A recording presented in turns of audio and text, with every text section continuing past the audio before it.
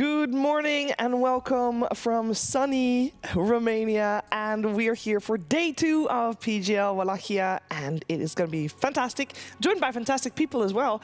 And I'm not sure what happened when I opened, because you guys were making loads of moves. I just like, no, sometimes in the morning you get this energy, you're like, yeah. It's like I hear you do the intro, I'm like, holy shit, this is going to be a good day. It is going to be a good day. Yeah, it's like when you're chill, like you need to just get some animation going, and then you're good for the day. So now I'm good. Sorry. Now we're ready. Yeah. The audio guy hated me then. I am enjoying this energy, and we're going to put all this energy into today, and we're going to need it because there's a lot of Dota to go through. And yesterday we had a lot of Dota already, and I think some of the teams might need your energy today. But let's take a look at what happened, because we did have on the secondary stream a lot of 2-0s. I do want to say, Kazu, that in terms of results, this kind of all happened the way we thought it would.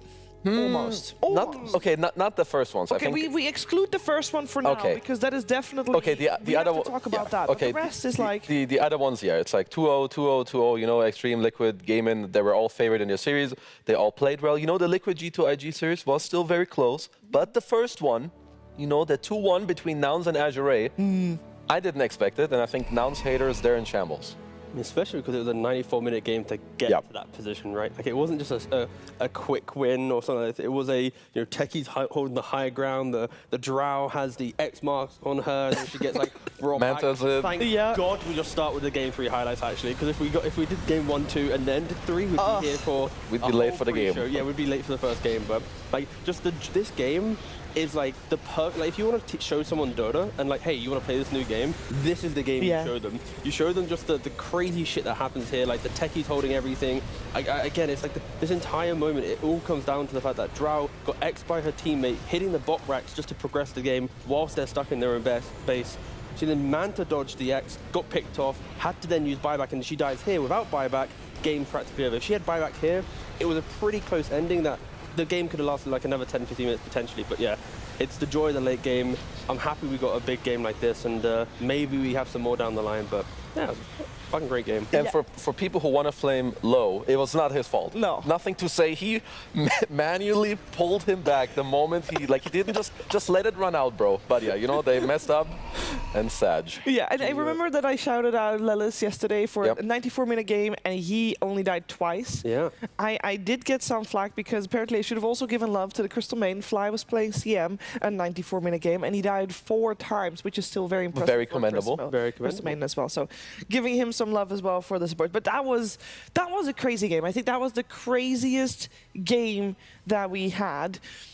Now, in terms of series on the stream that you were watching right here, we had a lot of games there as well, and it was well. I wanna just highlight the series between Falcons and Heroic, Kazu, because that is one we wanted to showcase as well. Yeah, like so. Of course, we know that Falcons are still very big favorites when it comes to also coming into this tournament, but they made Heroic definitely kind of work for it. I was watching some of these laning stages, and if I'm looking right now, double-elimination on Razor, he's barely tied with snaking on the Chen. So he got very abused when it comes to a laning stage, because Falcons, you steal this Razor to be like, oh, now Amar doesn't have it, but they know exactly how this hero works. But I think what we need to highlight is Mr. 9 not having played for a long time, you know, slotting back in, playing like some Monkey King Zeus, just owning, looking good. Like, all in all, Falcons, they just looks like they didn't even have a stand-in. Yeah, I think the fact that, when Falcons had Sumo for a stand-in, Sumo was kind of like back in Birmingham, a little bit more like a kind of scaling, you know, kind of a softer playmaker. Yeah. 9, though, super high-level playmaker, wants to do everything on the map, wants to progress the game, and it does push Falcons back to a position of giving him more freedoms to do his thing. Skidder can do his thing. So it's like, I think of all the stand-ins, even though he's maybe not played as much, it's clearly still in him. He still knows exactly what he wants to do in the map and the game. And they think they easily still are contenders to win this tournament, because they are just looking spooky as ever. And I think looking at Heroic very slightly, they did fall for the trap of play against Falcons and just try and take the heroes. They took the Viper, they took a Razor. Fell flat both times, and it's so hard against Falcons. If you try and play their game, they're the masters of it. You need to play some exceptional Dota, and Heroic just weren't able to do it. Kind of seemed like hard mode too, because they gave away Chen twice. I know they did beat it at least once or twice at Birmingham, but you were stealing their heroes. You're not really playing your strat. You're playing against Chen. It seems all a bit, you're playing on like extra hardcore mode, which you probably don't want to do.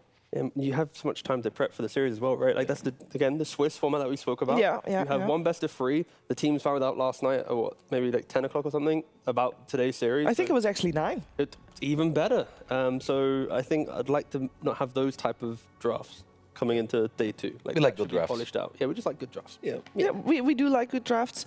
I will also say that indeed 9 was successful. We talked at the start of the day yesterday that we have 3 teams in total with stand-ins, and 9 was very successful. The other stand-in situations, Shopify Rebellion not so successful, or at least the squad didn't do so well yesterday, and then also Team Secret also lost their series as well. But we wanted to focus on some of the other games that were going on still, because stand-in series, they're maybe not as exciting other than the Falcons one. So we wanted to focus on Xtreme versus Boom. That was playing on the secondary stream. I know it's a result that we said we were expecting, just basically being on paper. But it had been a while since we've seen Boom play, because we talked about it yesterday. They're basically gate-kept a little bit by Heroic in the region. How do you feel they did? Obviously they didn't win, but did you see the potential? I'll be blunt. The region's just weak. And it, like Heroic doing like qualifying, but they're not doing amazingly on LAN. It means when they go back to the region and they play up against Boom, Boom isn't then learning from Heroic doing well, right? Because like Heroic is kind of doing average. So I think it is unfortunate that we are probably in one of the weaker stages of South American Dota. And yeah, I think the Swiss format will give these teams the best chance of showing up and turning the momentum on their side. But at the moment, it's not looking too good. Yeah, they definitely have some work to do, because I did watch this game and they had a good lead. Like, they have a Medusa with like giga top net worth, but they got outmaneuvered on the map, they got outplayed in team fights. So of course, like, the individual skill for them is there, but they need like the time to really use it into more, get the team play going, understand what your draft is supposed to do when it's strong. Because in both these games, like, they did okay, but in the mid game it just falls flat. You get outplayed once and then you lose the map against a team like Xtreme, and there's no coming back from that.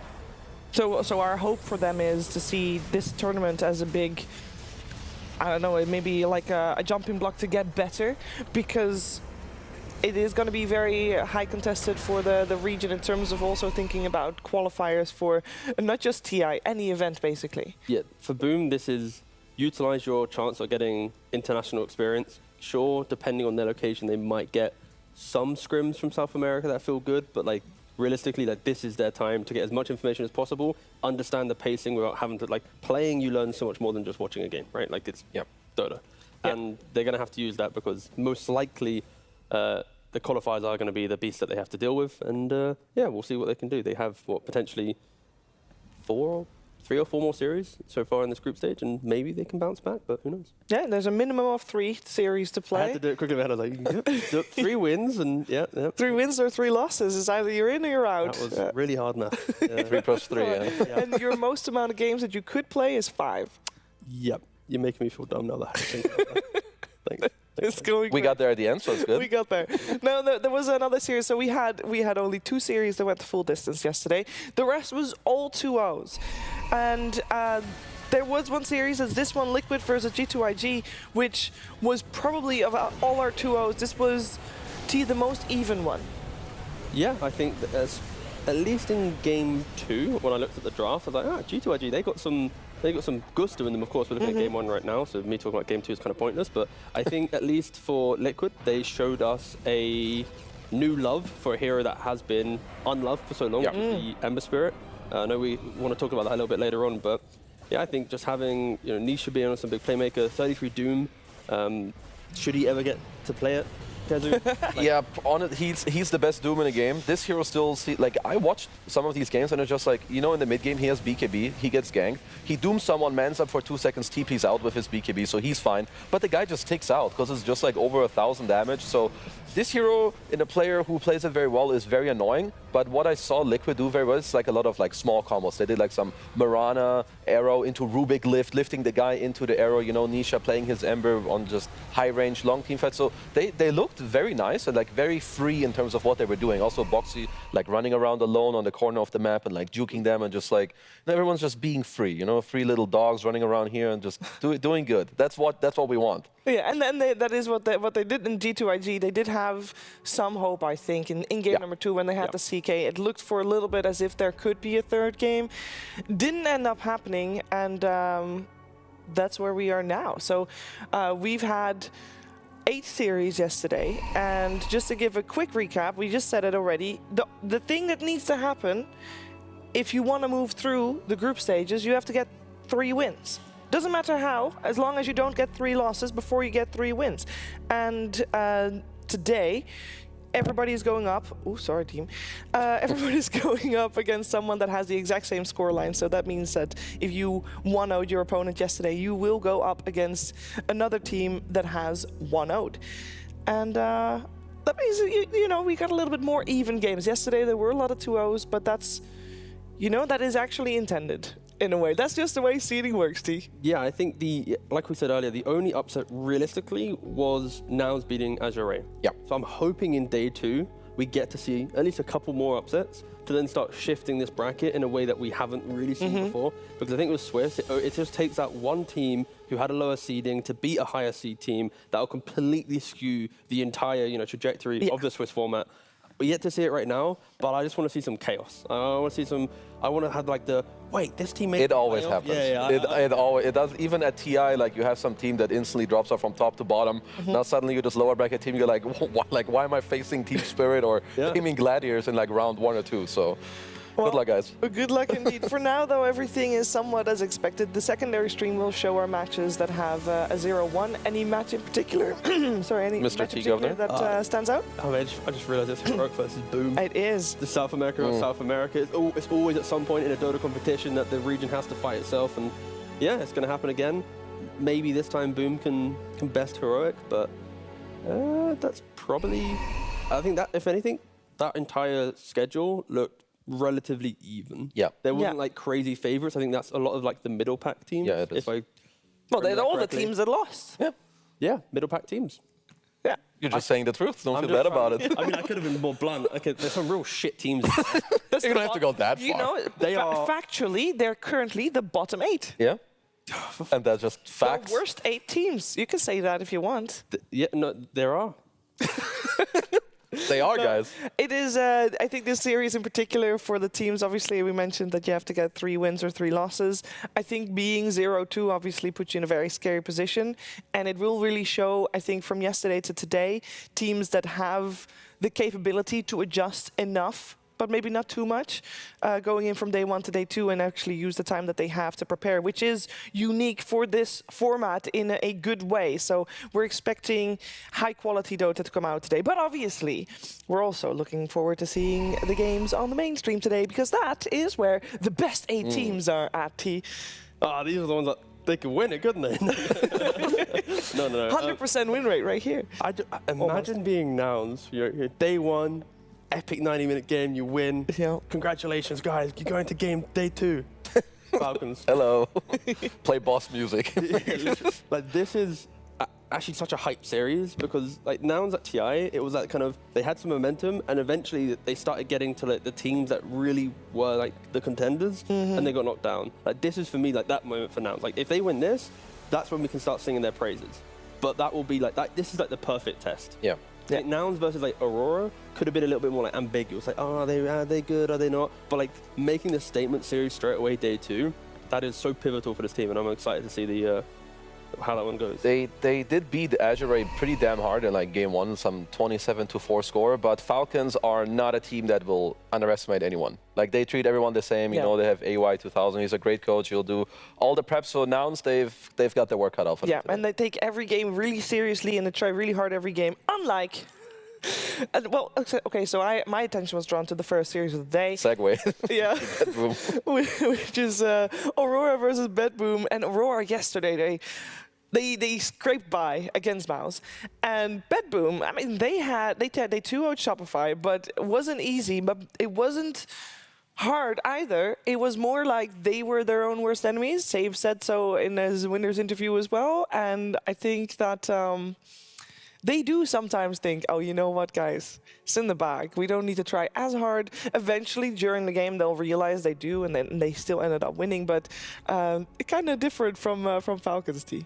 I think the fact that in some interviews they've said that like they should the only people they lose to is themselves. And that mentality is so make or break, because like you kind of have this like ego that I don't care who I play against, like we'll win the game. And if we lose, you weren't a good team. We just played poorly. Yeah. And that is like, Oh, you're not happy with that philosophy? no, I think it's pretty like there should be like a middle ground where like you can have the confidence, but to be so bold to say like, oh yeah, no, we lost the game. Like you're never respecting your opponent. Then it's like it will create these moments where you nearly lose a 54-minute game to Shopify, where they have 2 stand and 0 scrims, right? It's like because you have this expectation that we've already won this game, we are the better team, our draft's good. It's like there's a reason why they haven't won tournaments throughout the year, and maybe they need to tone down that kind of like we are the best. Like they are incredibly good players, incredibly high skill. They should probably be winning tournaments, but I think just humbling themselves just a little bit, appreciating the complexity of the game and other people, might make them a slightly better team. Counterpoint, KheZu, during the grand finals in Birmingham, were they their own worst enemy? I think they were. So like, because the thing is, like, game 1 and 2, they should have won. Like, even yesterday, they make it look so easy. And I do think they have a lot of, like, truth to it, whether he's speaking of, like, their gameplay at some point, or it's their mentality, or the way they communicate. But I guess you're more like, you were looking for more of a balance with this. I'm not type of opposed to statement. having like you should be thinking you are the better team. Like if you want to win tournaments, you need to be the guy. Like this is, we know what we're doing exactly. But it's like toning it down just a little bit so you're not so in your own head. Like we fucked up, we did this. Like there's some moments where you can just value like they just made a good play. You know, we could have positioned better, but like, they seem to be so intense on like it's us. I'm like, chill, bro. We'll get a follow-up statement with Save to get in there. I'll ask him. Yeah, we'll get that information. They do need to win, though. We'll see if they can do that today. Their opponents today are going to be Aurora. Now, yesterday, we talked about this yesterday because they did win the series, obviously. It was 2-1. It wasn't the cleanest Dota 2 that we've ever seen, KheZu.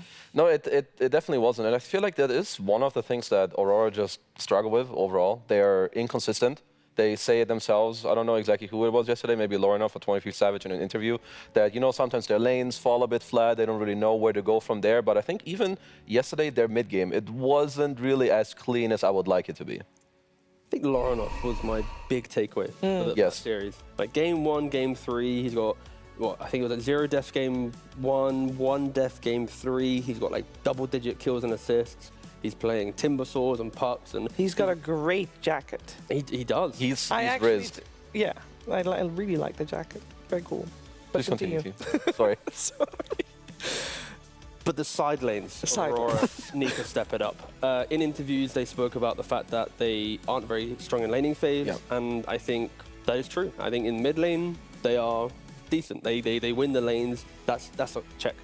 The side lanes, you know, the SEA players, they need to do a little bit more, I think, in the first 10-15 minutes, because Laurinov, in the 3 games that he played, he had moves to make, but it was just a little bit lackluster where the supports weren't ready to make that move, or the core was still catching up, or something was just disconnected with them. And I think once they find that little bit of harmony, then Laurinov will be able to bring this team to life. And they're already praising him so much about bringing, you know, the team to the next level. Yeah. But they also need to follow Laurinov in like what he's doing. They need to mirror it. Also, to like follow the point about the lanes, I think right now when you look at teams play, when people give up like a kill in the mid game or 1 or 2 unnecessary kills in the lane, it really translates into a lot more nowadays than it used to. The map is so big, you lose some map control, they invade your jungle, they drop a ward, they can play for it later. So like all these small individual things, they lead into so much later on. There's no way their average match duration is 21 minutes. It's not.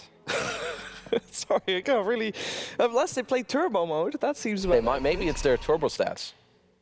It could be. Even then, it's not that short. Guys, Act 1, Crownfall, it was super important for this pro team, okay? They needed all the tokens. Yeah. Yep. Perfectly fine. Yeah. It's their Crownfall stats in turbo mode. There we That's go. true. Exactly. They did it in like 7 minutes. I think for Aurora, it's especially important to learn from not just what they played yesterday, but also check out what other people played yesterday. And I do still want to check in on what happened in the Dota 2 in the meta yesterday. And I know you guys put some effort into showcasing some of the heroes. You want to start with the good or the bad? Good. Good. Okay, okay. Standout heroes ending on a of bad yesterday. note. Ooh. Nah, that's all right, because then we're going back into the good builds. It's all right. Okay, that's fair enough. We're Right. going good, bad, good. Good. Okay. Good. Good standout heroes. And I do want to start with the Ember because I think that was definitely an unusual one coming out from Team Liquid. You mentioned it earlier already, Kezu. It is maybe the flavor of that series, potentially, but it is a hero that looked very good, and we don't see that often. Yeah, I feel like Ember should be good on this map. It's just a problem that you need to get him through the lane, and he has a lot of bad matchups. Like a lot of matchups that can just be nuclear, like Huskars, Monkey Kings, whatever it may be, Viper. But they made it look very good. It looked great. He had good itemization. Nisha played it well. So I just like that this patch is very old. Like no one needs to sugarcoat it, but there's still new things you can do or things that people have forgotten that you can bring out and just get yourself to easy wins. Yeah, and for me, Centaur, this hero at Birmingham, 14 games, 28% win rate, but now in day one at least, we've seen it been played 3 times. Falcons played it, Nouns, Aurora. Like this hero, like it's never been bad. Yeah. It's just the pacing that you want to set, the fact you want your offlane to join some earlier 10-minute fights. Centaur can't do that. I like the fact that teams are realizing, wait, this hero's still good. Let's pick it up, pair it with the Willow that we didn't mention, but also was a standout hero. And yeah, I think Centaur's there, and Doom, of course, 4 games, 4 wins. Yep.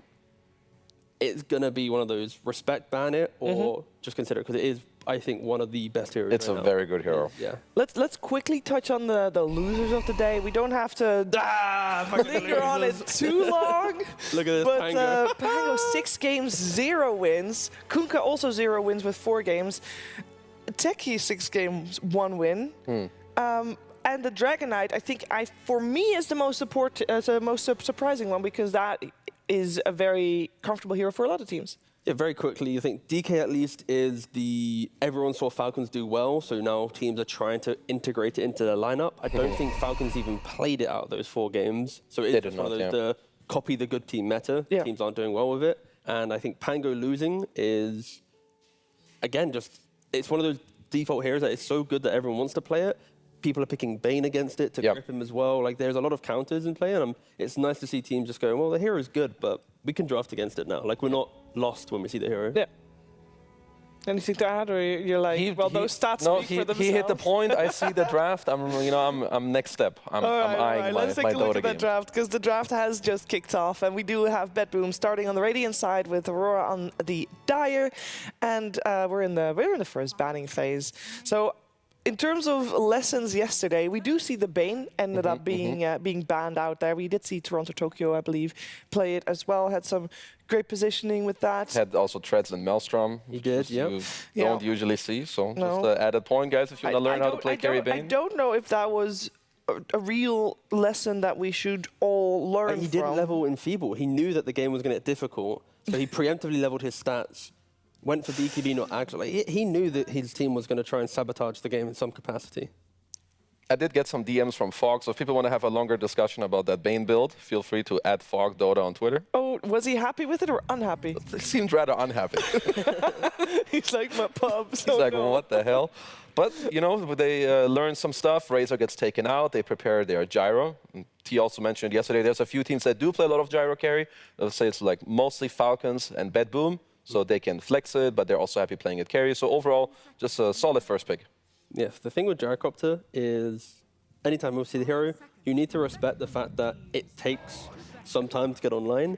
As much as you are like a mixed damage carry, it's less about the barrage and the home missile being active. It is just about flak. You need to buy 3-4 items before you feel truly happy. Yep. And there are a lot of pressure points that can prevent Gyro from feeling good in the game. And when it's a first pick, you have 5 heroes to deal with it. So I'd like to think Aurora should be able to at least threaten some of the weaknesses of Gyrocopter. Yeah, that's kind of what I think too, because I've seen this first pick Gyrocopter, and I feel like the hero is not that incredible that you can first pick it. Of course, if you're good at drafting, you can protect him, you can like layer your draft around it, but he seems to have too many good games as a carry from the first pick. So I agree with you that there must be ways to at least make it harder, get yourself some good matchups, some Faceless Void, Lifestealer, Morphling, carry to carry. You have some offlaner that can jump him, you build some pipe, you have some good team fights. So we'll see what Aurora will cook in this draft. Yeah, so in the grand finals of Birmingham, when BetBoom did a second pick Gyrocopter, it was second phase. Falcons had MOUZ, Willow, Timbersaw, a lot of heroes that are tanky to deal with the flak in the early mid-game fights before he really becomes online. ways to find him, jump him. So yeah, I don't mind that as well. Like, Gyrocopter doesn't do incredible damage. He's there in spirit, guys. Well, he's there in BetBoom in this case. I love the effort. This is a lot of effort. This is good. It is. And the jersey's on point. You get the right picture. It's a really I mean, high he's quality very print. That's buff. a high quality print as well. It is. Look at how, and he's wearing the headset. Some of the best posture in the game right now. Yeah. That's a posture check. Yeah. No Dota player will beat that one, trust me. Okay, so let's see at least. So they do take out the Enigma. The Enigma Tiny combo is just very, very nasty. So BetBoom could, of course, still look to have the Tiny later on, but we'll have Aurora's pick to start.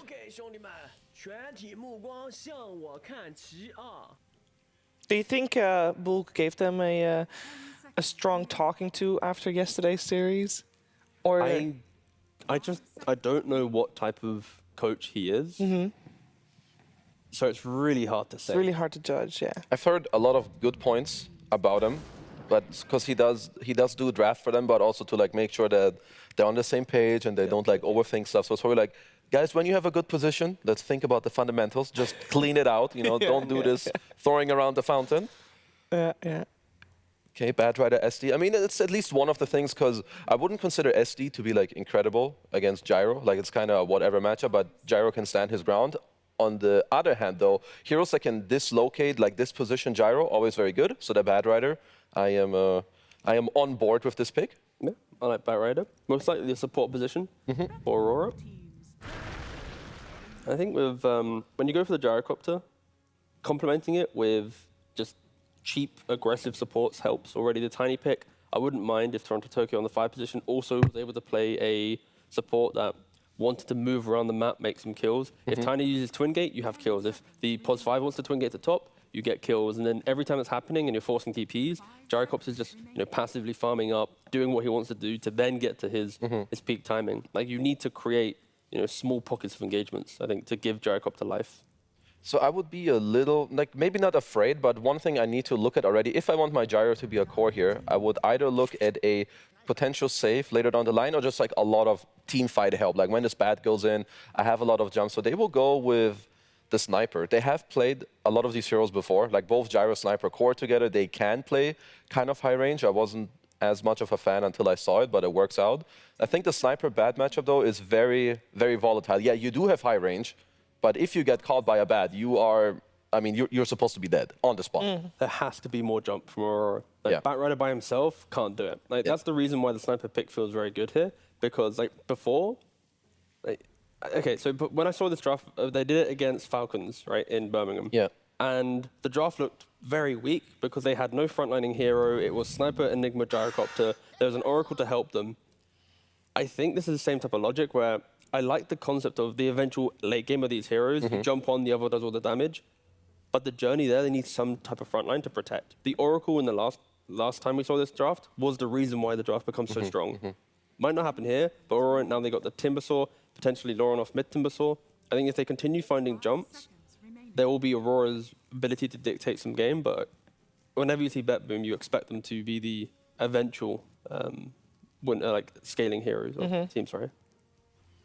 I mean, I'm looking, because there's like 2 ways. You either get more heroes who give you the jump with the Bad Rider, or you have multiple bodies. I feel like that's something Falcons do very well that T also mentioned. Like, they play against like some range carries, they'll have like Timber, Mars. And even though like Timber doesn't really like jump you or gives you catch, he's this big body, he gives you this damage. Like with the Bad Rider, he's gonna go in, but we need multiple layers. Like you see a Sniper, you know this hero's gonna be a problem. You need to address it like right here and right now.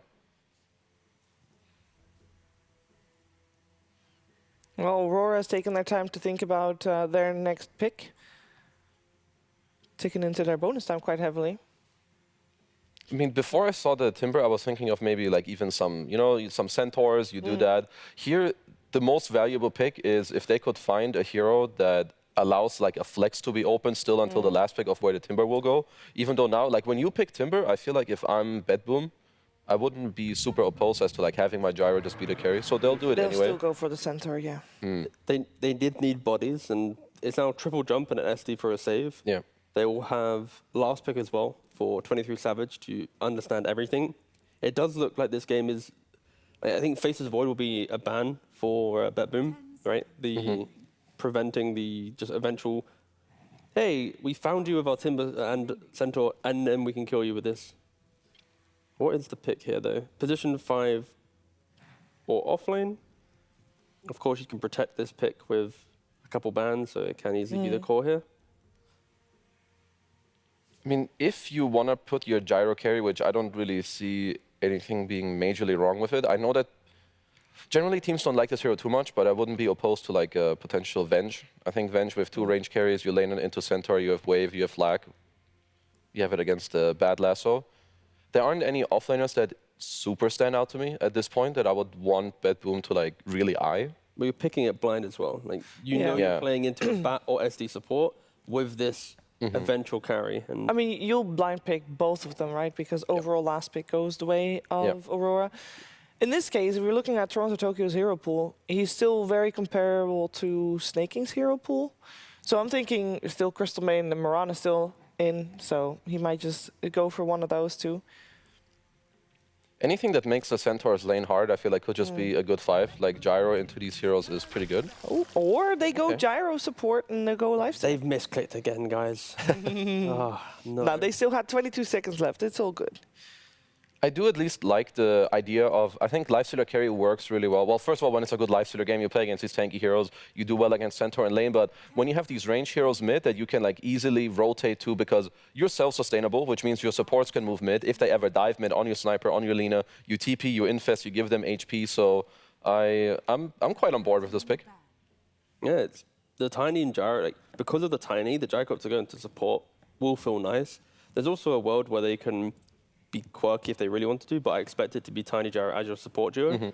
And yeah, they can run around the map, get kills, go to a lifestealer lane, that's kills. They go to sniper lane with headshot, that's kills. Yeah, very, very potent. And I think at least for Aurora, the main hero that moves is Timbersaw. Everyone else is pretty static. SD wants to make stacks, Centaur wants to farm his lane. And if you find a way to prevent Timber from entering the game, then it's a lot of just AFK built into their draft. I'm expecting 23 Savage as well to want a big scaling core. Morphling, of course, a standard ban when you pick up the Lifestealer. But you would also like something that is also somewhat static. Isn't that like for Aurora? Because I feel like that's tripling down on... If Timber is going to be the only one really being able to make moves... I just want to see Aurora have good lane matchups. So around 15-20 minutes, they can dictate a lot of the pacing to force Sniper and just to force overlap, to force them to try and take fights when Sniper has like 1.5, 2 items, not feeling very good, and you just keep going.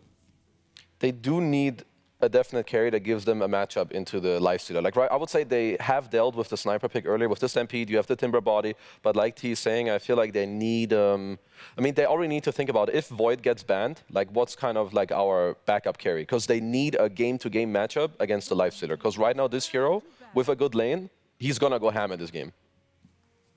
But Lifestealer is such a universally good hero now. Yeah. With the Radiance, you can get Manta if you need to, Aghanims to jump into some of the other carries. Like, it used to have quite a lot of decent counters, but at least now when you're looking at it, it's like Morphling is there, and other than that, it's... Do you see any hero that you're like, damn, I love X carry versus Lifestealer? For me, there's just not a lot. There aren't that many, I feel like. You could do like Luna for pacing, but again, it's banned out and also still not great. I mean, I'm wondering what BetBoom want to look for. I feel like in terms of game, you would have a very, very bad lane, but I think a Brewmaster would do quite a lot for you in the game. I wonder if they can find something similar that also gives them like a better like overall lane matchup. I think that's good. This works. It's aura buff up to now further push forward, and if he itemizes to be slightly tankier, then yeah, he can run in. And Lifestealer, of course, like they just have so many bodies for the sniper to play behind that. Sniper kind of is like the true carry in the game, but of course Lifestealer Beastmaster have points to pop off as well. A very clean looking draft. Yeah, I also feel like you can if they pick Void, I think they lose actually. Yeah, it's like a good matchup for the game, but Beast abuses his hero in the lane and the tempo. Yeah, I'm looking for a good matchup plus like tempo stopping against the Beast. I can't find anything else other than like a CK, and I don't really love that either. Wow. Ooh. Okay. Would you believe it that I actually thought Drow, but then I thought, no, I'm a pleb. Yeah, why not? My It's- logic, 2 tanky heroes, 1 to hard-hitting backlining. But I don't... That's probably not all there is to it. It's kind of like the type of game where both drafts, when you look at it, they're very similar, but I feel like Aurora are trying to do a very similar thing, right? You have long-range sniper, long-range drow, Yeah. but generally sniper does the same thing as range heroes, but better, because he has even more range. Because he has more range, yeah. Which means for Aurora to break BetBoom's draft, I feel like they have to do the same thing, but better. And I overall also feel like that there's more tempo on the BetBoom side, so I'm personally not the biggest fan of the Drow pick, unless they really feel like they have this tempo from the lane, they can translate it into more, because, yeah, I feel like I see Sniper, I see Drow, I see these other cores. I just will always prefer the Sniper lineup. Yeah, pretty much. I think the scaling of BetBoom is a lot cleaner. Like, once they get there, it's going to be insane. The tiny combos as well, to lifesteal jumps in tiny, find Drow, you just rage up, Drow can't really do much there. So, yeah, I think for Aurora, like Kez was mentioning, it's play behind the Timber Saw, make sure you itemize that. When Timber's strong, the Drow's also wanting to fight. Yeah, if you have this like disconnect on all your cores, then BetBoom will eventually win the game. So I'm excited to see if they can get a Drow to create some timings, but yeah. So have a relatively high tempo to hit the timing of the Drow. Just utilize Timber Saw correctly to then threaten the scaling of... Good lane for Timber, have him get stacks, good lane with Drow, rotate to the Timber, and then hopefully have a 1 to 2k lead and like use that to open the game more. Because if you fall behind, you have lost. There's a very specific game plan here, but yesterday Lorinov played a Timber game and he didn't die a single time. So if anybody can do it with that Timber Saw, it's Lorinov. Let's see if Aurora can try to beat BetBoom in game number 1. We're heading over to our commentary duo of B-Cup and Lacoste. Thank you very much. Yeah, both these mids rehashing mids they've played yesterday and going to be going up against each other. GPK on the Sniper once again, Lorinov on the Timber Saw. Lacoste, we saw them both have pretty decent performances with these heroes. What's your thoughts with these drafts? Sniper has a longer range, so I'm leaning on BetBoom's side. They do have the means to get on top of this Sniper, but he has a little bit of a protection, has this Lifestealer with the Infest, and also... Yeah, Beastmaster Miera, whenever he plays the hero, I feel like he completely owns. He's one of the few players still in the current meta who's playing these Zoo heroes. We've seen him play Enigma yesterday with Helm of the Dominator / Overlord. The 14 minutes into the game, this guy knows how to abuse this Ghost Push, picks up the Big Black Dragon, continues to show out the waves and gets more farm. It's going to be a lot about stacking as well. You have Sniper, you have Drow Ranger Timber Saw who can easily clear the stacks, and of course Batrider, one of these like position 4 or 5 heroes who can easily stack, and he can also clear some of these big stacks. He can't, as a support, he can't clear the Ancient stack immediately, but he can do a lot in the game. We saw the power of that yesterday with the being able to take that Big Black Dragon and just nobody able to deal with it early on. So we'll see. Yeah, if you hit that timing, 15 minutes, 16, you just don't have enough damage to kill him instantly. And 2 for 2 on the bounty runes. We've also seen the strength of course, Centaur. He's just been a staple in this patch. How strong you can be, you're like level 3, all of a sudden you've got level 2 in the double edge, and you just run a hero down if you've got a secondary stun there. So you gotta be careful. Say potentially a flame break coming your way, all of a sudden you're bounced back into a hoof stomp, a couple double edges, and you may not be so safe in that lane. Yeah, I think Nightfall should be fine in that lane, getting an earlier point in Rage, level 3 most likely, because you are playing against the Centaur and Batrider. But yeah, I've seen a lot of games where Toronto Tokyo plays Gyrocopter. They do like to first phase it immediately, because it's a flex pick for them. And starting with Flak Cannon, love that one. It's a lot of harassment, but you also got to be careful not to steal any CS from your carry. These are, after all, professional e-gamers, so they don't do that here. If you get 1 or 2, I think it's not... Yeah, first wave, just steal half of the creep. Yeah. Wow. For my support brain, I think it's okay. It helps out. I need you to focus, B-Cup. Professional Dota. Let's see if he's going to steal any. Toronto Tokyo still sitting at... he has 3, however, so yeah, he's doing a very good job. That's all you need. Stealing those CS. That's the best part. Support, all of a sudden you have Most CS. important thing about it is you say sorry every single time. So your carry doesn't get mad. He doesn't get tilted. Yeah, you got to have sorry bound to something. And just make sure. I will say, speaking of carries, my thought with 23 is yesterday we were watching as, MOUZ was able to shut him down early on. I feel like BetBoom's a team that could exacerbate that problem, Oh, right? absolutely. Their offlane duo is insane. Save plus Miero, they had, last couple of months, they played some insanely good Dota, and a lot of the times, like, BetBoom is one of these few teams that whenever we talk about them, well, heavily focused on the laning stage, early game, tempo-oriented team. And it comes down from their offlane. These rotations from Save, he is playing this tiny this time around, so I assume there's going to be a lot of rotation coming in, especially to the mid lane, maybe even going through the gates if the lane is pushed in, so he tries to backstab enemy offlane. Early on, yeah, you'll have that disruption, but if you're not in the right positioning, 23 could end up dying on this drow, and he needs to be careful. There were a couple games yesterday, despite the fact that they won the series, where he had 3, 4, 5 deaths early on, and you had to rely on Lornoff to really open up the game. And Lornoff is on one of his better heroes on this Timbersaw, a hero that maybe can give a little bit of space to 23. But you don't really want to be in that situation, despite the fact that they have Not against Bet experience. Because 23 had 2 pretty bad games yesterday out of 3. It's just the way it is. Maybe it's 2 out of 3.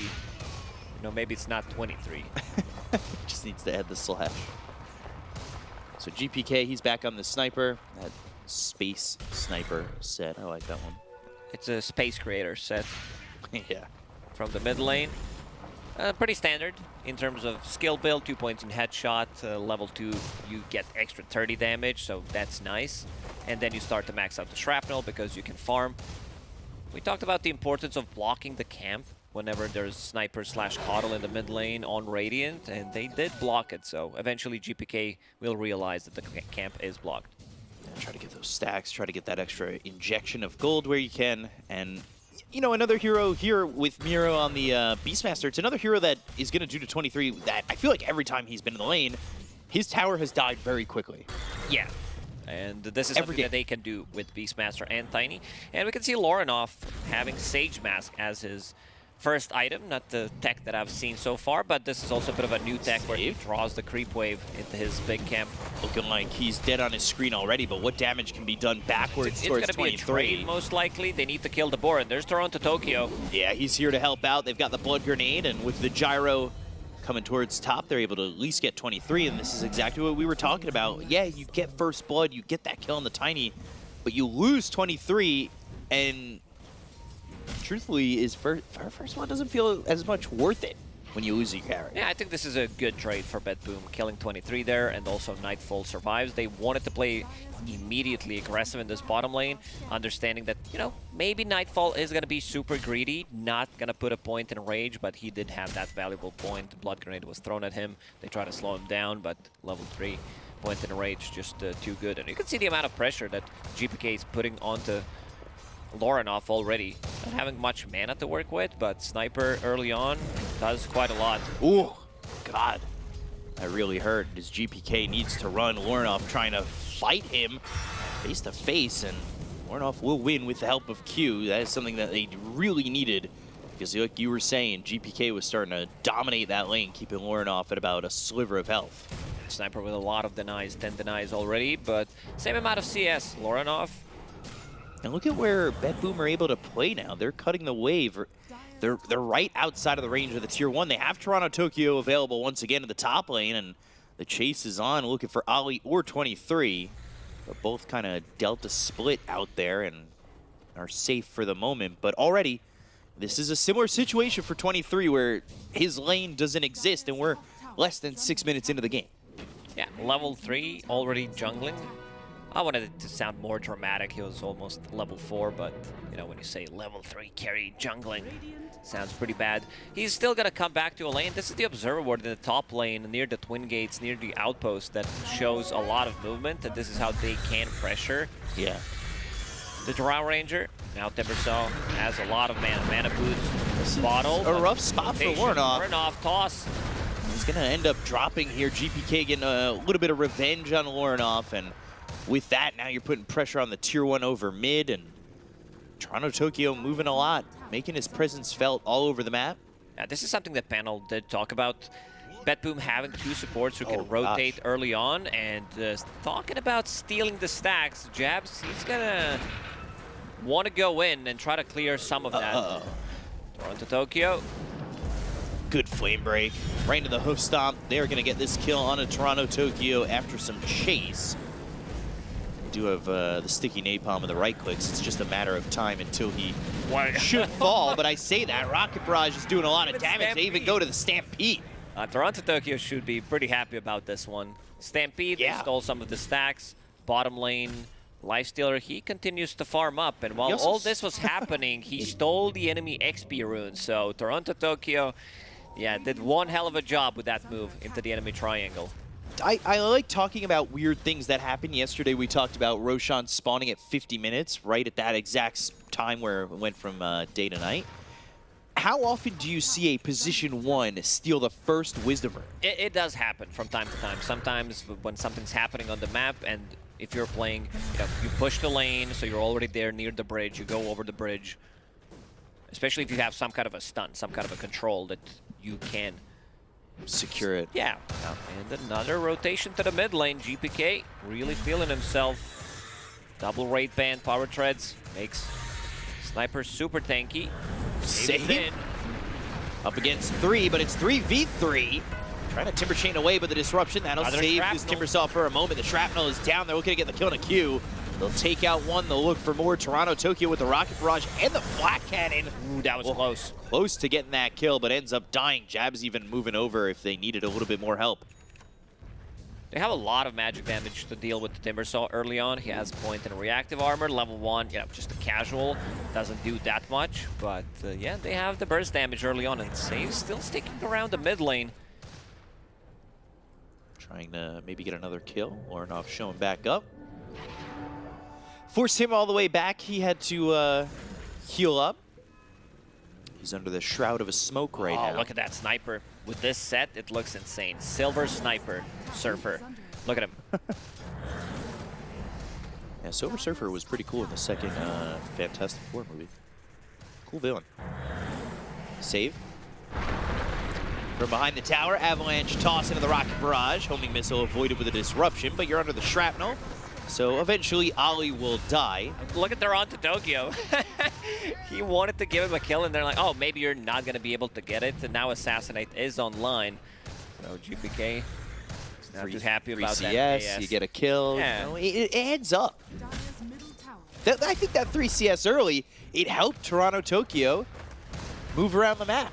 That was everything. They need to place an, I mean, now it's too late, but they need to have an observer board to scout out Save, because he's been in the same spot, came from the same angle 3 times in a row.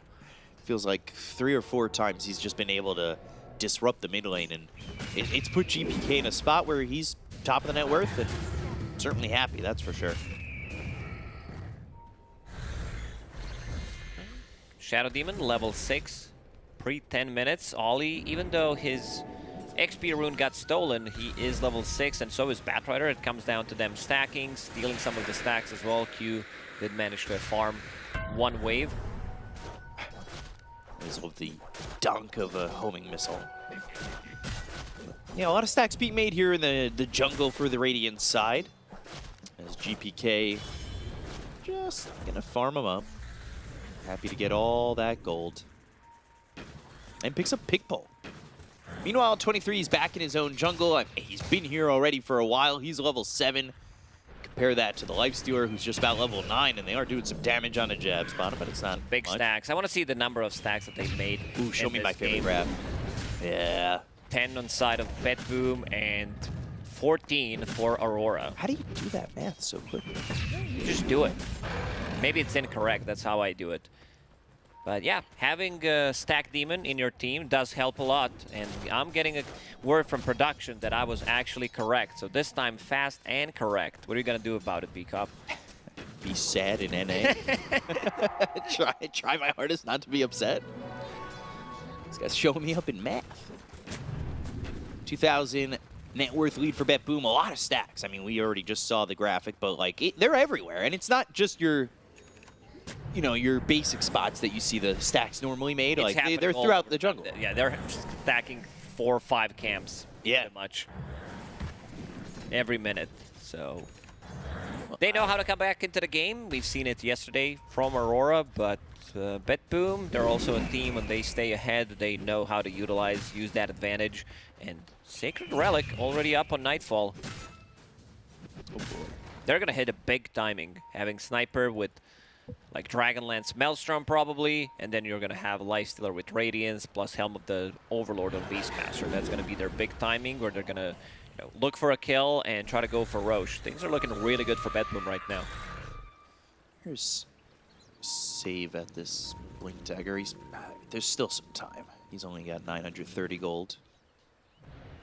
So he's still working on that Blink Dagger. That's going to be another form of initiation, because you do have Primal Roar. It doesn't have to be your only form of initiation, but now Miero, Blink, Hoof Stomp coming through, Chakram, Stampede, Call Down even used. Healing up on Miero for a little bit. He's surviving for a second, but ends up falling to Lornoff. 23's on the high ground, trying to get a kill on a Toronto Tokyo with the Chakram down. They get the second one done, but Jab's assassinated from a distance. Blink was ready in like 0.1 second, maybe even less. He was so ready to blink out of the trouble. But yeah, Drow Ranger showing up in a fight, losing position 5 and position 3 on BetBoom. You can see the power of Drow Ranger sitting behind, because she does have a really good front line. You have Centaur, he can help out with the Stampede. You also have Timbersaw and Shadow Demon. Yeah, that was something like Sheever said, because at the end of the draft they picked the Drow and mentioned the tankiness of both Centaur and Timber that really give you exactly what we saw in that fight, right? That optimal front line to just... Drow Ranger is the type of a hero that you need to have good positioning. There is potential for jump, I would say, to get on the Drow from Beastmaster if you get a blink, or just infesting into the tiny once that blink's available. So they'll have to be careful about how far forward I would say Timber and Centaur go, because if you leave Drow vulnerable, there will be somewhat of an escape. Oh, maybe this observer board scouted things out, because Lifestealer just disappeared from the map. So they know something's cooking. But what are they making with all that cooking as they go for Q? They've got the Assassinate on them. They're going to watch that vision. Meanwhile, Jabs with Lornoff at 23 are going to get a kill on a Toronto Tokyo. Oh, they're Avalanche, Q, Stampede, Lasso. They've gone in too far. Too deep. Whoa. Nightfall dies to Lornoff. That's a double kill. They're looking for save. They're going to disrupt him. This is pretty much securing that third kill. This one goes to Jabs, and Aurora, well done with the counterplay. That observer board near the secret shop. A little bit of a misplay, I would say, because Lifestealer, it took him a long time to get picked up by that smoke. He could have infested and it would not be seen, but very nice play from Aurora. Now having a 1k gold lead, having that Blink Dagger on a Centaur, Jabs some nice hoof stomps after he picked it up. It was Jabs yesterday who was making some really good moves with that Centaur. And then I was going to say Lornoff as well, and he's the one who's top of the net worth with this Timber. So he and Jabs are really doing what we talked about in the beginning of the game. 23 has a slow start. They picked up the pieces, and they've really helped this Drow kind of come back into it. Only 400 gold behind this Lifestealer at the moment. So all good for Aurora at the moment, and still sitting pretty even in terms of net worth. They've got 9 kills. Like they've been able to make things work at times. I think that next set of items that come out for them might be a big jumping off point for them. Especially looking for Shadowblade and Hurricane Pike. Yeah, I want to see next smoke that comes out for BetBoom, because Helm of the Overlord was just finished. Maelstrom, Radiance completed on position 1 and position 2. You need to shout out the waves, and then you can try to look for a fight. But they are getting tankier and tankier. Centaur going into Eternal Shroud. Kaya Sanj completed on Lornoff, so beefy boys in front. And also 23, he managed to recover nicely going into Shadowblade, so that's going to be his item. Eventually might pick up, a Silver Edge, but that's going to be some extra damage. I love this build on Drow, to be honest. The Lance, Shadowblade. Yeah, and then you Pike. get a Pike. And also Gust. This is a bit of an underrated ability, because before that was just a silence. Now it's a knockback. It gives you bonus movement speed. Also reveals invis units, so good quality of life improvement over the years for Drow Ranger. Would you say, how long was it since Drow was like a mainstay in the meta? She was super popular, I would say, a year ago. Yeah. And then before that, though, it had been a while. Yeah, I mean, it's just the way it works with Dota heroes. Some. Some. I feel like they're Pango. Mars. Pango has been first pick material for 3 years now. Mars was first phase material since its inception. And then there was like that 2-month span where Mars wasn't really that great. And then then he got buffed again.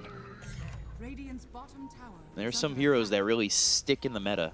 Rubik was one of those heroes for the longest time as well. So Jab's just finishing off that Eternal Shroud. I think that... I always wonder if Eternal Shroud is based off... It's going to be one of those thoughts, isn't it? Shroud the streamer. Yeah, of course. Damn, my brain never stops. I mean, the color scheme of the item is his color scheme on his stream as well. You know, maybe the connection's there. Who knows? But yeah, we have to ask him. We have to ask Ice Frog. that's my, yeah. You have one question to ask Ice Frog. That's gonna be the I question. chose. Yeah. Great job, Ben. So Push. 5-man smoke because they are infested on this lifestealer. GPK going to show himself as he's going for this tier 2 tower in the top lane. They do have that access into the big black dragon, but they're wrapping around here on Aurora. Might find the proper positioning to find save, but he is the one who's infested. Smoke breaking, Blink, lasso onto the sniper. They go to the stampede. Blink, hook stomp coming through from still Jazz. alive. The pop, Not the infest. anymore. They get the kill on a GPK. They're taking the sniper. They've got the call down coming through from Toronto, Tokyo. Q looking over at save. Do they have the damage or the stop? They have the kill. Q getting that kill on a save. They'll take out 2, and Aurora come out unscathed. Yeah, Aurora are the ones who are playing super aggressive. They are the ones initiating a fight, getting the first jump with the Blink lasso on a Batrider and also Blink stomp. Having Stampede to back them up and find the right target. Because last 2 fights, we haven't seen Aurora that came out. Miro managed to harm his Blink Dagger, but they need to be the ones who start the fight. They need to lock onto a target and try to kill it. The problem is you need to find Shadow Demon as well. The other play around it is to get the toss back immediately so Shadow Demon can't get close and save somebody who gets in the middle of 5 people with the toss. Have we seen Aurora in general? I don't remember hearing Aurora. There was one, yeah, when Drow Ranger was on top of the stairs when it was on Timber. Ah, right. Radiant's bottom Well. tower has been denied. If BetBoom want to have that extra control, they're going to need Niero to do the roar. So he continues to farm. He continues to put pressure up on that top lane. That's what they were trying to accomplish previously. Get that tier 2 tower, open up the map, open up potentially that outpost over in the bottom area of the map as well. 20 minutes in, Tormentors available. See if either team goes for them quickly, or if maybe one team's even looking over at Roche with it becoming daytime now. And Ollie going into Ags. So Aetherland's Ags. Ollie's super farmed. They were looking, but Blink out there from Jabs, and they're going to back up towards their Tormentor. This is really the timing. You know, Tormentors do spawn in about 20 minutes, but you go there about 21. You I like this. Yeah, I like this a lot from BetBoom. They know that they're going to probably stick around, go for Torme, try to stick around for an XP rune. So try to use this and get a kill on Roshan, but Aurora, they have a pretty good read what's happening. 23 is not there, however. They still have a tier 1 tower. 1,000 Toronto health. Tokyo zoning them out. They go for Toronto, Tokyo. That will be probably his life for the Aegis. Call down even used. And after getting that Aegis, they'll all just TP out. Nicely done by BetBoom. Stealing away Roshan from a team that is 5k gold ahead. This is the timing where Aurora could have gone for Roche. They definitely have more than enough damage. So, yeah, nice play overall. Toronto Tokyo sacrificing his life. And because Aurora was doing Tormentor at the time, they needed to heal. 23 was very low on HP and mana, so he was not there. Radiant's bottom tower is under attack. And he's Still sticking close in terms of net worth, I would say. And they're up 6K. Like, this isn't a bad situation for Aurora at all. Yes, they give up that Aegis. It gives an opportunity for BetBoom maybe to look for a fight with the second life on GPK, especially considering the fact that he was the one who died early in that engagement in the top lane near the 2-2 tower. But the big difference right now is the fact that you've got Q, who's got a lot of farm, and so does Ali. You said it yourself. Super farmed right now. Yeah, both sports are doing really good. Like Q especially. He has drums, blink, and a 4-staff, plus sitting on 1,000 gold, having Philosopher's Stone, so that's not gonna be... He almost has the same amount of farm as Jabs, which is pretty insane, considering that Jabs is playing a Centaur.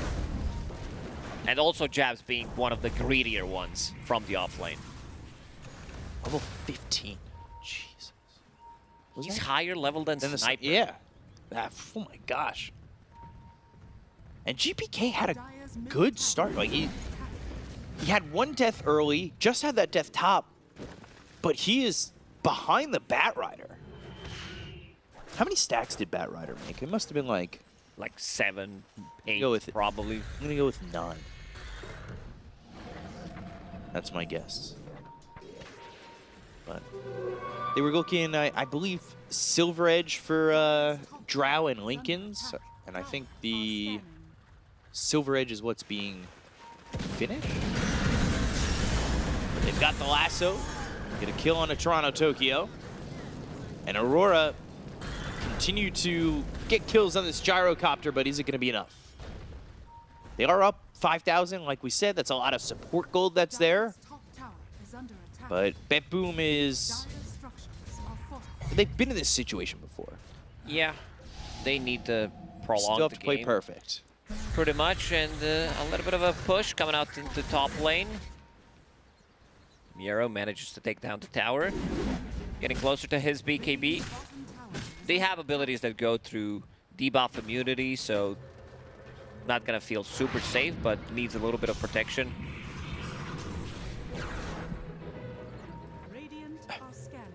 Keep hearing this taunt from 23.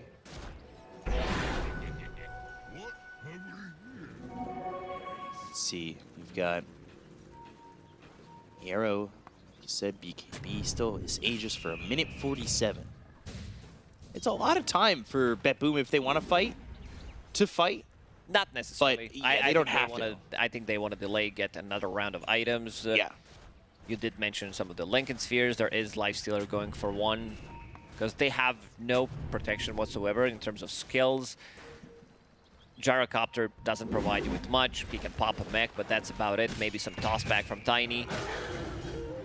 So that's why they're building into Lincoln Spheres. And speaking of Lincolns, 23 also going for 1.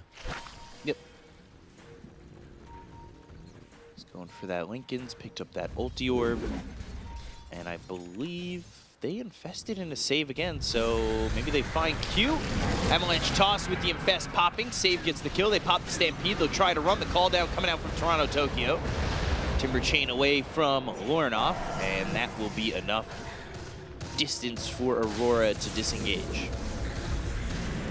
I like that they're using Ancient Granite Golem, because you might think for a second it's a Tiny. It's a level 18 Tiny.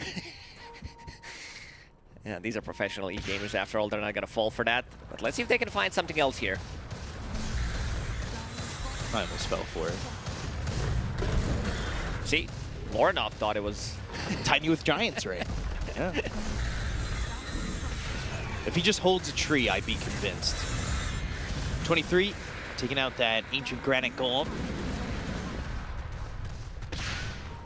With all that. GPK wants to finish off the tower, but bit of a risky move. Avalanche. That's a nice play. Looking for the TP in, and they're just going to go. Warnoff looking to clean up GPK. They get the kill. They'll take him out for 50 seconds. They've got the Primal Roar. It's going to be on the 23. Do they have the damage to get the kill to the Drow Ranger? Trying to chase him down. The Blood Grenade. Oh, hey, Blood Grenade. Who has one this late? It's Toronto Tokyo to try and chase 23, but the rest of the team is off. They are gone. They didn't want to go even further for this Drow, and they don't get that kill. They end up losing 2. Great read from Say what's going to happen. Batrider TP'd in. He tosses him back immediately into 5 players, but yeah, Batrider gets saved by Shadow Demon, so that's a bit of a bummer. Lorinov, he's still chasing. Save. Yule Scepter ready. Also Observer Ward showing a little bit of a vision there, so they need to fall back, losing Sniper and also losing Gyrocopter. Fighting on the end of that Aegis. Losing GPK in a fight that they started right at the edge of the TP. Timing in 23. Good gust. Gets invis, dusted, running. Call down, not going to connect thanks to the 4 staff coming out from Q. He's got a lot of farm, and that's why he was able to afford that item. Oh, they that helps 23 the survive. rocket. That rocket connected, saves in one more time. Avalanche, toss, Ollie. With the homing missile, they should have his kill at least one. Best keeping They'll him lose alive. to Ollie in 23 again with the Hurricane Pike, able to make some distance between him and the rest of BetBoom. They just cannot keep up.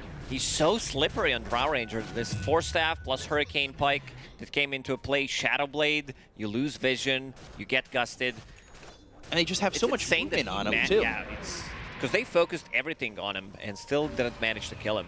Well, you have a Bat Rider who's so farmed. He's got Yule's Blink and 4 staff with drums. So activating the drums, starting to run, 4 staffs to the Drow, then you've got the Hurricane Pike to make even more distance. Like, they just can't catch 23. And they have Stampede, too.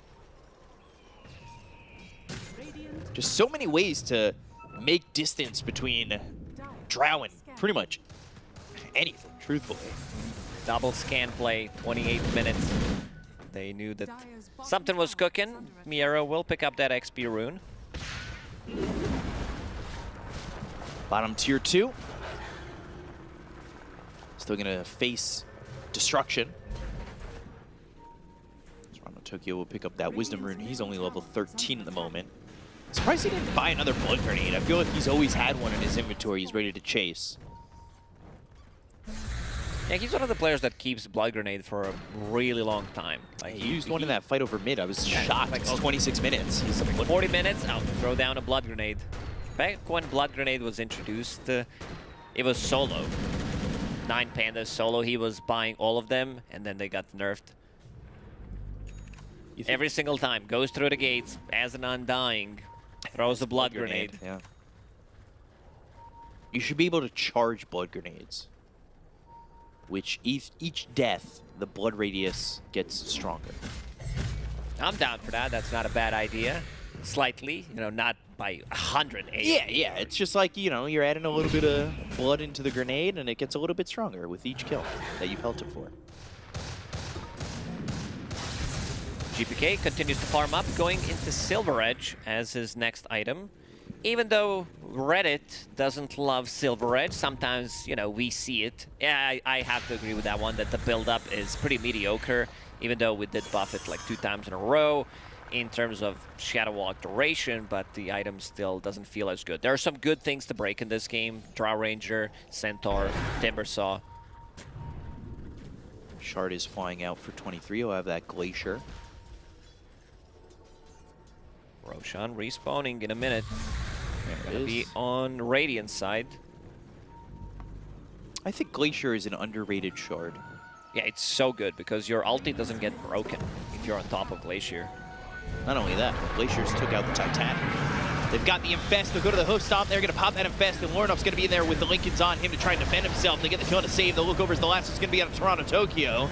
Right clicks in from 23. Primal Roar was used, but that's the go in for They're Lorinov. going for Timber. GPK, Hurricane Pike there by 23. They're still trying to get the kill on Timber. They're going to look over at Nightfall. The hoof stop is going to miss. The Avalanche on it too, with the buyback being used by both supports on the side of 23 BetBoom. They in try trouble. themselves 23. They get the kill on the Drow, and they'll look towards the rest. Nightfall continuing to run forward. They've got the Assassinate onto Jabs, but the attention is on to Ollie. They'll break down the trees. He tries to TP out. The damage is going to be there in time as Miero gets credit for that one. And it will be BetBoom who get 2 kills after losing both supports that bought back immediately. And this lines up with Roche, which is a huge timing for them. Yeah, this is pretty big. They just need to sit inside a pit. Nightfall, don't leave. And there it is, Roshan with his own banner and Aegis. So this one, again, belongs to BetBoom.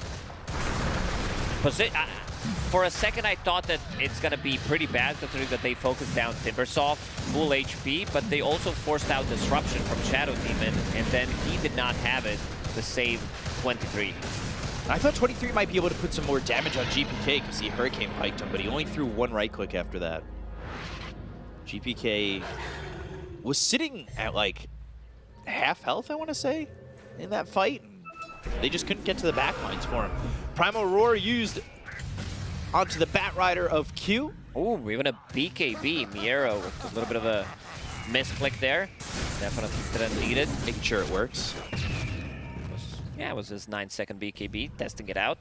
About to finish off AC. I've seen Nightfall also having AC in his quick buy, and now he changed it after seeing that Miero picked it up. So going for Basher as his next item. Even had a buckler, so casual buckler on a lifestealer. Huh. Why not? Puppy style. Definitely. Roche's banner thrown mid, by the way, on that tier 3 tower. The best item in the game. Yeah, also best spot in the game to place it. All right, next patch, I want to see this item reworked completely, maybe even removed from the game. Give him the treatment. What, Roche's Give him banner? the poor man's shield treatment, yeah. How long did it take before people all started to realize that you could place Roche's banner globally? I feel like people didn't realize that at first. I know in my games, people were walking to the spot and just like placing it down. I'm like, you know that's global, right? Every time I said that, people... I think the latest one for me that took the longest to realize is the Ancient Guardian. I thought it worked around Ancients, like ancient camps, not the actual Ancient. Oh my gosh. Why are the Ancients then called Ancients? It's so confusing. Back to the game. Let's see if GPK is going to be able to find something in terms of smoke. They don't have any. You've never made me feel smarter before in my life. Until that comment. Well, I talked about it the other day as well. Something with the ancient, the word ancient. I realized that all ancient creeps have prefix ancient. Yeah. I didn't know that. Ancient Granite Golem. Ancient Black Dragon. I'm a little embarrassed. It's okay. it's a rough feeling, isn't it? So, still though, in my defense, I focus on stacking and being efficient instead of reading the the full name. Yeah, I'm out Because we here. don't call it, we call it BBD. We call it Big Black Dragon. We call it a BBD. Well, now it's time to start. I think I will stick with the BBD. Let's see if Save can find something. Tiny. Lurking. 23. Smoke. See if we can find something here. Scan did connect, but nothing to toss back. He doesn't have an ally to toss it back to. Doesn't have that level 20 talent yet. Supports inside of BetBoom are slightly under-leveled. Level 15 on Gyro, level 14 on Tiny. Compared level to 18. 18 Batrider, yeah. She. Speaking of a BBD, Miero's got control of one. He's been swapping between Dragon and Ancient Granite Golem, giving them some extra HP. I don't see the one that gives you the reduced cooldown. What's it called? Warp Time Aura or something. Warp Time Aura. Oh, Blink, Host Stomp misses. BKB again from Miero. Not afraid to Works just... for the second time. Yeah, it works. Quality control, put the tag on there, it works. Yeah, that was after the hoof stomp had already missed. BKB being shipped out same day to GPK with a minute left on this Aegis. So, I don't think they're too pressured to force this Aegis. But the last time the Aegis expired, GPK died. That was that fight over mid by the tier 2 where Save blinked in and avalanched on Q as he TP'd into the mid lane, but they still ended up losing GPK. Jab's going for X, so workhorse in our future. Is he really going for it? I don't think know. I've seen Workhorse in a professional game yet. I don't think I have either. Wasn't it Hitch a Ride? Or was called Hitch a Ride? It still says cast Hitch a Ride on target ally. Yeah, total duration, 8 seconds. All right, I'm down. Workhorse, interesting. What? Like, why Aghanim Scepter? Well, maybe he wants to pick up Drow Ranger. I don't know. I just feel like that's a bit of a stretch, but he's going for it. He's committed. It feels like a meme. Like, the Zag's ability has felt Feels like a meme. What do you mean? He puts an allied hero into the cart and drives him around. Yeah, that feels like a meme. That looks just like... It feels kind of ridiculous. It does. All right, let's see it in action. Courier is being used. We have the cosmetic voting going on right now. I think they need to make a cosmetic for the cart. Yeah. You know, have that crossover of like Dota and F1. That would be pretty cool. Are scanning. So there's that Ags Dire's top finished and being delivered. And he's got it. So Dire's bottom tower is workhorse, under attack. hitching a ride. I like it. 75 mana, not a lot to just make a cart show up behind you. Not really that expensive. So, I mean, are you gonna pull him off the glacier? I really want to know how He this gets on top of the glacier and you're like, oh, well, I can't pick you up. You're too high. Do you pull the glacier with you? Maybe that's the combo. Yeah, I'm not even joking. Maybe they're onto something. Yeah.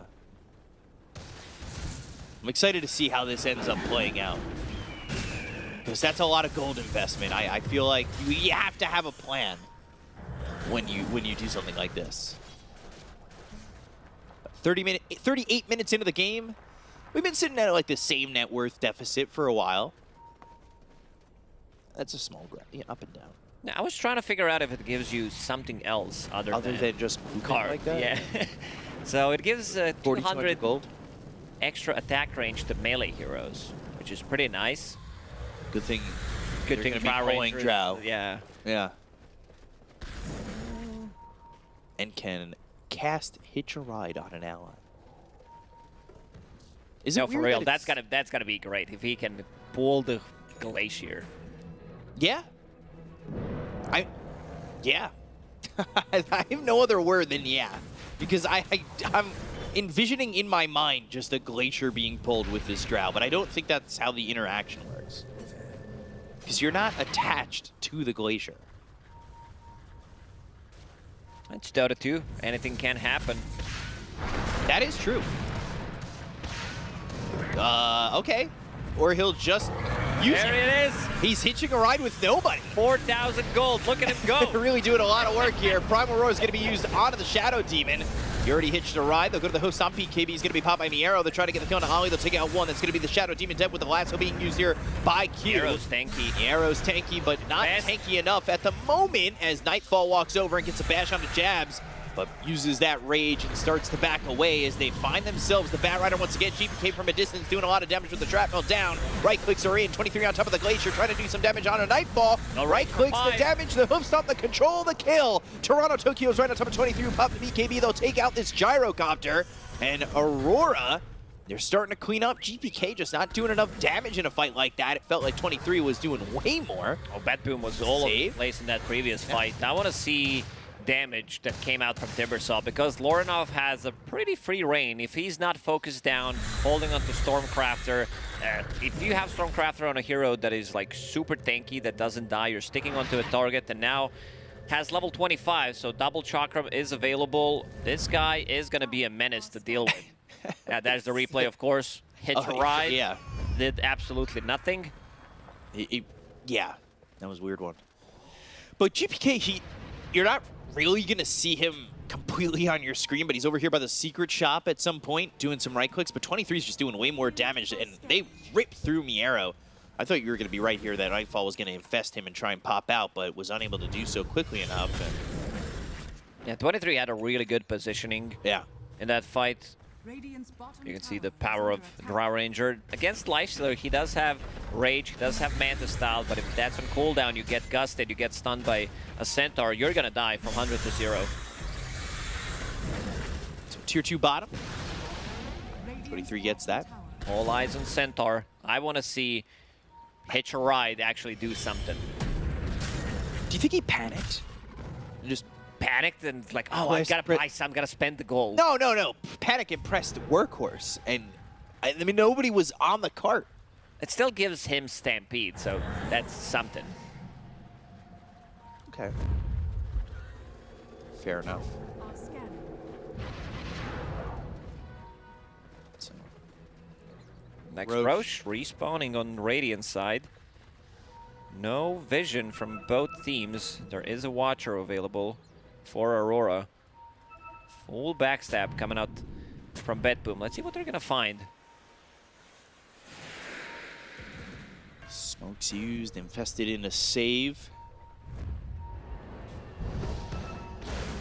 Looking, flame break, Blade Lasso, they found him, the right clicks, 23 is going to be on the Glacier, they get the kill to save, they'll take him out Has no immediately. buy this time. Warrenov gets that kill, he's godlike. Toronto, Tokyo again, 23 with the BKB, they've got themselves eyes on GPK, who will pop his own BKB and try and stand his ground, now TPing out, but the damage is going to be enough, yes it will be. They take out the Sniper and Aurora. They have full control of this game. Completely different fight than the previous one at the same spot where BetBoom used 2 buybacks on 2 supports. Both supports needing 100 and 200 gold for buybacks. So you have an outpost at DP2, that's why they want to take the fight, but couldn't get anything done. Any kind of assist.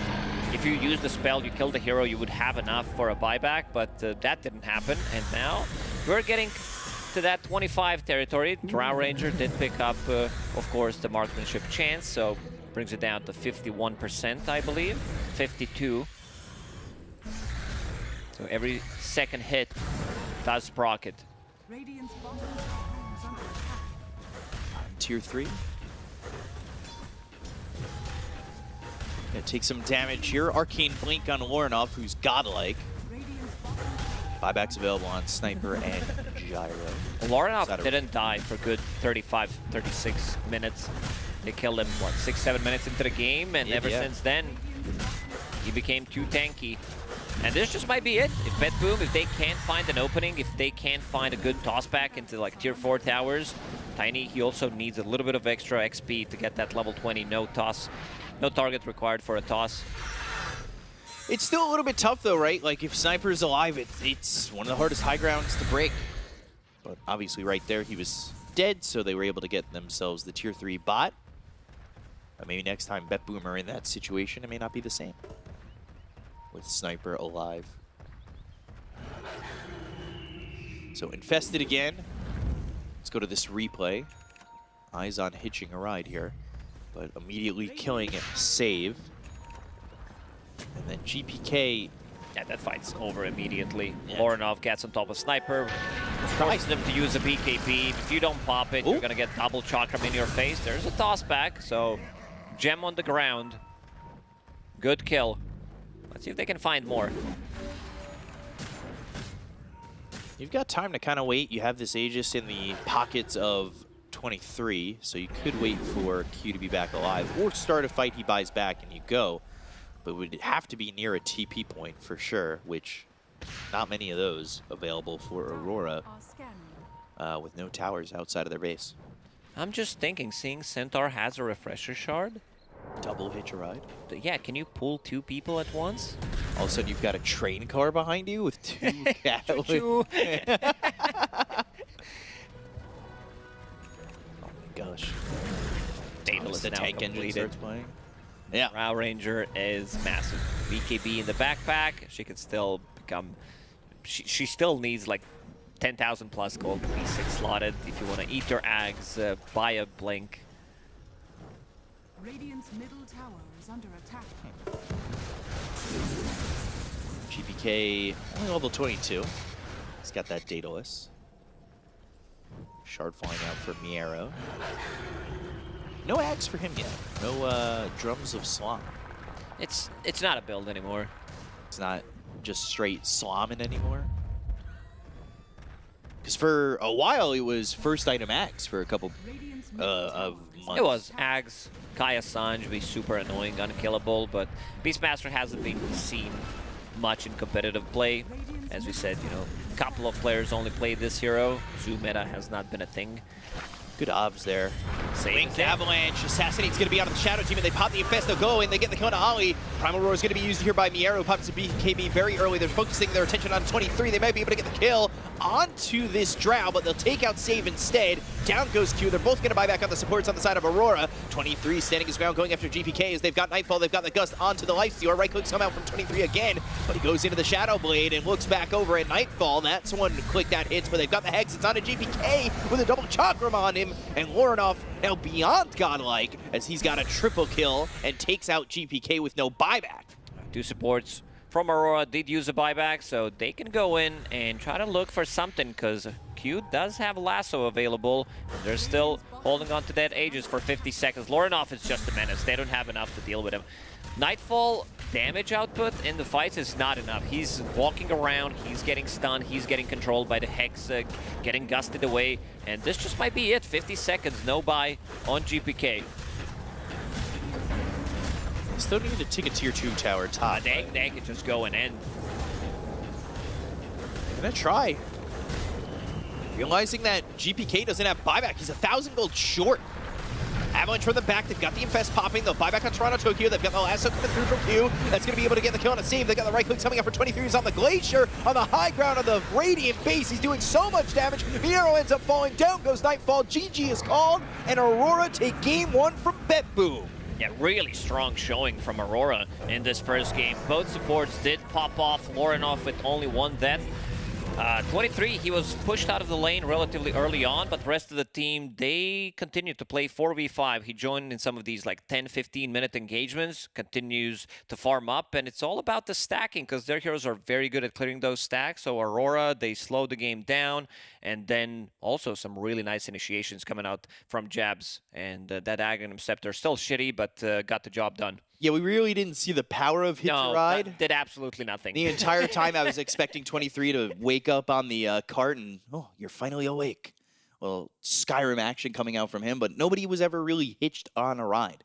Didn't matter, though. Aurora played really well, and both supports, that was a big marker from me, right? Like, they had so much gold and such an experience advantage on both the Shadow Demon and the Batrider in this game. Batrider popped off completely. He was higher level than Sniper at one point of the game. He was all over the place, stacking, getting that extra XP, cutting the creep waves, and not dying. Like, he's blinking in, getting the target, getting disrupted, and that's why his XP was through the roof.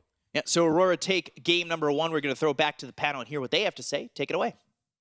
Thank you very much, Bika Pentecost. And yeah, maybe Hitch a Ride wasn't too impactful, but it sure did look cool. And I think that is what Aurora did very well in this entire game. Also loved the 23 Savage Drow Ranger. Also a cool looking hero, so they got everything going for them. And they won game number 1 of this best of 3. I'm joined by Kezu and T-Gov, and we're going to break this game down.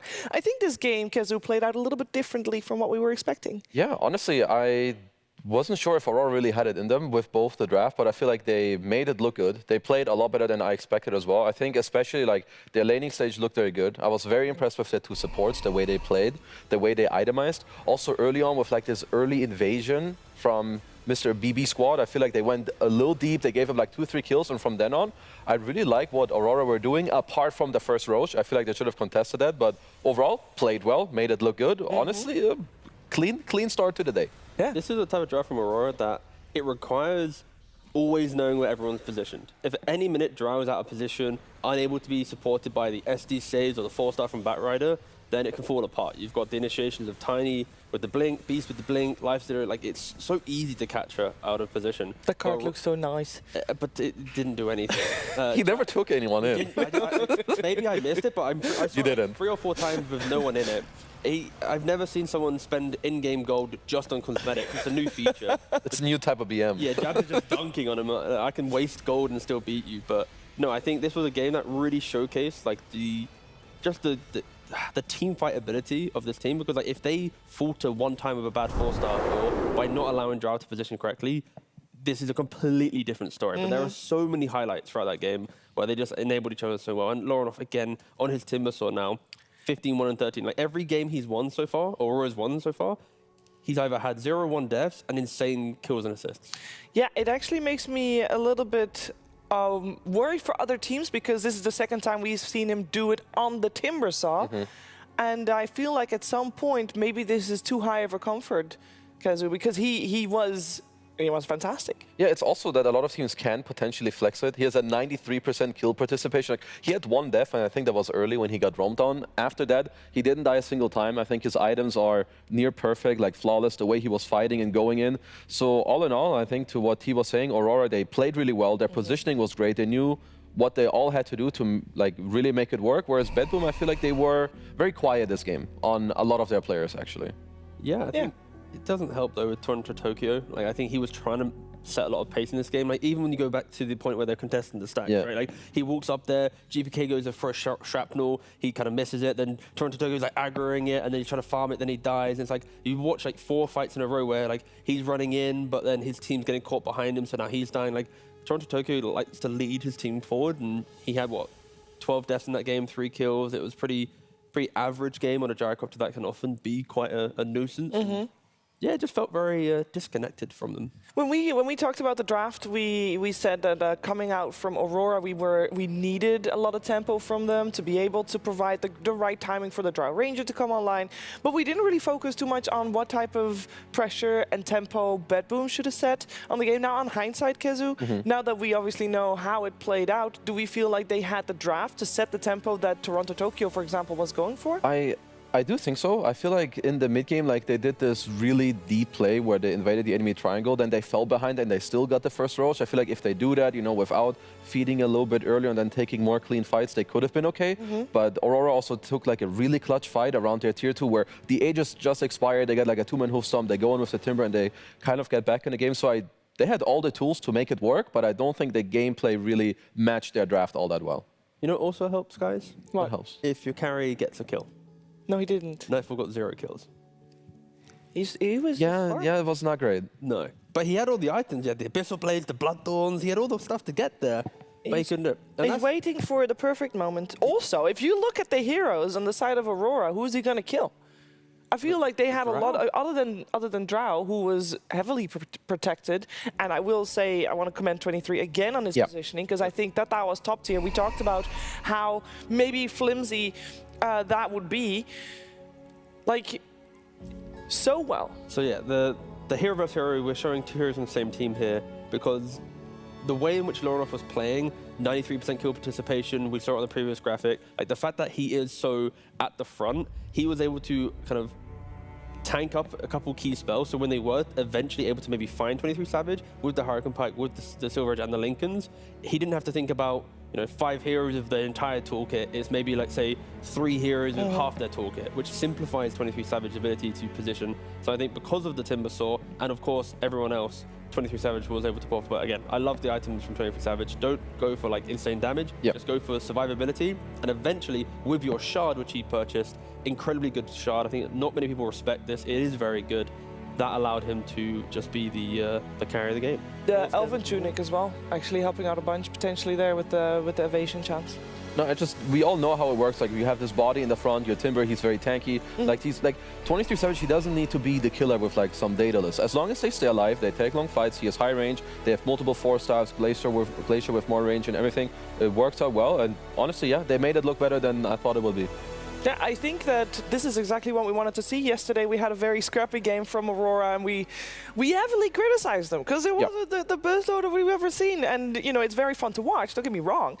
But obviously you want to see a team grow, and I think, Kezu, this was growth, pure growth. Oh, for sure. I mean, this is just high-tier gameplay that they showed us from all of their players, understanding what they need to do, how to position in fights, and just overall, like, we know that they're this good. The problem is just that sometimes it's a bit like a 50-50. Which one are you going to get? In game 1, we got the top-tier Aurora, the one that can contend like a top 6 in the tournament.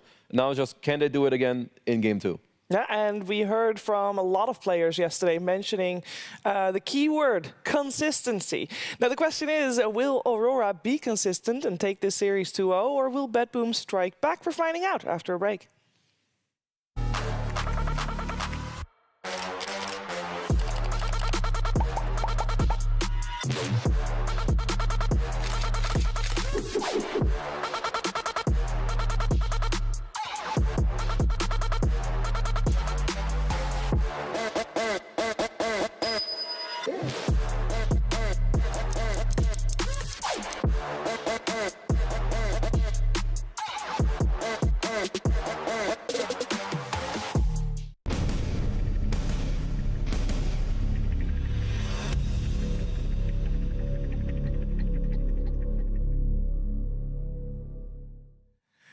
Yeah, it's one up between Aurora and BetBoom. Aurora being the team that is one up, and BetBoom we obviously praise a lot Game 1 Aurora. They played great, but I do also I would like to criticize BetBoom a little bit, Tigov, because this is a team that we're having high expectations from. No, but like... They played shit. Go in. No, they didn't play shit, but they did play as if it was their first game of the day. Let's take it from there, because some teams sometimes need a little bit of a warm-up. No, I think it boils down to the same logic of like when you look at a draft. Like I look at their draft, and it looks like a banging draft. Like this game, like they've got the Beastmaster to amp up the lifestealer, the Sniper. The Sniper's got frontline protection because you have multiple heroes that go in. You can find the Drow. Like you can do pretty much everything. Take towers, push lanes. Like it is like what could be like a perfect stable draft, right? So I think if for them, they're looking at this going, oh, we should win this game, right? Yeah. And I think they're on kind of like autopilot. If we contest stacks, if we do this, like we didn't even mention it. There was a lot of stacks in the early game. 22 stacks before minute 11. There we go. That's insane, actually. It's probably one of the highest we've seen, but two things that I need to criticize BetBoom on, which is one of the things you just mentioned with the autopiloting. Yeah. There's like in the mid-game, minute 15, they go top and they just hit the tier 2 tower. No one is showing from Aurora. Like Sniper just keeps hitting. The strength of this hero is to keep your position, not reveal it. He's hitting the tower showing, Aurora smokes and then boom, just gets 3-4 kills, which looks kind of like a pop mistake. Like you just go hit, reveal your position. And later when they were behind, they never tried to do the smoke where, okay, you play against SD Drow. So you know Drow is an important target, SD is an important target. You have Infest, you have Tiny, you have Beast. Assign save that he goes on SD, you infest the Beastmaster with your lifestealer, boom, you go kill 23 Savage. But this play, they never even tried to make it happen in the game. So I feel like they're, like Chiefs is saying, maybe, you know, they're a little bit sleepy still. It's game 1, it's warm-up, because even when you're behind, you have tools to try and make it work, but I failed to see it. I mean, they're running into high ground as well. Like they're running, like they're smoked, clashing into a high ground fight, taking the fight into the high ground. They're diving a tier 2, instantly TPing out. Like it was just, this is not a team that we've seen play at this, like to this level. Like this is probably one of the weaker games. I know it's only 2 days in, but even at Birmingham, like they didn't really have games which were like this. Yeah. Is that also maybe partially because they're missing their coach? I mean, there's a lot of factors, right? I think morning game, coach. That's a gameplay stuff. I cannot give flag to the coach for this one. It's like, hey guys, at 15 minutes, like just play good. Yeah. It's like it's on the players now. You guys do it. Yeah. Because the draft, you said already, the draft was good. Yeah, I feel like the draft is more than playable. That you have all the tools. Now it's on you to use your little mouse, use your keyboard, use your brain, talk a bit, and see what's up. Sometimes it works, sometimes it doesn't. That's all right. And your mouth, you need to speak. Yeah, you need to speak too. That's very important. Use your tools, guys. Guys, I'm going to contest the stacks. There we go. I'm going. Help me out. Guys, I missed shrapnel. Please aggro the camp for me. Real words, actually. Quote unquote from player comms. We are, of course, heading to game number 2. And as much as we criticize BetBoom, which, again, we should, because we look at the good and the bad, I do not want to take away from Aurora's win, because they definitely earned that. They played very well, and again, the trajectory upwards is there. 23 Savage in an interview did mention consistency, and that was one of their biggest issues, and we'll see if they can continue this current vibe, because game 1 looked very solid, very clean. I think also a game like that must help with the mentality going into game number 2, and Aurora is not a squad that will sit on their laurels thinking, oh, you know what guys, we got this. They'll try just as hard in any upcoming game, as we have got Aurora on the Dire side and BetBoom on the Radiant side. And first pick going the way of Aurora so far in terms of changes. Not much to be said, to be honest. Yeah, not really. I guess the SD is still open once more, if that's something Aurora want to look at. I know they love their love their Bad Riders later. They love their SDs, and I feel that both of them played really exceptional in the last game. So I don't really see too much wrong if they wanted to open up with one of them once more. Yeah. So based on the bans, even though the pick order changed, the same 7 bans occurred. The exact same, yeah. Are you surprised? Is that unusual? Are you surprised about that? Yeah, it's more BetBoom also respect the disruptor. I have to double check which one it was. Yeah, they respect the disruptor as well, and then Aurora get their Shadow Demon, and these are some of the best heroes I'd argue in the patch. You're missing maybe Doom. Yeah. Anything else? I guess Tango maybe, but also terrible win rate right now. Yeah, like also to go about the same bans being thrown out, I guess it just speaks to both teams feeling like that they had a pretty good draft. Like they feel like that at least the heroes that were in the game, they weren't really a problem. There's other stuff that you can look at. So same bans, kind of similar picks at least with the SD, but BetBoom put up the priority of the Enigma, which was second phase banned in the last game. Yeah, and I think this is one of the rising heroes, right? In regards to, I think at least Wallachia. The fact that I think Enigma players don't always think about auras. What player was it? Was it Mirror? It was Mirror, I think. The Mirror loves Like Enigma. blink BKB, then go back for auras. So you just kind of stabilize your game. And when I say auras, it's normally Greaves if you are going back for one. But I like the fact that Enigma players aren't just default going, oh, let's go for a drum or the pipe or the Greaves. Let me go for aura first and play the Enigma later. I like the statement, 20-minute, this is my ultimate that I'm using. Yeah, like any hero that has, I always like to call it options of like itemizing a different way, skilling a different way, or like team fighting in multiple ways is always nice with this Enigma. Some people, they love their drums, Vlads. Some people will understand that sometimes, okay, this I identify, I go blink BKB, and I'm just the god. After like 20, 25 minutes, I'll take over the game. So that always helps. And Enigma just seems like a very, very solid laner. Like even heroes who could really dumpster it or counter it in a lane, like in another game that's going on right now in MOUZ, I think we saw a Bristleback. There's not many people who would want to play a carry Bristle, a carry Kanka, so also it's a very uncomfortable pick to go up against if you're a carry player. Now, yesterday we saw when BetBoom was playing Enigma, they were pretty fine with letting Rubik through, for example. Are there still, because Rubik still comes to mind as one of the biggest counters towards Enigma, but are there other counters that you think BetBoom would prioritize in their upcoming ban? I feel like most of these supports you don't really care about, especially because you have these options to go against a Rubik, like whatever. You can either counter it or you assign someone to deal with it. I guess the Gyro ban is pretty okay. Maybe it's like one of the ones that's up there, right? Would be good against it in lane. He has the Axe later to still hit in the black hole, so this one covers it mostly. I like the idea of either killing the Enigma from high range. So when he goes to black hole, a tanky frontliner, you're just getting 100 to 0. And even when you go blink BKB, you're not that tanky until you go back and get the armor and stuff. So I like killing him or just making sure you have so much fight that the pace of the game feels like this black hole is everything. When you create like these moments, it really is very hard to hit like the 3-4 man black hole every single time. And I think BetBoom a little bit block picking with the Enchantress, because if they allowed Enchantress to go to Aurora, you take the Eidolon, you fight back, like that lane is pretty hard. So securing the Enigma a little bit. Gyro with the ban, like Kezu was mentioning, with the Ench pick. They are trying to make sure that they give this Enigma enough time with limited tools that they have right now in the draft. But now Klinks can eat Enchantress creeps. Going full circle. Yeah. I mean, Klinks has just been, right, I know that there has been some like theory crafting of this specific matchup with like Ench versus Klinks at Birmingham, and I wasn't too happy with the Klinks matchup, but Klinks core has been rising, so maybe that's still up in the open. At least for now, it's a bit of a flex. Most likely, it could just be the support with the Centaur.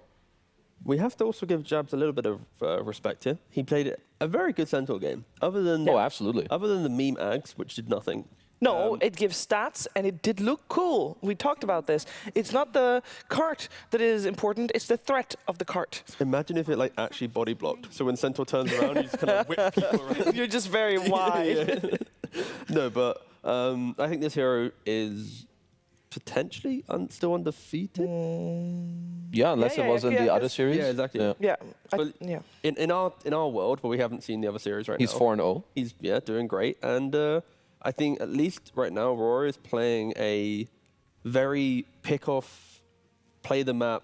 Cleans can push out and pressure the Eidolons in laning phase to some degree. In the game with Maelstrom, it can be super annoying. And then when you think about like mid to late game, it's can we find the Klinks? If we found him, then there's going to be a stampede to get the SD to position better to help. I don't know. I like the concept here to play around with how potentially static BB was going to look. But they go for a Pango to try and give themselves a little bit more just aggression. Yeah, but I will say normally when we see Pango at the start, relatively start of the draft, it's still being kept open as a flex. But I think everybody kind of knows it's Miero's going to play the Enigma, and that means GPK will play the Pango. So there's not a lot of flex. I don't know if that's a problem. I personally would have preferred if they picked their carry here, just because you see the offline matchup, or you know there's a Centaur.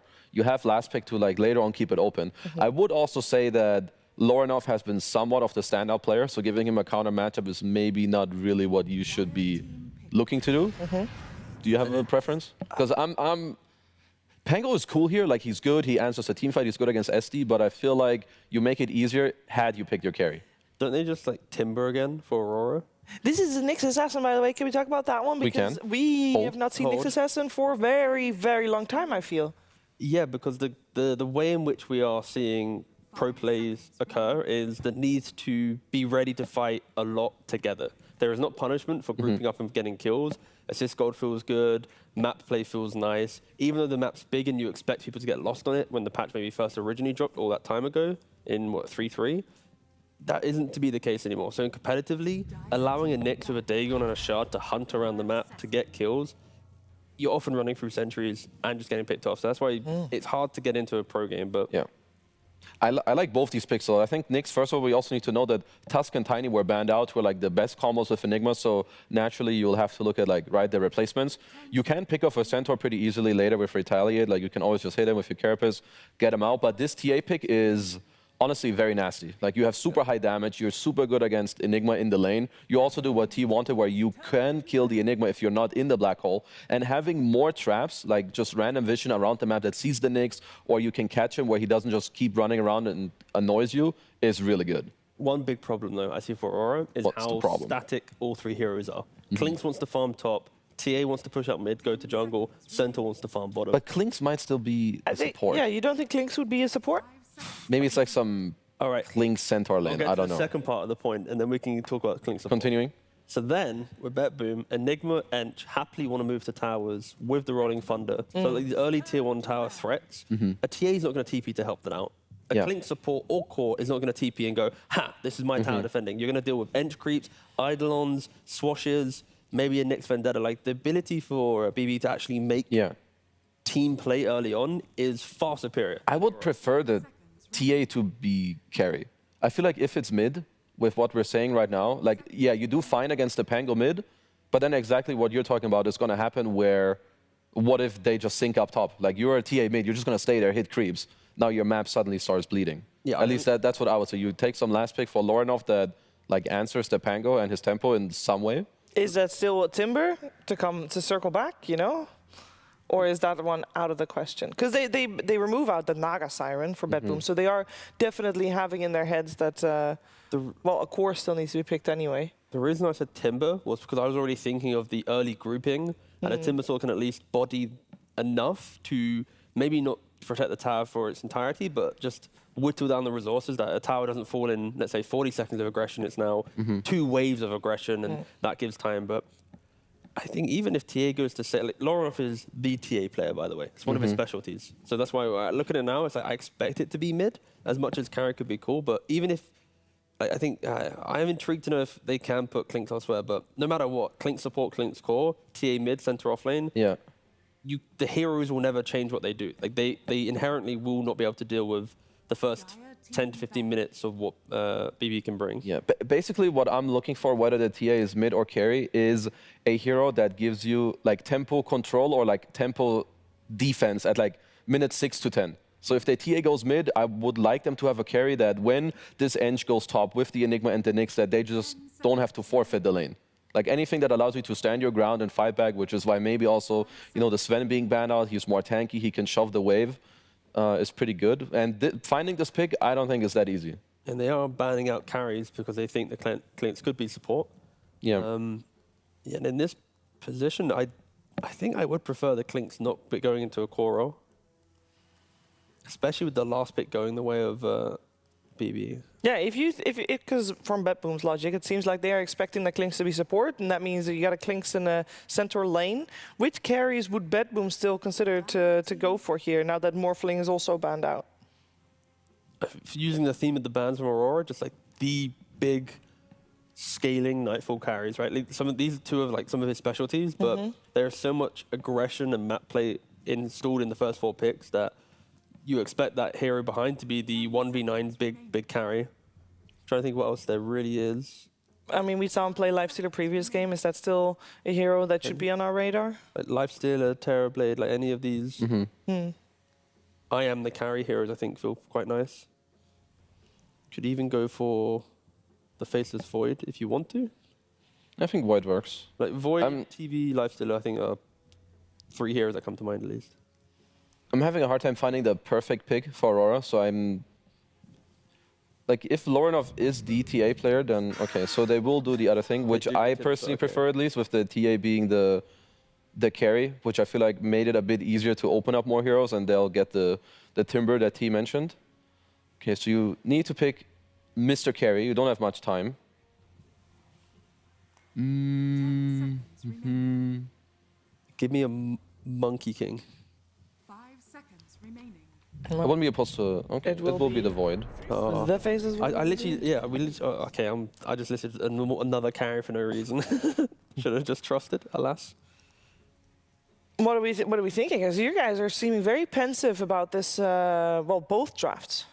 I really appreciate the aggression that BB can bring, and the fact that whenever I look at a TA, I'm always like, I feel a little awkward looking at the hero when it goes much later. But based on how well they played in the previous game, enabling each other, making moves, Lorinov and his Timbersaw once again, this Timber can just break open the game. TA will bring the early Aegis, jabs on the Centaur, bring those initiations. Like, I think both drafts play into their playstyles really well.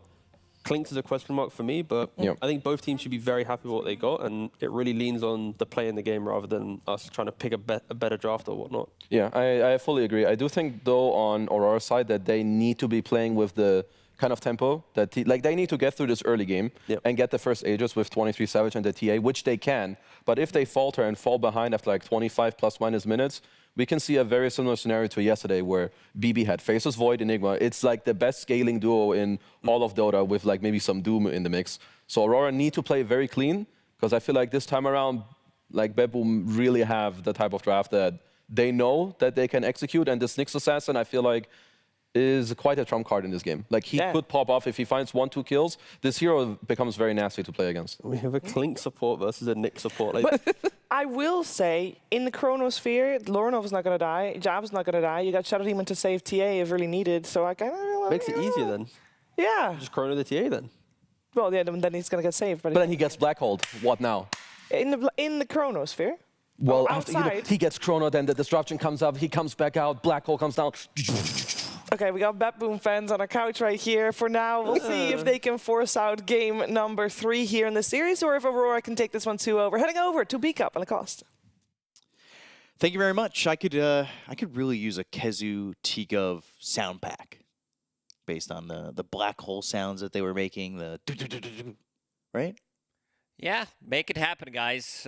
Also, what's going to happen in this one, I want to see Nyx Assassin pop off. Probably not going to happen after all, but one can only dream about it. Nyx, not a hero we see too often, but a lot of these good position 4s have been banned out, so they needed a pairing for Enigma. And this hero can be really hit or miss. Like, you can't, like, you need a lot of levels. You can't allow, I think the big part would be if you somehow manage to steal enemy XP Rook. If you can yoink it and then Nyx Assassin gets double XP, this is what the hero needs. A little bit of that extra oomph. Oomph. Yeah, that is always something that you'd like to have. Extra oomph. By the way, I know you don't like this conversation, but Trail of the Burning Doom Enchantress, yeah. Well, that is Toronto, Tokyo with Trail of the Burning Doom on the headpiece. Usually Glitch Cosmetics, What's the price China right thing. now? On something like that, Ench isn't really a hero that has a lot of glitch cosmetics, so I would assume that one's pretty expensive, because like you think about Tusk, the fist piece I want with Bleak Hallucinations, $1,800 US. So that one is probably up there. I like that it's also got Vici Gaming and DK games watched on that piece. So that is why that Enchantress is going to be on fire the entire time, not because of the clinks.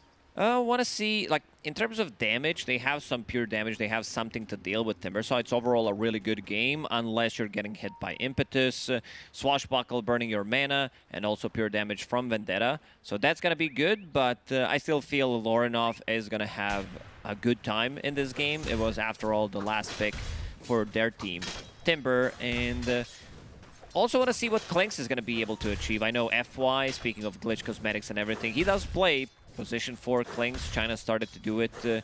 You need to be able to get a lot from the lane. It also stops Enchantress from using the creeps, why we see Toronto Tokyo starting with Nature Attendance immediately level 1.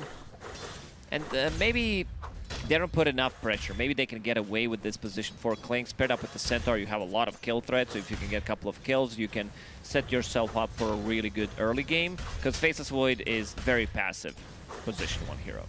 Yeah, basically the only active thing he's doing is usually time walking away. We've seen this matchup mid too, by the way. The Timber saw Pango matchup. We saw it yesterday, and at one point Timber was just behind the tier 1 tower, creep skipping.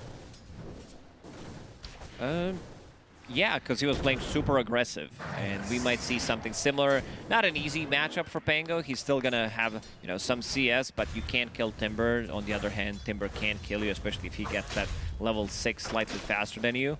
Maybe with the rotation. The heroes that can rotate are not the greatest against Pango, because they don't provide you with any kind of stuns, a little bit of slow from Clinks, but that's about it. So right now, CS-wise, really looking good for the side of Aurora. 6 and 6 for that Enigma in the top lane, though, for Miero. This feels more so like a lane where 23 is not going to be pushed out too quickly. No, they wanted to place TA in the safe lane. You want to have something that spill damage from Psyblades, so you can actually kill Eidolons. Not many heroes from the carry lane can do so, and you can already see 1 hit in the top lane, down to almost half HP on Eidolons. Yeah, gotta be careful with where you place those. Gotta be careful with where Miero's health is overall, but Malefice and all of a sudden a couple right clicks from the Eidolons at 23, slouching over at about 100 health. So passed over a Tango, gets back to that 200 mark, and just casually farming right now. Lornoff's really the one who's shining. I mean, I can't praise this guy enough with how well he's played. Yeah, he's been popping off every single time we watch him play. Definitely enjoying the Timber that he's been playing. Toronto Tokyo going to stay in the face of Jabs. Also going to look to try and get this pedal, but it goes to Jabs. So, gets advantage of that Lotus. Will take away that potential regen there from the side of BetBoom. As Ornoff now deep towards the tower and really in the face of GPK. Not much fear, and I think with a potential better game from 23, I would say things will look up for him, but a Blood Grenade thrown over Miero wants to go for this 2 stacks on the Shadow Poison. Ollie's in. He really wants a kill here. The Psyblade's doing some damage. Miero, Got him. Off the Eidolon. Oh, a little bit of a misplay there from Miero. He still gets the first blood. Maybe he wanted to die there because he was having no mana, no HP whatsoever, so maybe he wanted to die in the end, but yeah, if he wanted to live, spread the Eidolons. Just let that Eidolon get the Psyblade and kill him. So save now. He's not got a lot of mana to work with. He's got 2 charges on that stick. 23 got low after that Impale Mind Flare. Not really easy to deal with as the levels go up. Impale level 2, Mind Flare only level 1 for the moment, and we talked about how Nyx Assassin could have a big impact in this game as it goes as time goes by. Certainly possible. That combo with Impale Mind Flare late in the game is pretty powerful. If you manage to get through the early game as Nyx Assassin, you can still kill every hero solo. Nightfall getting a lot of damage, getting harassed quite a lot. Yeah, not the same as the Lifestealer lane last game, where Jabs wasn't really able to put together a couple double edges where you just rage away. But this time around, the damage could certainly be there, and if Time Walk's on cooldown, you might find yourself in a really sticky situation, but Q just getting run down by this Warpine Raider as well as Toronto Tokyo on this Enchantress, to the point where Q not a lot of life left. 23 just cleaning up some more Eidolons, and that is just an extra injection of gold for this TA at the moment. 38 CS. Maybe we can see how many Eidolons did die in the lane, because I feel like that's a lot. 40 CS already, 5 minutes into the game. These numbers are definitely inflated. Just a little bit. Said, you know, Lurnoff's also at 38-8, but there's certainly a lot of Eidolons dying.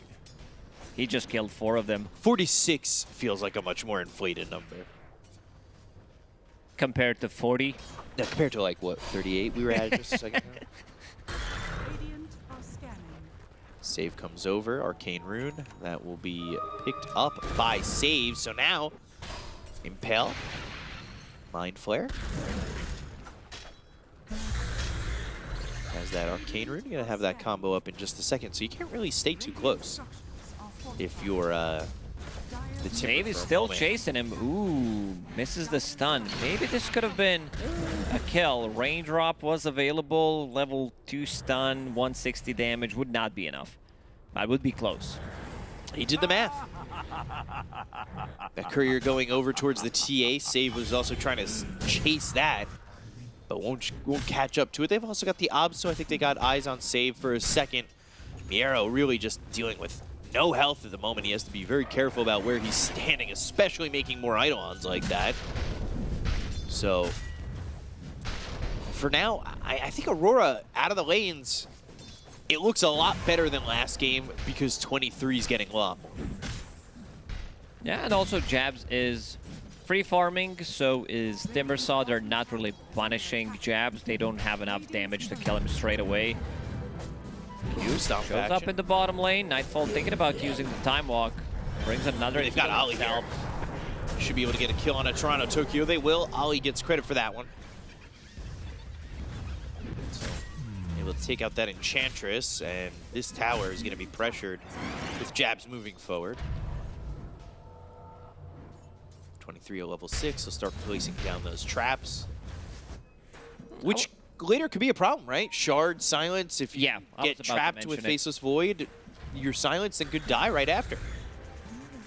Usually the build from like mid TA is pick up a Dragon Lance, get a Blink Dagger, and then pick up a Shard, go for Deso, or pick up, you know, some damage out of Casual Crystallis. Seen that quite a lot recently as well. But yeah, definitely up to pick up that early Shard, because great against Faceless Void, great against Pango. Nyx Assassin doesn't like to play into instant silence.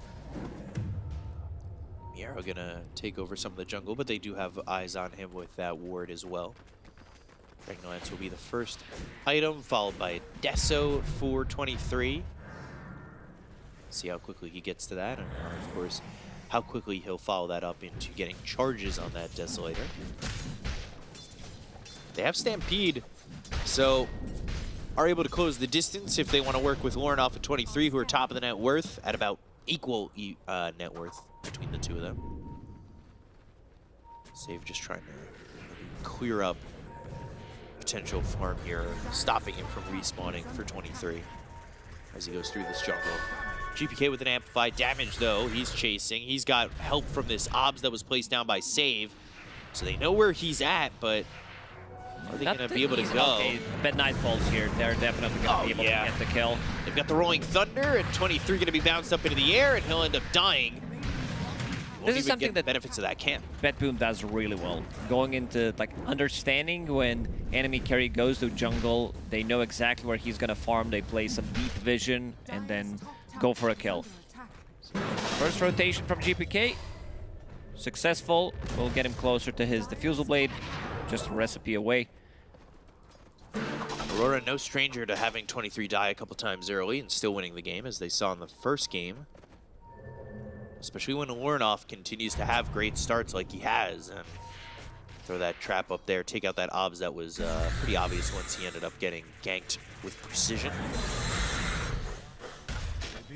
Ollie's level 6, so if they want to go, might be able to make something work. Save not level 6 just yet, but they'd love to have that Vendetta. Make more deep dives like the one they just had on 23. Didn't have to use Chrono on that last kill either, so they still have that available, but using it on, say, Jabs or Lauren-off is ill-advised considering they're pretty tanky. This lineup from Aurora, you need to stay ahead. Like, if you're playing from behind with this type of a draft, you're going to be in a bit of a pickle, I would say. We've seen it yesterday when BetBoom played Faceless Void plus Enigma. These two heroes, they scale extremely well, like having multiple refreshers on the team. kind of hard to fight into that. They do have a little bit of a save. They have Shadow Demon, of course. They have Stampede. That's not going to work against Black Hole nor Chronosphere, but overall, they do have ways to disengage a fight when they feel like they need to. Yeah, once the black hole is used, once you're sucked past the event horizon, there's no getting out. So, meanwhile, Ollie, he's going to take over the farm on mid. So we saw it in the last game. It's something that I was really impressed by, was the support farm from Aurora, and you've already got Clinks at 3,000 net worth. He's getting there. The way you farm with this hero is with Death Pact. You have 2 charges starting at like level 3 of Death Pact, so you can start going around. The problem is you're buying into this very expensive item. You're going for Orchid, so your impact early on is not going to be there. Ooh, black hole, but immediately stopped. Miero is dead to Lorn off, and that's the kind of movement I was expecting with Stampede, and Aurora immediately go for it. Jabs is having a really good game. Again, early blink. 11-minute blink dagger plus phase boots. Now you can start to make some moves.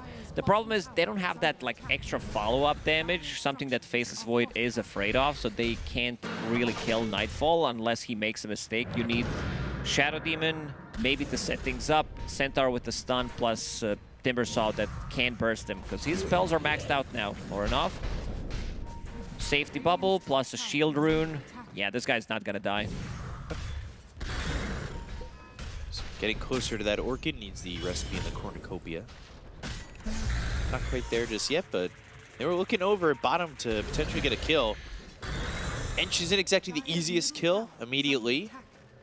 That with Faceless Void standing behind, you just get turned around and Chrono and save. With this Vendetta is going to be standing forward, looking to get Jabs, who's level 9, but again, still very tanky. So can they commit and get this? With 4 heroes, it's certainly doable. Spike Carapace, thinking about the stun, misses it. He went for the play. Okay, he's still probably gonna die here. Yeah, Chrono. Because what he wanted to do is Carapace out of Vendetta, and if you have a point and retaliate, you will instantly get stunned. But unfortunately for him, Jabs doesn't have a point in it yet. But they still get the kill, they get the tower. So good move there from BetBoom to have 4 heroes and go for this.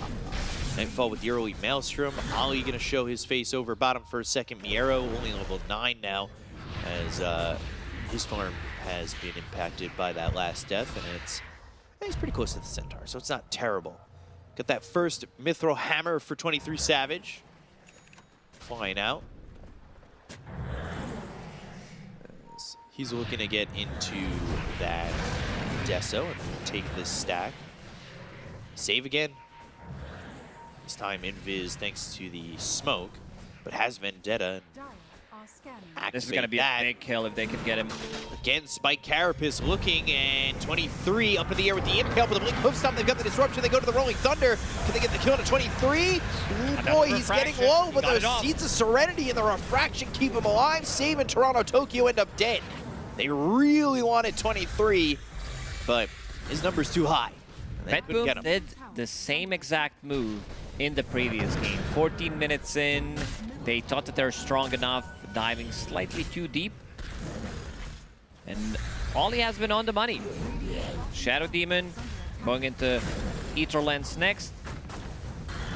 And Jabs dropping down the Seeds of Serenity too. Yep. Makes it that much harder. You managed to get through the toughest phase for Clinks, I would say, because if you're not getting kills in the lane, you can't really farm that much.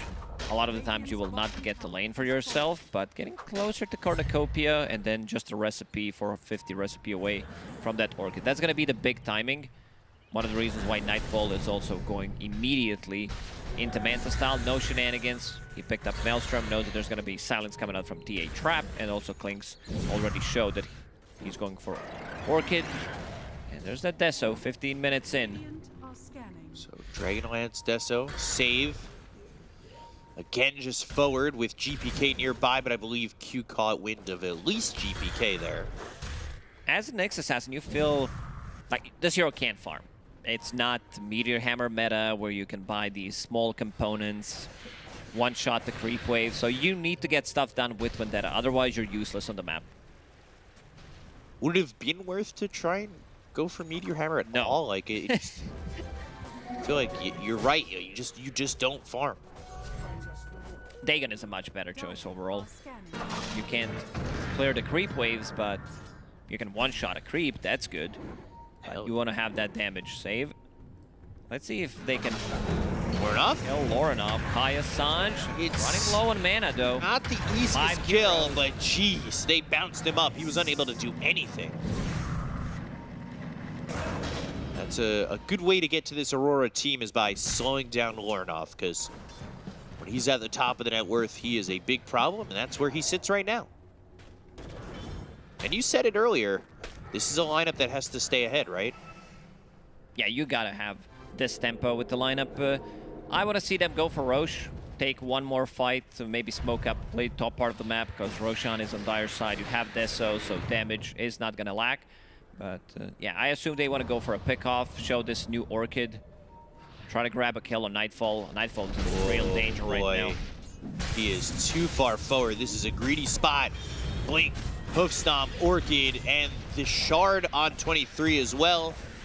So silence on silence. Actually, the Shard wasn't even delivered yet. That Courier was the one carrying it, so all they needed was that Orchid. Lorinov again. Black Hole on the edge of it. Past that event horizon, but do they have the damage this time with the impetus? Oh, the Eidolon damage, and Toronto Tokyo getting that kill. They will take out Lorinov back-to-back, but now the chase is on to try and get a kill and a save. Ali here with 23, and that's going to be another Deso charge, or 2 charges technically, for 23. Lorinov is still killable. This time around, he was surrounded by 3 heroes with pure damage, Nyx Assassin, Vendetta, Black Hole, and also a couple of impetus shots. Now Black Hole is down. You're able to get save in retaliation, but like you said, you might want to be looking towards Roche. Making that move. It is top at the moment. So they could go that direction, but they're going to smoke. If they could catch Nightfall again. He's getting closer to Manta style. Recipe is super costly, needs another 1300-1400, but we'll farm that in the next minute or so. Orb of Destruction for the Clinks. So he'll be hitting that much harder. And Clinks, definitely one of those heroes that can kind of turn into a 4th core. So is Enchantress. Dust, save. Oh. There it is, Shadow Poison. They got some sort of vision on him. Hoof Stomp, Spike Carapace, and save. No one here to save him, so he'll die. Another kill for Aurora. Yeah, they need to keep the pressure. Pre-BKB, pre-Manta style, anything with those dispels. Double Silence is a very good tool to deal with Nyx Assassin, Pango, and also Faceless Void. Philosopher's Stone for Miera. Yeah, it's a common pickup on Enigma. One of the few core heroes who don't feel bad about not having it because you're farming with your Eidolons anyway. And you got it early on, 17, 18 minutes into the game, which allows you to scale. You're getting a lot of farm. Yesterday, he was playing Enigma. He also had Philosopher's Stone. He had Helm of the Overlord, so you're getting the gold out of nowhere. Like, you don't necessarily need to be there. You're sending out the creeps, sending out the Eidolons, pushing out the creep waves. He's 1,000 gold ahead of Jabs, who had a great start. 23 edging forward, looking maybe for something, but he's got Lorinov nearby, going for the BKB next. We'll see if he goes straight for the BKB or if he gets greedy and skips it for an item. GPK going into the Ags. He's 20 gold away from that. And this Manta should be done in a moment, too, for Faceless Void. So BetBoom hitting a timing. Hitting a bit of a timing. Lorinov this time around, completely different build. In terms of his second item, picking up BKB, understands that like this Carapace is going to destroy him. Impetus as well. It doesn't go through debuff immunity, mana burn, so wants to be in the front line, wants to get multiple round of spells. Hero continues to farm up with that Philosopher's Stone, with Eidolons. Wants to pick up his BKB. There's nothing that can cancel a BKB Black Hole. Maybe eventually Klinks is going to pick up some Basher just so that they have something. Okay, now he's looking Bloodthorn. Bloodthorn is such a strong item on Klinks. All these Skelly Bros do deal that extra damage. Roche sitting bot if Aurora feel like they want to take it. There's going to be a smoke from BetBoom, so maybe they're sensing that the timing for Aurora is heading towards that Roche. They do have Miero down there. Q's top, and I believe showing himself on the creep wave, so they know that this Klinks isn't nearby, but he did take that twin gate there, so he should have himself a TP to get back down towards bottom, which he does. There's the Chrono. Oh no, disruption immediately, and that was the counter that they were talking about on the panel. They go after Nightfall, and he just gets killed. They wanted to go with the Chrono instead. They end up losing the Faceless Void. Toronto Tokyo on the run from Lorinov. The Rolling Thunder with the Ags. Here's Miero in with the Black Hole. Is it even needed? The Burning Barrage. They'll get the kill before he's able to drop it. They still get the kill on a 23. Q Invis has eyes on save and GPK, but just needs some help. Swashbuckle gonna miss on Ollie. I don't think it's gonna matter. He might still die to the Eidolons here. Right-clicking him with the Oh, Q's going for a solo kill. And that's going to be Lorinov getting Toronto Tokyo, Q getting save. They do end up losing Ollie, but Aurora come out ahead in this one. We've seen Nightfall playing Faceless Void yesterday, and between 20 and 35-minute mark, he did cast a lot of these one-man Chrono that didn't end up too well. Immediately, Shadow Demon with the disruption saves, but they still managed to kill Templar Assassin because 23 was playing slightly greedy. Yeah. Gonna see that again. I mean, he caught a glimpse of Ollie. Maybe he thought somebody, like Nyx Assassin, was still not close enough to get the stun off. And Blink Dagger was available on 23. He thought that he's not gonna die, but save from Invis. Got that surprise. And Miero with the... I don't think he even casted a Black Hole in that one. Nope, just didn't happen. A lot of stuff that they need to focus on. Like, GPK is doing a lot of work with that Aghanim Scepter, burning mana. But they also, if he's the one who's getting jumped, if they take out GPK, I think that's going to be pretty massive. Because, again, there is no save on their side. There is no Force Staff or anything yet. No Glimmer Cape. Both supports from BetBoom buying for themselves, playing very greedy. This is going to be Dagon and Nyx Assassin, and Enchantress with Dragonlance. We'll get into Hurricane Pike later on. But there's that Dagon now. That's 23.5 minutes in. Dagon level 1. Like, that's how underformed this Assassin is. Holding on to Philosopher's Stone, found the perfect item, so that's good. Now needs to find some kills on the map. Yeah, it's an injection of gold from Philly. Wow, Q thinking about picking up second Deso. I don't think that's the build, just saying.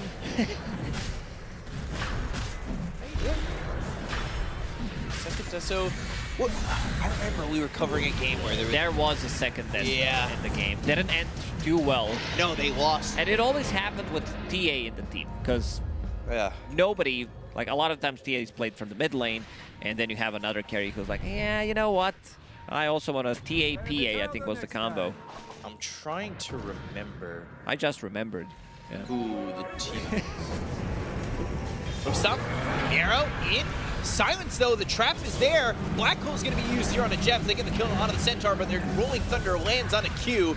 2 years dead on the side of Aurora. They already lost save, though. They go after 23. They've got the Chrono up once again with the imminent shots coming through. That's going to be just the Aegis, though. Lorinov's pretty tanky. He's going to be able to stand Blank's not ready yet. Want to go, but 23's going to be in a lot of trouble. They need the refraction so he can survive. He ends up dying a second time. Miero gets the kill, and it's 4 dead on Aurora as BetBoom take a big fight to start to bring this one back.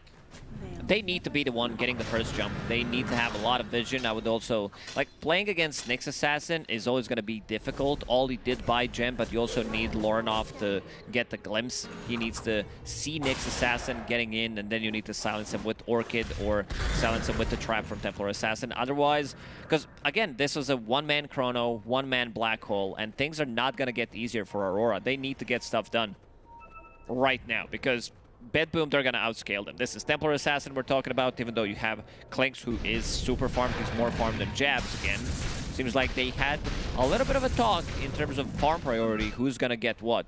Because Jabs, even in the previous game, at one point was less farmed than Ollie. Yeah, it's interesting to see where they're By flying. Ollie, I mean Q. Yeah. Still, Deso queued up. Deso queued for Q. Basher next for the Pango. You know, despite the fact that Save is lowest on the net worth, he's had a lot of impact. Has that vision on 23 again. But not gonna make a move just yet. Chrono is off cooldown for that fight. You're able to kill 23 a second time. So he's getting close to that level 20 as well. So he'll have either meld dispels or 3 meld armor reduction. Yeah, Meld Dispels is just too good. Yeah, seems Against like a the very Chant, hard against choice. Malefice, Lucky Shot, Time Dilation, Save. all these things. Save is in a lot of trouble here. Yeah, they've got Obs and Sentry. He doesn't have Vendetta anyway. Right click from 23. That'll get him another Deso charge. Maybe Q's hoping by well, That his switch. carry dies and then he's picking up some Deso charges. I was going to say that 23 gets to the max charges before he gets a Deso, but he switched over to the Hex. Of so- course he did. Like, buying double Deso is just a grief. Yeah, but we said that last time this And- happened, and we yeah, were and it was so terrible. certain they were going to switch it, and then they didn't. Well, sometimes you're focused on one thing and you don't see what your carry is going for. Right. So yeah, Hex is going to be the big one. If he can farm that, it's a super expensive item. But having Hex and Bloodthorn post BKBs, you can easily control them. Miero. Let's see if they can get a jump here. We're going the other way around. This is jabs and clinks behind enemy lines, but this courier gotta be careful about the positioning. Toronto Tokyo is gonna come right through on a jabs. They've got that Bloodthorn, right clicks in, and the courier keeping vision, and that will be the Bloodthorn burn to get the kill on Toronto Tokyo, but you lose jabs for this. You That's lose Gem. Gem That's on the big ground. one. Not really worth it for Aurora. It was Lorinov who was holding the Gem for ever since they bought it, but yeah, against Nyx Assassin, you kind of need to have a Gem. I think Save's pretty happy about this one, and now he's holding on to it. Yeah, especially with the wards that So you got the Gem from the enemy team as the Nyx Assassin. You're playing against traps, you're playing against clinks, so Right. value is through the roof. Radiant's top tower is under attack. yeah, especially with the wards that Dire were placing that were in the middle of the lane to try and catch them. They use that over top. Like, all this vision's going to be gone. This is rough. Daedalus almost there for TA. Shard being built for the Nyx Assassin and trying to get that upgrade on the Vendetta that the Obs was showing us before. Toronto Tokyo has that Hurricane Pike BKB soon for Nightfall. So items are starting to come out for BetBoom and Aurora. It feels like they're kind of on the edge of the timing for their lineup. Not yet. I would say post 40, 45, their lineup is just gonna look much worse compared to BetBoom's. Oh, Miero. They go to the Stampede. They've got the Impale and Black Hole committed with the Eidolons. The damage is there with GPK using that Swashbuckle. Get caught out like this is rough. It is, yeah, I guess maybe not on the edge of the timing. They are going to have double Hex timing. The Clinks one's going to come out way slower, though. They've got one now on Lorinov, which is big. Lorinov, if he gets that jump onto Nightfall, could be pretty big. 23 ready. Dust. Nightfall time locked in. That might be a problem. There's the Hex, the silence, the kill. So even with the vision on Clinks, it was a bait. And Nightfall immediately. I was just waiting for it. Because I know every single time he dies like that, he instantly either changes his item build or queues up another item. So Lincoln Sphere immediately, he's like, yeah, this Bloodthorn and the Hex initiation is going to cause me a lot of issues. There's another one. Yeah, Hex, Bloodthorn, Trap Kill, gone, Q, killing off Toronto Tokyo. That's exactly how they need to play. Lorinov has been on the money with his item build. In the previous game, he did go for Aghanim Scepter because the game did allow him to do that. Now picking up BKB as the second item, then a Blink Dagger to stick onto a target, and now with this Hex, it makes you a Blink Initiator. Save. Looking for something here. There it is. Spike Carapace on the click. Q's coming over. Jab's getting dust. Q. Is there anything you can do? Maybe with 23. They've got the silence on to GPK, and that is a huge kill. GPK doesn't have a dispel of his own. He went with the very greedy build, Octarine Core, Blink Dagger, and also having Nemesis Curse, so getting that extra damage. Gem passed off to Miero. Yeah, I think Jabs kind of regrets skilling Retaliate against Nyx Assassin, because he can instantly get stunned. Yeah. From Carapace, of course, so yeah, we've seen that. Adjustments like that in Dota history. You know, you're playing Morphling against Shaker. Shaker doesn't get more than 1 point in Enchant Totem. Back in the days where you can just turn into people. What a ridiculous time we lived in.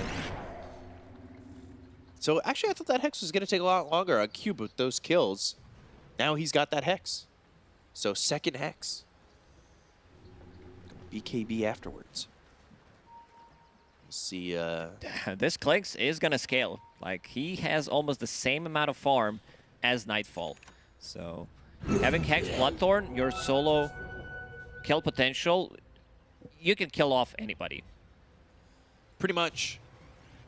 Plus, having Enchanted Quiver, extra attack range coming out from his 15 talent. And that extra damage, of course, every 4 seconds. So Save passed off this gem to Miero. I thought maybe they'd pass it back. Save had his TP on cooldown. That's why he passed it over. He thought he might die. So, yeah, okay, there it is. So Save gets it passed back. Can we see the stats for passes for this game?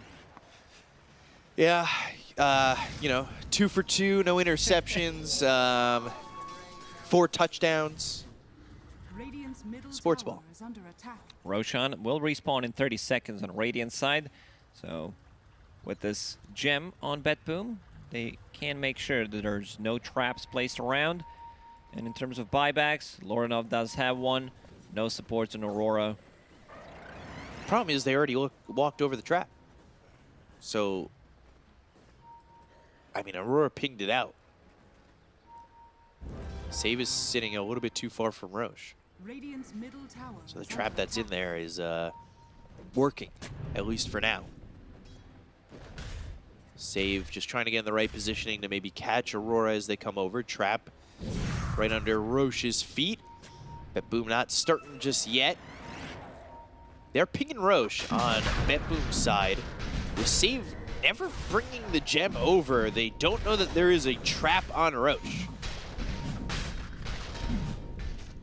Lorinov with Blink and Hex ready, but they don't have a gem. They don't have the vision on the Save. Save sitting on these trees, finds Q. They've got a sentry down on the Dire side. They'll take the obs, but now Roche is dropping. It's getting a little bit low. They go to the Rolling Thunder, or thought about going to the Rolling Thunder for a second. They charge it up for a moment. They've got this trap down. They Blink, Host Stomp. Nightfall goes in with the BKB. They're going to look over at Jabs, the Timber Chain over from Lorinov. They go to the Chrono. It's going to land on a 2. There's the Black Hole. It's on to 23 as well as Lorinov. Both these heroes getting low. Timber Chain away with the BKB being popped by Lorinov. They get the kill to 23. They take out Lorinov. Double silence onto both this Faceless Void as well as the Pango. They get the kill to GPK. They'll take out Save. It's a 2 for 3 so far. Jabs ends up falling as he tries to TP out. Miero ends up surviving.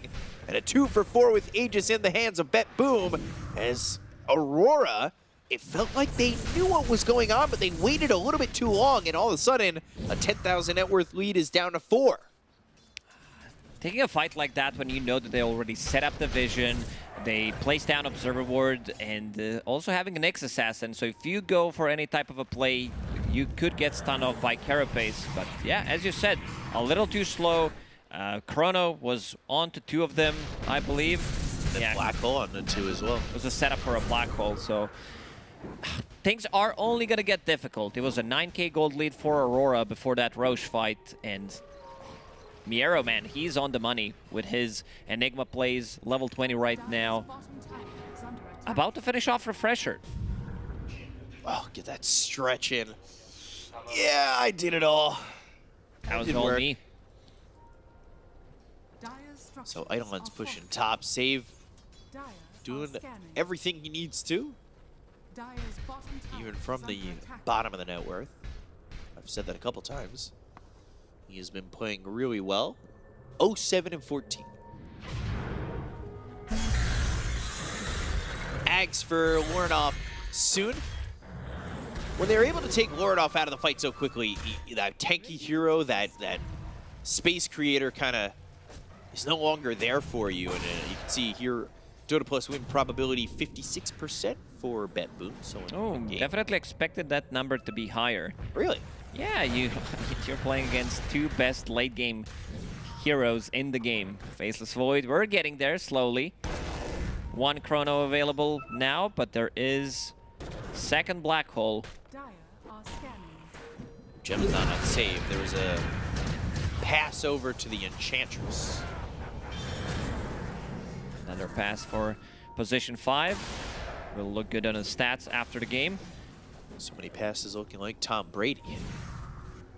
You're getting another solo kill. He's all over the place, even without Gem. Dire's Bloodthorn Hex combo. That's exactly the type of a game that they need to play. They can't just face them straight 5-on-5 because they don't have enough. Like, their team fight is lackluster compared to what BetBoom are bringing to the table. Fall moving over, that op is taken out, but it gives them information on the side of Aurora. I saw that Toronto Tokyo was there, and he's still holding the gem. Q has vision on Nightfall, who still has the Sages for a minute 45. Not really something you want to fight into when you've got Chrono and Black Hole available, because if with that second life, if you've got Chrono, you're very deadly. So if they could time it right on Aurora, then getting a kill on Nightfall at a minute 30 would be huge. Another silence. Gosh, both Nightfall and GPK taking Mindbreaker. It's a lot of silences. Let's see what Q is gonna find. Also, one of the reasons why Q is so farmed on this Klinks is first, Tormi did give him that barrage, burning barrage, so you can one-shot the creep wave. Nightfall, he caught him. That sentry on top of the cliff. Yeah, Mindbreaker there too has that 1,000 silence. Oh. Oh. Yeah, it's not like losing a support. He's No, definitely super farmed. 1,000 gold and a big chunk of experience pushes him to level 25, so we'll have backtrack talent now. And you can see itemization, what's in a quick buy for Aurora members. They feel like that they will need to have those Wind Wakers to get out of the black hole. I mean, get out of the black hole, save people during the black hole and Chronosphere.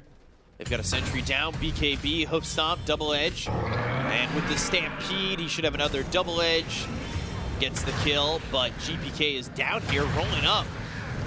They are bringing down Enigma, so Miero's going to be here with a black hole if need be. Jabs doesn't have Stampede anymore. Midnight Pulse with the Eidolons. The damage enough. Lornoff comes in. They've got the Hex. They get the kill on Jabs. Now they're going to look over Miero with the Zags. Black hole. Oh, he's a tanky boy. And there's the refresher. Another black hole. He's just going to survive both. And Lornoff is continuing to go. Gets the kill to Miero. Swash. Oh, can't get the kill. He just TPs out. That was such a clutch play from Lornoff, baiting double BKB, double black hole, refresher. And GPK was unable to finish him off. Meld, right clicks, Gotta GPK. be careful. Has to be careful. Another meld strike. Oh, the right click. Chrono's not in time. GPK's dead, but they're going to trade for 23. Man, how many of these solo kills did we have? 23 killing off GPK alone. Klinks getting multiple solo kills. Then Faceless Void using Chrono to kill off Klinks alone, getting 1,000 gold. So I think wait, sword 23 save. should be pretty happy about that one. Can they kill Lornoff this time? Because, I mean, Lornoff just survived 2 black holes. He's like Matthew McConaughey in Interstellar. He doesn't really care about all that. I don't remember him surviving 2 black holes. Well, he goes through 1. Yeah, 1, okay. Who's even controlling these black holes? I don't know, Universe. It's Murph. Yeah, Universe. The old EG player did not have Refresher at the time to cast the second black hole in Interstellar. So yeah, did anyone use a buyback? GPK did. Okay, didn't get anything out of it, and now needs A on this, because he doesn't have any kind of protection. He gets silenced, he gets hexed, he's gonna die. Timeless Relic for Nyx Assassin, Trickster Cloak from Miero. He used 2 black holes, the health bar To didn't die. He didn't move on Lorinov. Still haven't dropped the Roche's banner. We got some big 25s already, because a lot of these solo kills have been fed. So Timbersol, level 26, has double Chakram. Templar Assassin, 7 infraction instances. Centaur nowhere near his 25. And Faceless Void has backtrack, of course, plus Bango getting closer to his level 25. Aeon Disc now completed. Rolling Thunder. Q. Ooh. No, didn't commit the Rolling Thunder. Thought about it.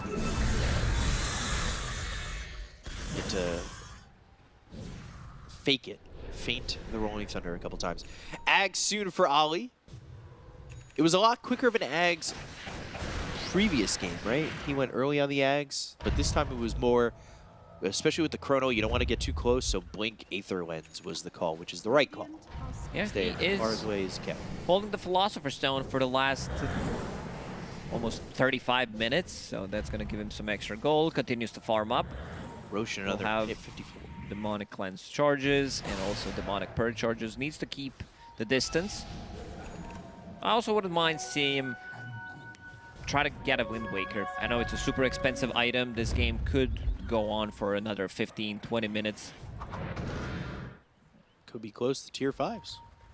I mean, we're 18 minutes away, but if we're talking about it, we might as well say, hey, tier 5s might happen. Jabs, uh-oh. BKB, Hoof Stomp Stampede. He'll just leave. Double Chrono is available now.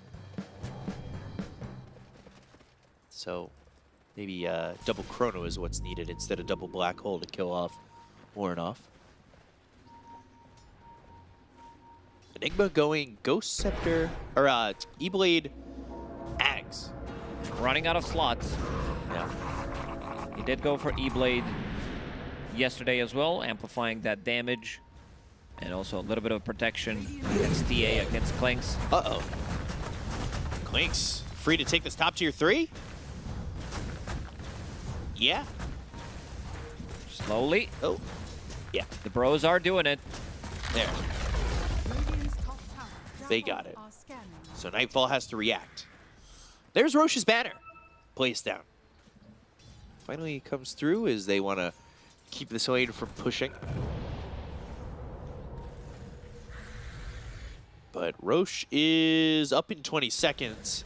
I believe both of which have been picked up by BetBoom. How many Wind Wakers are we going to see in this game? There are 3 already queued up on Aurora. They're actually getting close to them. For now, saving the buybacks. Roshan with the refresher. And another Roshan's banner. That's what I want to see. Roshan's banner top, Roshan's banner mid, and then go for the Giga push. You could. There's actually, was what, 23? Friend of yours? Stages. No, Oh, I thought it Roche's was banner. One of those lies. Yeah, my friend. My friend Roche's banner. We're good friends. Me and Roche's banner. No, because I had said both had gone to BetBoom, but the first one went to Aurora. Let's see if they place the second Roshan's banner. Does it stack? Which is spell immune. It doesn't stack, but they might place it in the mid lane or bottom just to push it. I was gonna say, if you have 2 banners, it doesn't give you double the bannering. It's an offset spot to put it. There it is. That's what we talked about. The Giga push is coming. Banner in the top, banner in the mid. Good Giga push. Save. Ooh, Q's actually in vision. They've got this gem. BKB and TP. No, Black Hole. Yeah, he's gonna pop it. Has Octarine, doesn't care. Has another one if necessary. Yeah. With Clinks getting killed by that Black Hole, he'll be behind the bookcase now. As Wind Waker is finished by TA. Doesn't have buy though. So if he dies, high chances of him dying. Nightfall is invis with Shadow Blade. Oh! Too quick. Oh, now they're gonna turn it. They They're pop gonna the turn this Lincolns. into a They've got the kill, probably. Hex. Post stomp, the right click. They take the Aegis. Oh my. He tries to get the refresher in there. Now he's gonna potentially go to the Chrono, but they've got the disruption save. Chrono right on the 23. All the Tia came in to try and fight him. Do they have Wind the Waker, damage? It's can he looking get it out? close. Yes, he can. Gets up onto the high ground, but they're looking over. Not only they've got the Tekken to get the kill out of the Shadow team, but they've got 2 years down on the side of Aurora. They buy back on both. 23 is able to survive with the right clicks coming up from GPK. So now GPK needs to run. He bought back earlier. They've got the Timber going in. Lord up with the Whirling Death on the 3. Oh! Done. The damage coming in. Oh, he takes out GPK and save. Toronto, Tokyo falls. Aurora feeling like Godzilla taking him out. Oh, look Oh at my. that was such a clutch play. The blink out from 23 sets things up, because if he gets caught inside of the Chrono, he will probably die, and then you have Timber controlling the team fight with the Hex, Timeless Relic, so Hex lasts for even longer. You can see the power of these creeps. While all this was happening, mid lane was pushing in, top lane was pushing in. Mid barracks almost died, so now there is no buyback on Nightfall. One is available. We're gonna see that again. That was such a clutch play. And they even procced the Lincolns before, so that was nicely done. The rest of the team was unable to back them up. Look at the minimap where they were. I want to say Timber maybe tried to, I didn't see it, but maybe he I think used he's like, this is the problem, because he caught Miero on the edge of the black hole, of the Chrono, sorry. And now back to live. That's a lot of damage onto towers. GPK, no buyback. It's on cooldown because he used it, and they got nothing out of that buy. Oh, Aurora, let's see if they can finish it off. Go for the tier 4 straight up. GPK's dead Double for black 45 hole more seconds. Is ready. Miero smoked up. Trickster Cloak, Invis. Save. They try to save this game. They've got the Spike Carapace. They'll go. BKB Black Hole, but there's the Wind Waker. So he's going to be able to survive for now. They got the buyback available on GPK Another once one is again. The ready. Wind Waker coming out from this And another 23 black hole. TA, but they've got another Black Hole. They get the go to 23. He's got buyback, and they'll start to run on Aurora. It gets pretty ridiculous. We've seen this movie yesterday when BetBoom were playing with the double black hole and the double chronosphere. GPK, his buyback came off cooldown. Oh, Miero! Backstab. There it is. They've got the Hex. They have the damage from damage. Q. Oh, the Lotus. Nightfall in. Impale and jabs. He went in too far with Q. Lotus Orb. Oh, they just weren't able to kill him. Lotus Orb saving the day, and the He might Ghost just- Scepter. So, looking at the buyback status, only one is on cooldown for BetBoom, 2 on cooldown because they used it in the previous fight. Both supports. I don't know if we can call Clinks a support at this stage of the game. No. He is very much a core. Very much sitting at the same net worth as Jabs. 80% for Aurora now. 80-20. I don't know. 20 seems a bit low considering that they still have Bion Enigma. Faceless Void doesn't Impale? have it. Silence out of Faceless Void. Rolling Thunder comes in for GPK. No buyback available on this Clinks. They need to make sure that he's able to stay alive. But this is not happening. The Chrono on the Timber Chain. They look over the Clinks. They get the Kona Q. They'll end up losing save. They'll look for Warren off the damage with the right click. Now it's Toronto, He's gone. Tokyo with the impetus shots. He's got a lot of farm. They bought back on save. They'll get the kill onto Warrenoff. Everybody dead. Now finally 23's back alive, but you will not have this Clinks for another 2 minutes, basically. What's the win percentage now? It's a number. It is a number indeed. We don't know the number, but It's 33 23 there. easy. 23. BKB was popped by Nightfall. They go to the Impale. They've got him. Oh, the Another Chrono. The disruption save. Nightfall not going to have the damage with the Black Hole on the edge. Now they've got themselves another Wind Waker. Up into the air once more, but the Rolling Thunder, 23 trying to survive all this with the right clicks coming in with the Black BKB being popped by 23. They In jump in a with couple of jab. seconds. Blink Hoof Stomp comes through on a Toronto, Tokyo. They've got the double chakra. They get the count on Toronto, Tokyo. They're taking the Enchantress. Now the silence on a GBK who fought back before. Can they get the kill? Black Hole through on a jab, Wind but it's not on the Waker. 23 with the Wind Save the Waker. BKB, the attempt to TB out, but they've done themselves another Yules. They look over at Nightfall with the silence coming through onto the Void. They get the count on Nightfall. They look over at Miero. They'll take him out as well. That's a full team wipe. Save and bought back earlier. So does Toronto Tokyo now. And Aurora forcing these buybacks, forcing BetBoom in a Can they horrid catch position. more? Ooh, Lornov, he was so close. He got here. kicked off. He's got the Hex, the double chakra. Toronto Tokyo, did he buy back for nothing? Lotusaur, Blink, Havoc Hammer, Hoof Stomp, He's Double on Edge. 2 He minutes. ends up dead. Buyback from Miero committed. Man, they have to go through double BKB Enigma with the Black Hole, double Chronos here, and they managed to salvage that fight.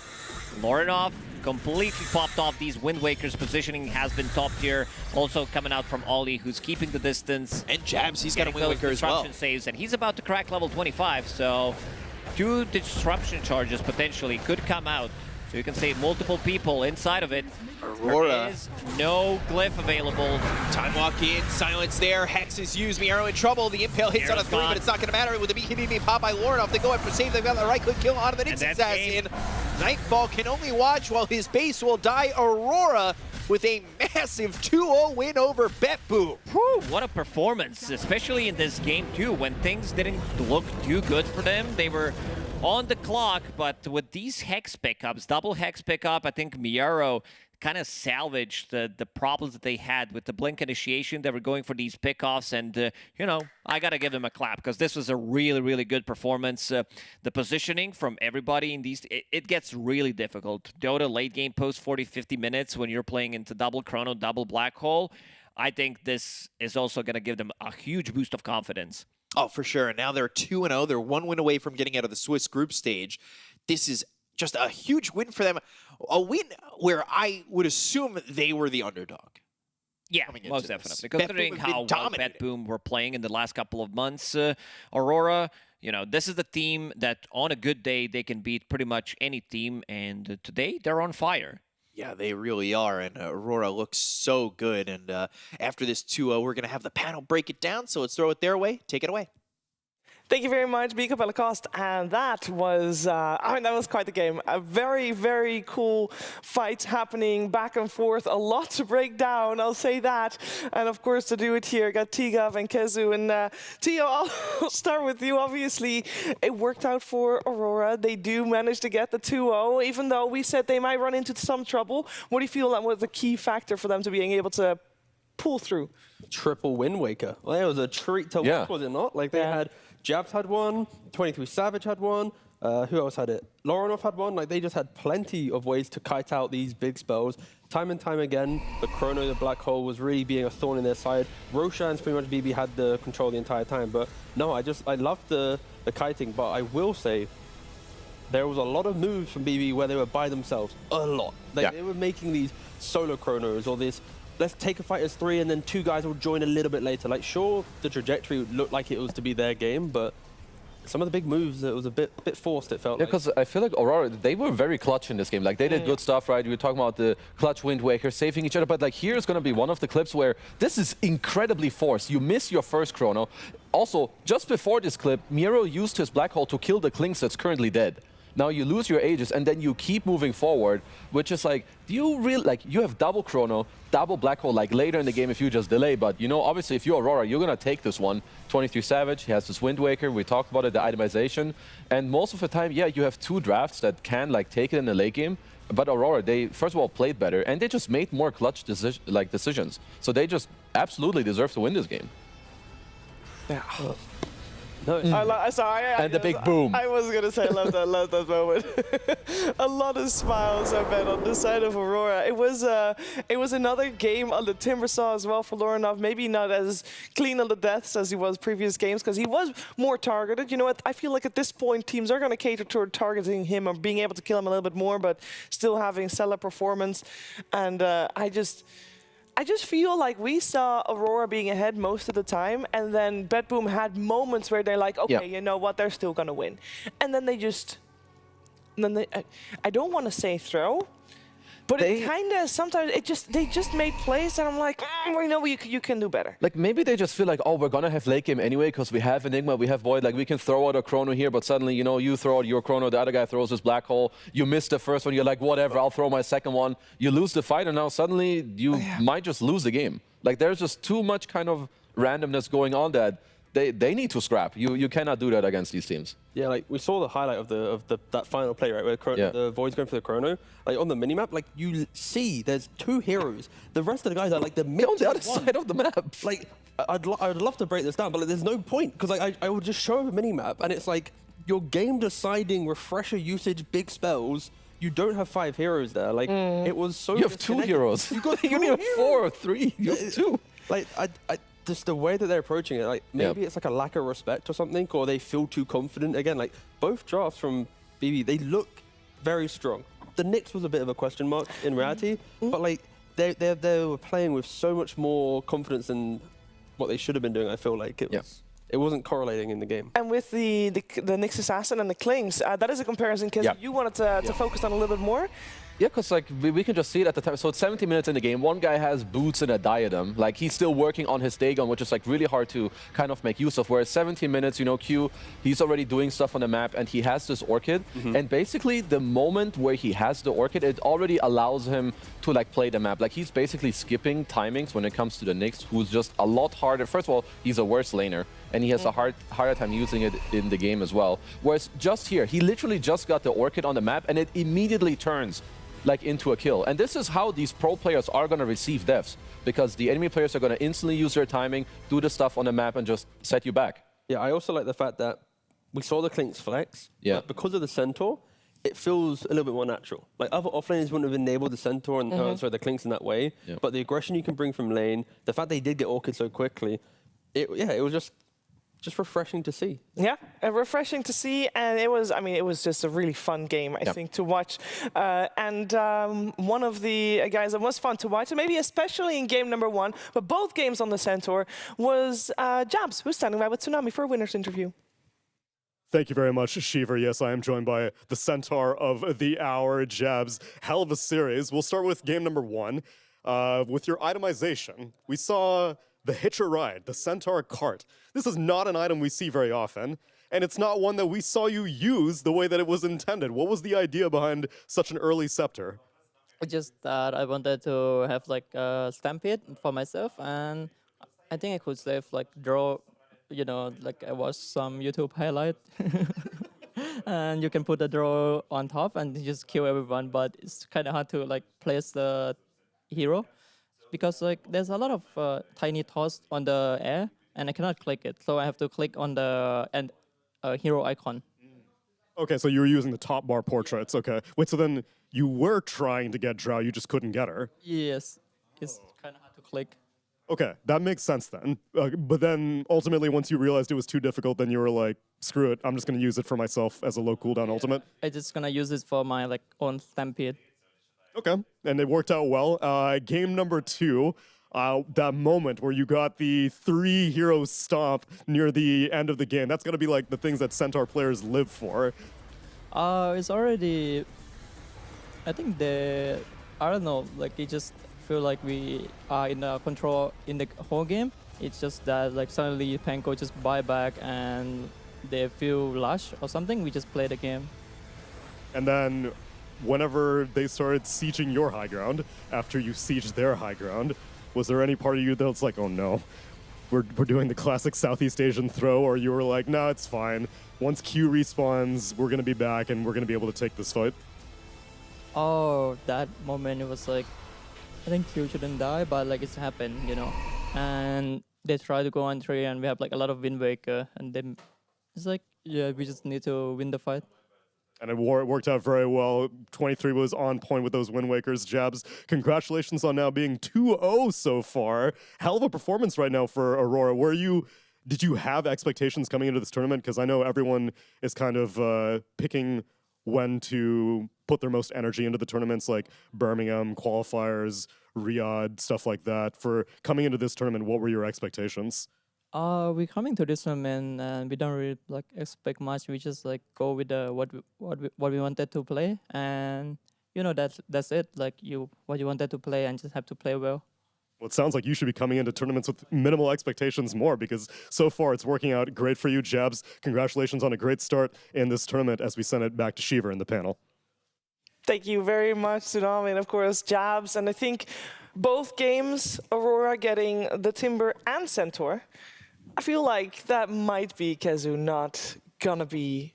Maybe one or the other, fine, but both? It's a pretty good combo. It's very similar to what Falcons do with like Mars Timber. It's just these two big, beefy boys. They just get in there, you know, they have their bodies there, deal a lot of damage. But my favorite answer was still, don't we all want to make YouTube highlights? You know, he buys this act, he's like, oh, I love that. you know, what could have been? He might buy it again next time, Stampede himself, but maybe then he'll get the Reddit or the YouTube clip. And he'll be more focused on being able to click better. Exactly. You know, He like- learned that, He so learned next that, time. so- and yeah, it worked out. It's more worrying that he's using YouTube highlights as a point of reference in a pro game. I saw it as a YouTube highlight and it looked cool with the drop, so I'm gonna do it. So now if we just start putting a lot of highlights out there, we'll see if We can influence Yeah, the we pro can scene. influence, exactly, It's yeah. like go for kills, it's good. No, not the Stop pro stacking. just jab. Just jumps? Okay. Just jab. It worked for Amar too, that's why he got the Broach Divine build. True. Yeah. Just saying. There you go. Yeah, probably not a lot of players that can really make that work, but who knows what kind of YouTube highlights we got coming off our next series, because we are moving straight on to two more winners, two teams that won yesterday, Team Liquid and Xtreme Gaming. We'll go head-to-head in the best of 3 after a break. I'm never chasing a sound. I'm trying to chase an emotion.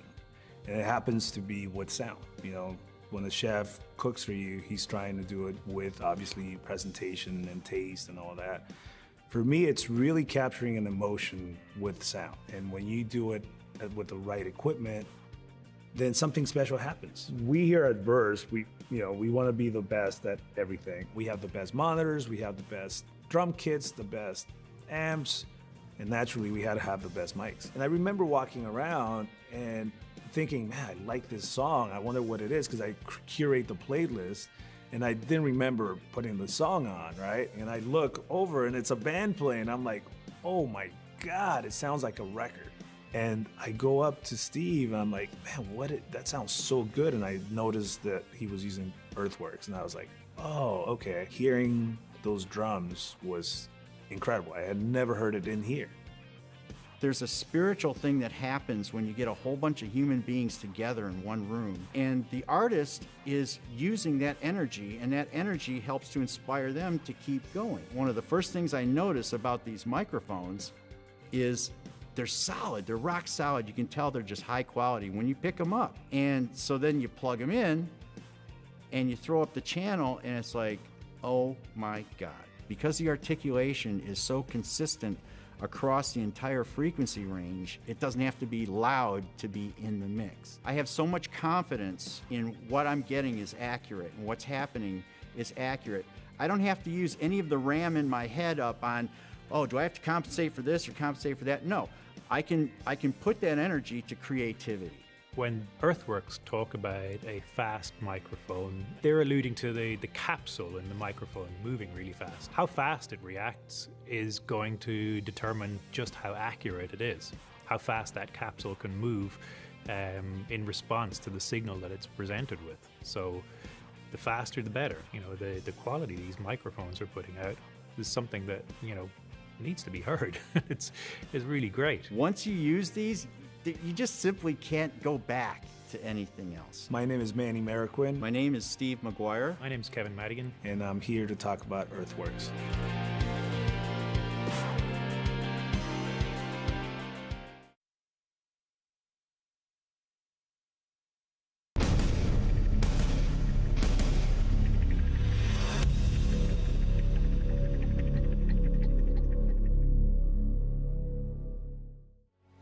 Welcome back. You're watching PGL Wallachia, and we are here in the main stream where we watch winners all day. That's right. That's the way the Swiss system works. It is day 2 of the group stages, and that means all winners go up against winners from day 1, and all losers go up against losers from day 1. Now, all the teams that lost yesterday are playing on the secondary stream, but right here we're watching the winning teams. And for our second series of the day, we are going to witness Xtreme Gaming versus Team Liquid, both, of course, coming off a 2-0 yesterday. And for Xtreme Gaming, which I want to focus on first, it's a very special day as DY is turning 27 today. Happy birthday to him. Kezu, do you think he's going to be getting wins for his birthday?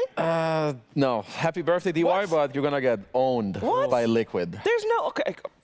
There's no way it's that one-sided. It's not. I'm just being. it's gonna be a 2-1. I don't know for who, so I'll retract later and then tell them happy birthday, you won or you lost. But I think for now it's hard for me to choose a favorite. T-Governor, how about you? No, I would fully agree. I think both teams are looking relatively even. I think you could argue Liquid is relatively underperforming based on what you would expect from them, being the second place team to now being a middle pack team. Xtreme as well wins a tournament into now what they came 7th, 8th at Birmingham. Xtreme came 7th, 8th at Birmingham, but they obviously were first in Elite League. Yeah, they owned that. The three of the players came first in Kuala Lumpur, and in Dasha and Dream League they came 3rd, and in Dasha they came also top 8. This is a team that is getting high places almost consistently, which maybe, I think actually the previous Birmingham was an outlier for them. Yeah, and that's where coming into this series, I'm very intrigued to know, was it an outlier? Are Xtreme actually in a bit of a rut where they're slightly underperforming? Yes, they are currently sitting 1-0, but they beat Boom, who has never qualified for a tournament outside of this one. So yeah, and this is a good test because Liquid, again, they aren't crushing it right now. They're doing well, and I think for both teams, beating a team kind of in that similar position of wanting to do better than they are, that will allow them to feel comfortable in the Swiss, and sitting at 2-0, one best of 3 away from getting into the playoffs is going to be a really good position. The one thing I really like about Xtreme is, well, first of all their players are amazing, but what I love about XM is I feel like he's a very special type of mid player. A lot of the tempo right now in Dota, it comes from your mid player and the 2 supports that are allowed to come to you and play with you. But XM plays like very toxic heroes. Like he will play Viper mid to slow you down. He's gonna play our Slardar mid into like maybe some Nisha Ember. And if these matchups happen, it's very hard for like Liquid or any team really to rally around your mid laner. And I feel this is really like a big edge that Xtreme have with their mid player XM and the way that he type of plays. I feel like it really changes the way that you need to look at this mid lane when you play against this team. Well, looking at the mid lane, I think Team Liquid has got that covered because we saw Nisha yesterday, and even in the game where we thought maybe Team Liquid was going to have a tougher time, he played Ember both games and he crushed it. So in terms of mid lane, I feel like XM versus Nisha is going to be a good one. Yeah, I think, I mean, it's just 2 incredibly skilled players who are also very versatile. Like there's not many other mid players who would have wanted to bust out an Ember yesterday. So at least it also goes to show you that Liquid are, you know, they're very free. If they feel like they need to adapt their playstyle in mid, I'm sure they will do it. Nisha is more than capable of doing so. Yeah, I'm just intrigued to know what the meta for mid will become, because like, at least with Aurora, we're seeing them put a lot of emphasis on Loranov seeing his matchup and getting the statement hero. I think both XM and Nisha, I think Nisha is happy to play his matchups a little bit more blind, but like XM, like when he's playing like Bloodseeker mid, his faces Void mid against the Kotal, there's a lot of reactionary picks that allow him to be as good as he is. So I'm intrigued to know if Liquid will disguise Nisha's hero a little bit to prevent XM getting that quirky counter pick that allows him to look like a genius that he is. Yeah, like maybe some more flexes then on that note, right? Like some, or if you pick the Pango, because Xtreme, they draft very like in a nuclear way. They see a problem, they go all out. Like you said, they see first pick Pango, Bloodseeker. They see Caudal, Faceless Void. Like they will instantly just go address it. And if you corner yourself in a draft against this team, I think you're really putting yourself in a bad position. All right, so both teams indeed having a bit of maybe a little bit of issue with consistency coming into this. So, and both teams beating a team that they were supposed to beat anyway. So this is indeed very much, would it be our most even matchup of the day? I almost feel like it would be. That being said, I did love the previous series on where Aurora was the team that was on paper not supposed to be BetBoom, but they obviously did very well. That was an upset. So that's gonna, for people obviously for the full tournament, we talked about this at the very start of the day, upsets in Swiss format T. Chaos. It's so good. Because like you have initial seeding, right? 1 through to 16. Yeah. All right. And then the teams, it is like 1 plays against 9 and then 2, blah, blah, blah. Right. And then after round 1, they have a new seeding based on the quality of team they beat. So when a low ranked team beats a good team, it fucks everything up. And then suddenly you get matchups you don't expect in a good way. In a good way. For the viewers. I mean, when I say it, I mean from the hype. Yes. And that's how giddy I am. Because when I see the little WhatsApp message later tonight, like here's the matchups, I'm like, oh, you know, it's pretty cool. So. Yeah. I mean, it's going to be changing up everything. That being said, when we're thinking about matchups and who's supposed to be who is actually the highest seeded team here between these two? Because I actually don't know. You have wanna the list check? somewhere. I Yeah, can please. check. They're probably very I close feel like together. Xtreme are maybe 1 or 2 slots above Liquid. No, Am I wrong? No, I'm gonna guess. We're holding until we get the info. so it depends on, because Team Liquid came higher in Birmingham, Yep. but obviously Xtreme came way higher in Elite League. So it depends on how recency heavy it is. Oh, Liquids are apparently third. The voice of God did just tell me. Yeah. Okay. Wow. So was Liquid third. are seeded Liquid a are lot seeded higher. a lot higher. Well, Hate Extreme. Damn. no. Yeah, Liquid being third. That's. Yeah, they did okay. I can see it. I cannot, but it's Little fine. bit. No. Not I third. feel like they should be fifth, Fifth. but you know, I we would say will. third, but I also will say Spirit- sixth. Okay, no, but okay. The thing is, what's the time span? Yeah, exactly. That Because is. if time was a thing, because it is, right? Is it though? Probably. We Well, can ask Mr. Buchholz because there's some, there's some there's- ranking here, some this there. And, Exactly, we'll yeah. we'll contact I them. will say in the last 3 months, I would say disagree. Oh, 100%. If it's 3 months, this Yeah. is illegal. But obviously, there's a circuit lasts Sure. for a year. Yeah, and, I get it. I There we mean, go. it's like, but that being said, I think this also has a high chance for another upset, meaning our matches tomorrow are going to be very fascinating. I am excited about this one. We're going to see a draft where you're having Team Liquid on the Radiant side, Xtreme on the Dire side, and we're going to have a little bit of I would say flair change in terms of bans, as we do see Xtreme banning out the Oracle. Yeah, it's just it's a Insania Classic, right? It's like one of his absolute best heroes, and it's not just about you playing Oracle. It's about you and your team understanding how to play that hero. It needs to be paired up with like a Leshrac, an Alchemist, a DP, and whatnot to really make this hero work. So I'm not too surprised. And Liquid come out with the IO. It's just a hero that I personally love. I feel like it changes the game a lot that many other heroes can't. Heroes can skip items. You're suddenly global. You can move around this big map faster with the tether movement speed as well. So I always just love seeing an IO played. And good teams that have a good IO player are nasty. This hero needs to be respected. Yeah, I think at least nowadays there aren't as there's a lot more synergies for IO. 'Cause, Yeah. Back, years ago, it's like IO Luna or IO Gyro, IO Sven, right? And now we've got IO Masters coming to the mix. Still the 3 heroes that I mentioned. You can go IO Slardar. There's like so many options for IO to play with that it isn't as of a statement hero as before. I think. No, they banned out Slaughter themselves.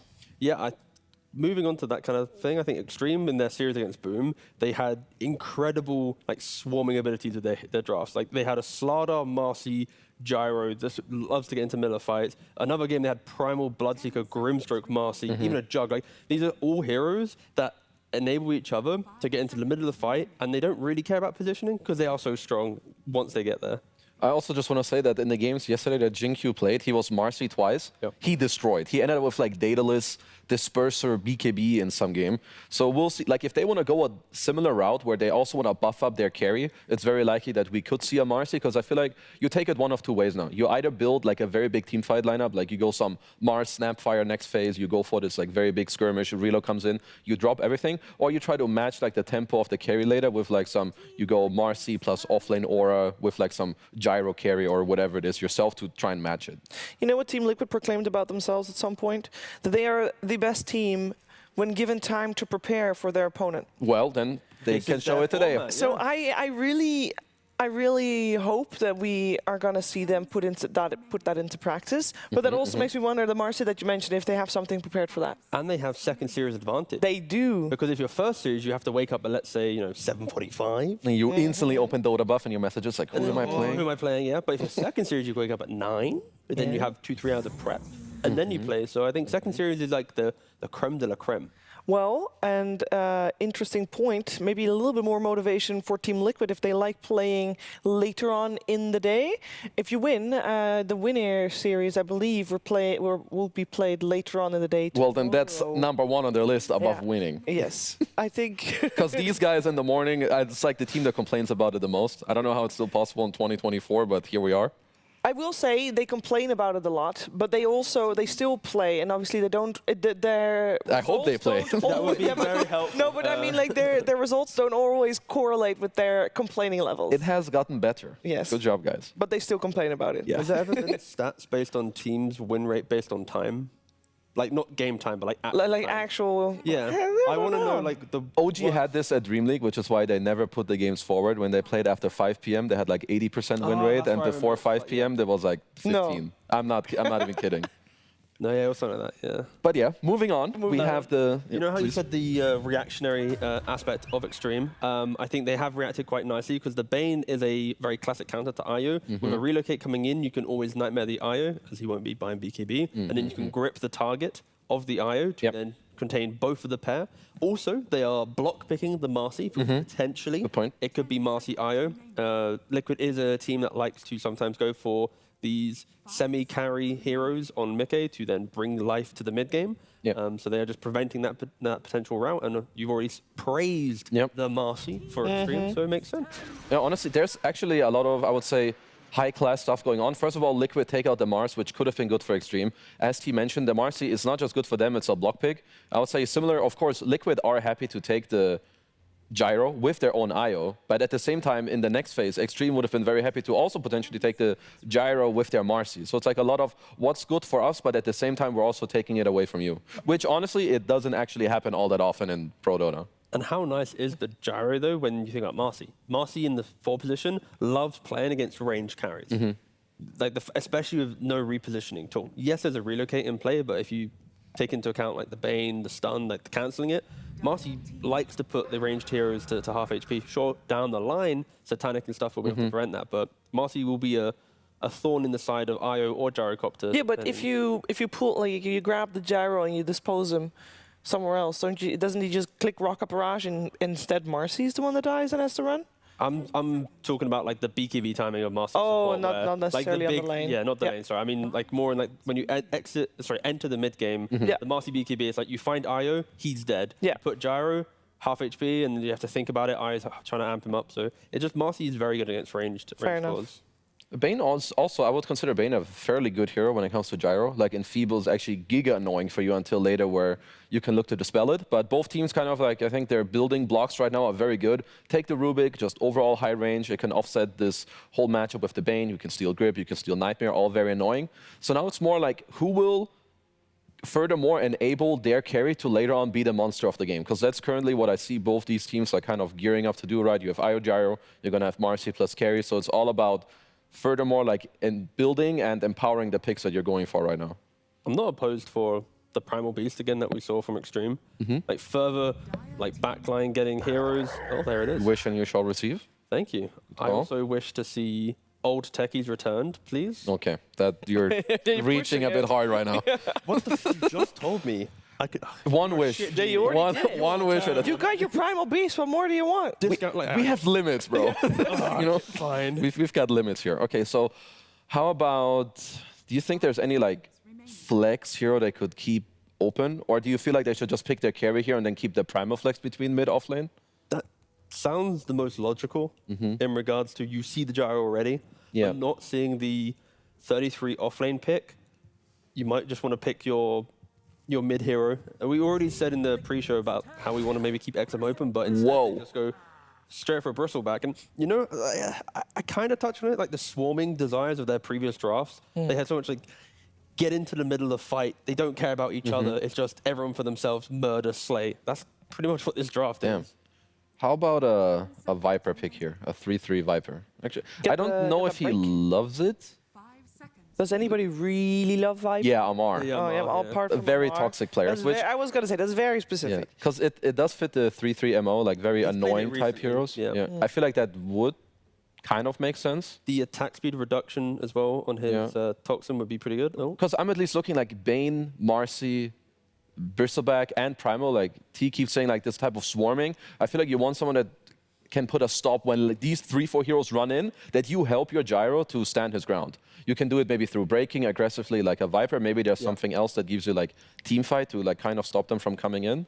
Well, you need some kill threat. That's the main thing. You need some, they go for the Viper. Like if they didn't go for this type of hero, they are going to be lost. Like Gyrocopter right now will not do any damage to a Primal or a Bristleback. When they have 2 items, Gyrocopter's got Falcon Blade maybe on the way to Aghanims. That is not a timing to join fights.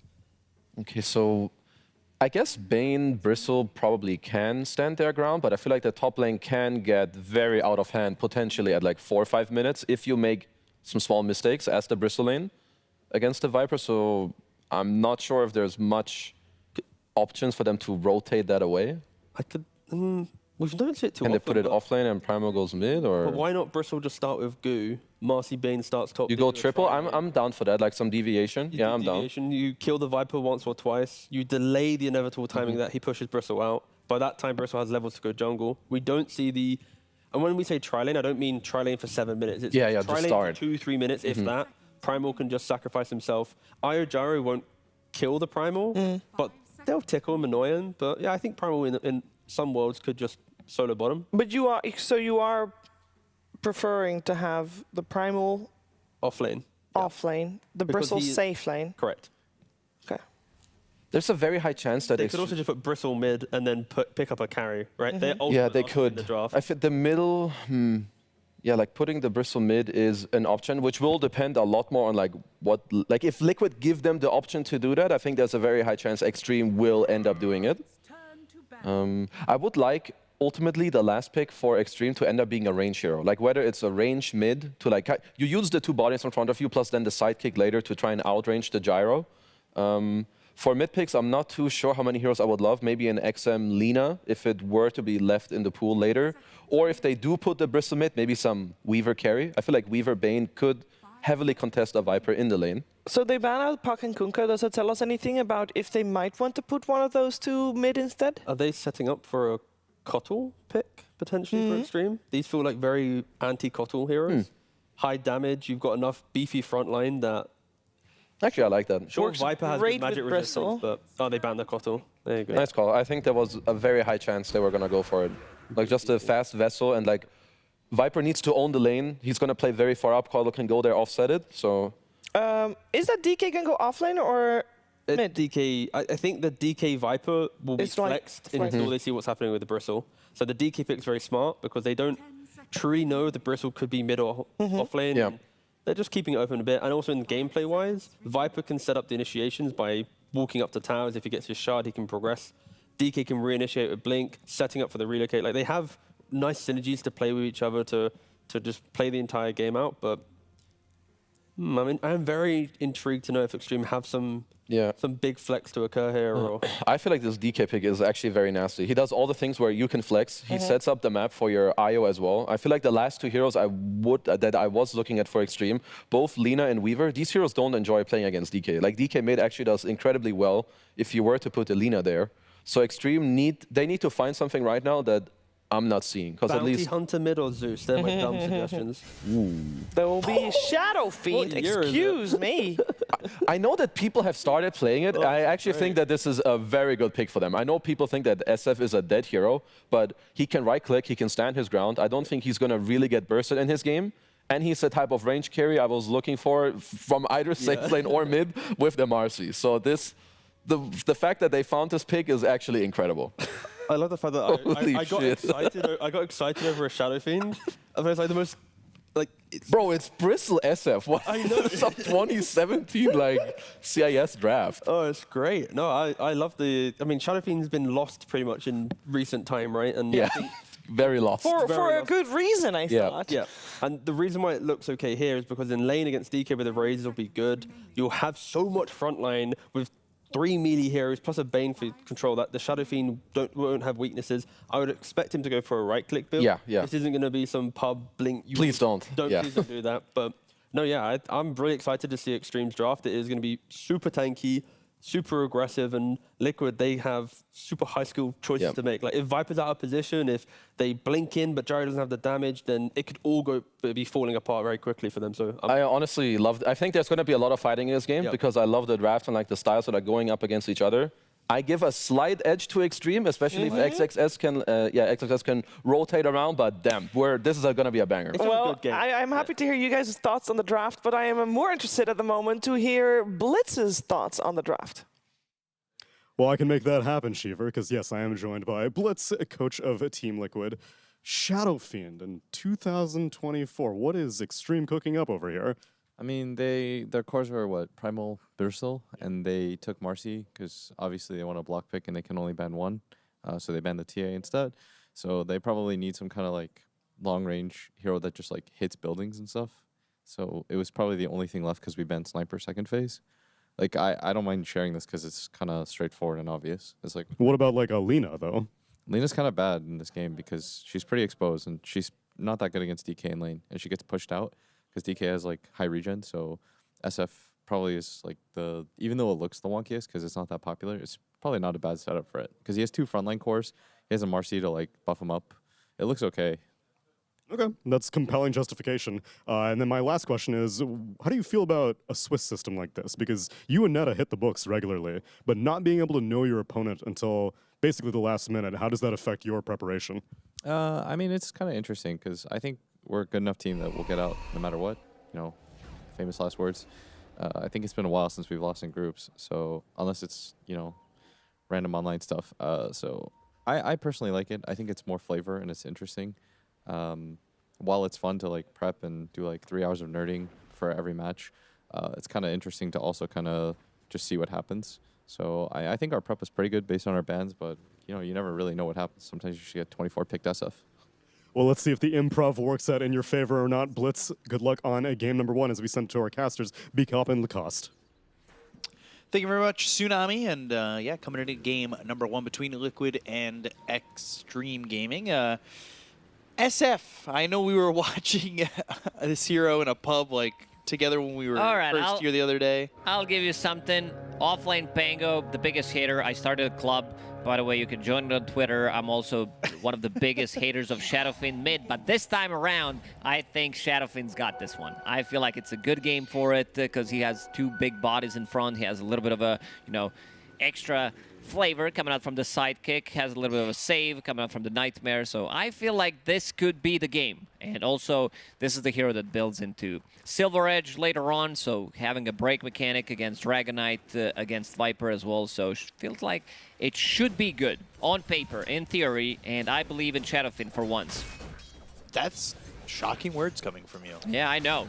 I feel like I never hear that from you, especially the other day when we were watching SF and you're like, this hero does nothing. Usually well in that game. Shadowfiend turns into Shadowfiend. 5 minutes into the game, easiest hero in Dota to kill. Requiem of Souls, at least that got a little bit of an upgrade. Back in the days, this hero didn't have the fear on his ulti.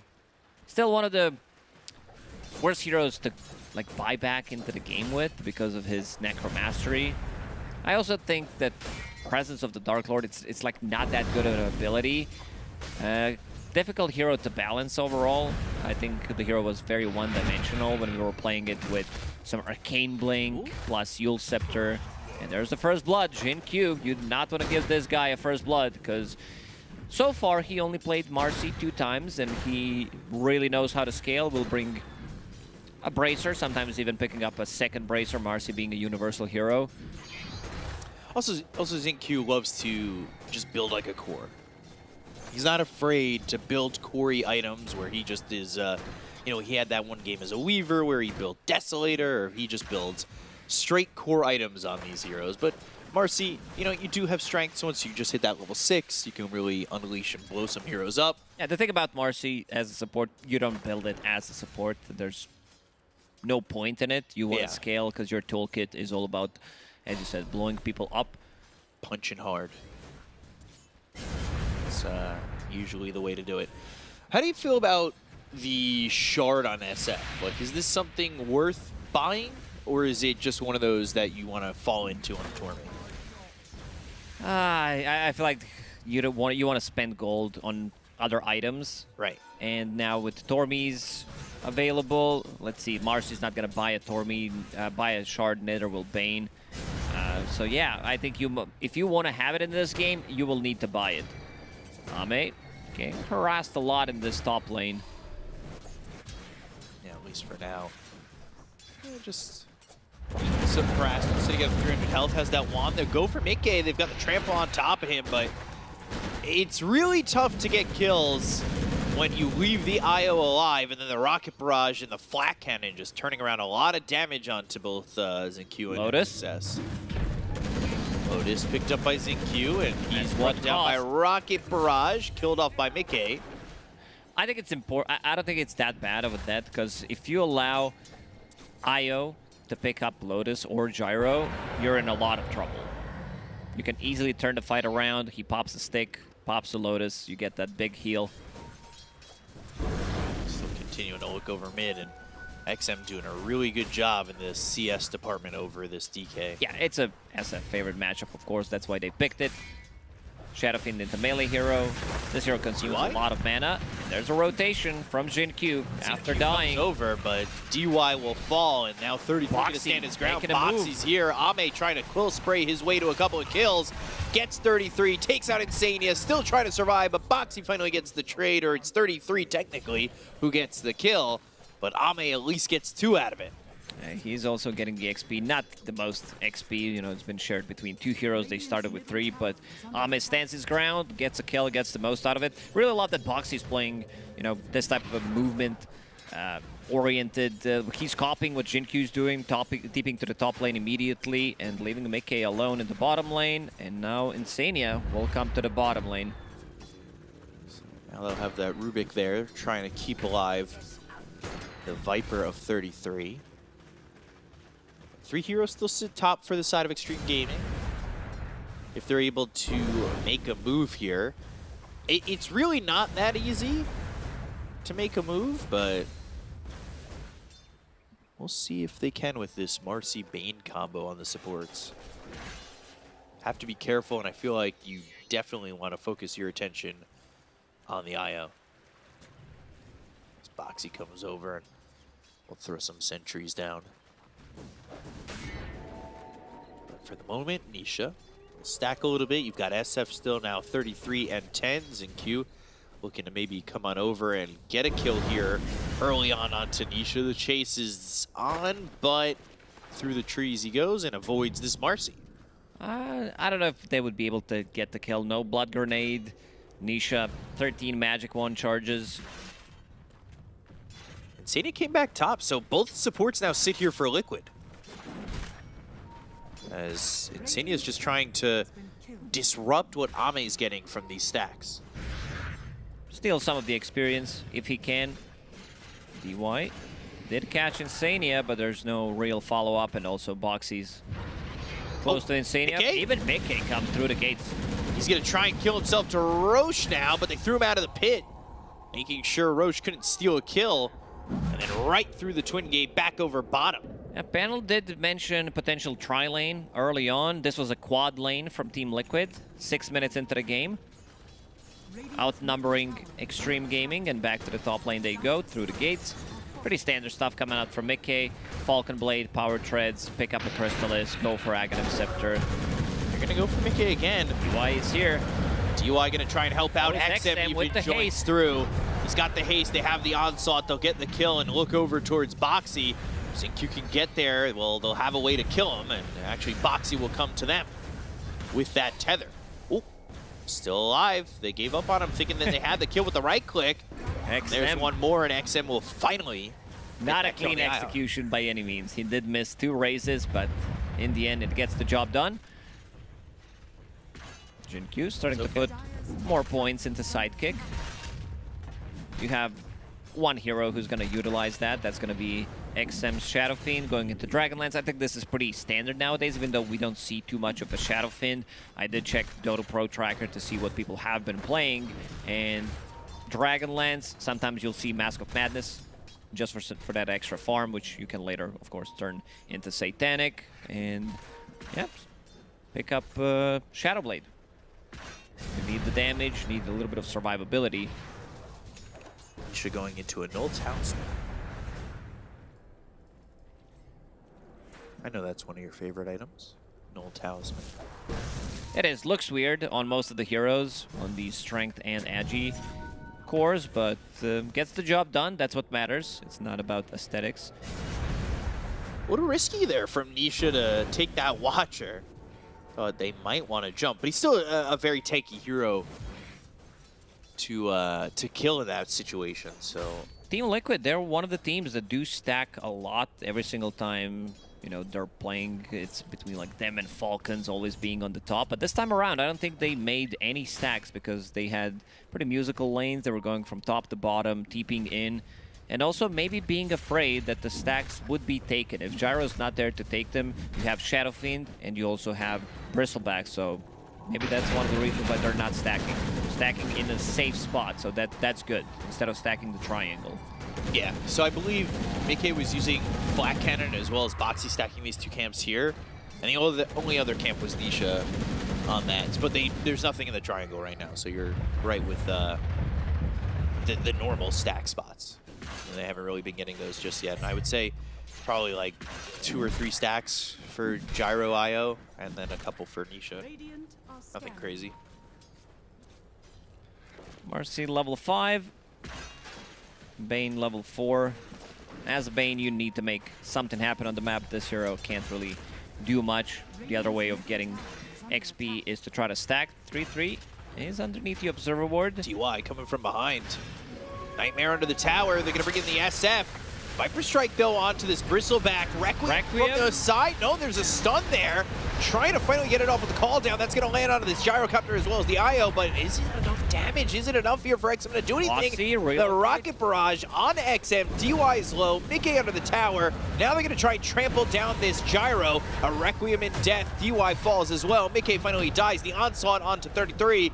They've got Jinkyu here for a little bit of help. They get themselves a second, but it's a 2 for 3 as they lose XM and Ame. Classic Shadowfiend impact. We've seen that over the course of the last 20 years of Dota. This hero just never feels like it's doing much. First Requiem, if that went off before he got stunned, I think the difference would be much more the impact of, because they were close, but it feels like he needs something. They also need to combine it with Trample, because right now they're out-healing the damage coming out from Xtreme Gaming. Marcy, pre-level 6. She doesn't provide you with much. Bane is still level 4.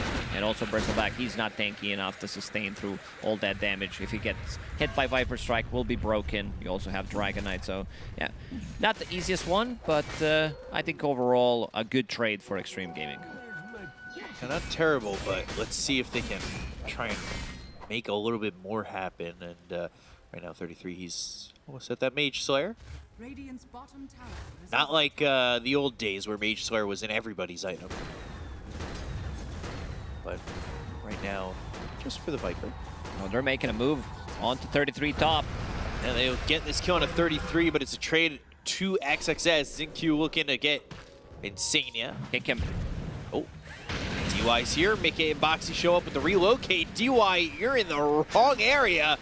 Call down used, and that last shot won't land on a Zinkyu, but they get the kill on a DY. Or actually, it did. He must have turned around because he was outrunning it for what I had seen. These relocate plays from Boxy have been on point. Insania never even dies there, and there's the stacks being made and cleaned up by Nisha, making his own stacks, really. Why is Dragon Knight? Why does he look like he has level 3 ulti? Always confuses me. It's the power of cosmetics. If it looks like it, it is. So, already level 18. Nisha under the tier 1. Zinkyu, he is just gonna die and get run down. Moves from Mickey and Boxy, they've been all over the place, going through the gates multiple times, coming with the relocate, now coming back to the bottom lane. Let's see if XXS can kill the courier. That's Crystallis. We'll slow down Mickey's farm by a little bit. Taking out that secret member and making sure Mickey's progression slowed down a little bit. So it's Ags next for Mickey. After that, Crystallis, of course. Get that side gunner. But Xtreme, it doesn't feel like they quite have the power to fight full out, but it's also really has to do with them having to kill this IO first. And IO is super tanky, does have mech available already. Another relocate, so they can play this bottom lane, Mickey and Boxy, and try to make something happen on a different side of the map. You talked about Mage Slayers, and there it is, Mage Slayer queued up by Dragon Knight. So, back in meta. It's great against Primal Beast, it's good against Bristleback as well. Not so good against Shadowfiend, of course, but yeah, having some extra magic resistance feels nice. So they come bottom to try and get a kill here on a Boxy. They'll start with a Nightmare. They do have Fiend's Grip, but they're trying to hold on to it. There's the tether all the way over. It feels like you went half the distance of the map with that tether. Oh, the Fiend's Grip. I think they needed to cast it. Probably they wanted to get both kills, so a bit greedy. But as we said, Boxy is tanky. That was before even popping the mech. Has Spark of Courage, that extra armor. Once you drop down below 50. He'll break that smoke. He'll be the one who ends up dead. That is, I believe, DY's 5th death already. Just some real high-impact dying. DY, known as Dying Young. Actually died 5 times already. XP rune. They need to clear those stacks before Team Liquid invades them. And Ame on Bristleback has been pretty silent, continues to farm up. His core item almost finished. We'll have upgraded Bristleback, very cool name. The thing, though, is, like, yeah, you're getting these items on Bristleback, but he's just a Viper Strike away from dying. Radiant's middle Like, how good does his gold really even feel, right? He's gonna be like soaking up the damage for Quite a distance. XM. Oh, there's the grip. Yeah, there's the onslaught, trample. And then we'll get that kill with the raises landing from XM. Nisha, who feels really tanky. There's also a stack here to take. It's not an easy kill, but 4 heroes from Xtreme had to come over to get this, and it leaves Ame open to farm as well. So, not bad. While he farms, he gets that bottom tier 1. He's got this Ags finished off. And Shadow Fiend sits top of the net worth, just above Mickey. The rest of the gold for Liquid isn't exactly amazing. No, you have... Misha's the one who's struggling. If they lose another fight where he doesn't get much done, he's going to be slowed down by quite a lot. And Jinkyu, he's going for these scaling items. He is trying to farm his BKB. Problem with Marcy's, you don't farm as fast. Like, you can't clear the creep waves, especially when you're maxing out Sidekick, because you want to amplify damage coming out from your Shadow Fiend. And XM did finish off his big item, which is Shadow Blade going into BKB next. You're in a similar situation as that Marcy, as I feel like you saw in the last game with the Nyx Assassin and the Clinks. Like, you kind of need kills to get involved. Although Clinks farms Clinks a lot can more. farm, but yeah. But Nyx Assassin is similar, right? Where you have to be involved in kills to get something out of the map. Stolen Nightmare in the mid lane. Fire action, success. He's got Blade Mail in the Eternal Shroud. Not an easy kill. Despite the fact that Liquid have looked really good with their movements, they're down 3,000 net worth. No, Dragonite is not farming much. Oh, what? I think big timing is going to be Mickey finishing off his Aghanim Scepter. He's getting very close to it. Xtreme Gaming using a scan so they know something is up. And you could see DY immediately running to that ramp so that Bristleback doesn't die, because he's clearing the stacks right now. That is effective dying once again. Making sure your carries, your cores do not fall. Okay, immediately to top, as he is top of the net worth for his team, trying to get everything he can out of the map, get to that Ags as quickly as possible. They will eat some damage, but nothing more doing. Lineup from Xtreme Gaming is not that good in terms of like getting the kills, because Shadowfin, Bristle, they don't provide you with any kind of stun, any kind of slow. So it needs to be primal, but XXS also decided to go for, you know, can't really blame him considering what he's playing into, picking up Blade Mail, picking up Eternal Shroud. So feels like DY needs to be the one trying to set things up for the team. And now with this overwhelming damage and also having a little bit of sustain coming out from Marcy, they're going to go for Roche. Quick Roche here for Xtreme Gaming. They will take that Aegis, put it in the hands of Ame. Because Ame coming back a second time is dangerous if they've used Viper Strike already. They can get that one first kill with the break, take him out, but a second time? Yeah, it not won't gonna be easy. nearly easy. Dire's middle tower is So, under attack. we'll see if Xtreme are willing to play maybe a little bit deeper on the Radiant side of the map, go through and get these kills. Dire's middle As they look at the top tier 1, take that as quickly as they took Roche, so very quick. Radiant's top tower has fallen. And then, like you said, Xingqiu going for that BKB, and he's one component away. Or in my terms, almost He's there. there, yeah, definitely he's there. got this item. I mean, not having gold, if you have 2 components, I think that's fine. You're like, oh, we can take a fight. If I die, I'm not going to lose any gold. If I win that fight, I'm going to be able to farm it in the next minute or so. Light collector for Bristleback. That item has been nerfed. It's been way too good. Everybody was picking it up. 10% movement speed before. Now it's down to 5. Still feels good, though. It's still a good item. It's just that it was way too OP back then. So, DY. We've seen a few Banes in the previous series, but DY drums first item. Probably thinking about upgrading those drums later on to pick up Boots of Bearing against the Viper, against Dragonite. That the slow is not going to be as effective, so acting like a budget stampede, if you want to call it that way. Ooh. It's always fun to see things on a budget. Senya, uh-oh. He's going to be spotted. Unleash. Stealing sidekick, but those quills being sprayed right at this Rubik. Still XinQ gets the kill. So, happy to use that Unleash. Happy to get a kill there. And now without the Rubik, do they look for even more?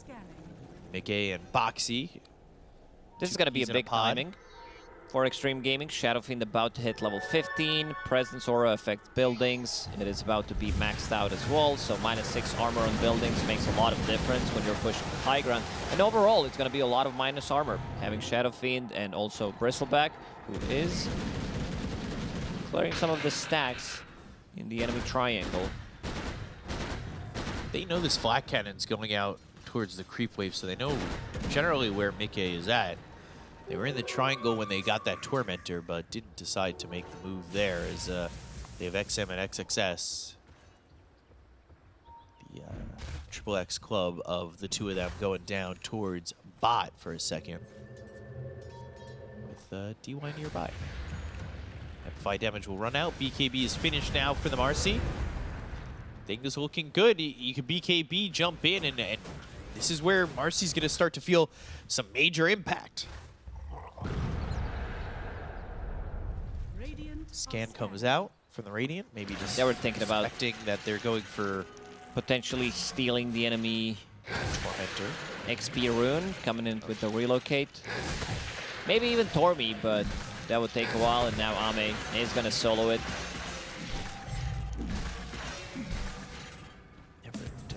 So now XinQ gets the that shard, that upgrade to rebound. So decreasing that cooldown. We cast on enemies. Solid shard. Yeah, it's near the bottom for sure. Like that shard is. Could use a rework or something. I feel like Marcy's toolkit, it's nice, but I feel like there's a reason why we don't see this hero being played. We see it mostly from position 1 when the hero's paired up with Io, and some players are brave enough to experiment and try to get away with position 4. XinQ jumping in. Rebounding and taking the attention from Liquid. Now they're going to go the other way with the BKB popped here by XinQ. They jump forward. They've got the Fiend's Grip. They're going to find a Nightmare onto Boxy, and he'll try to TP out, but they've got the Yules up into the air. They'll take out Mickey. They'll get themselves a second in Boxy. Ame gets one, XinQ gets the other, and no reaction coming out from Team Liquid, knowing that both heroes were dead. That's why Bane has always been considered as a counter to Io. You have Nightmare to stop the relocate. You have Fiend's Grip on top of it. So setting things up quite nicely. And a good item choice, I would say, from Ame. We've seen in the previous series some late game Wind Wakers, Yule Scepters as well. And he's already prepping for it. This is all about buying time. You get struck. Only reason you get hit by a Viper Strike, it's 6-second duration. You lose 2.5 out of it. So that's quite nice. Top tier 2 taken. Roche in 2.5 minutes. Is this it? Is this the game that we're gonna see Shadowfin actually win a professional game? Might be it. Looks good so far. Really trying to jinx it there. No, I think they are in a really good spot, not just by having this massive lead, but also in terms of scaling. These heroes, they scale really well. Shadow Fiend does have Shadow Blade available. Full Silver Edge about to be delivered. So great mechanic against all of these heroes. Force Staff, Mickey in trouble to relocate. But what? The relocate right next to them. Mickey, he's just going to die. Viper Strike, the break, the telekinesis. Oh, Ame's going to fall. That's a trade. Maybe not entirely worthwhile, but taking out Ame's big. So 1 for 1 overall. I still want to see the power of Shadow Fiend. I want to see him go ham in a fight with the sidekick. Silver Edge is getting delivered. Also, Mickey with a bit of a different item build. This is not the item that we see, so adjusting, I would say, accordingly. Picking up Hurricane Pike against Bristle, against Primal Beast, who rushes in, even Marcy. So he has a little bit of save for himself. So he can keep the distance, come back into a fight with relocate. These heals coming out from Mech, and yeah, Solar Crest also being built on Io. Not the item that we see nowadays, but there's a lot of physical damage coming out from Xtreme Gaming. Yeah. Trying to help the carry survive any way possible. XXS going Blink into Axe. And Xingqiu going Gleipnir. Interesting choice. Xingqiu goes for whatever Xingqiu wants. That's just how it works.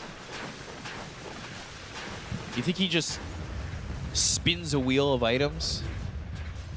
No, I can understand why you... Because Gleipnir is overall, like right now, a really good item. You have ways of keeping people in place, maybe setting things up for Requiem, stopping the TPs with, of course. But yeah, you need some kind of a damage. Sometimes you'll see him go for Diffusal Blade when it's a good game for it. Sometimes a Basher when you need to stop these. Because there are no BKBs yet on Team Liquid, so he doesn't care too much about it. So I feel like this is a good overall adjustment from Xingqiu. So, Roche, long timer. We've seen a lot of long timer Roches.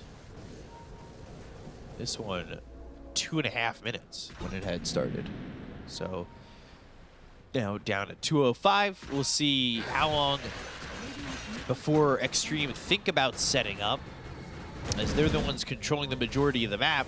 But 33 is here with Nisha, and they're going to rebound in from Insania. They go to the Viper Strike. They look over at XM. They get the kill onto this Shadow Fiend. They look for XXS. BKB TP out, but XM blown to pieces. Not a place to be there. Classic, I would say, Shadow Fiend. Going too deep, yeah, contribution to not even existing team fight, but yeah, Roshan will respawn minute and 30 seconds, so at least that's good for Xtreme Gaming. Silver Edge overall, very good against all 3 cores from Team Liquid, against Viper, where you break him, Dragonite, of course, and you can also break Side Gunner, which is a bit underrated. The damage output coming out from Side Gunner can be quite a lot. Let's say he has Satanic, so... 5-second disable on Side Gunner could make a lot of difference. Certainly can. Probably closing in on level 20, while Mickey is only level 15. There's SF back alive again. Those raises, he'll get those souls. And Roche in 45 will see Roche be top. So XM and Xingqiu pushing out this top wave to make sure that they can position properly for this Roche. Maybe get some wards down, get the better vision going into this, and Liquid, though, we'll see how they react, see how they want to go for this next Roche. I don't think they're going to contest this Roche. It feels like they might try to, but right now they don't seem fight ready. They're playing on a different side of the map. XXS. He feels super tanky. 3000 HP. Ogre Seal Totem as well to get him out of the trouble. Ooh. Foxy. He is going to mech, but... Ooh, Pavis. And... Whoop, away. Gone. That shard coming into play. Rebound off the enemies. Meanwhile, while this is happening,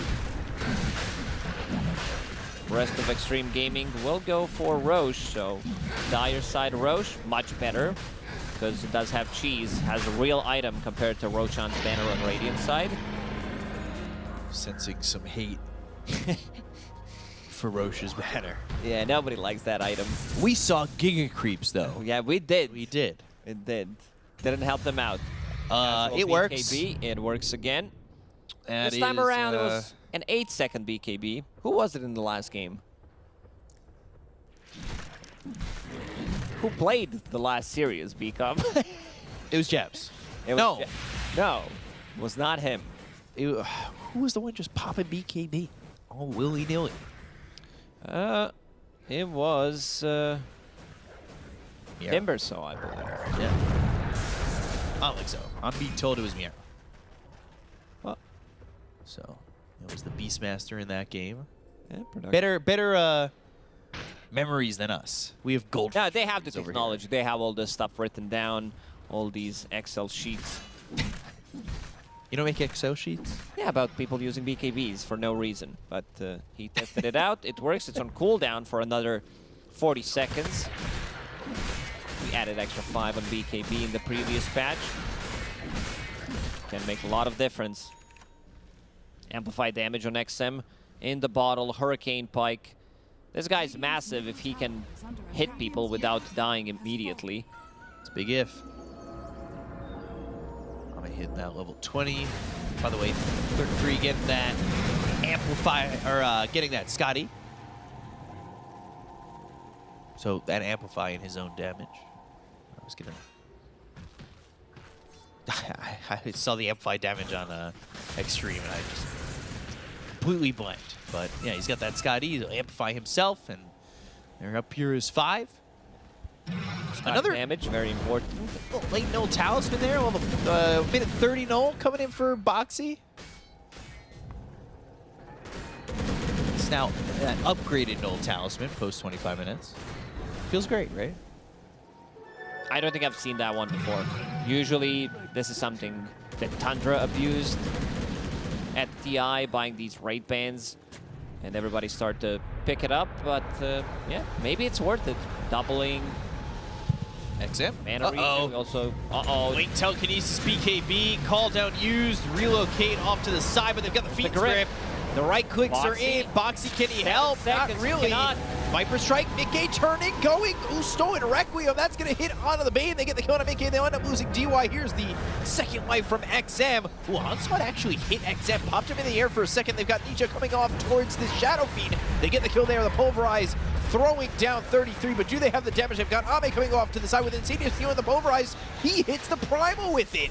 Onslaught trying to get back into the fight, trying to do some damage, but 33 standing his ground will finally fall. Zinq's got that. He's got the damage with the Unleash, but not enough with Nisha getting to the low ground, rebounding down towards Insania. They'll get the kill there. They'll take out Boxe. Ame starting to dominate here in this fight, as it's back and forth, but Xtreme looking like the victors of that one. man, Shadowfin, he melts so quickly in that fight. If they didn't kill off Gyrocopter immediately, if they got to relocate out, maybe try to heal him a little bit more, that fight could have been a lot better for Liquid. But yeah, holding on to Aegis, because for the next fight, Shadowfin will not have it. So that's going to be a big difference. So, like, even with amplified damage, he does hurt, but you can see that they have tools to deal with him. This was Gyrocopter also pre-Satanic, because he did go for Hurricane Pike as an item in between. Has a little bit of lifesteal coming from the Paladin Sword, but once he picks up the Satanic, I think the fights are going to be much more different. That little life, though, that Mickey was able to grab. Yeah. Gets focused down by 2 dragons. And Scotty plus, you're not moving. You have pretty much 100 move speed. Onslaught here from XXS. Eventually, Ame's going to focus his attention onto Boxy. A lot of quick damage there, and Zinq will use that rebound dispose combo down low to take out Insania. But yeah, it was BK who was going to die very quickly, but was saved a little bit of time with that mech coming through from Boxy. Yeah, I also want to see if Mickey is going to finish off Daedalus. Seems like he will. And then go for a Satanic. So once they have a little bit of extra damage, thinks that Paladin Sword plus IO heal will be enough to keep him alive in these big team fights. And Jin Q, he's starting to scale. Having Gleipnir going into Crystallis / Daedalus next. And also having level 20 talent with extra 15% move speed on Unleash. So you can easily lock onto a target and try to kill it. He also wants to get Disperser afterwards. So big items for Xingqiu in his future. Planning ahead, that's what matters. That's what I also want to see. Not having anything in your quick buy doesn't tell a story. You're like, ah, we're going to play this game. Yeah, I do. The opposite of Tom Bombadil. So, 5-man smoke coming out from Liquid. They spot him. Xingqiu's in. Quick on Mickey. Telekinesis to try and throw him away, but they already got the kill. Ame takes out one. They'll take out 33. This is awful for Liquid as they'll look for more on Xtreme. They don't quite catch anything. Though, after getting those first 2 kills, they really don't need much more than that to feel accomplished. That was Just quick. so much Marcy, damage from almost Xingqiu. 4,000 damage coming out from him. Now you're playing against 4 cores from Xtreme. They're going for the high ground. Mickey couldn't sustain through all this damage. Will be dead for 35. There's no buybacks here, and I mean, there is this glyph. There will be another glyph. XM, he has that shard now, so has that upgrade and fear. Take out Inciterax. Breaking the base, taking out the range racks. Meanwhile, Ame taking the top set of racks, so split pushing this, and there's that second glyph. Yeah, Ame has 20 seconds without 500 33. damage on his Bristleback. Hitting level 25. Vindicator's Axe having AC, so he can easily clear those buildings. AC plus Shadow Fiend Aura with level 15 talent. The buildings are gonna melt. Liquid, with no buys, they have one more team fight potentially coming out from them. Xtreme Gaming, they don't necessarily need to rush anything. They can wait for next Rosh. They were already killing 2 Roshans.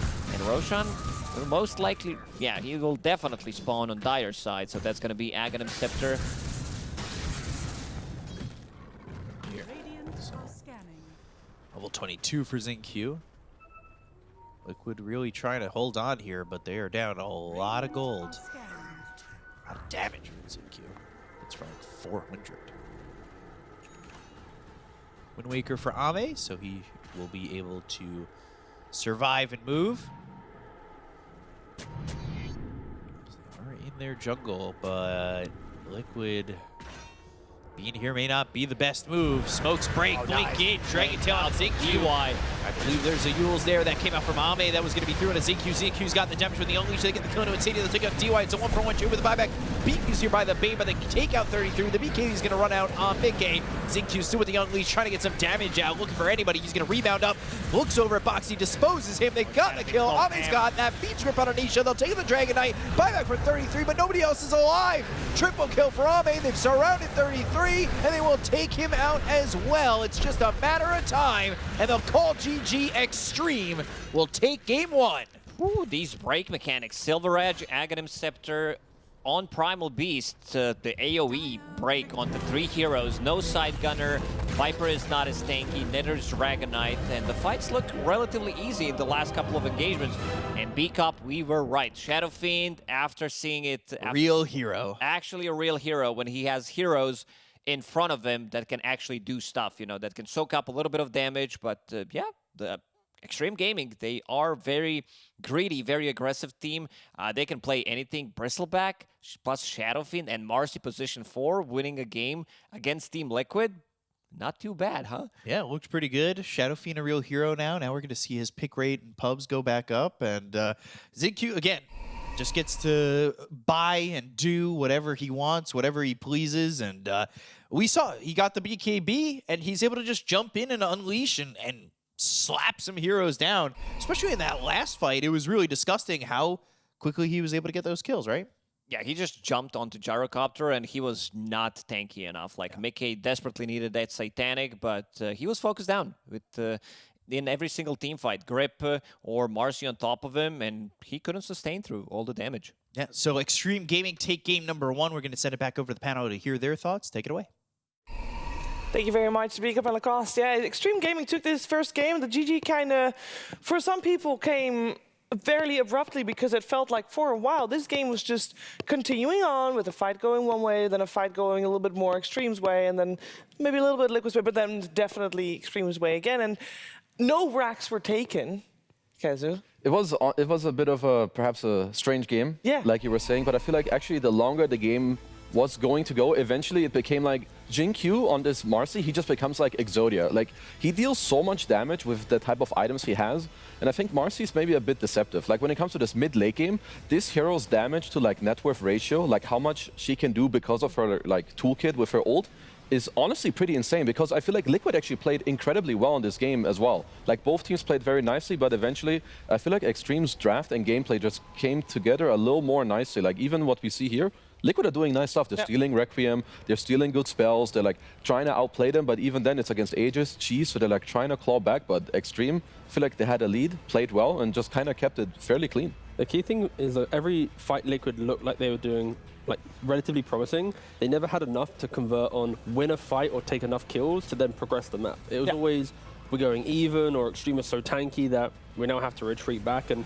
because of that, we saw moments, or at least Jin-Q get to the point where he was able to just destroy this Gyrocopter by himself pretty much. It felt like this, I think picking the Gyro into a Marcy, you have to either play out with protection on the Gyro, or just don't allow Marcy to have such a free game. And unfortunately, for Liquid, they weren't able to do it, and for Xtreme, it was incredible stuff. Like, just constant fighting. I love the fact that Ame went for the Yules quite early on in the Bristleback, identifying the Viper with the break, but again, this lineup is so scary, so brawly, so tanky, and Liquid just didn't really have the damage to deal with it.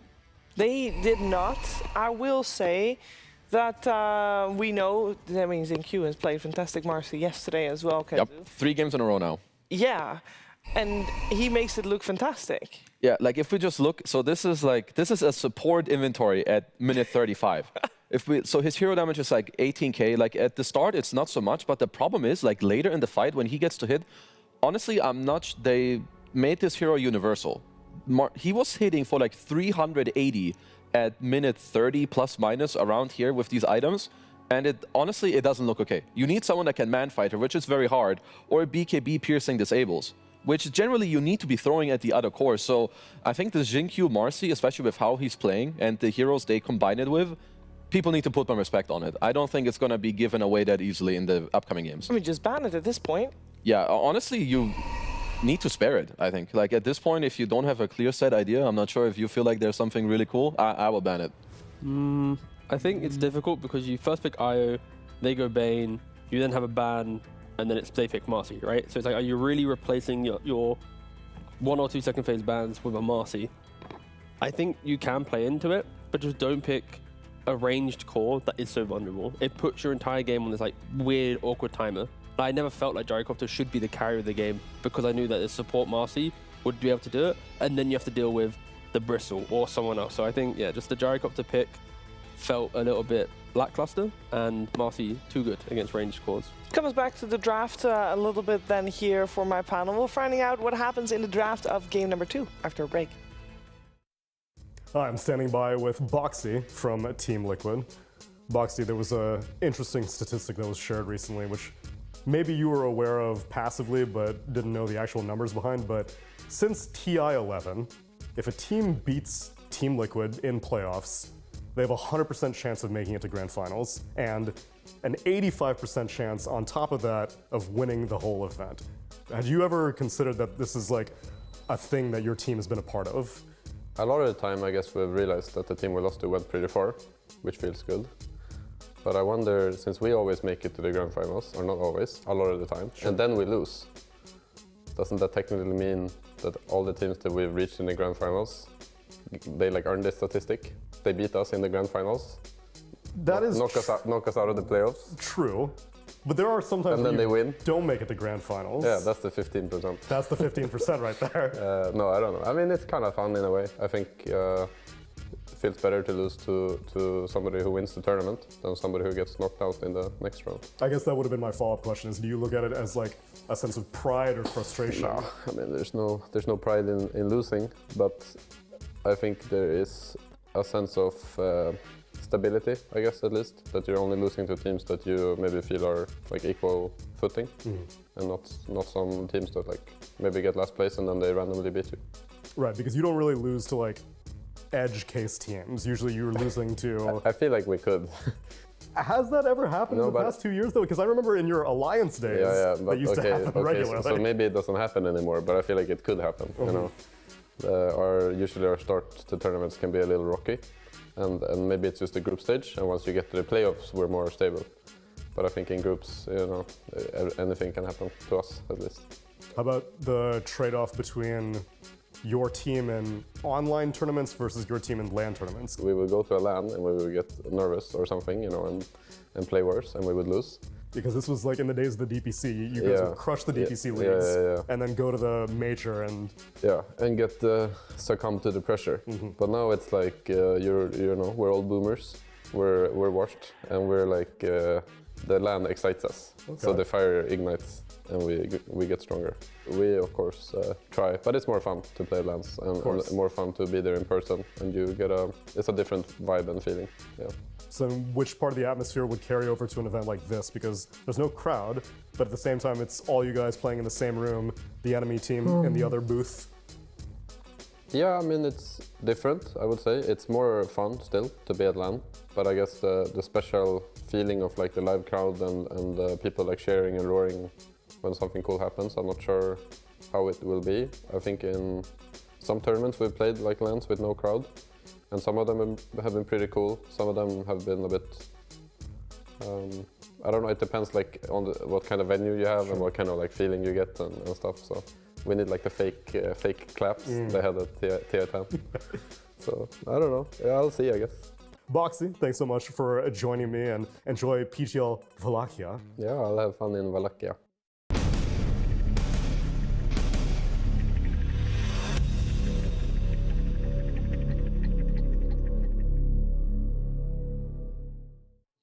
Welcome back. We're in the middle of our series between Team Liquid and Xtreme Gaming.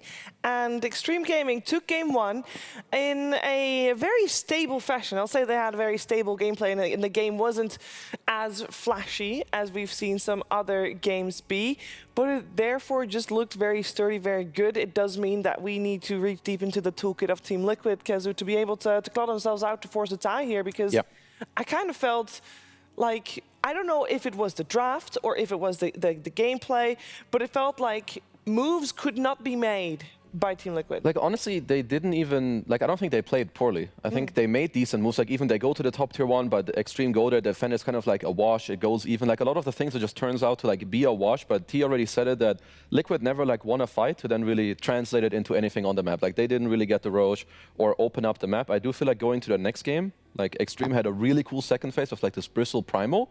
Maybe there's something else about this Primal Beast that they need to think about. Like, XXS plays it incredibly well. It's super good against this Gyro with your Blade Mail Eternal Shout, so maybe that's something else they can think about too. Like, I would put Marcy and Primal like a bit higher to at least have in your mind to think about in this next draft. Razor, Slaughter, Pango. They're the 3 bans from Liquid. So unlike other teams that sometimes do support bans, there's already 3 core bans. And now we're entertaining a Primal as well, talking about the support Marcy. Are we putting Primal Marcy higher on Xtreme's tier list now for Hero Due Respect, and then you give away the potential like a Pango that isn't doing as well in current tournament? Or like what's the... I mean, I'd be down with... I don't really see the Slaughter ban unless you always know that Nisha needs like a specific melee hero mid. At least that's my opinion. Especially if you're first picking IO. I think a lot of what Xtreme do as well is like some IO Slaughters or like them flexing it. So it depends a bit on like...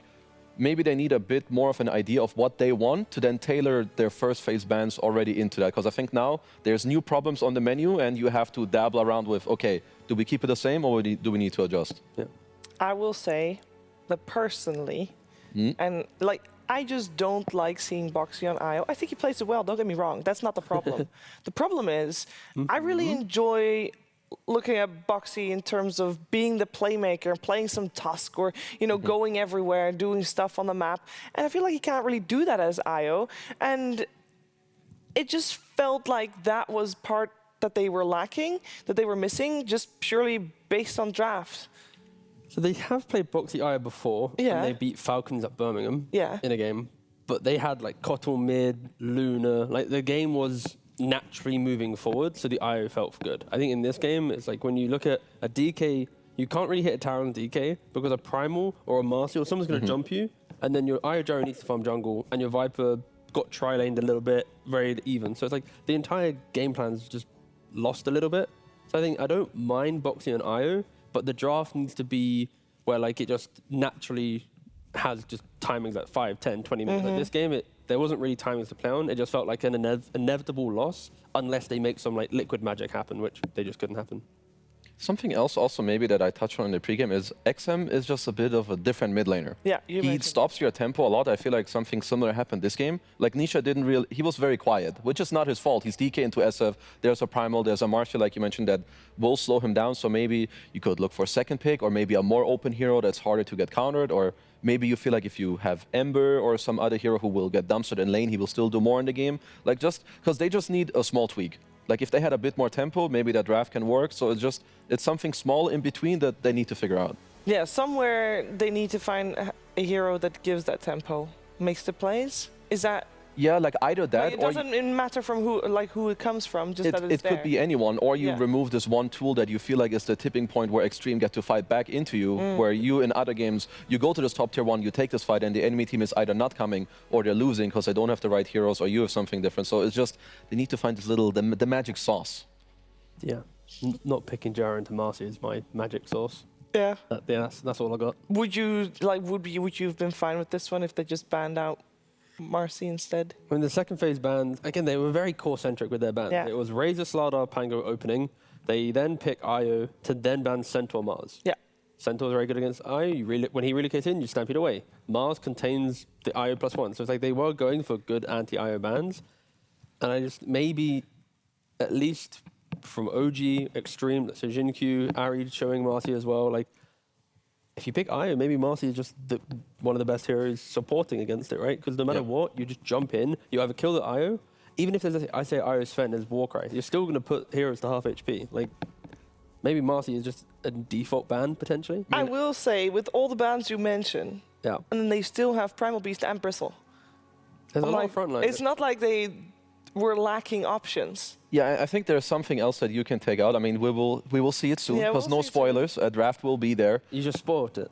Not really. Not really. I could be lying. I think. Could be like, oh, that's true. Yeah, but then a draft will be there, because otherwise we would not be here. You'll be here forever. Yeah. That is it. Yeah. It's for fun. We just don't want the teams to leave. Yeah, we keep them here forever. We torture them. Jeez. Competitive Dota. A little bit too much into the old-fashioned castle medieval. All the mind of Vibe. Kenzu, it really is one of the others. Well, Liquid are at least second pick, so you're going to have a switch up in terms of whether it's bans or at least what you can do or have to do like later on, so that will help. At least you have similar bans from Xtreme. They did take out the Oracle last game. Again, for maybe the people that don't have as much knowledge watching Liquid, they have the best Oracle player. They play this hero very well, so not too surprised to really see it being banned against them. The other bans, well, was Chen and Doom, because for Xtreme at least. So between them, they might entertain that. Of course, Xtreme are first pick, so may dabble with such heroes. I think this is their first pick game of the tournament so far. In previous tournaments, their first picks have been Centaurs, Enchantresses, and Chen Pango. Pretty much any of the top 10 heroes. Yeah, I was gonna say it's not like super like wow they did what. There's nothing special there. No, and I think that just I don't know if that makes drafting now easier or harder, because it's like there's so many heroes to choose from. You don't really know there's no specialized flair coming out That is this one late good. into the patch that much. Apart from the Ember Spirit that Liquid pulled out yesterday. No, I am happy that in regards to the state of the current patch, like draft-wise, we aren't in this position of, there's 5 very good heroes, ban out the 5. Oh wait, maybe there's now 7, so we can pick one each and we play. You know, like, there is depth that some teams have support bans, some teams have poor bans. I think it's in regards to like competitively, it is pretty healthy. I think. Like also, if you look at the last game, like there's no way in hell I would have ever called them like picking a Bristleback. Yeah. There are still heroes that are underutilized or like under-experimented with, where it's just like they saw a specific vision of the hero. They have this gyro carry. We want more ball, like a guy that just runs in and is this body. They found it with Primal Bristle, with a last pick Shadow Fiend. Like there's a lot of credit that has to go to Xtreme, especially for this last draft. So we'll have to see if they can replicate it. But yeah, you know, the patch is very old, but there's still so many things that like no one knows if it's good or not. Someone's gonna have to try it. The Shadow Fiend worked out perfectly fine. Yeah, it did. It was literally the perfect pick. Yeah. I don't know if there was anything that could have been better. Yeah, as I say, they're using a lot of time now and they banned the Bloodseeker to pick the Pango most likely. Yep. And this logic, it feels like Xtreme-esque. Not many teams really, like, of course, a Bloodseeker is like the cheap, like an analyst you can do. Like, oh, they pick, oh yeah, they're gonna pick Bloodseeker, right? Like, not every team jumps on that. Like, how many Pango games have we seen that Bloodseeker hasn't been picked and just fully ignored because the thought of like having to rupture him, the chaos of the fight, you can go for your shard, you can stop your roll. Like there's so many things, but Xtreme, they still respect it. And we got the instant opening of the Doom. Now we said very early on in this day, I think as you said, he's the best Doom in the game. Yeah, he was already like the best Doom 2 years ago when he played with Tundra all the time. Now here as well, Doom is an incredible hero. I would say if I look at this first phase, I'm pretty okay if I'm Xtreme, but I'm more happy if I'm Liquid. Like I just lost a game, I get one of my best heroes. We're on second pick, we should have good lanes. Like they should be totally chilling right now. Yeah, and Doom, of course, was one of the bans in the previous game when Xtreme did have control over 4 bans rather than 3. They just had to pick their poison a little bit. I'm surprised that like this is where, in hindsight, like rather than Bloodseeker ban, like in other teams, it would have been Doom ban into Pango. If Liquid want to first phase of Bloodseeker, let them do it. You then have 4 picks to draft a good lineup. Like Bloodseeker isn't an insane hero, right? So that's where I think if this game is to go Liquid's way and Doom is the MVP, that Bloodseeker ban is the point of reference that we'll be using in the post game. Should we keep an eye on the Chen, who's made it through somehow? He's survived so far. I think it's looking fine for either team. Sure, Pango with Swashbuckle is quite annoying, but both of these heroes like a little bit of tempo behind them. So yeah, Chen is very much viable. Is Chen even good against Doom though? Because Doom eats the creeps, no? It's honestly, I would say both teams are kind of okay if they were to play against it. So I feel like it's like honestly a 50-50. If one team feels like we can craft a good lineup with it, they'll take it. If not, they'll be like, who cares? Because yeah, Pango has good team fight, like you said. Doom lane's okay against it. You can eat the creeps. And look at this drafting from Xtreme. Like, this first pick Pango has now dictated 3 bans. Soulbind from Grimstroke prevents the roll from going around, and also Venge Swap. It just further complicates everything for the Pangolier as well. So pretty much like 3 bans on a first pick. I wonder if there's something else to the Venge too. Like we'll see maybe later down the line across the draft. Because Venge is not a hero we see banned out all that much. Then there's the Marcy Respect ban. Which does make sense. I feel like for Liquid you could just follow up with any... I like to just call this slot like the casual range support hero. You have your Doom, set up your heroes, you give them some follow-up damage, right? Like some long-range poke, good laning. Generally the first hero that comes to mind here is like some Boxy Hoodwink. No, something like that. Hoodwink's fine. Any hero that doesn't really make your draft look too exploitable. That's okay. Mirana, yep. Can be 4, can be 5. Can play the map with Doom, which is pretty much what the hero kind of likes to do, right? Like slow down the game, open up the map, go invis, find a Doom target, kill, back to farm. Yeah, I think for Team Liquid, it's normally Boxy that plays Mirana. They did have it on Insania yesterday once, but that's a good thing for them. They can flex it around, so it's very open-ended. I mean, so if you're Xtreme, I wonder how you're gonna go about this, because these 2 heroes already, we've seen it from Falcons many times, they propose a lot of map thread. Like, how do you want to do it? Do you want to build groups that can stand their ground together? Do you want to like build Ghost Push later in the game where you have like some Naga Sirens who easily help you like clear out the map, or some Zoo heroes so that you don't have to kind of do it with heroes, but instead with just summons and low commit? I'd like a strong safe lane from Xtreme. Enchantress +1 to try and bully the Doom a little bit. Oh, nice. mean, what's I so? realized that as I was saying it, I was also doubting myself for a second. So I had that shock of, oh, they did it. Oh, Oh. I mean, I do like the idea because Doom still, it's an incredible hero, but the hero's weakness is like his laning stage and his early game. Yeah. So I like the point that you made about try to slow down this hero's laning. Someone tried it yesterday with a CK, looked very good. I don't know if you want to pick it necessarily here in this slot, but you can hold it later, but you can already think about it. Like, you should set it up. And people right now go, oh, but Doom can devour and Mirana can arrow. It's like, yes, the Mirana could potentially try to use the arrow to kill off the creep, but then that's not getting used to you know, really further her own game. It's just stalling out. And you can also miss it. And then the Doom as well with Devour. It's like, depending on the entry level to your level, if the Devour's too low, you can't eat it. Maybe the Doom wants to hold something else. And it's just, I don't know, I think in essence it's fine. And Impedus as well will be the main thing here. And wow, they've really gone for... That's an Earth Shaker. Yeah. No, this is nice. Today's refreshing. We got like Clink's returned. We saw Nick's fail. Shadow Fiend, Nixon Sutton. Yeah, I'm no, loving it's... They were the first team to like kind of bringing out an holy cigar. I said this in the game 1 drop. Yeah. Does it count? You said it for Xtreme, but I'll give you a point. Okay, so... It's mid-bounty. Surely. It has to be mid-bounty. Why? Against Pangolier. So I joked about it in game 1 because against DK, like any mid laner, it's really good because you have your Janada, you steal gold, you get your phase boots very quickly, you get like one item, like you can go BKB. If you want to be a bit of a Mimo, you can go like Kanda Ags if you want to, but super annoying. And if there's a Pangolier in mid lane, the swash range isn't very good, you're going to be awkwardly stuck there, he's right-clicking you the entire time. I want to see this mid. Okay, so they have the Luna, which they're very good at playing this hero. Like, they're one of the best. Mika keeps popping off on it. The bounty, I guess it could be a flex between 2 and 4. I wouldn't mind seeing it mid if it is to go up against the bounty hunter. But I want to go to the like Earthshaker. When Xtreme were doing super poorly at Birmingham, I feel like they came back and they somehow like out of the random pick like Klink's carry, Earthshaker +4. They play it really well. They play it on just like high team fighting with the shard. You play on your Fisher, keep toteming. Like their team fighting when they have this hero is very, very top tier. Let's see. You need probably need an Ame hero. I mean, you can decide if you want the Ame hero or the XXS one. Because you do think the Shaker It's just a Jing Q. gonna be Xingqiu. It's gonna be big boy Jing Q throwing out some Fishers. What are the odds Pango off Shaker mid if it's Bounty Hunter versus Bounty Hunter Shaker mid match? Kunko? I go for Drow Ranger.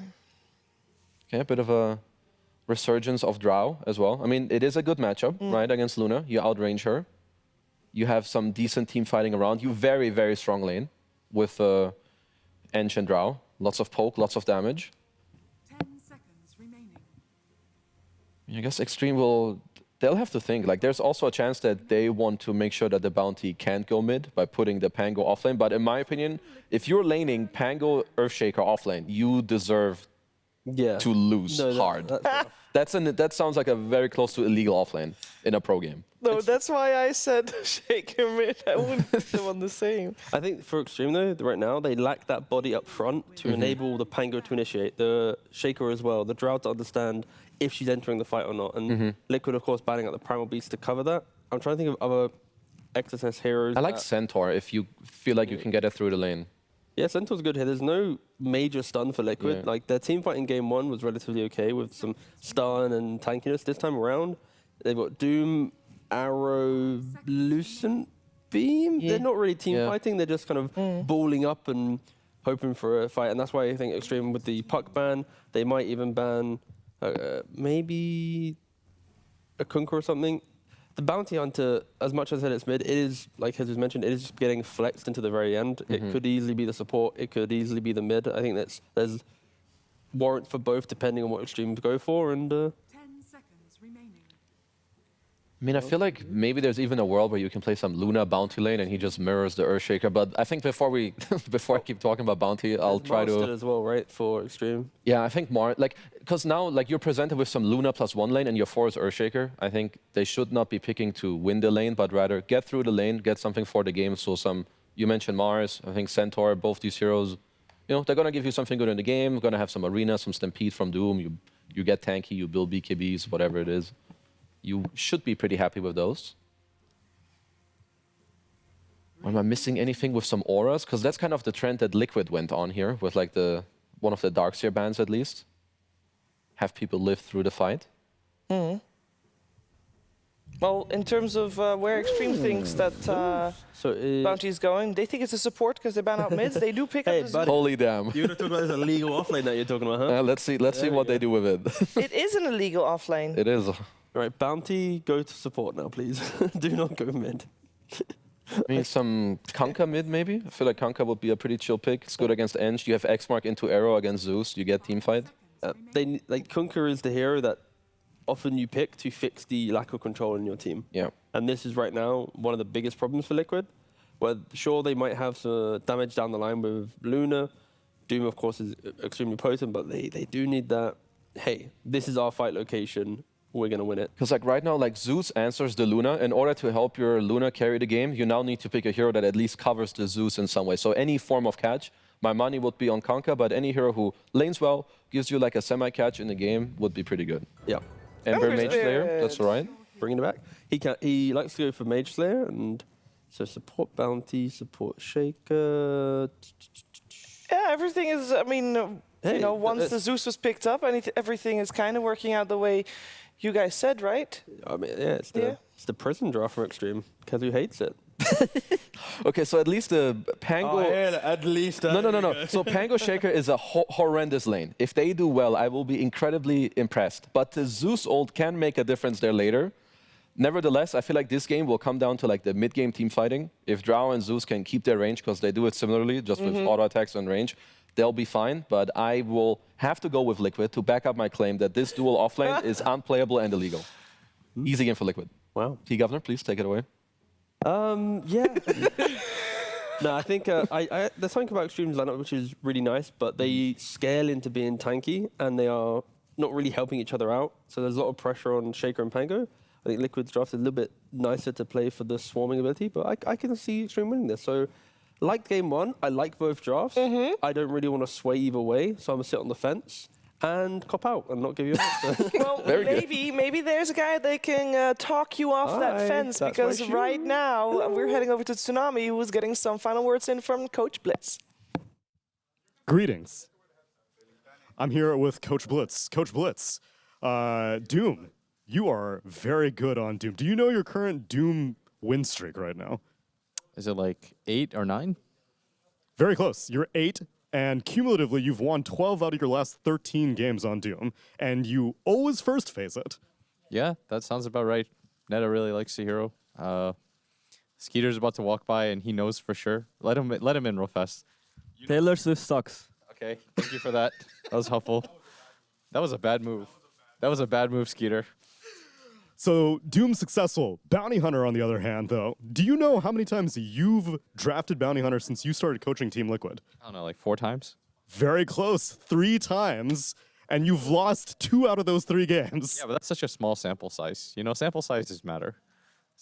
You like and for the Doom one, I did look it up. It's since 2019, you've only drafted it 3 times. It was during a Dream League, during KL Quals, or KL actually, Bounty Hunter. And then Dream League again. So why Bounty Hunter? I think what ends up happening is like Boxy gets like he has this idea that he wants to play Bounty, and then he loses and he instantly gets demoted. And we call it putting it on reset. You know, it's on cooldown. So that hero is kind of on cooldown for a while. But now it's back off cooldown. But if he loses, then it's back on cooldown. Okay, we'll see if he needs more time in the oven to let that cook. But for right now, let's get into game number 2 with B-Cop and Lacoste. Thank you very much, Tsunami, and let's see if it can cook or if this Bounty Hunter is going to be even lower percentage and also on cooldown again. This Blitz guy is good, I gotta say. You know, this guy, he knows his stats. He knows how many victories they have, win streaks and everything. Oh, Ame, he's very dead here. And the arrow lands after the Shadow Walk stun, and that's first blood for Boxy. Bounty Hunter doing Bounty Hunter things. I had to double check which hero Insania is playing because I really could not figure it out. Like, what is that? If you're looking at the model, not the hero portrait. Yeah, your glance value is not quite there. What is he riding? Is that a dragon? What is that? It looks like a dragon He's a fish. Goat. It looks like a dragonfish thing. Yeah. We got word from production, it's like a sea dragon. Do you ever have those as a kid? The sea dragons that you put in the water and you make a little tank? You had the little sea dragons? Yeah, I had one out of the water, and that didn't end too well. Didn't know where the sea dragon is living, because I only thought it was a dragon and didn't know it was a sea dragon. Yeah, I was about to say it's in the name. Sea dragon. So back to the top lane, I gotta agree with Kezu. This lane is horrible. This is something that me and Fog would play and then wonder why did we lose the lane and why did we lose the game. Because it is pretty horrible. Mid lane, a lot of action. Nisha getting zapped by XM. Blood grenade from Zeus. Yeah, he's got the kill. He knew. All right, I haven't noticed his item build, but yeah, let's see. Okay, gonna get a deny here. Doesn't really matter, but bottle already completed. That's why he had so much mana, and also having mango. So great start for XM. So yeah, so Kezu used the words, "This lane is illegal." Yeah, it is pretty horrible. I don't know how. I wouldn't say unplayable, because at least you have Earthshaker, and I think he had a good point about Zeus, because Zeus just got some extra XP, so that level 6 ulti from XM is going to help out a lot. Jinkyu doesn't have much mana to work with. Love his inventory. Love Jinkyu's item build. It is, obs. That's it. For now. I really wasn't expecting that. He definitely needs to bring a lot of extra resources to this lane, these consumables. But this also means that your Blink Dagger, this is not a position for tiny level, 7, 8. In at 13 having a Blink Dagger, this is going to be more towards 20. Yeah. It's always interesting, and we're going to see the replay of this second blood here. As, yeah, XM. Second first blood. Yeah, second first blood. The first one didn't count. That one on Ame didn't count. Yeah. Well, solo kill mid feels way better, I want to say. Yeah. That's why we hyped it up. But going back to Xinkyu's items, it's never really a great thing when your entire inventory is just consumables for the first 3-4 minutes of the game. Yeah, playing without stats feels very bad, and they're trying to put some pressure on top of him. It's a lot of right click. This is something that a lot of teams have been using. I know Falcons love to use this lane. BetBoom as well, where you have a lot of right clicks. Luna hits level 2, and then you have that extra right click damage, 9 damage. Ame's in trouble. Yeah, that is a stun on Ame, the chase, the Shadow Walk stun again, but not dead. Now turning this on a Boxy. Oh, the multi-shot. Does some decent damage in return. Not the worst thing in the world. And he also had that Lotus Petal, so never truly a full amount of damage, or trouble. The damage wasn't quite there. But they were pinging Ame again. I think they...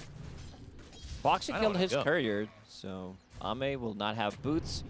That deep observer ward behind tier 1 tower in the bottom lane provides him with some vision. Zeus is about to hit level 5 and does have another blood grenade, so can play aggressively on Nisha. Nisha still CSing nicely, sitting at 17 at the moment. Searing Chains picks up that He's going for it. Bolt. Oh, no TP now. This is a problem. Heavenly Jump. Xingqiu doesn't throw the kill-stealing fissure. And I thought he knew, because he hit him with the bolt. Level 2 when he was playing. When he killed him got the first that time. second blood, yeah. So he tried to TP out. A bit of a miscalculation. Level 4, and Zeus is going to be almost level 6 when he walks back to the lane, because he doesn't have TP available. That's a bit of a disastrous for mid lane. 17, and now Zeus, big difference in terms of XP. Truthfully, if you're Mike and or Insania, you kind of have to be careful for the second Zeus hits 6. Like, Insania's sitting a little bit low. You get hit by a swashbuckle in the next few seconds or so when 6 happens for Zeus. XM's going to make a lot of difference in this game. Having that great of a start. Will be level 6 at 5 minutes into the game. Have mana boots. Has a bottle. There's that figure, there's the swashbuckle. Use Zeus ulti. It's his call. 280 health. Still working with the Tango. Still gotta look over, I would say, bottom. Maybe if you think Boxy might get low enough. But he's not in the lane, really. So I think really the target for that Thunder God's Wrath is either Nisha or Insania. Sipping on that bottle. They do have the Earthshaker here, Boxy and Viz. But they can't kill him with, like, Boxy's level 2 only, and Ember Spirit's level 5, so they need to bring an extra hero. That's why Insania's moving towards the mid lane. Shadow Walk, Fissure on 2. Lightning, Q. Sam gonna keep some damage. And Sim's gonna throw that Thunder God's Wrath and now start to turn around. He's not done. Yeah, he's really not done. Nisha might die again. He gets that bottle sip, and that will make sure he survives. But things were getting dicey, and it is that first Thunder God's Wrath that gets another kill. They will refill XM's bottle. Jin-Q TPing to the mid lane, playing around Zeus, who's already a component into this phylactery. Like, he is, I mean, compared to Nisha, 1,000 gold ahead of him. Yeah, the good thing about for Liquid is that Mickey is on second on top of the network, keeping up with Zeus, who's having all these kills early on. Level 5 at the moment. And also Doom, 33 on Doom. There's a reason why Tsunami asked the question about having this big win streak on Doom, and look at the mid tower. Zeus pushing it out. Catapult plus Alpha Wolf, increasing the damage. Jin-Q, he knows. Ooh. I almost want to say they could Still let level that 5 go. on Nisha. Nisha's going to end up dead here. DY getting a kill on Tanisha. By the way, Wisdom Rune not stolen by Boxy. XXS was fast enough to pick it up. So this off lane really for Xtreme hasn't gone horribly. They didn't get a lot out of it, but it didn't go hard. It's going better than the mid lane for Liquid. So yeah, for sure. They should be happy about that one. Another Zeus ulti in 30 seconds with Rolling Thunder available. They should try to make a move and kill off Mickey. Realize that Boxy goes in Viz there. Trading again, but Insania staying. Oh gosh, that is rough to deal with, that impetus shot. But a stack of infused raindrops for this Marauder. And Nisha is still level 5. They managed to kill him 3 times. After this creep wave, he's going to be level 6. But also, XM is the one who is getting all the runes. And look at Jin-Q. Prematurely using Enchant Totem, just in case Boxy is there. So now with the haste rune, you said that phylactery is going to come out pretty soon. Yeah. 8-minute phylactery on Zeus. That's plus mana boots. Some crazy. Oh, well, never mind. Oh, now it's not coming out for another minute 43. It's a 10-minute phylactery now. Although, I'm wondering, is it worth? No. I know what you're going to ask. To buy a component and then sell it. Yeah, just buy the... No. Well, he bought the recipe. It's 200 gold. Is it worth being back in base and getting the phylactery in a minute earlier? And it's not that much of a sacrifice. Rolling Thunder. Thunder God's Wrath is available, and that will get the kill on a Boxy. And then the Swashbuckle to get another. And now this lane's great. Also, I thought my Doom was okay. We'll see. Doom used on Zeus, but...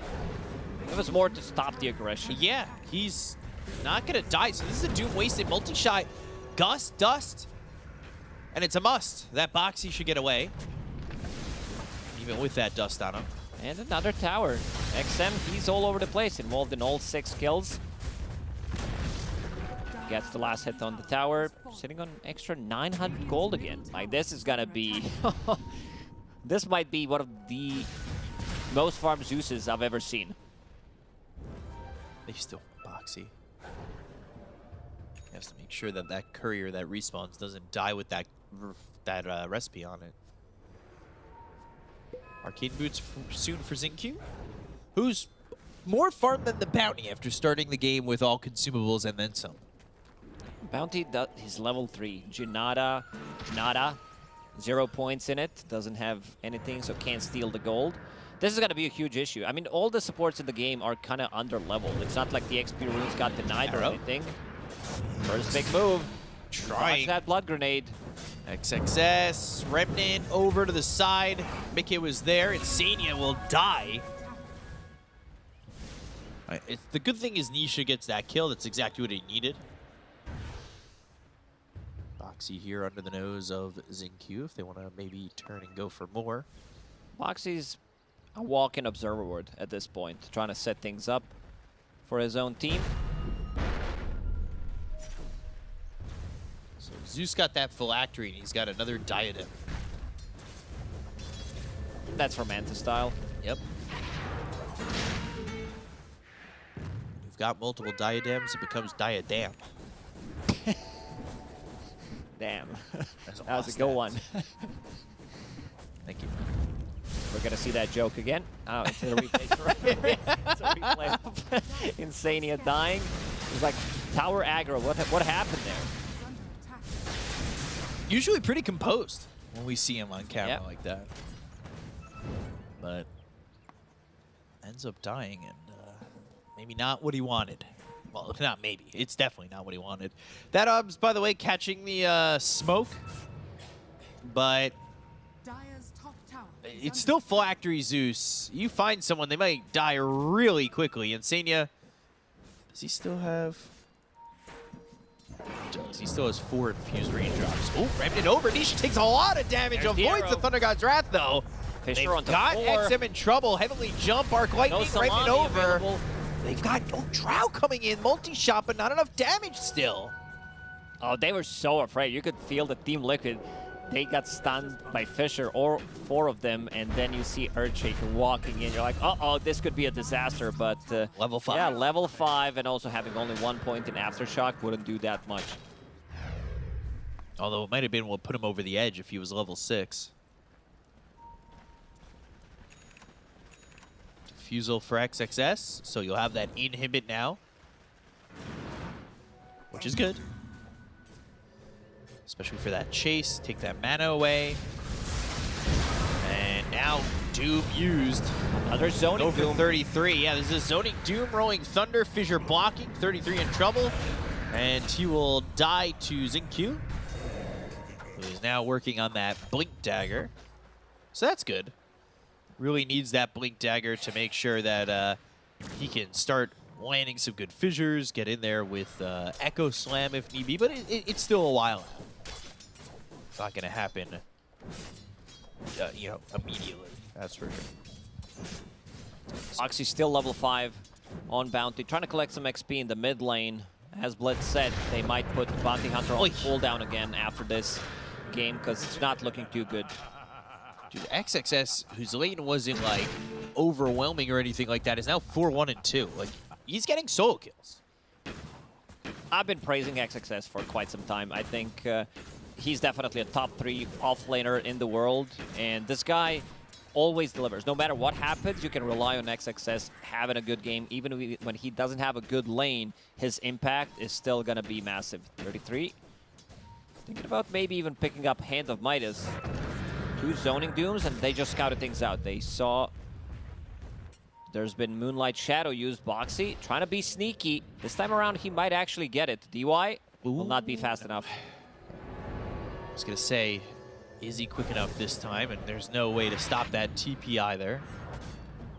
So it won't quite matter. Yeah. XXS, you say he's the top 3 offlaner. He's 24 years old. But he's been playing Pro Dota for like 8 years, 9 years. It's insane to think about that. Played for DK. Because he started so young. Yeah, Yeah, he's 16 years old. Let's see if they can catch him here. They don't have that much control. Fissure, though, has Remnant. He didn't get that far away. Now they've got the inhibit. Oh, does it go to the high ground? So back over another Remnant. They use that Echo Slam and they get the kill on Anisha. Now trying to turn around, but track, Arc Lightning, shield crashing. Oh boy, XM with a double kill. 33's next. He just got Doom off cooldown. Zoning Doom. But I don't think that Doom's going to get a kill, and 33's going to die too. Level 1 Doom should not be enough. No, he's definitely fine. I thought you were going to say he's definitely dead. I can't. Anisha got stuck there. The Remnant, whether he's on Pango or whether he's playing against Pango, he finds these new spots to be stuck in. Things are looking really rough for Liquid in this second game. Oh yeah, they are down 5,000 net worth, and we haven't seen Ame yet. Yeah, I was just about to say the same thing. For the most part, we really haven't seen Ame. He showed up for a second mid, but that was it. So, just quickly killed. Thundergod's Wrath doing a lot of damage. Oh, what a Fisher from Xin-Q again. In between. He's not going for these blocks, instead just maximizing control. How many people can he stun? And now picking up the shard. Only 2 points in Aftershock for now. Huh. Oh. So, buys the shard. He wants to forgoes the blink. Yeah. I think that's fine. Earthshaker, when things are not going too well for you, even though he's the most farmed support in this game, not that difficult considering that Mirana and Bounty Hunter are not having a good time. Yeah, maybe a little bit surprising that he's not ahead of the Enchantress, but of course, Xtreme kind of sticking to priority on farm for supports here. At least in the sense that Xinq's not out farming his 2 and 3. Okay. You could take that range creep. He was thinking about maybe stunning Mickey if Mickey gets close enough. Mickey's still the most farm hero in the game, has been pretty solid. Boxy has been found. Yeah, just immediately, they had that sentry in the river, they knew exactly where he was, reacted to him immediately. Track don't matter if you don't get the kills, and they've only got 4 of them, all of which came before Track. All it takes is one big fight for Liquid. They pop a Doom, they get Zeus, and also Luna, level 14 already. Ame's only... he just hit 12, okay. So 2 levels trouble. ahead. Mickey trying to Manta. Dodge your hits. not gonna be enough. Yeah, they just kill him too quickly. Thunder God's Wrath again. XXS on a mega kill streak. 40 seconds without this Luna, who was top of the net worth by the time they respawn, though. That's going to be it. 17,000 damage, 17 minutes in from Zeus. That's pretty wild. Sheesh. Because when you're ahead as Zeus, you are popping that ulti most of the time off cooldown. Boxy again. There's a sentry right there. They saw him place down the obs. They've got the fissure. They'll see Boxy, and he's got to try and run. Goes down. Oh. Nope. They know. They're pinging him out, but Boxy's a bit too speedy. That's quick. Having tranquil boots. That doesn't hit either. Still chasing him, buying a little bit more time. This is not too bad for Liquid. He almost got a courier off of that. I will say that courier was used to save. I felt like bait. Because it went down towards where Xinq is now, but then went left. And they're still tipping in. They've got the sentry. Yeah. XXS, inhibit. God. I love that, by the way. I love saying inhibit. Best active ability name. Doom used. Ame? Is this one a kill? Yes, this one is a kill. So we haven't really seen much of Ame, but doesn't matter. Liquid get that kill. Ame's still in no kills whatsoever. 0-2 and 0, trying to keep up with Luna. And Luna was on top of the net for quite some time. Zeus with Manta, he's going to be getting a lot of farm. Manta plus Shard, and also holding the Philosopher's Stone. So this is going to be pretty similar to what Miero did on his Enigma. Having Eidolons, having Helm of the Overlord yesterday, and continues to farm up with Philly. Ripping it out that time. Insania. Fissure, Thunder God's Wrath. Every time XM is just getting a kill with that. There's been no stopping of this Thunder God's Wrath killing potential. DUI not doing that like Enchantress core build at all. So has Eternal Shroud, right? I don't think I've seen Eternal Shroud on Enchantress. If you need magic resist, most of the time you'll see Glimmer Cape. That's a big kill. It is. It's a lot of 1100 gold. Plus track gold on top of it. It's level 1 track, so it's not that much, but you know, it's extra. Track is track, though. XM. He's got those lightning hands. But we'll see if he can get the gold, if these items are worth it, if he can rock the diamond hands and start to make the investments worth it. Liquid managed to stabilize the game in the last 5 minutes or so, getting some big kills. Devour goal starts to kick in. Mickey continues to farm up. About to finish off his BKB. Ame about to have Axe. Upgrade those frost arrows to have hypothermia. Whew. Sorry. So Ame's also gonna have shard too. So he'll have glacier and frost arrows. Ooh. That's a big upgrade. We've seen how good Glacier can feel. Glacier on top of it, testing it out. It does work. Also, I tested it out. Workhorse, aka the card from Centaur, if Drow Ranger's on the Glacier, like she goes off the Glacier. You can't pull the Glacier, it's too heavy. Makes sense. Now, for the viewers at home, can you tell them how many times it took you to figure out how to get on the Three card? times. Third time's the lucky one. Let's see if they're going to be able to find Boxy here. As soon as smoke breaks, they're going to pop the dust. Maybe even use Zeus ulti. Oh. Thought they would have seen that. It's the DY.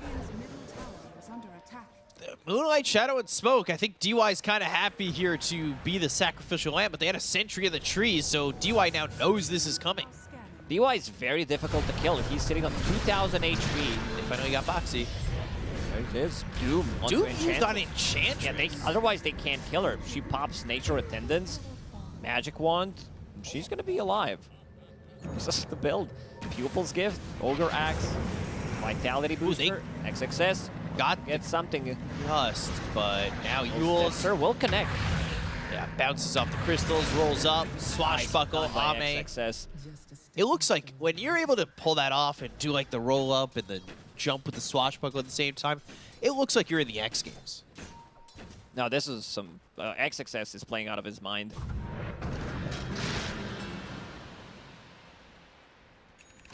So Ame with the Zags.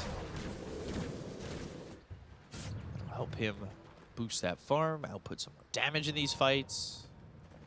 Zeus still top of the net worth. Nisha. In a way. So Xingqiu getting tracked, but he really just truthfully doesn't quite care about being tracked too much. And he's got that blink dagger now. So they've got gap closed. They're going into Roche. Scan connected. Team Liquid. Let's see if they can get the jump. Maybe with some Manta styles they can try to bait. Xingqiu. Oh, it's DY in the front line. Perfect up spot. all that damage, knowing that there is no Doom. Boxy? Not even there. Boxy's gonna die again. He is very dead. You did your best. So Aegis and a kill there for him. Well done by DY to eat that arrow. They did not have Xingqiu there immediately, so the fight could have happened if they were willing to force the issue early. Now with the Aghanim Scepter done, as you said, on Drow Ranger, plus Aegis, they should be able to take some tier 2 towers with it. A lot of drawing on the map from Liquid. Insania's like push to top, push to bottom lane.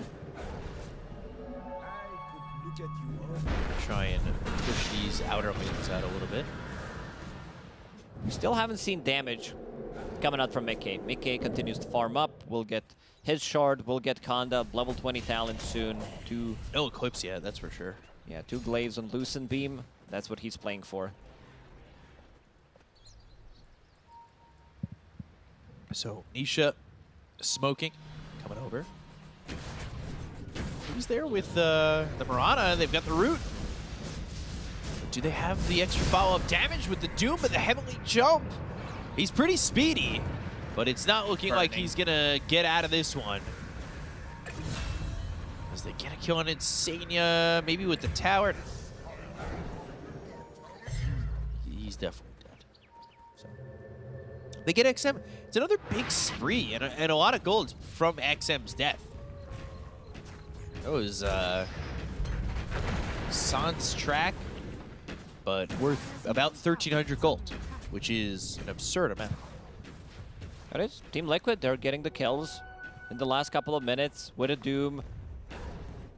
It's been pretty silent for them, but seems like they think that dragging this to the late game could or just like mid-game, because we're 25 minutes into the game. They don't necessarily need to fight into this Aegis. They will go for a pick-off, try to delay as much as possible. Boxy behind enemy lines, scouting for some couriers. Might get one here. Kind of worried about this late game attempt. XXS. Swashbuckle. 2 leaps, a mech. McKay off to the side. ZinQ. Ooh, there's an eclipse. XXS gonna roll up, bounce around, rolling around, and gets away. They've got the gust. BKB, Thunder God's Wrath, McKay. 3 stacks of the hypothermia, and they do not want to chase too far. They had Echo Slam. We haven't seen Echo Slam, I think. We saw it once. One on Ember Spirit. That's about it, but haven't seen the big salami yet. Amplified damage now for the Zeus. And it's bottled up too. With the bottled up amplified damage and an Aegis for 2 minutes, you could definitely poke the high ground. You can try, knowing that Doom is on cooldown still, but Team Liquid, I think they will try to take the fight. Aegis, risky. As you said, minute and 40 seconds. If they can find XM, that's a big one. So they know Manta has been used. They scouted it out. XM under the vision. Shadow Walk. Oh, the Fissure, the Echo Slam! They're unable to get the Doom out. They get the count of Boxy. Oh, massive timing there. Doom just to, again, defensively run away. 33's trying to get out of here, but the Fissure lands. They've got the Gust. They'll have the damage. They'll get the kill. ZinQ, time and time again, just the perfect timing. Also a bit unlucky, I would say. He jumped in and got fissured immediately. Quick fingers from ZinQ, however. Nisha. These creeps are gonna die quick. This tower. That's Zeus with amplified damage. Hits for 200. Has almost more damage than Drow Ranger. Senia's creep cutting, but backdoor right at the end. It's not enough. No. All that agi, giving them extra attack speed. They also caught Boxy one more time. Double digit on Boxy right now. They needed that Thunder God's Wrath to help him out a little bit. But also while they're fighting, they use Eclipse again. Mickey on the run. Pops that Manta, DY. Nature's Attendants, healing through the damage. DY is so tanky. 2.2k HP, Strength Threads with Eternal Shroud. So he can soak up most of that magic damage from Team Liquid. It expires. Searing Chains. Nisha has a Remnant to go back to mid. XM on top of the network as Zeus about to finish off a refresher with Octarine. So that's got to be... Whew. He can keep the distance, pop one ulti, see where they are, cancel some Blink Daggers. Because they want to kill out Doom. They want to stun him so that he doesn't get it off. If XM can keep the distance, that's going to be pretty massive. And now Liquid, they want to kill Tormi. Yeah. Arrow in onto the Tormentor. Does anybody die? I don't think so. We got Guardian Greaves. More than enough health. 33. He's got the shard. Tormentor not available yet for the Radiant side. But trying to see if anybody even needs shard. The only one who needs shard is Enchantress for Sprink. Good shard. Not as effective, I would say, when you're Eternal Shroud, sporty Enchantress, but still 2 impetus shots. Now you have Enchantress Quiver, and you're going to start to scale. You will get Dragonlance eventually. First going to be a 4-staff. There's the Doom. Yules and dying. They got him. Is a little bit difficult still for Xtreme to kind of be solo outright like that. I think that, I mean, that obviously shows that they do have that pick-off potential, especially when Doom's up. It's been steady 5k for the last good 10 minutes. So Team Liquid are still managing to get a lot of farm on the map. So it was about 9k. Whee! XM showing off that refresher. Getting that kill on a Mickey and Insania. Wait, how did Insania die? I think Insania just got blasted by double Zeus ulti.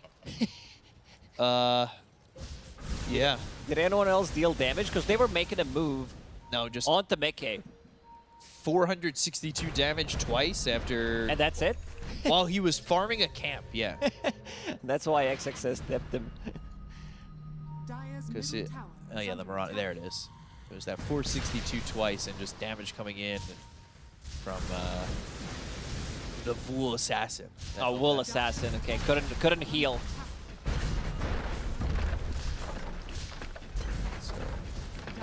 Top center Rex. Not long for this world. Yeah, tops and racks, very important to take. Boxy. All right, they found him. They're gonna get that kill. He's just kind of standing there, looking around, saying, "Hi, my name is Boxy." And well, he dies for that. Top of Glacier. They need a big Doom. They need some massive Doom. Maybe find Ame. His Lincoln Sphere is being delivered, but it's not going to be on time. 33 is pinging it out. Maybe if they can also find XM, that's going to be a lot of damage taken out. Ame, let's see, he's in. Oh, all right, AoE Doom, but they've got Doom here onto Ame. The Remnant back in. Xinq's getting low with the Eclipse. He got Doom back. That Lotus Orb. So is that why he was AoE? Yeah. Because yeah, it was the not Lotus Orb and the Ags with Ame reflects it as Ags, yeah. Interesting. As DY, they're gonna try to go for DY, but the Guardian Greaves, that'll heal them up a little bit. And that was an interesting interaction. You do me, I do you stronger. I don't think I've seen that one before. Yeah, that was an odd one.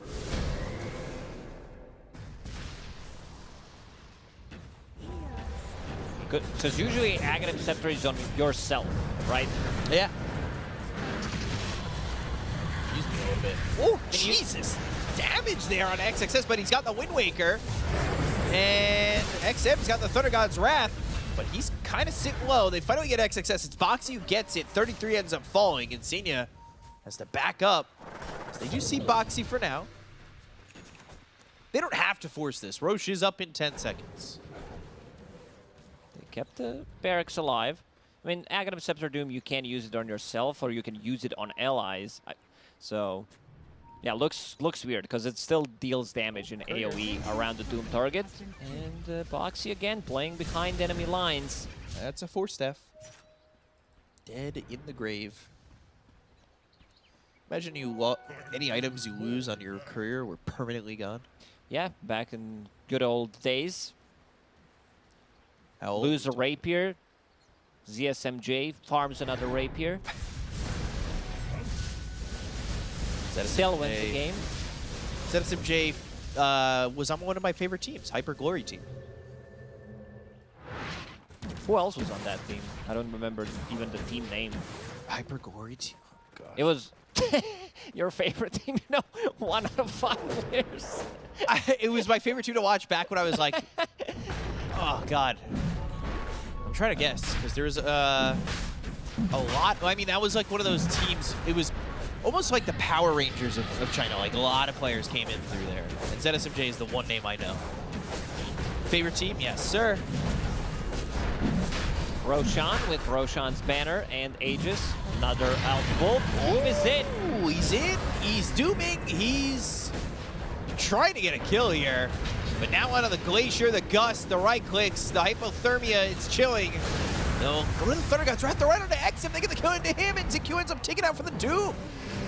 This is a good potentially for Liquid. Nisha is in, Ame from the high ground, the tracks on him. They find him, but they're gonna have to kill him twice. He does have that Aegis. They go to the Rolling Thunder. XXS trying to help out as best he can. They're gonna take out the Aegis first to start. Impetus, one shot away from death is Boxy on this Bounty Hunter. Lucent Beam, XXS. The Rolling Thunder is gonna run out in a second.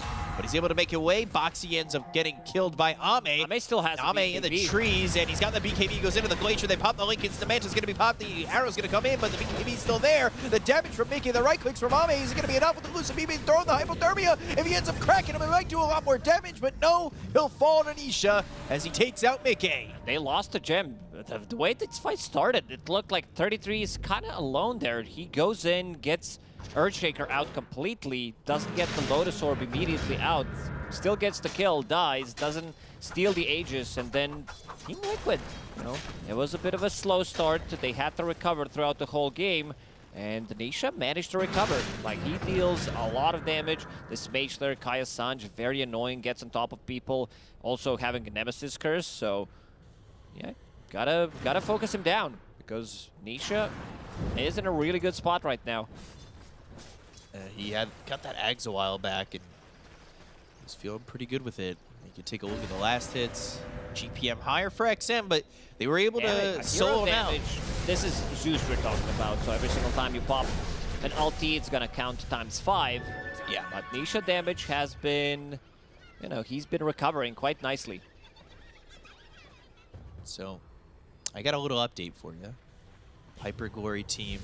I'm listening. Members of note. Pretty Haw was on there, HYM.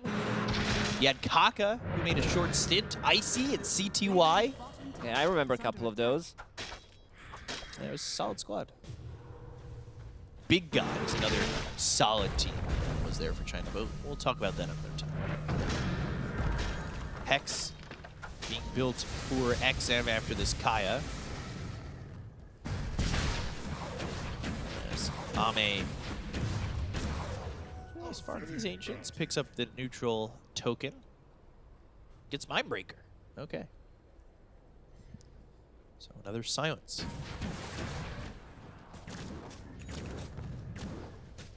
This is gonna hurt a lot. Ame, if he manages to get the damage in, if he's not focused, but also XM, he needs to keep the distance. You want to have that double ulti.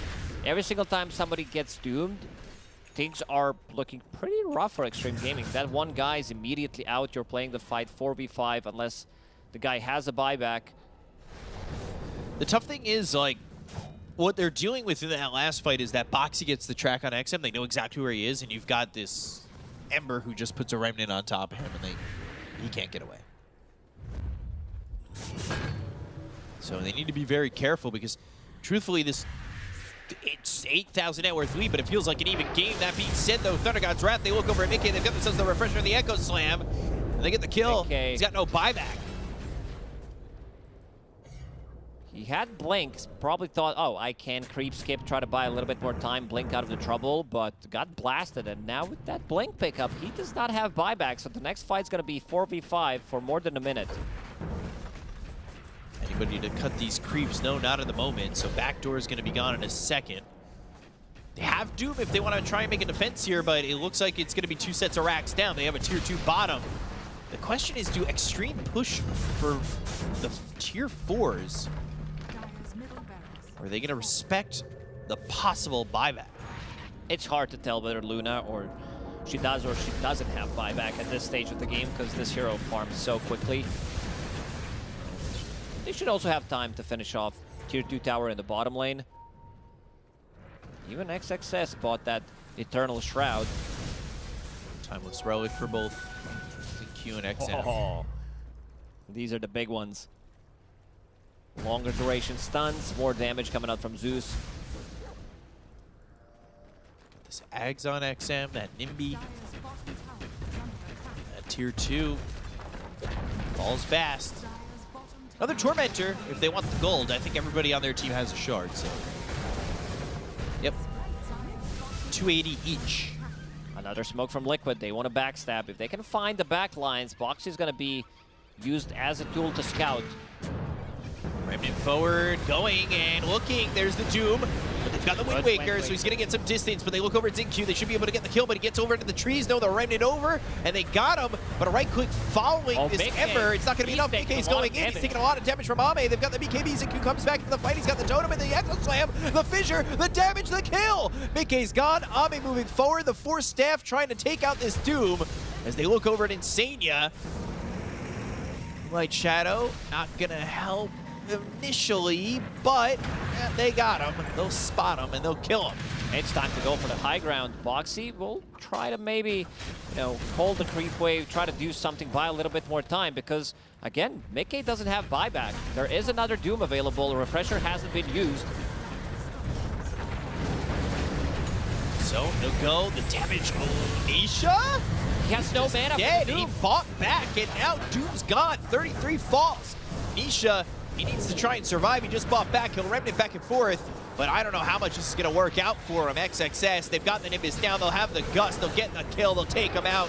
No buybacks available on these heroes. They'll call GG. And Xtreme Gaming took the 2-0 over Liquid. Team Liquid, they were always in recovery mode throughout the whole game. Gave XM too good of a start. That Blood Grenade play was what kind of set the tempo for the game. And also, they got away with offlane Pango with Earthshaker. And also, there was this one clutch moment where Jinkyu gets a Fissure off onto the Doom, who's trying to get on top of XM. Ame had a bit of a slow start, 0-2 and 0. Always, again, in recovery mode. They were playing as 4 until Ame was ready. And after that, the team fight execution from them is always on point. Like, you could see all these small things, Lotus Orb immediately onto a Doom target, so quick with the reaction time, and also the TP back onto the outpost, the buyback coming out from Jinkyu in the last fight, managing to stun both of them, gets the Echo Slam just enough so they can get a kill on Mickey. Yeah, it was fractions of health too, because he TP'd in and he almost died immediately. I mean, it could have been rough, but it's ultimately Xtreme Gaming who do get the 2-0 victory. And to break it down, we've got the panel. Take it away. Thank you very much, B-Cup and Lacoste. And yeah, that was a 2-0. Thank you, Kevin. Hello. Yeah, that was a 2-0. And again, I feel like Kazudas might have been feeling like a little bit of an outclass. Yeah, I think there's a lot that actually went into this game. I think we'll see more later. But first of all, how the lanes played out. Xtreme just overall, I would say, playing a lot better. Even with their illegal, dual offlane and whatever happened, they just made it look so good. When they play these long-range heroes, they're something else. What's more illegal, do you think? The Zeus popping off that hard or the offlane? We shall get into it later. I think it's likely as illegal. Before we get carried away, because it's very easy to hype up the Zeus, gotta say, Jinkyu Earthshaker was phenomenal. Like there was one moment in the dire in between the tier 2 fight area, he hit a fissure as Doom was about to connect to then turn around the fight. Like, all these small plays, you don't see Shaker often, but they just enable each other beautifully. And of course, when you have Zeus popping off, the Zeus ult threat around the map, the Shaker always looking, you got Drow plus Enchantress being a thorn in their side. Liquid, it feels when they look at this back after the series now, like, we wish maybe we didn't have a bounty hunter, or wish we maybe had another stun or something to connect it together, because they nearly did come back into the game, but it felt like they were always missing a hero. I think the bounty is back on cooldown with what we heard Blitz talk about. I don't think that he was the only problem, though. He's not, but maybe he's like the start of the type of problem, like when you get it in the draft, hopefully it's like some 3-month, maybe half-year cooldown on the bounty, so we'll see it again later. But yeah, it's also, the gameplay, of course, is also a part of it, because yeah, Nisha is, we need to remember, he's a counter pick. He's not allowed to lose like this. This is also like just illegal. It happens sometimes, but it just goes to show what can happen to a game when this does happen.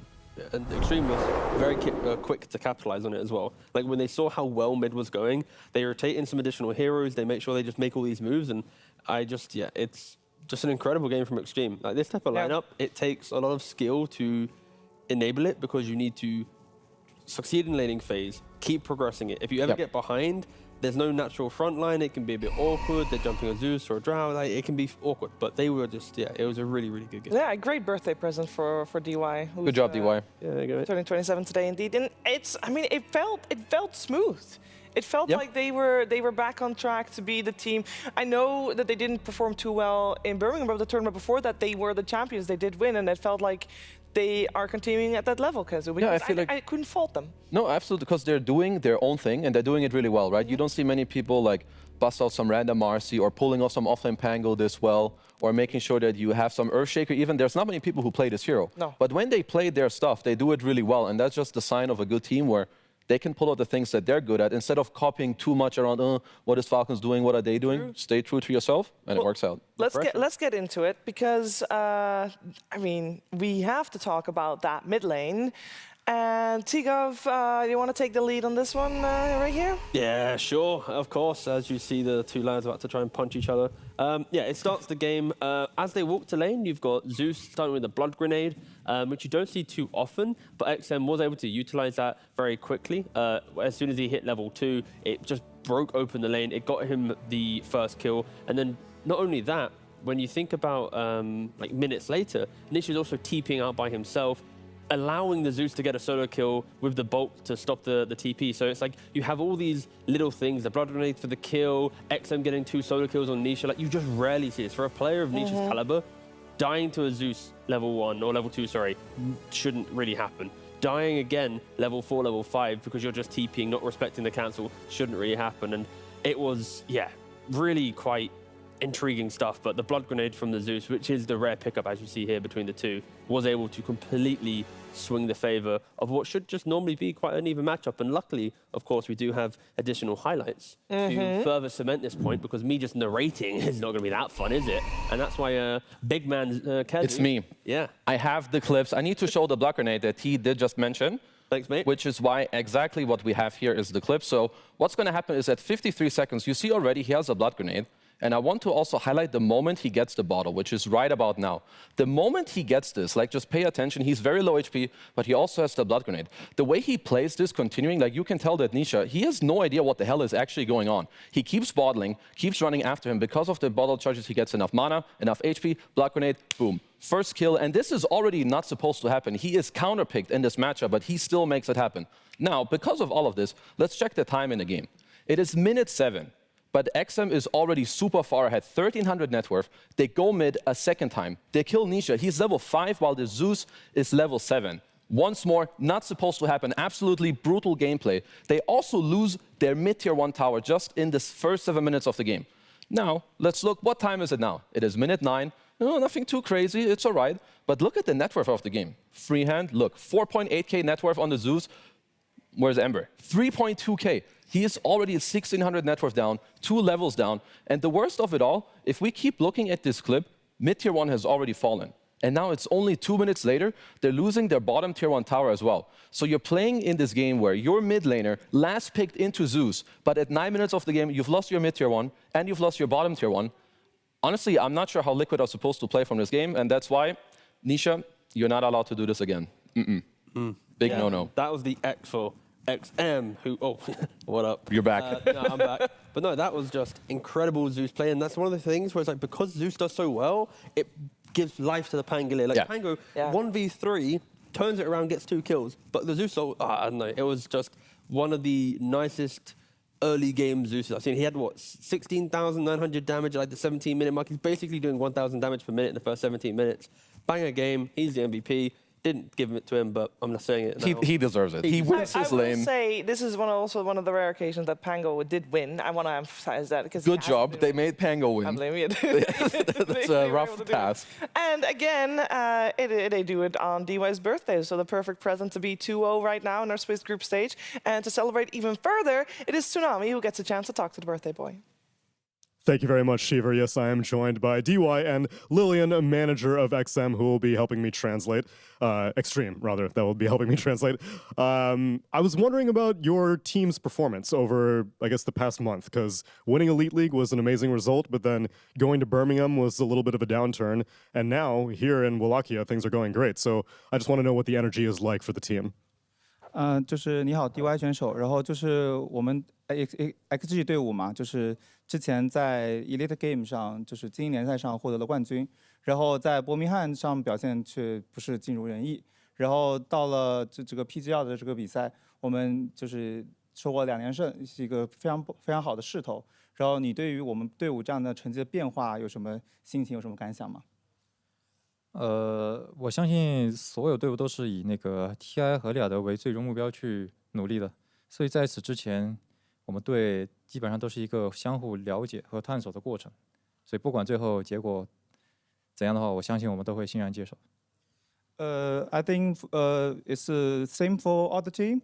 Just before Red Masters and TI, every team is just trying to practice, trying to learn from tournament, and for us, I think whatever result we get, we will learn from it. We will try to be the best team and to face the Red Masters and TI.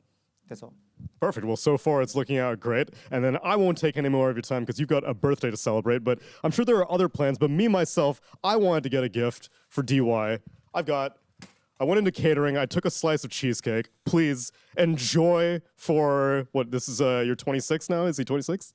就是今天为你准备了一个生日蛋糕来庆祝你的27岁生日，就是享受它吧。Thank you. Perfect. Thank you, DY, for some great gameplay today as we pass it back to Shiva in the panel. It's 27. Also, his face. I got his face. He seemed very confused, making me think that Liquipedia might be wrong. I don't know. Or it's like, this is the case? He's like, bro, you got this like from catering? Like, I've seen 30 slices of this already. Okay, just to be clear, I walked past the room like now. That's been on the side for like hours. Well, it's been getting, we've been preparing it for him to enjoy. It's been fermenting for DY for hours.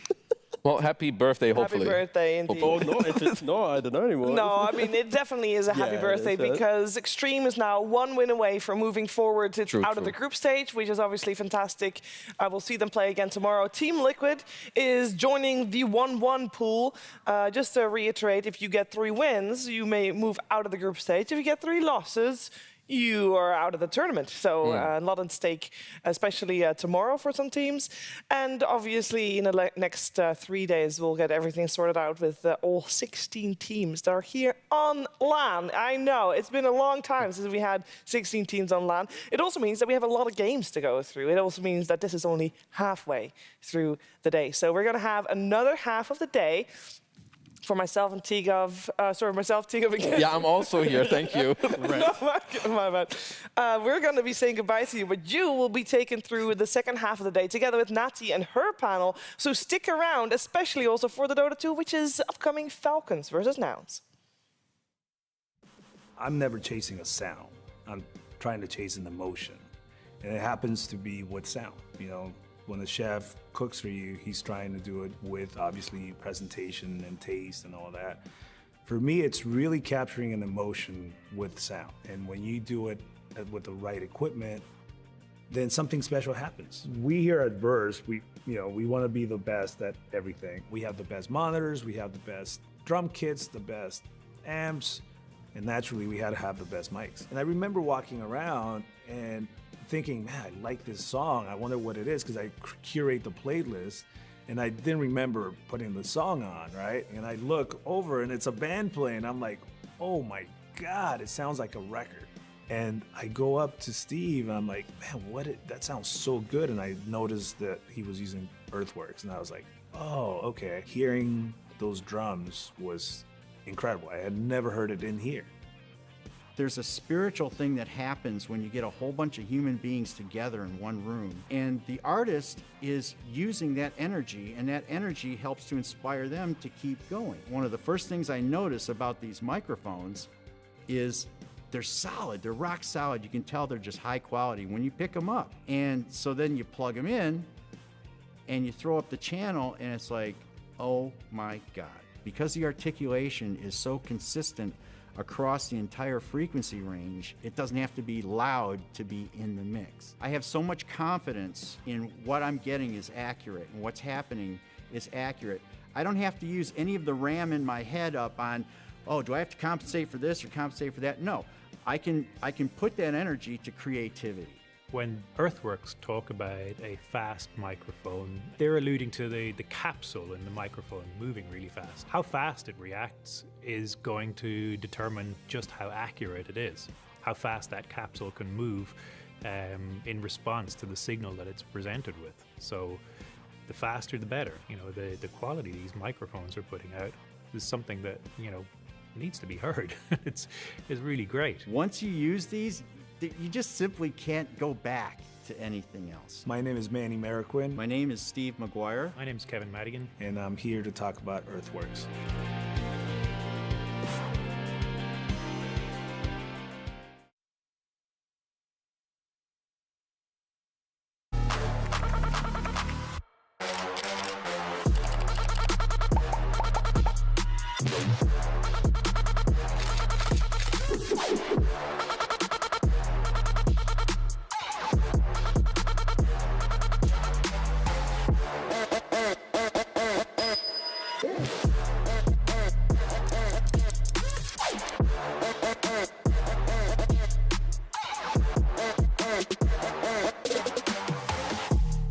Nouns are here and they're coming into PGL Wallachia Season 1. I've got Fly sitting with me.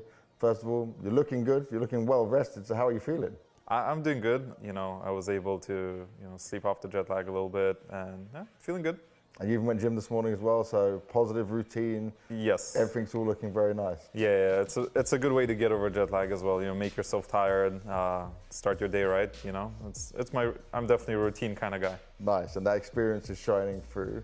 I want to talk about your journey to qualifying for this event because you were invited to the NA qualifier and rightly so. You dominated, but I guess it's just what you expected, right? It's like anything else would have been seen as a massive failure. For sure. I mean, it's no, everybody knows that NA scene is weak. It's weaker compared to everyone else. And because Shopify was invited to this tournament, then yeah, basically there was nobody who was nearly as good as them in the qualifier. So I'd say it was fairly easy. But yeah, that's just NA scene for you. Some things it's like a positive, right? Because you can make it through, but then obviously a bit harder when you're looking at what can competition drive you other than when you get to here.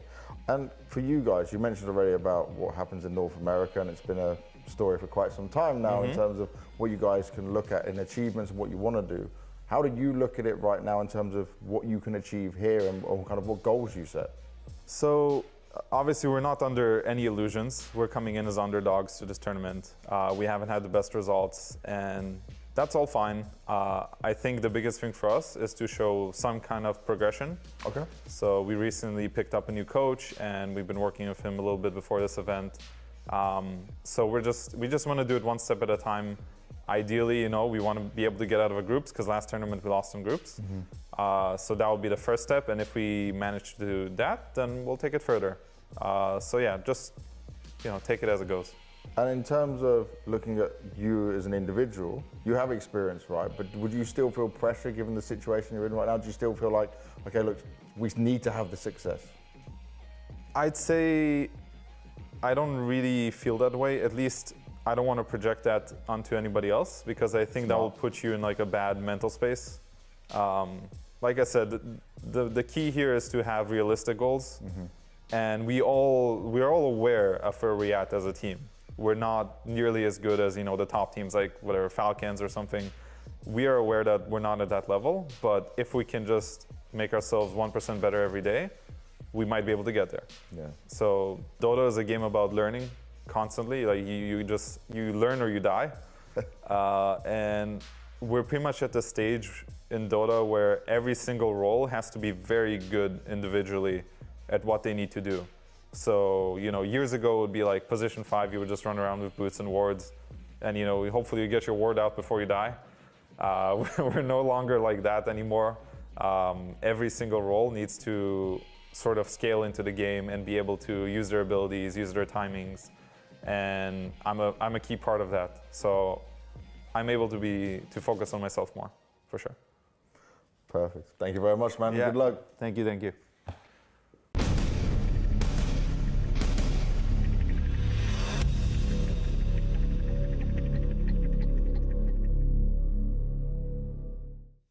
Welcome back to PGL Wallachia. We are in halfway through our day number 2 here, still in group stage. And with the changeover of me and Shiva, there is obviously also our panel as well. So I got Fear and Lizard yet again joining me. Can I just say we're also very aesthetically dressed, So with true. Fear going the inverse of me and then Lizard just going the all black.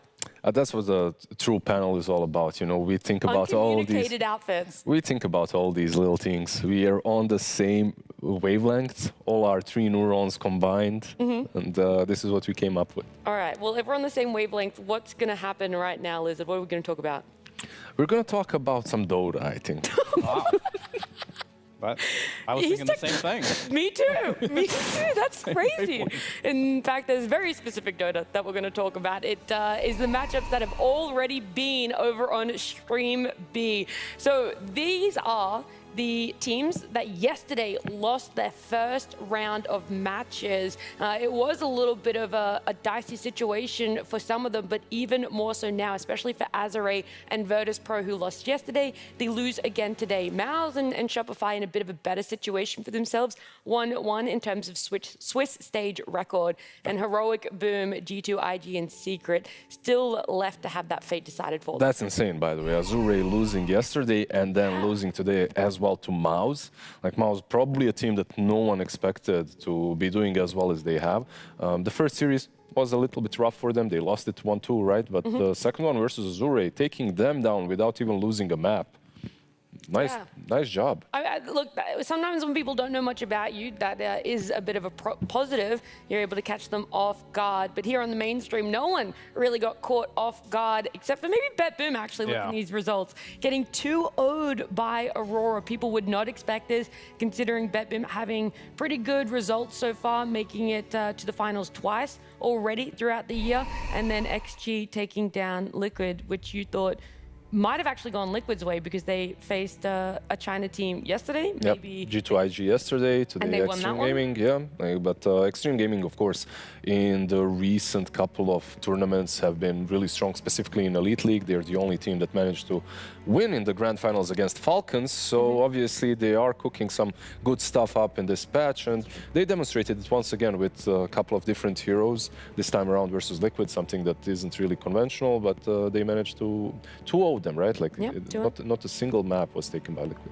No, we've had 2-0s all today so far for the main stream, and we're going to see if it continues, because our next series, our two teams that won yesterday, Falcons up against Nouns.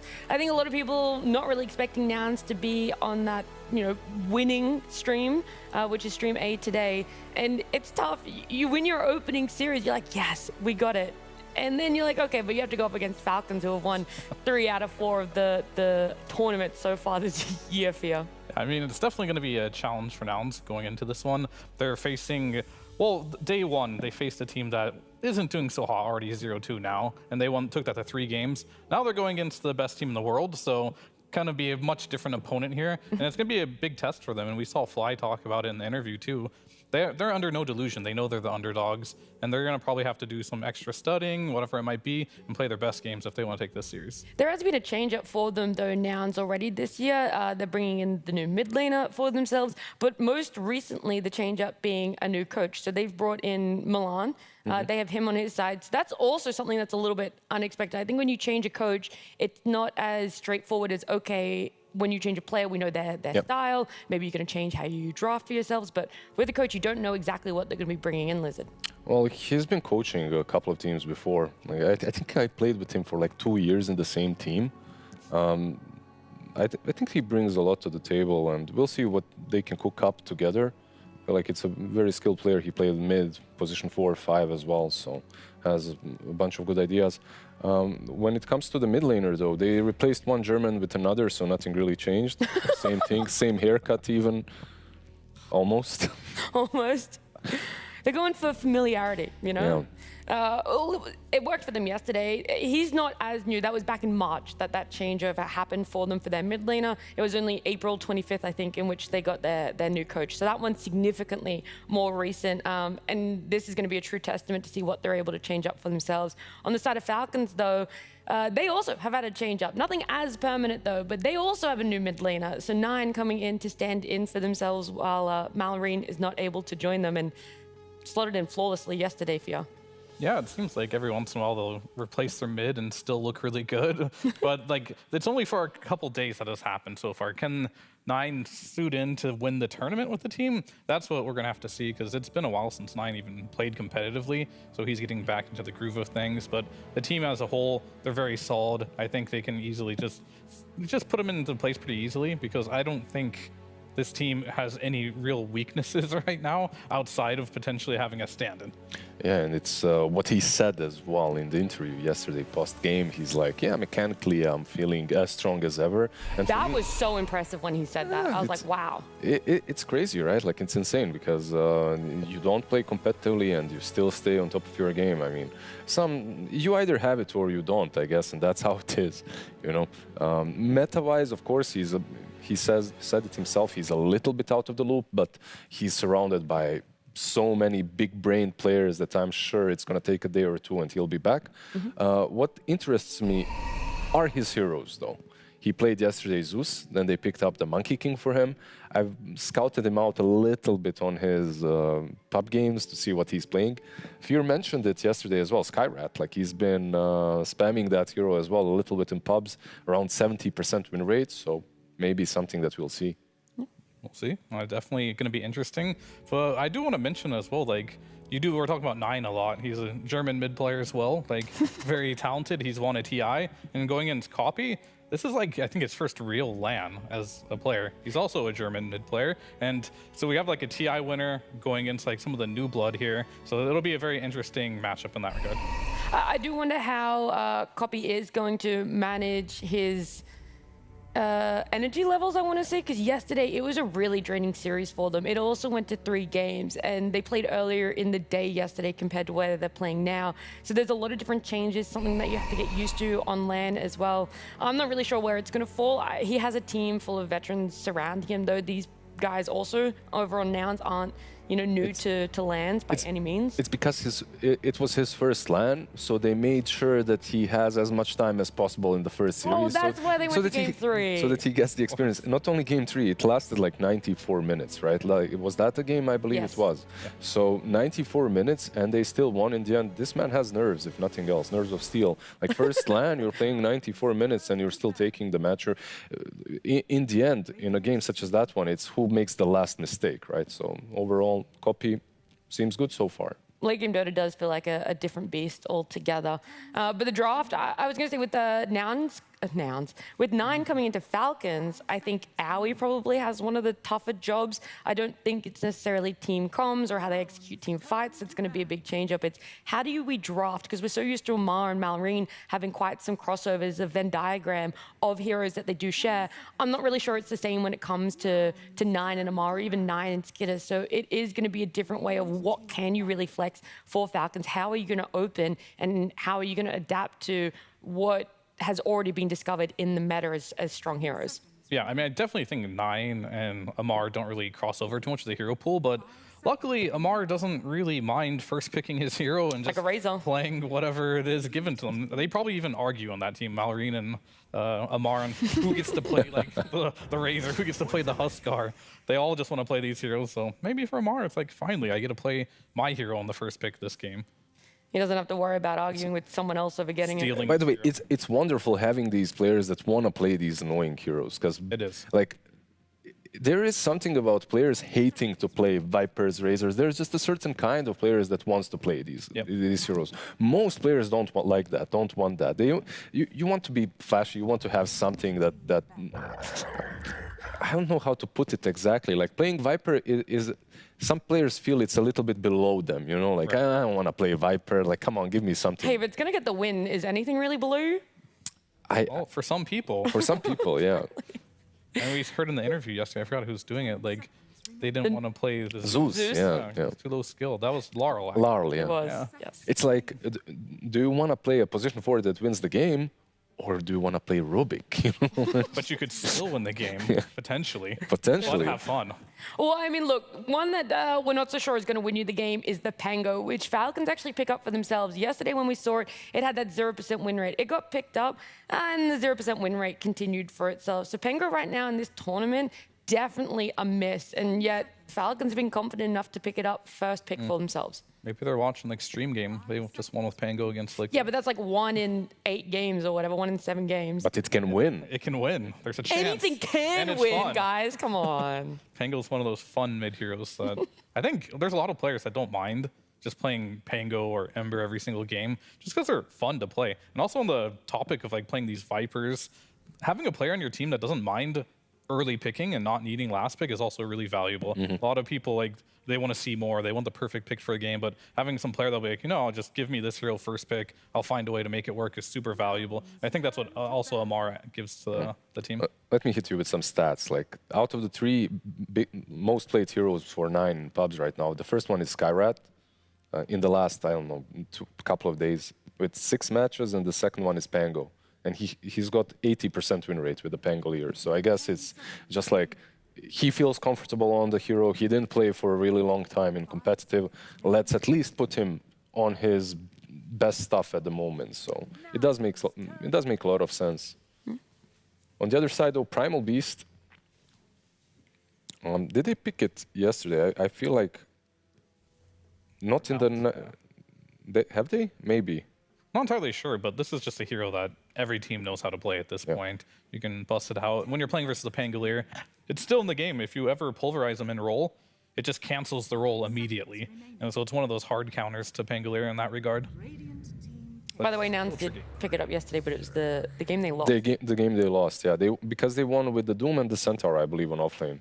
The other two games. Yeah. And they get the, like you talked about this counter to the Pangolier with the Pulverize. Now you get Grimstroke as well with the Soulbind, which is not bad. The laning stage as well, if you're laning with the Primal Beast on offlane, if you even end up doing that, you don't have to. Primal can be mid, can be off, and you already have a nice position for it if it is an offlane. But I kind of prefer it on the mid at the moment.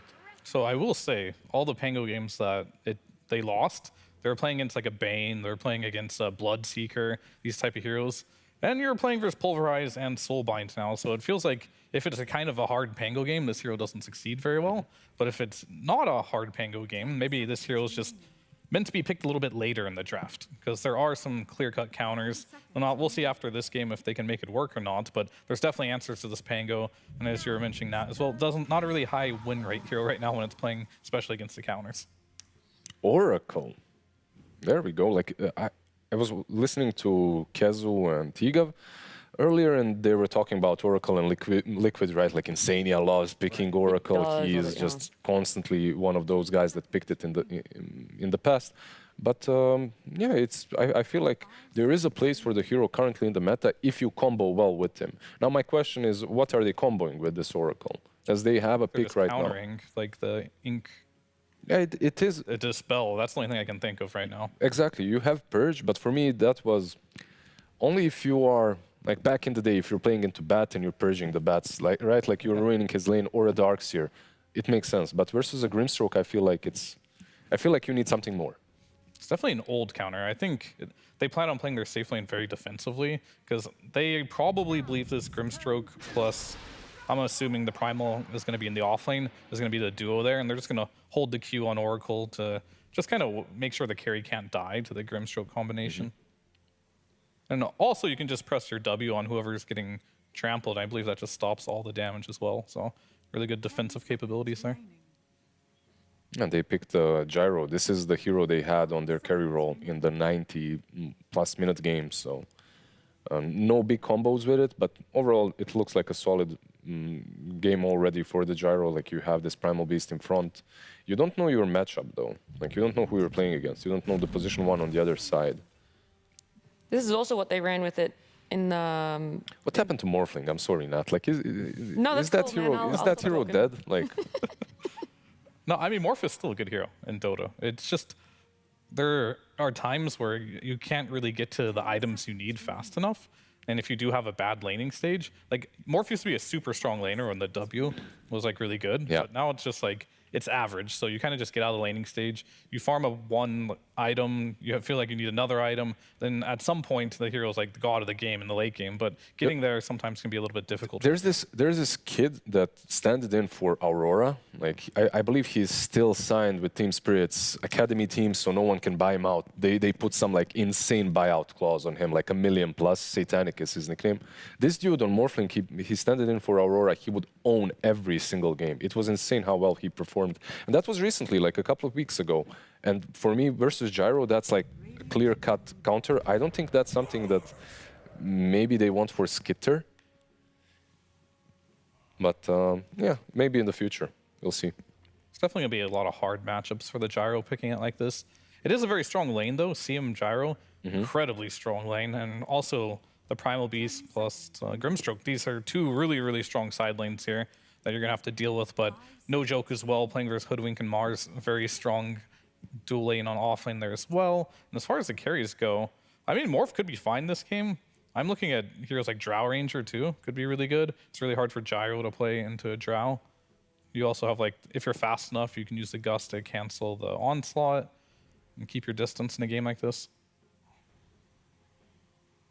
Of course, Lifestealer is always like if I'm looking at Skitter, right? Like you're thinking about Lifestealer, he's been playing a lot of Weaver recently. I thought about Weaver as well, but I don't know how that no fits Weaver. in.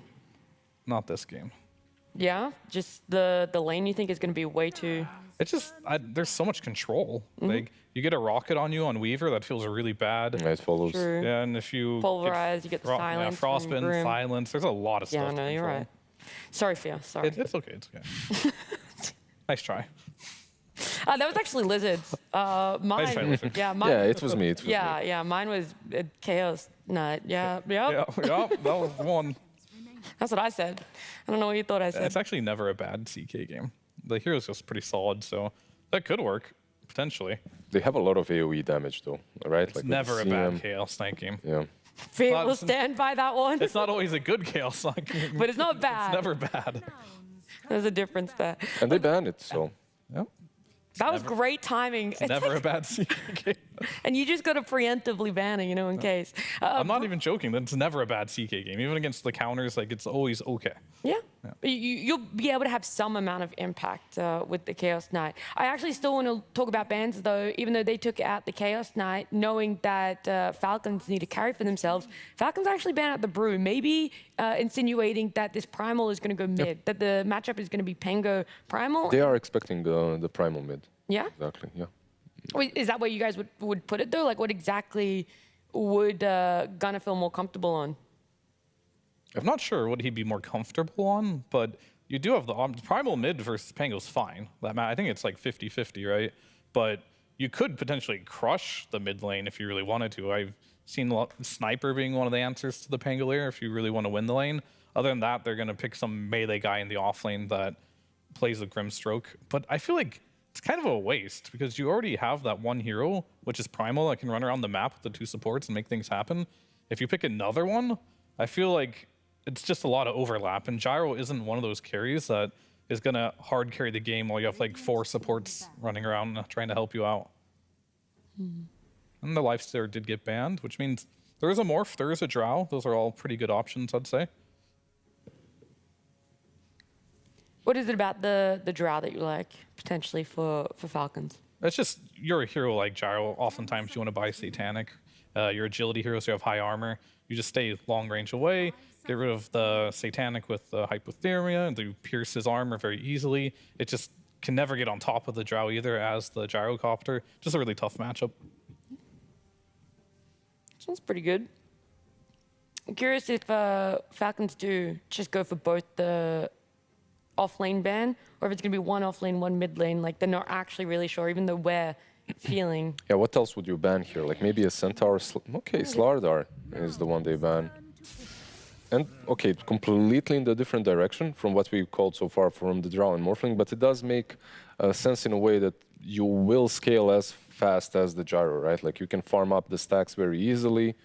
You don't really care about farming under the tower. Like overall, I don't mind the matchup at all for the Sven. Yeah, I mean, gives your team armor as well for the flat cannon, so that kind of helps. It will come down to, though, this matchup specifically, who's more farmed, because both these heroes can farm very quickly. But if you get pressured on Sven and fall behind, it's not going to be as clear-cut being able to just man-fight against the Gyro. Both these heroes will man-fight each other, but the one that wins will be the one that has more farm, inevitably. I do wonder about 3 melee cores, though, about team fights, if that's even a factor that you care about. You're okay to have 3 cores that are willing to just stand in front. Is Pango really melee, right? Like when he That's plays, true. I mean, his attack range is unbelievably absurd. Just with the swashbuckle, and this is what they did yesterday, by the way. They had the Timber, I believe, mid lane, and then they put something like a Centaur or a Doom on the offlane. And they will. Once again, they put the Timber mid, so the Primal will be on the offlane. This is the game that they did win. He's playing a really mean Timber sauce, so it does make a lot of sense to put him on the comfort zone the same way they put 9 on his Pangolier.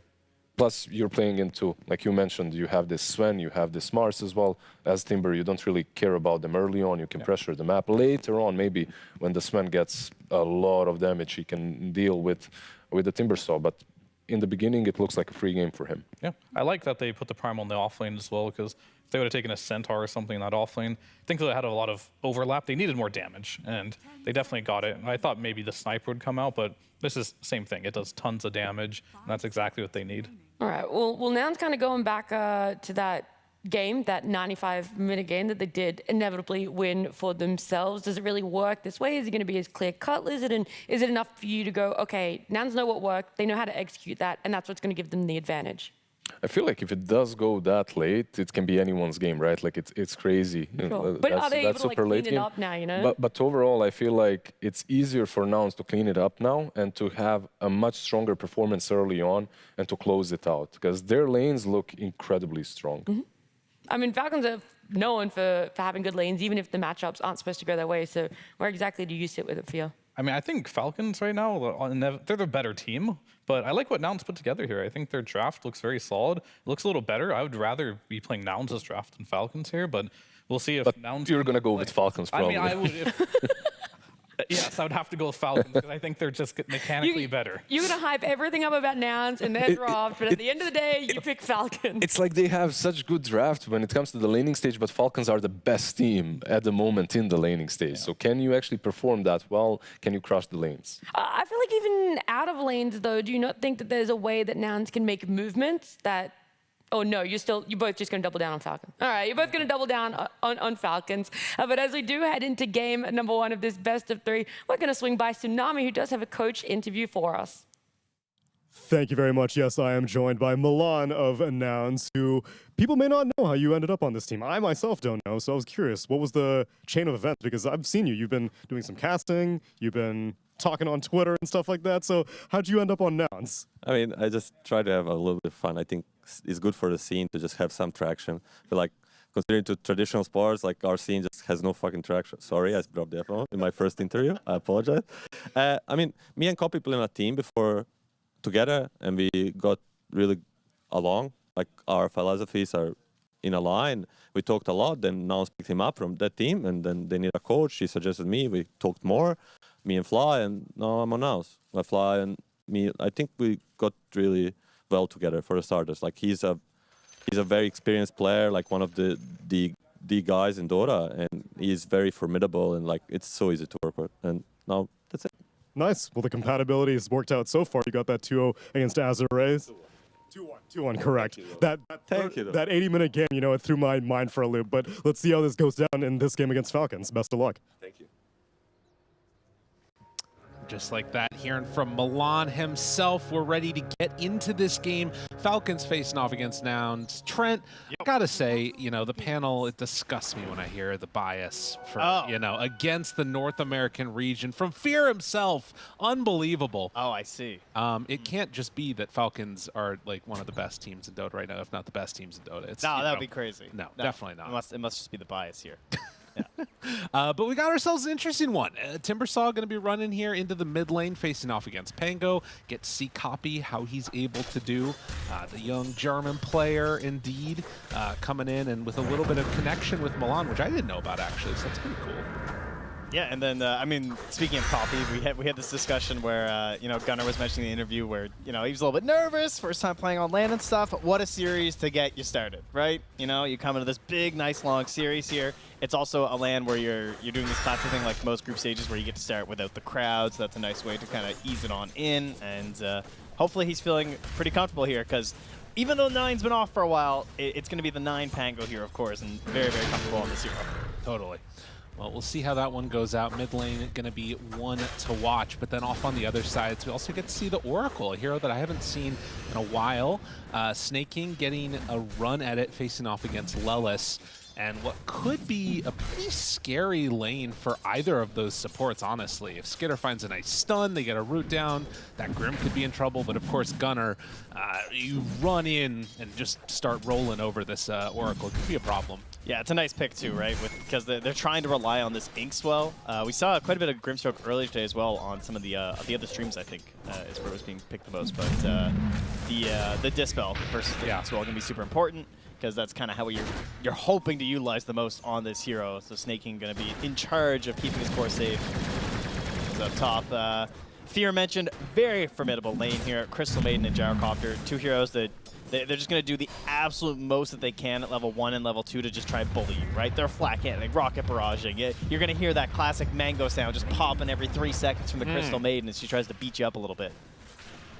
Constant spam is definitely a problem, and you could already see back there that Mar trying to hide behind trees to dodge the flak hits that were coming in as well. So stuff to keep our eyes on, and how they're able to control the lane. Can Crit actually put a little bit of counter pressure out the other way? Because, you know, a spear, a little bushwhack, could be a dead CM. I mean, it is Hoodwink. It's Right. Crit Hoodwink. That's you know, like point. if there's one person who everyone just associates with Hoodwink right now, it is definitely Crit. It almost seems miraculous he gets to keep playing it, but that all comes back to this whole philosophy of playing against Falcons of like, what do you ban? Because they just have so many heroes they share between, and even if they're missing Malrine right now, like somehow we still have a Mars Amar, right? So true enough. This team is scary when they get their heroes that they want. So far, lane's looking kind of okay. It looks like Grimstroke's been picking up a decent chunk of the CS down in the bottom lane as well. yeah, he's been stroke of fading for some of the range creeps quite a few times here as they try and control that, and obviously Gunnar doesn't want to dive in for it, so. Nice little play there, too, to use the false promise to bring the creeps into deny range. Yeah, sneaky oracles. One of the more annoying techs that you can do with that. Spear flies out onto Fly. He's going to be fine. Triple range creep here, which is a lot of experience that's going to be coming their direction. Just taking it for a little walk here. Yeah. Let's see what they decide to do. Still no kills early. Everybody just hanging out across their lanes, getting the respective farm that they need to. Crit was able to get the Lotus. Keeps him a little bit safer in the lane, too. Pretty needed for how he's playing right now, right? Like up in their faces a little bit, trying to bully back and forth with Fly here just to give this space to Amar at the tower. Make it a little bit easier here for the old assets. But now they're coming in again. More flat cannons, more spam. I mean, look, he's almost under his tower right now. Yeah, that's big. He also got a couple of those creeps denied away from Yuma while he was at it. And now going to be forced all the way back behind the tower. But this ends up being, I think, pretty okay for them, honestly. Got a nice chunk of waves coming in. Right. All the action has been on these side lanes, but if you look towards the mid here too, right? Like 28 last hits for Coffee right now versus the 22-9. Coffee's having a great time. He's got a bit of an edge there, about a half level on the XP. He'll be a little bit less after he cleans up his creeps, but he's in a really good spot to hit 6 and maybe make a play on 9. Yeah, and it's got to be careful. And of course, great heroes for rotations at any point too. This Fly keeps the Nova spam onto them. Couple pings, they're thinking about it and trying to force back 9. Oh man, good damage onto him there. You will get the bounty rune, but he takes a beating for it. Copy just trying to keep the bullying going with Fly moving over. That's actually enough where maybe they can get a kill here onto the Pango. First blood before 6. Nice. Surprising there. I mean, that Arcane Aura helping out there. Yeah. He was pretty desperate in terms of the mana pool. Well, this spell there. Well played by Snake King to take that one off. Gunnar does steal the small camp that was stacked up, I believe, there for Skeeter at the very least. Snake King had just been doing that, so get something back for himself, but... Jeez, another missile. They're thinking about going for this one. No, they're not going to go anymore. But, I mean, Amar needed that spear. Otherwise, that could have been a kill for Yuma onto the Mars. At least something to help keep him a little bit survivable. He's also burning the raindrops of those missiles, too. Yeah. So you're losing some value compared to the 120 that you'd be blocking some of these CM spells, maybe. Takes out the Oh, ward. speaking of which, Amar in trouble. Groovin, finding that kill. The rotation coming in from Lelis, it's more than enough. So these early moves from Nouns, the panel talked about the strength of their laning stage, and they're already showing it off. 9 did get the regen rune, which is a good little boon for him. Yeah, going to be needed, right? Because with level 6 here, yeah, going to be getting bullied quite a bit here from this Timbersaw. Of course, you can do this and leave the Grimstroke out of there because Gunnar's playing this big tanky hero in the Primal. Now has level 6 also. Doesn't look like he's going to try and make any moves. There could be some rotations into his lane, But it looks like they're kind of just letting Skitter get what he wants. Yeah, I think this idea of just like backlaning as the Primal Beast is fine because it's just opening up the rotations here for Lelis. Now Lelis is trying to get over there to that Wisdom Room. He wants to make sure Snaking doesn't steal it. The scans both now just hit. Oh, that signals to run away. Though. Yeah. Yeah, they won't get him. Which means he won't get that next wave for free. But just securing it, of course. Well, so far, so good. Slight lead for Nouns out of the first part of the laning stage. What you might expect, given the lineups that they've got. The main difference is just that one kill that went onto the Pango, but Pango's certainly doing fine. Now Lelis chasing a bit. Gunner's a bit far away, but is trying to connect. Decides not to go any further. Instead, Crit now runs into Fly. Ex-teammates battling each other a little bit there. And with Copy making the move, that's going to be enough to take down the Squirrel. Well, this offlane is struggling. The MOUZ is going to be like their action hero in this game, right? He's the one who's going to create situations for you to actually come back in this. And Amara's kind of just stuck glued to the lane right now as he is the poorest of the cores, and that's kind of forcing these little moves here from Crit when maybe he's not quite ready for it. Moving in. 9 trying to do something. Oracle has a lot of magic damage, but it's not going to be enough. And 9, if he's not careful, might get caught out here on the second side. Okay, now Hasterin spawns, and that means he's okay. And in fact, he's getting Lelis. Wants to make the move for Lelis. With CM moving in, 9 can't play quite as aggressively, although still looking, hunting, finding Copy. Turns onto him, and now the Frostbite 9, not like that! Oh no. Oh, Hasteruns, how many times? And now down bottom, Skinner also in trouble with Yuma making the move. Nouns are taking full advantage, and Falcons, they're left lacking. They are really taking advantage of these heroes, like you said. I mean, this is what you got to do, right? Like, get a little bit of a lead there, recognize that, like, MOUZ, again, he's just glued down, he's stuck. He hit 6 now, so he can't get the point in the arena, and maybe now there's some sort of a threat of a TP, but just knowing that help's not going to be there yet. Plus, losing the Pango, obviously, was pretty bad stuff for them. And that's a Kaya now finished up here for Copy, so early boost here to the damage. Snake King will hold on to the tower down bottom, start to get the levels up for the Oracle. Needed, considering how much pressure there is. And, well, Crit standing on his grave from earlier, and they will get the bushwhack. Nice connection. Oh, a little off the mark there with the Timber Chain. And that's going to keep Crit alive while Copy goes and cleans up the stacks that have been built. Crit needed that one. He's trying to draw this attention away. I mean, he also just needs 6, right? So they can maybe create some sort of a smoke play opportunity here. Oh no, Amar, he's in trouble again. Moves in with the Timber Saw, and an easy bring down on Amar. That boost damage from the deforestation goes a little bit crazy there, as 9 is going to bust out the ulti here. Gunnar does a short little skip and a hop back to his side. No 6 yet from the Grim. Also, no one else is soulbind to, but... And they find Crit again. Worth noting that that is also a lot of stacks up in the jungle. Is 9. Oh my god, he has a bunch too. I mean, Yuma he's starting to work on these a little bit. Over in the triangle there, yeah. Yeah, a little bit of thieving here. There's been a lot of stacks built in this game by both teams. And yeah, Gunnar just took, I think, like around a 3 or something, and then there's still Ancients over there as well. Well, they do have a good ward here, as you can see, they're just passing by there on Gunnar. Maybe that could give them an opportunity to do something.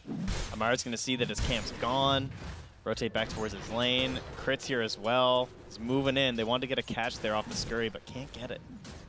It's pretty good sort of presence of mind by Nouns to not try and go for the full steal on Yuma. Just take away the ones that would accelerate Mars's farm. And now Gunnar making the move down bottom, threatening Skitter a little bit. He's taking a lot of damage, but with backup in the area, Oracle ulti out. Will it be enough to take down this Sven? It's a good chunk of damage, but now the spear connects. Skitter, he's gonna heal back up through it. Oh man, all of that stuff paired together was enough. They keep him alive, TP out with 2. They managed to escape. The Seeds of Serenity playing a big role there too to keep alive that Sven. Yeah, good combination there. They have it on the hook link there too, so a couple opportunities made for those kind of plays. But they needed that desperately. Yeah. Because they just been running you over, taking full advantage. And Copy likely just hoping to get this Blink Dagger so he can be a bit more involved. They're going to smoke up before it's even finished though, and they're going straight for Amar. They draw it on the map. It's actually Yuma that does it. It's like, hey, run up top, I'm TPing in. I'll see if they get aggressive on me here. No false promise for another 60 seconds from Snake King, so this bait could work out well. 9 runs right into the wave, though. Crit. They got him. And will it be enough for the kill? Yes, indeed. Amar still comes in. I mean, they want to defend their stacks. The stun is there. The spear connects, but the damage, the CM ulti, it's doing good work. 9 now in trouble. Copy gets the kill and now bound together. 2 silence. Do they decide to chase anymore? Doesn't look like it, but they are going to come in for the steal. Amar, he doesn't want to give it up, but you go up there, you're going to die. Does not manage to get any of that comeback gold that was invested. Oh man, that's such good heroes for stealing stacks. Gyrocopter and Timbersaw getting in there. And what positioning from Fly? Like, the arena's down, they're kind of fighting in there, and he's just on the outside of the arena. So you guys are a little bit too busy to come deal with me, unfortunately. Gets a full duration CM ulti right in that fight, 1500 damage. Copy. Big land, big appearance for the young player, and he's showing up in a big way. Top of the net worth at this point in the game. And every time Amar comes back to the lane, wants to get a little bit of space for himself, and he just gets bullied. The chase down, it's going to be there. They move in with Gunnar, find Snake King first, and the follow-up, Amar, there's nowhere to go. Nouns have your number. I mean, we talked to Virtus.pro when G was interviewed. He was talking this idea about like copying the teams that are winning. He's like, we're cosplaying Falcons. That's what we're up to right now. And I mean, Nouns kind of similar ideas here. You know, a lot of these like core heroes obviously was like Gyro, Timber, Primal Beast, but maybe not so much copying. It's just copy himself. But this idea of like Falcons have done so much stacking. They've been doing that for the past couple months. They're always getting these huge stacks, and they get such a big infusion early. And it feels like Nouns are fully aware of that and really trying to target and force that down. Right, and instead of trying to do what they're doing better, they're saying, all right, we're going to come up with an answer to what you're doing and try and outplay you with it. Man, we're going to stack and take your stacks. Exactly. It's a humongous bank of gold here. That is so much money if he can finish this one off in just a couple of seconds, which it looks like he's going to be able to. And he also stacked it again. Oh, my God. Oh, little mini Chrysalis going in for the Aghanim Scepter next. But a big timing for Falcons. Pangolier gets the Diffusal Blade. I mean, we've still got to keep our eyes out for that. And then also, eventually, Amar's Blink Dagger. He's getting closer to it after going for a lot of little mini items to sort of propel him. But it's taken a while. Man, how do you play this fight, though? Try and catch the gyro with, like, the initial grab into a sharpshooter, maybe, from the hoodwink, and that's kind of your damage? Right. It's not going to be easy. You get these big, beefy frontliners of the Primal Beast and the Timbersaw that you have to get through somehow. And that Primal Beast is working towards the recipe of a BKB. Mm. And also taking the Wisdom Rune here for Gunnar, too, so. Just injection, all of the experience and everything else into him. I mean, you know, the panel talked about this too, but like this idea of the Oracle, what's sort of the reasoning behind this hero? Look at this smoke too. They're right behind him, and they're going to try and move up here. But this hero is great if you have something that's a centerpiece, like a Death Prophet or whatever else to try and stay alive. But in these team fights, when things start going crazy, if you can't turn the fight spectacularly, it all falls apart. Saving Amar here, it's not going to happen that easily. They roll through onto 2, trying to do what they can. This Fusel Blade, do they have enough? I mean, Oracle's still in trouble. Amar did get saved, but Gunnar, he's on to crit. They find more silence now onto the Pango, and all the damage out! Double kill from Copy, looking for more bodies to drop. And they keep falling. I mean, Snake King's barely limping away from that one. Grabs the Lotus and is just going to try and TP out, but no chance in that fight. Perfect smoke as they came in on top of some vision that was left there from Falcons, but you know, you're not safe. They're smoked up on top. Great initiation. Do you see the way Copy does that too? Where he like blinks in and he does the little drag of the chakram. Oh, yeah. Right over the 2 of them. Really nicely played. There was no chance for an Inkswell to get canceled there by Snake King, so they steal some creeps and back out of the Radiant Zone. Well, now they have an amplified damage in the bottle. Spear back, that's nice. Do they have enough to kill him, though? It's scary. Gunnar's hard to kill. He turns, goes for the Pulverive, and realizes he's just going to be gone anyways. Yeah, with 9 nearby, that's all good. It's something. The Blink reveal, it's one of the better heroes to get.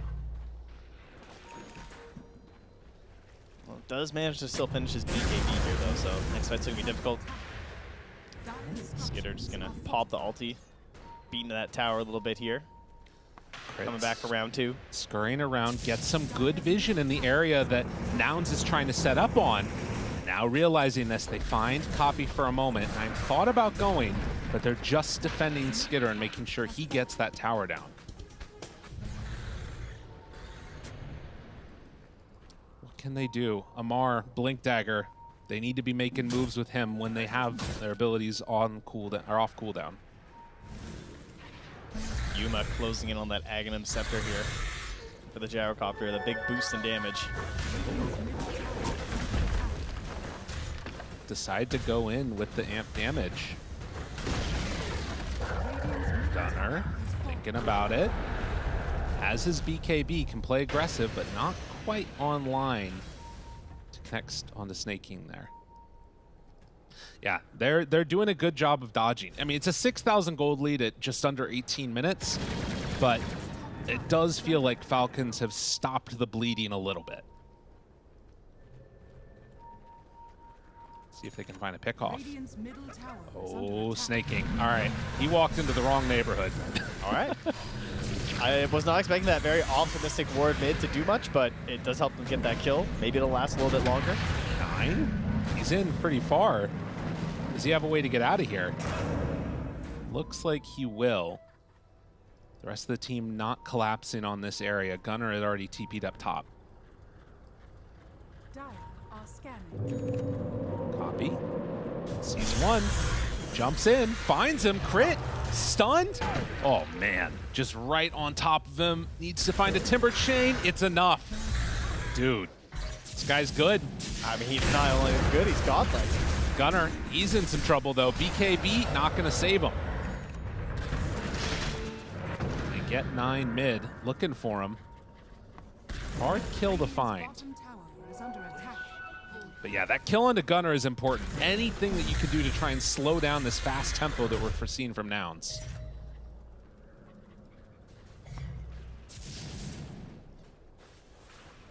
Only 9-second BKB though on the Timbersaw. Still the 9-second one there on the Primal Beast as well.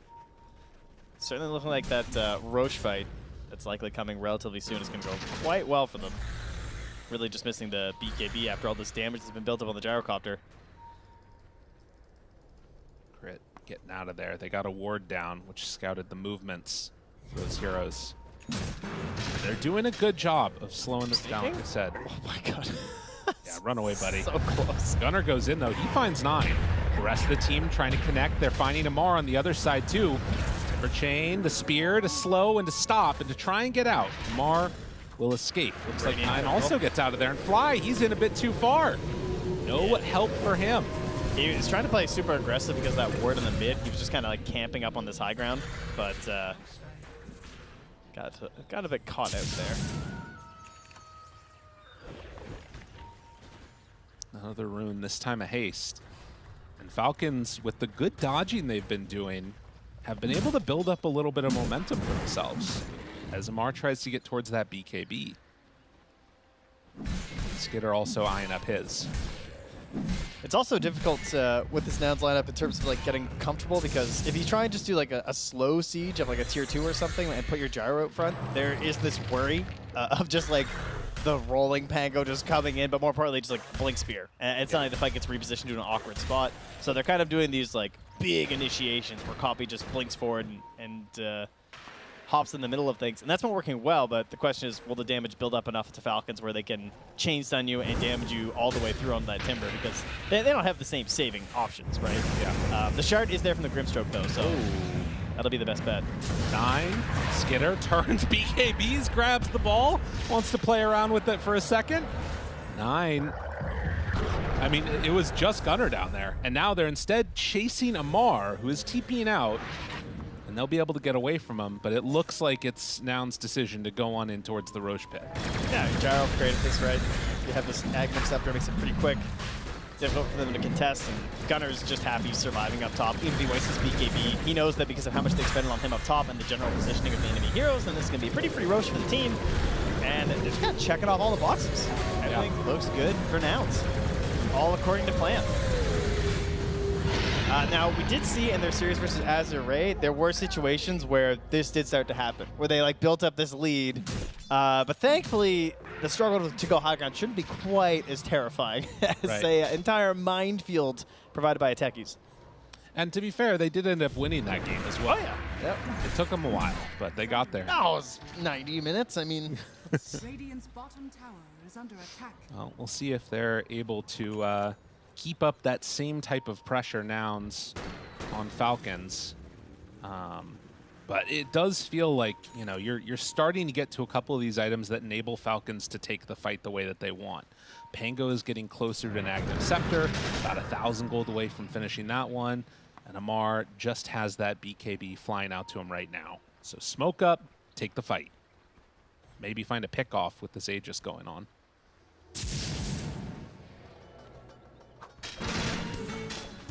I feel like that ward mid has just done so much for Nouns. Like, it spotted so many of these movements. Like, you saw Yuma again. Yuma seems to make a lot of calls on the minimap if you watch. He's drawing all the time, and he called out exactly where they were moving with that smoke. So that's why they're smoked up behind the gyro right now, because they think a jump's coming. Oh, and 9. He just went in. Ooh, that hurts. The swash just off cooldown. I mean, now, there's no Pango for a while. I mean, all you can really do is just hit bottom, it feels like. Either that or you're all coming back to defend mid. Yeah, I think it's just gone mid. Because, I mean, they don't care about that tier 1, I would imagine. Oh, they're going to fight it. Never mind. Nothing free. Gunner pops the BKB, turns, trample through, tries to do some damage. They find him for a second. They get the ulti off, though, immediately, finding the Oracle bound up with them. Yuma, they try to bring down that Grimstroke, stand right on top of Amar. Amar will TP out, realize this fight is not meant to be. And it is indeed Skitter, the one left behind. These 2 get dropped. Wow, great decision, right? Not just taking the free tier 2 and trading for your bottom tower. They just say, let's go for the fight. And you hit those big ultis there from the Grimstroke, control things up. Sure, the Mars, like, I think Amar was trying to die pretty much. Like, I think he actually wanted to secure this escape for his Sven, but they're patient. They get him with the grab, no BKB TP. And right back to hitting mid lane. Amar does a sneaky little play in the trees there to cut off the creep wave. But again, Nouns not feeling pressured to make this happen. They're, you know, waiting for that next creep wave, hanging out, still have 2 minutes left on this Aegis. All Falcons are going to spread out and try and get whatever farm they can. Yeah, they have a ward inside their own dire jungle right now here too, so has spotted where Crit was moving through as well as 9. But now Crit's just going to hit the wave anyway, so. He's right on top of Amar. The BKB is still on cooldown for 25 seconds. Amar, hold back in, silence, he's gone. No way out. Nouns on the hunt. Yuma's really one goal here, you know? Yeah. Just still mid, he's pinging it right now for his team.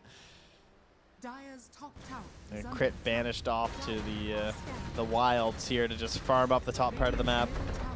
Nothing they can really do here. They're going to grab their own Tormentor at the moment. Not bad. Crit can be the one who benefits from that, so we get the Boomerang in action here. Lelis close to finding him, though. Does see him. With the Observer he just planted. Now Crit in trouble, silenced up. Nowhere to go. Copy onto him. Stun. It's there. And another kill as Crit will... Oh, wait on. Hold on. Dude, really? There's no way. Oh my god. Ah! Almost got away. I guess there was still Blink too. Yeah. Amar in the area yet again. Doing whatever they can to cut these waves, it feels like. I mean, it's just anywhere that you go, it doesn't feel like the fights are easy to take. When the Dagon's queued up like that, it's not looking good, right?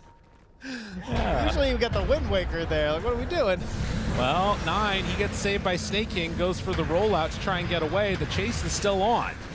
Snake King going to be dropped, and that is also an amplified damage coming in. 9 eventually will get hit by that missile. Just gonna roll all the way back to base. But yeah, bullying continues. Only 20 seconds left on the Aegis, though. It's a 10k gold lead. Man, great Aegis from Nouns, though. Yeah. The way they moved across this whole map. Took all the objectives they really wanted. I mean, probably don't want to go high ground unless he gets a big picks here. But they've done a great job of just kind of caging in the side of Falcons. They're not finding this easy farm on the map. They're getting caught out a lot. Now they're coming through with the gem here too. Just making sure that they don't leave any opportunities. Crit takes it down in the end. I think that was a replace that they did by Nouns. But now it's bottled up amp damage, and Yuma about to finish a Daedalus. This is some scary times for Falcons. I mean, it's like you said, you don't have to go high ground here by any stretch of the imagination, but pretty much any fight that they take, I think Falcons are going to be coming out behind. I really like the Shiva's choice here from Copy too. I think that it helps with the chase down on the sides of the map when they're trying to play this really annoying cat and mouse game. It also really helps for just going high ground. Right. You just hop in, you blast it, get some vision, extra survivability. Did he actually build the Dagon? No, all right. He's queued up a Lincoln's. Never mind. He switched it up. We'll see. he might come back. All right, oh, Lincoln, that's how bro. The worst part is it's so primal ready. Too, so it's just like there's nothing. Yeah, he was so freaking ready for that. Oh my God. Wait a minute. Wait a minute. Wait a minute. Amar. Oh, the missile's coming. He knows where you're going, and Lelis there to clean it up at the end. Jeez. We need to up the high five game, though, I gotta say. Yeah. Wow. That was a great opportunity. Wait a minute. That's an important kill. Skidder in. That is huge. They get it on Skidder, too. I mean, if there's going to be a saving grace this game, it's got to come from the Sven.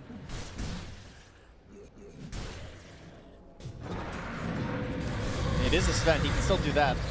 BKB was still ready as well here. Turns, wants to fight a little bit more, but Gunner's there. Got him caught for the moment. Stunned now onto 2, still trying to fight through this, but he doesn't have any more friends around.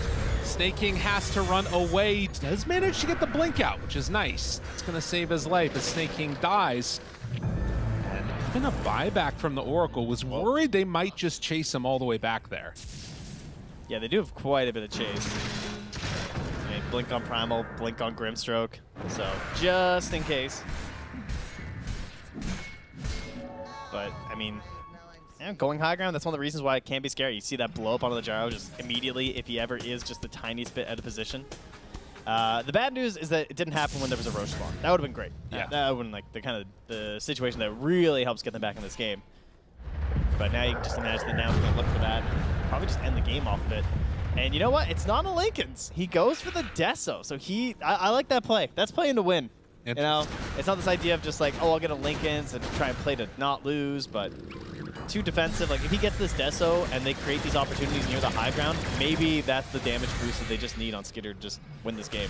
I mean, it's fair, right? Like I'm thinking about it a little bit more now. Long Roche. And it is going to be a long one. I'm wondering at this point, like, based upon how quickly they were able to blow up that gyrocopter, there isn't like that super easy save on the side of Nouns. The best thing that they've got is the Grimstroke Aghanim shard, but there is that worry that, like, you know, if he gets caught or something else, that, you know, if Nouns are stepping up to a high ground or not in position, they could get torn apart. Massive damage comes out from that Sven, particularly when there's a Deso to pair with it. Crit trying to get his own damage here too as he gets the 15 talent of the Acorn and then is closing in on his Maelstrom before he gets into the Gleipnir. As those BKBs will be starting to wear down, and we got 6 seconds left on the Primal. Ooh. So he's already worn it out. Smoke up, smoke up. Gunner sees Amar. Do they decide to go? Yes, they will. Where's the save? They need something, anything. It's not going to be in time. Oracle not close enough to save, and that... thankfully, it's a long Roche. Like yeah, that's true. Falcons will be happy about that. I mean, that's one of the problems when you're a poor Oracle, right? No Blink Dagger, so no chance for these saves. Love the decision by Nouns to just go for it and to take advantage of the fact they have this massive burst. Right. Well, it's going to be a long wait if you want to stay in there. Fly might just be hanging out for a bit. But yeah, that it will still stay on this side of the map, but this gives time for Falcons to get into their next items, although it does look like Nouns are just going to make the aggressive play as Gunnar is waiting for him. Spots 9. Dude, he is inside of their brain right now, so ready. And they kill off that Pango. Daedalus is complete, though. Sven gets bigger. Good TP out. Crit, is he going to be so lucky? Atos trying to escape. They get the silence, already popped Scurry, in trouble. Another death. Aha, got the arcane rune, though. There you go. Yuma again, the lines. He's making all the calls. Yep. Run down this way, go and secure Roche. Fly's still hanging out in this area, and Roche will be a quick spawn. Fly getting nervous. Skitter. Take the gate, run away. Oh, wait. Ooh, he missed it. Saved? Okay. Pretty happy about that one. Mar has to now BKB and run the heck out of here, but Gunnar's right on top of him. They got him caught in some trouble. Snaking, he's going to start to fall. And constantly ready to go with Amar dead, looking for Snaking. This is, at the very least, going to be a very quick and easy Roche for him. Who knows? They might even think about going high ground here. They've learned that the tips only power up Falcons. There have been so many tippable moments in this game, and I don't think they've tipped once. No.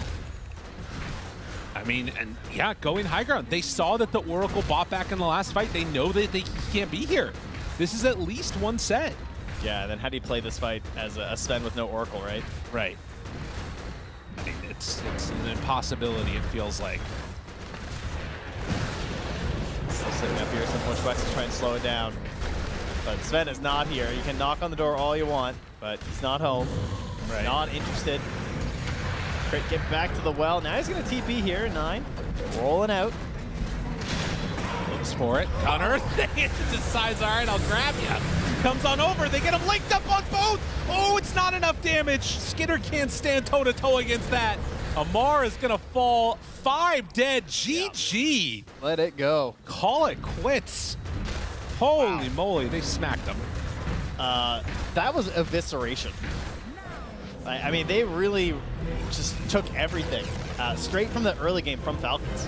Taking away all those stacks, it completely killed any momentum that they hoped to have. Copy played fantastically out of the mid lane.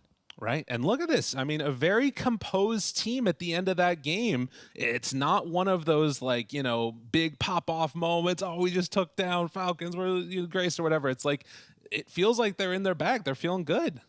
Yeah, you do have to win the best of 3, I suppose, huh? I mean, yeah, that's what I'm saying is that, like, I feel like sometimes there's these moments where people are a little bit, like, amped up, and then afterwards there's, like, that worry of, okay, are we going to, you know, be able to come back with the same type of play in game number 2? But the panel said it. They like the draft from the beginning. Yeah.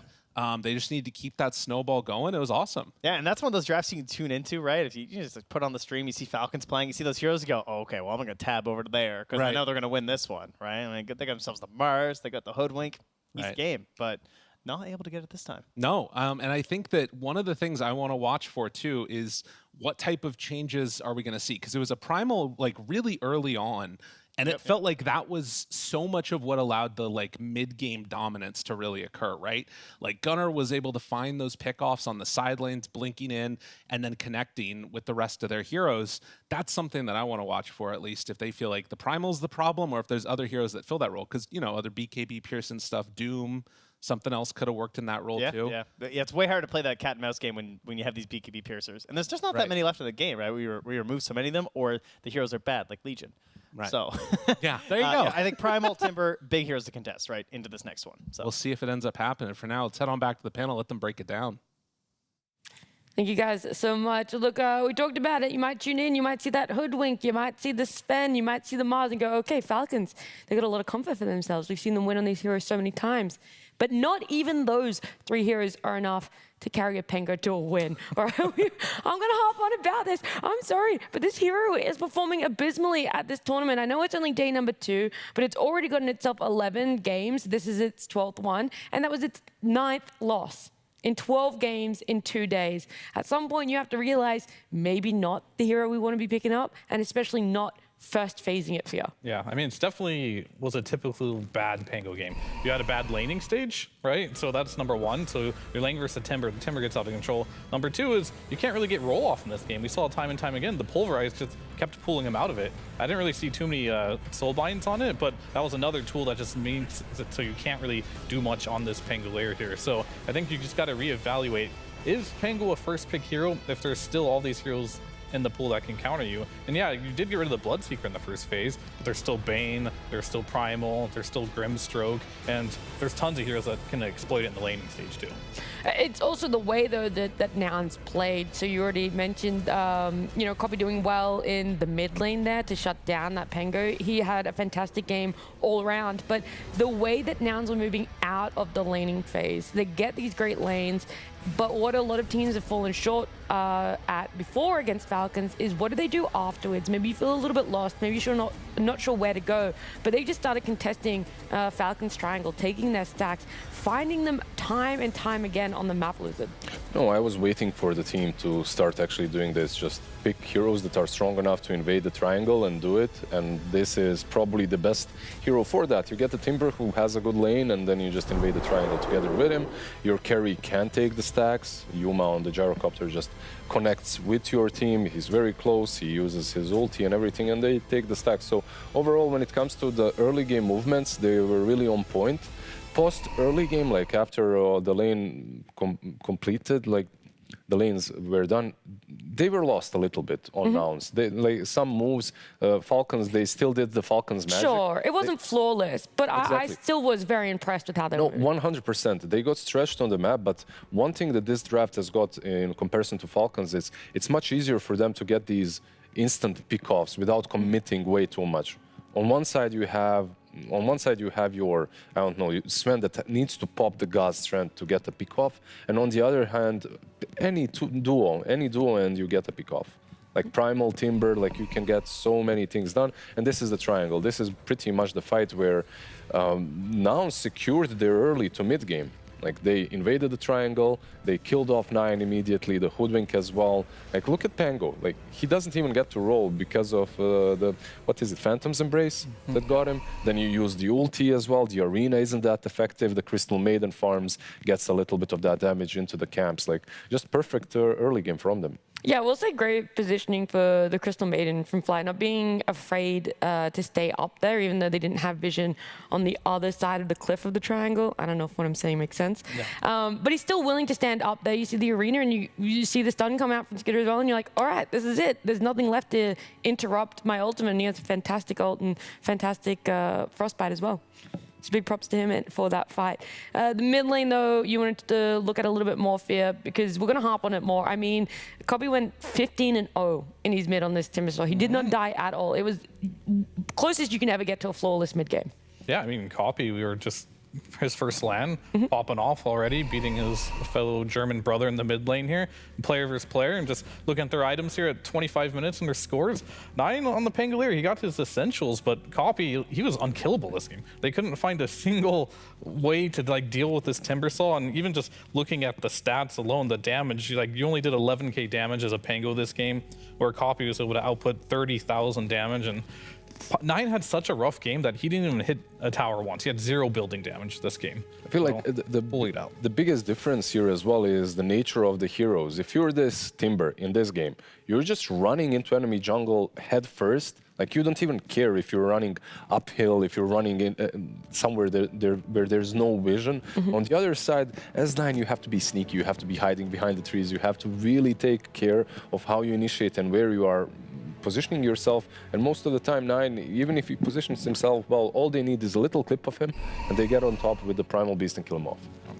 Yeah, just kind of going through every time that I saw 9 die. I don't know what he ended up numbers wise. 0-7. Okay, I thought it was higher than that, so I'm glad I didn't say anything.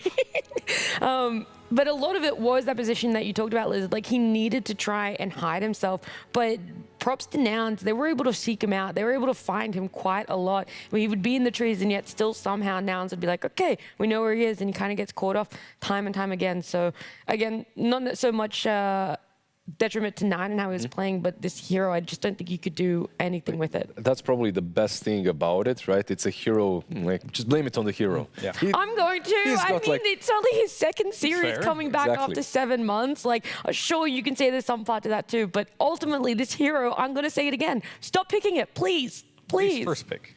Stop first picking it. Okay, yeah, no, you're right. Because the hero is still good, I think. It just needs a better condition to play. And right now, it's kind of been proven. These top teams, at least, are going to exploit your Pango first pick. There's not enough bans. Even though there's a bunch of bans, there's not enough bans apparently to get rid of it.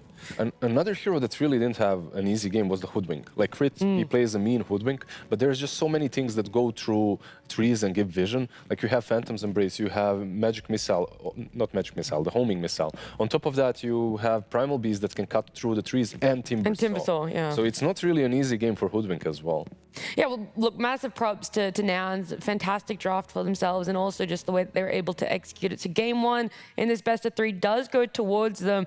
However, they're going to have to get it together for game number 2 as well, which will be happening after this break.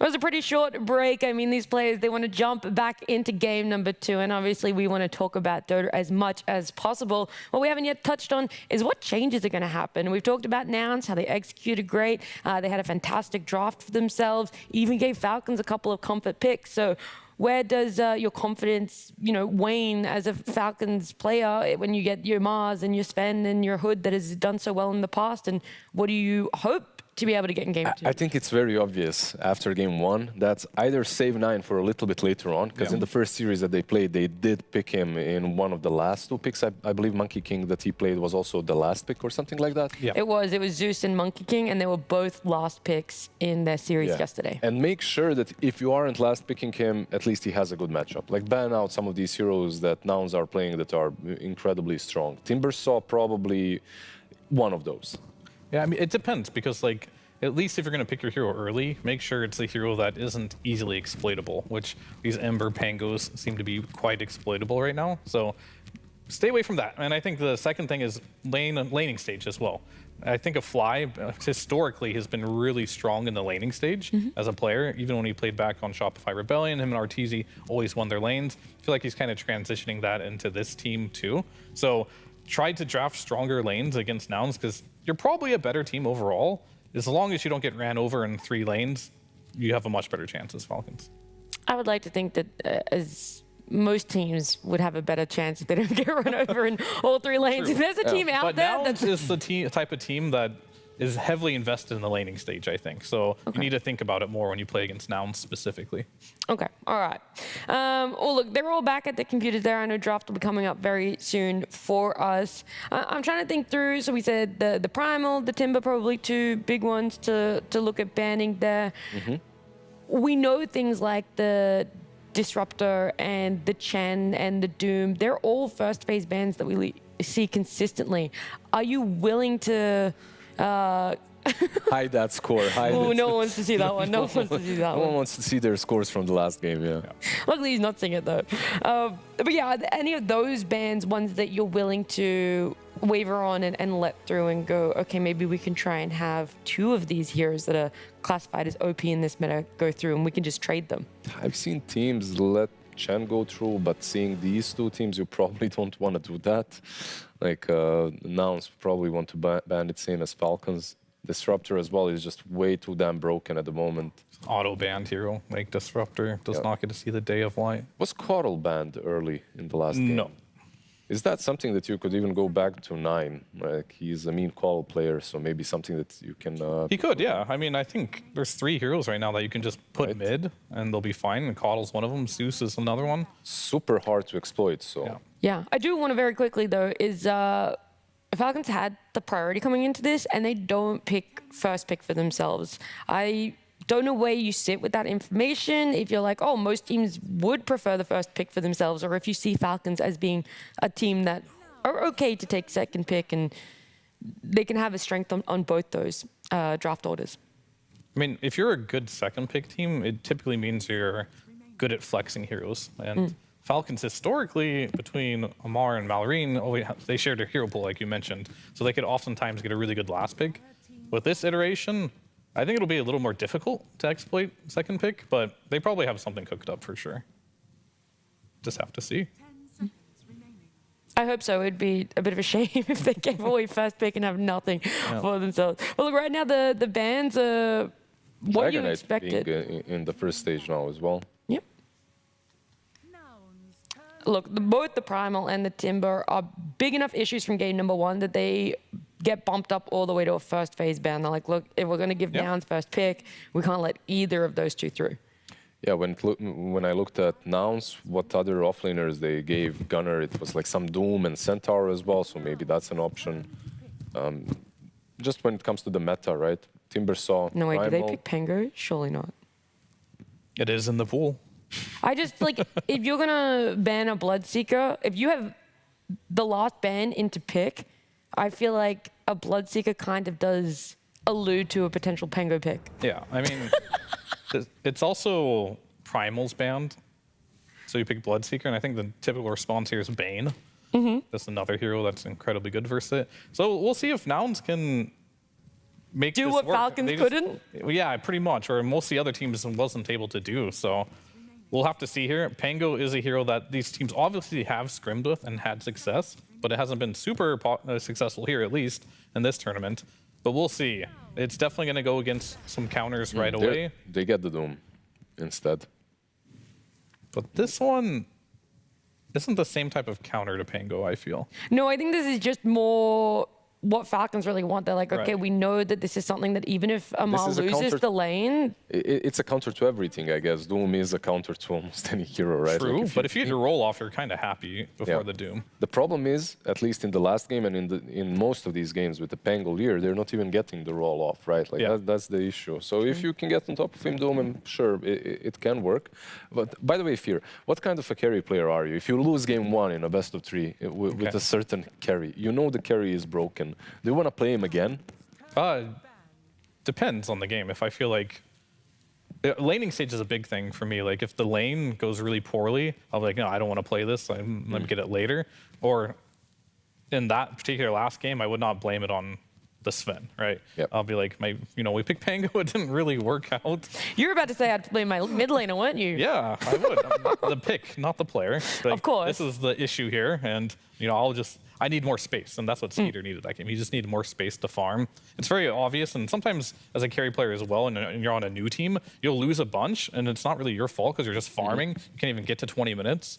And I think that's kind of what happened. He was even joining fights, right? Like he had to. He had to. There was no one else that could do it. So it was a bit of a lose-lose. Like you either don't join fights and you know the rest of your team is going to lose, but you're farming, or you join fights in the hopes that something comes of it. The craziest thing is, even when he was joining fights, he was getting good pickups. Like he would kill a gyro off instantly. Every single time he joined, he would get a good kill, but they could never kill Timber. And in the end, he was the ultimate carry of that game. 15-0, yeah. You can't blame your carry if you lose in 20 minutes. As a support, I will. Yeah, well, do what you got to do, but it's not the carry's fault. You can blame your carry at 60 minutes. I'm joking. At 60 minutes, that's when that's their fault. That's the threshold? Yeah. Exactly 60 minutes? Well, after 20 minutes. After 20. Not before 20. All right, I'll take that one. I'll put it in the notes there. The Doom, I want to talk about the pick a little bit more because is it a hero that you feel, sure, lane goes even, maybe you're even down a little bit in lanes, like you don't win it, there's a big door for you to be able to come back into the game. You can farm up a little bit more. You still have impact even if you're not that farmed, even if you are behind maybe the enemy offlaner? You can definitely just either win the lane on this hero or lose the lane, and it's the same gameplay. You're just going to farm. So it has the option, and it's not really clear cut with this hero. Like, many random things can happen. Someone missteps, or you have a hoodwink and you get a bushwhack, and all of a sudden you're winning the lane. But if your support leaves or does some rotations, you're still pretty tanky. You're using Devour to farm. Very it's even durable. about the creep that you get. Like, yeah, sometimes. creeps. If you get a good creep, the lane is won. It's like RNG almost in a lot of ways. That's really what you want to put the deciding game up to. That's only RNG about the lane a little bit. Yes, but later on, if you're playing a Doom on this level, you will always have farm eventually. It's very unlikely that you will be completely demolished. Even if you get zoned completely out of the lane, you can still get a couple of creeps in the jungle, just devour, come back into it. Well, both teams took a little bit of time for their bans there, but it is ultimately going to be the Gyro and the Monkey King that Nouns want to take out, and Falcons with only one ban, they decide it's Conquer that they just don't want to deal with at all. Interesting Monkey King ban. It's probably because 9 played it yesterday, right? So just kind of targeting him there. But they did wait to pick up that Monkey King, so I feel like you could have held off on banning it out. You could have, but they still have 2 more bans. I don't know. Their bans, to me, don't seem like the most protective for the Pango, so we'll see if it gets exploited as we're afraid of, but they're going to pick up the Hoodwink again. 2 of his biggest counters are out. Like the Timbersaw, the Primal, those are the ones that made the Hoodwink feed in the last game, so they're removed in this game. Should see a much better game from Crit here on that hero if he is going to be the one picking it up, which most likely he will. Have we seen Snay play the Hoodwink? I've never seen it. Yeah, because I know some other teams that they will flex the hood between a 4 and a 5, but I don't recall Falcons doing it. And It's if just they do, hard. not consistently. Yeah, it's just because Hoodwink as a hero needs a lot of farm. Like, you don't build these Glimmer Capes and Force Staffs. You just go into the Gleipnir and you're damaged, and you have to scale pretty hard here. And this is going to be the Doom counter in the lane. Okay, I really love Undying making a showing in this game for 2 reasons. I love One, Undying too. I mean, yeah, I just love Undying. So actually maybe 3 reasons. But I do know earlier today, How do you love Undying? Well, T and Kezu were talking about techies just not having this great win rate. And whenever I think of techies, I think of this lane stabilizer, someone that's supposed to help you in lane. And then what then brought to my mind was Undying. He also does that, especially like an Undying or Drow. They're supposed to work really well together. It's this 5 that really does try and help you stabilize your lane. And so I was wondering when he was going to get picked up, if at all. And here he is. We're seeing him coming out, and like you said, against the Doom too. And you mentioned the Drow, so that's maybe an option for them as well. Like you can play into the Doom can play against that with a couple of like you buy Ring of Protection and whatnot, maybe even 2. But Undying is bringing something else as well. Like we talked about Hoodwink, and you want to scurry through the trees. Well, zombies are going to follow you, so they will give vision, and you have to deal with those as well. And you don't deal with the Tombstone very well as Hoodwink. So overall, a pretty good pickup for them. Like, how do you deal with him? You can still creep skip a little bit, pull the wave behind the tower. Like, that's always an option. So if the lane is really unplayable for Crit and for Doom and for ATF, like you can just resort. That's the last resort, right? Like you just play with the lane equilibrium. This is a super niche question that really doesn't hold anything to this game. But what is the zombie slow movement compared to the Hoodwink movement increase of the Scurry? Do they cancel out exactly? I don't know the percentages. I don't. You mean the ulti from... No, the zombies. Or the zombies. So the zombies slowing? zombie, how much do they slow? I'm not sure. I know when I play Hoodwink, if I get a couple of zombies and he pops his Like 2 ulti, or I 3. can't move, literally. Yeah, okay. Like I can't every run hero, away. though, yeah. Even with Scurry? Even with Scurry, Yeah, exactly. I feel that too. But I didn't know the exact maths, so I do apologize to everyone who It's wanted the 100% exact... slow. 100% slow. You're literally just stationary. Yep. We did call for the Weaver a couple of times yesterday and today, but this is the first time we're going to get it. Skeeter, of course, he plays quite a lot of the heroes, so... Yeah, I mean, it's better in this game. Like, Undying, no stun. Pangolier, yeah, he has a stun, but he has to, like, roll up and hit you with that stun, and it's very difficult to get on top of a Weaver, so that's very good. Dark Willow, though, she's got a couple annoying stuns for the Weaver that you got to deal with, but if you got high APM, you can navigate through the brambles a little bit, so trusting in Skeeter on that one. So not a bad pick overall, but that does leave now options to potentially get countered further here at the next 2 picks. They're going to have to pick some control for sure to deal with the Weaver. Oh. There's the lane stabilizator. Doom counter. Undying plus the Medusa. It's a really good Medusa game, actually, because it's super good. It's the best carry matchup versus Doom, the Medusa, and then also against Weaver, his bugs do minus armor, and as Medusa, you really enjoy playing against the minus armor because it doesn't affect the mana shield. Can you go Diffusal plus the talent with the minus mana on Weaver? That's how you play against her, right? I mean, I would just get that talent anyway because it's so good, but... And they banned out the Diffusal isn't needed, Anti-Mage, by the way. They banned what? They banned out Anti-Mage, so they're still expecting there's some... Yeah, I'm really like I Weaver know. mid. Yeah, I was gonna say I know that you want to ban out the anti-mage to protect the Medusa just in case, but I am We've wondering. seen him offlane even. Yeah, but you have the Doom already. Like we know that a mob mid? can play. Like 9 played it. I mean, like, in the honestly, yeah, past. I would have... Sure. Amar has played the offlane anti-mage, and I would just put Doom mid. You know, it's good. It's a good ban. I think it's too risky to leave in the pool. Even if they wanted to bust out a mid Weaver, I don't mind it. It's definitely low chance they would have done it, but there was a chance. Look, I guess even 1% is enough to make sure that your carry is going to get the best game possible. Again, you don't want anyone blaming your carry for a loss. And before 20 minutes, exactly. So you After learn. that, yeah. You learn. Is there anything crazy now for 9 that I'm looking at? Besides his classic heroes on the mid lane, what about some Lina maybe for him or... Crazy, you say?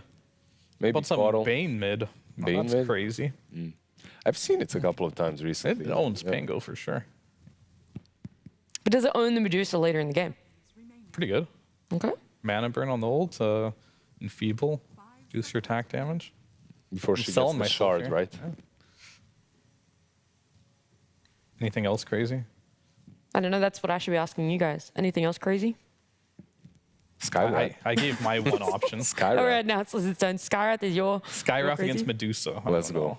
I'm not sure about that one. Let's go. Also, Skywrath against Japango, I feel like you don't really want that much either. But look, they still got a ban. Nouns still have a ban for themselves. Is it going to be another double down, protect this Medusa, or maybe a preemptive? Because it's Gunnar left to pick up his hero. Yeah, Gunnar has to pick an offlane now. He's gonna play some melee hero for sure, I think. Mm-hmm. I mean, Centaur is fine. I don't. Is there Mars? It's is banned out. Oh, so Mars. Okay, they banned the best 2 heroes. Yeah, Centaur and Mars. I mean, Axe. Axe would be yeah, cool. exactly. But that hero doesn't see a lot of gameplay. Tiny. Tiny offlane, I guess. I've seen a couple of games with this exact duo, Tiny and Pango, where Pango went off. But it doesn't really matter as long as you get like Tiny versus Weaver. For Weaver, if Tiny has a good game, is obnoxious to play. Yeah. Like he jumps you 100-0 every single time. Especially if you get like a good early game, you get that Kanda build at the moment. Like there is literally no way for you to survive. It doesn't. If you matter. don't kill him and instantly, he time lapses and it's a different story. Yeah, Just walks away. It's a little Scurries risky. away. Yeah, but then you like wait for 10 seconds and you do it again. You know, if you're Tiny. Sure, the cooldown isn't that long at all. Well, look, Falcons, they got 15 seconds for themselves. We're looking towards what mid laner 9 is going to pick up for himself. The less crazy ones that are still in the pool. Oh, they go with the Ember. I was going to say Zeus, but Ember is that. Yeah. I mean, I didn't want to say Ember because I don't think it's that good, but versus Pango, it's a classic matchup. When Ember was popular, we saw this all the time, but Ember has gotten a lot of nerfs since then, so it's not super popular, but it's the comfort of 9, so he's just going to go with something that he likes. It's been played a bit more, right? Yes, I do know at least 2 games for Liquid. Yeah. Today, they played it in their second game, which they ended up losing and consequently losing the series. But they played it yesterday, and they did get the win for it. There's a couple of pub players and like pro players playing it in pubs quite a bit as well. What I like about the Ember, though, is that when I look at this draft, there's only Doom that's kind of able to be in front. With Ember, you get a little bit more of just chaos. You have someone else that can just go in, create stuff. I'd rather see 9 Coddle or Lina or something like that, but in this game, Ember does make more sense. You needed this front line. Ember, Earth Spirit, anything like that. All right, well, Nouns, you liked that draft in game 1. You weren't sure about execution, but they had flawless execution for that game. Draft right now, Fia, you're sitting towards Nouns as well? Or not as heavily as game 1? I don't think so. I don't think I'm a huge believer in the offlane Tiny, because like, they have some big issues in this game on Nouns, and it's going to be the Weaver and the Ember. I feel like if these 2 heroes get a good amount of farm, they can kind of do whatever they want. And I'm not sure if Gunnar is going to be able to shut that down by himself in this game. I mean, Laylis and Gunnar don't have an easy to execute like synergy right here with these two heroes. It's not the same laning priority that they had in game 1 that was able to project them into that victory. Yeah, Right. it's not the same, but if this Tiny gets a good lane, all I see is free food on the map. Like you have this, It's very you have the volatile. Crystal Maiden, yeah, like all of these heroes can die to him very easily if he gets a good lane and a good start. And I don't like to see volatile drafts from my NA teams, so. Both of You know them. best. Both of them right here in this Yeah. series. Oh, you still haven't given me, though, which team you are favoring for game 2. We're going game 3. Yeah, Falcons, both of you? Absolutely no hope for... I'm still putting all my eggs in this basket of Tiny. Like I have some faith that he could make the difference. Gunnar good equals win, Yeah. otherwise Falcons. Yeah. Okay, all right. Yeah, that's pretty accurate. That's the summarization you need right there of about 8 minutes of draft or so. But we're going to hear a little bit more as well about these drafts with Tsunami and Howie. Thank you very much. Yes, I am joined by Aoi, who famously oftentimes considered very much a Dota nerd, but you're also an efficiency guy. So I want to ask you about your Falcons' first phases. Do you like how easy your first phase is because it's either Razor or DK or Doom or Bloodseeker or something, or do you miss the challenge of having to think more about a first phase? I think generally first phase it's good to open with something your team's good at anyways. So I like just, like seeing how the opponents can deal with it. I think it's better. And then of your first phases in Birmingham, we saw DK probably be the one that was relied on the most. Now it seems like that's getting banned out more and your Pango and Doom is going through. What's your opinion on Pango as a hero right now? Because throughout the tournament, it's doing terribly. Yeah, I mean, the hero's not doing well, but I feel like the hero's OP, so it's just Bengalir. It's been buffed every patch for the last 2 years. Every time it tries to get nerfed, they just buff it by accident. So, I don't know. I think it's sort of a one-off, like it had a bad day 1. It's having an indifferent day 2 also, as shown by the last game, right? I mean, yeah, our draft wasn't the best, and we made some, I would say, a decent amount of micro mistakes, but I don't really think it's, the hero's fault. All right, fair enough. Well, then let's see how it works out in this game number 2 as we pass it on to our casters, Lyrical and Trent.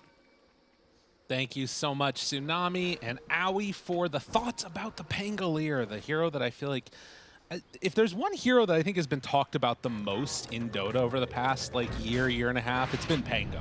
Like people just love to talk about it. Well, he had a great copy passer going for a while, That's true. So makes sense. You're not wrong. But yeah, we heard a lot of different things. The panel was pretty emphatic about the point that if this game is going to go well for Nouns, they need to have a good laning stage for Gunnar on that Tiny. We didn't see any kills on the bottom side there, but as we were getting ourselves ready for the game, there was a little bit of action back and forth. So we'll see how that top lane ends up working out. Is there anything else that you sort of are eyeing up, either out of the laning stage or just reactions from game number 1? I definitely just think there's pop-off potential for everyone here. Like, the Weaver can get out of control, as they mentioned. I think the Ember, too, same thing. So that's really the thing. It's like, well, we just got to see who's going to be the one who pops off, who gets this crazy laning stage. Right. And if it's sort of around an even type, you don't feel like there's one team that's clearly way better than the other and just wants to get out of the laning stage. Not really. No. Well, we'll see how this goes. At least now 4-1, and Gunnar been denied out a couple of times, having a bit of a difficult one over there on the top side. But Amar down bottom, playing on the Doom, having to face off against an Undying in tow. It does look like they're going to get this pull off as Yuma is bullied all the way back. Man, Crit is not giving him an easy ride of it.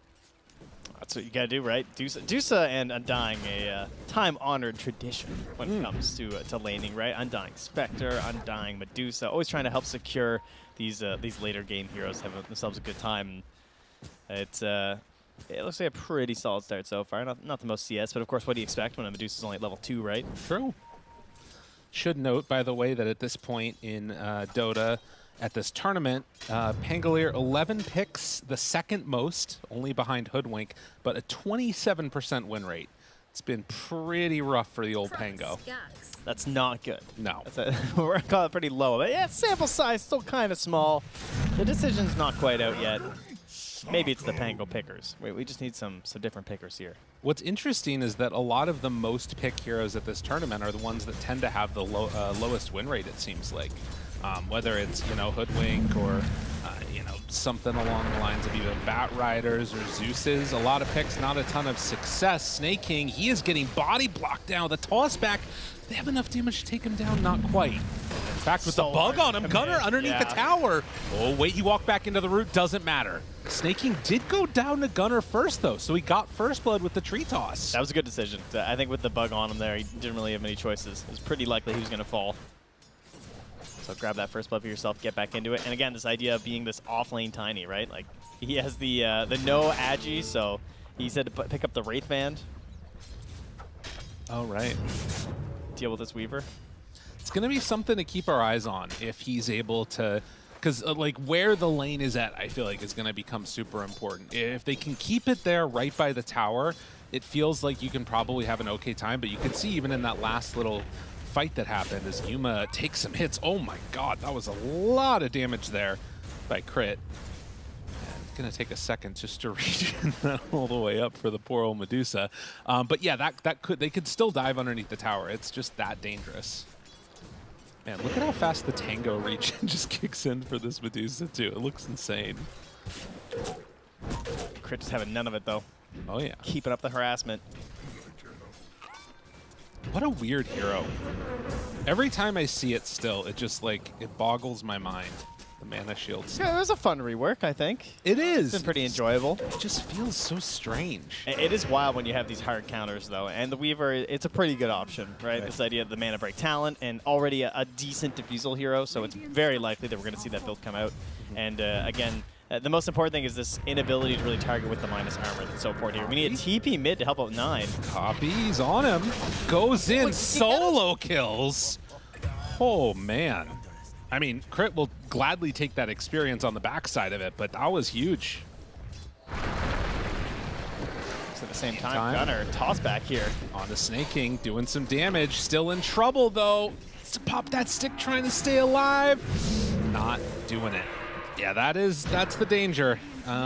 He is not having an easy game against this Weaver here. Lelis, oh my god, is he going to get brought down? Goes for the tag up, but he can't get him. Turns. Good damage, good root. Skidder in some trouble. It takes him a little bit before that Kushi comes back up, but it looks like he is going to escape. Yeah, just need that one little touch there from the Shikuchi if you want to actually secure that kill.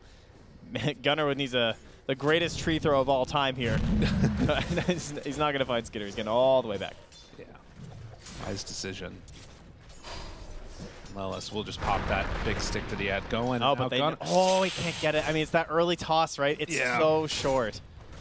That's disappointing because they know Weaver's not coming to help. Right. He's way too low at that point. Well, Falcons off to a better start. Probably gets caught. Trouble, and Brust killed off. Crit gets another one. He is level 5 now. Yeah.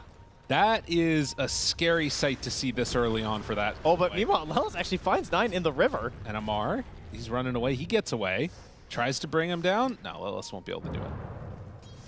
Really kind of ruins the fact to get over there and gets the D ward, though. I mean, Crit's just playing mid now, okay? He's the new core. 9 got to do the big, long walk back here after the shield rune is stolen. So disappointing for him. With this wave coming in, I wonder, he is going to soak some of the experience, so he's going to get level 6 from this big creep wave. Do they decide to stick around here? I mean, again, it's like coming up on that 7-minute mark. It looks like they're just going to let them get the Wisdom Rune unobstructed. This is a sad game for Amar. I mean, he's catching up to Crit at this point in terms of just like XP and everything, right? Because he's been zoned off the wave. Not only does he have to deal with the Medusa counter pick, because a hero that just really doesn't care about being doomed, he's got this Undying in the lane. Right. He's just not able to contest with whatsoever. The speed aura certainly helping to keep up his survivability here in combination with the boots. Well, if there is some positive news for Nouns out of this as well, it's that your Tiny is like about even with the Ember. So Ember has also been pretty heavily hampered with this. As Gunnar turns, hits Skidder. Skidder does have 6, so pops the time lapse and gets away. We'll see if they can try and get another opportunity here. I mean, he's got the Lotus and the Wand. Maybe they can find something when the spells are back up if they can get him outside of this tower. Instead, they're kind of going on the CM, but Gunnar doesn't have his volley back yet. As the toss, if he needs it, goes in, gets the kill onto Snaking. Skitter, he'll be tossed again. Standing toe-to-toe with Crit making the move. Doesn't quite connect to the Bushwhack, but yeah, he's dead.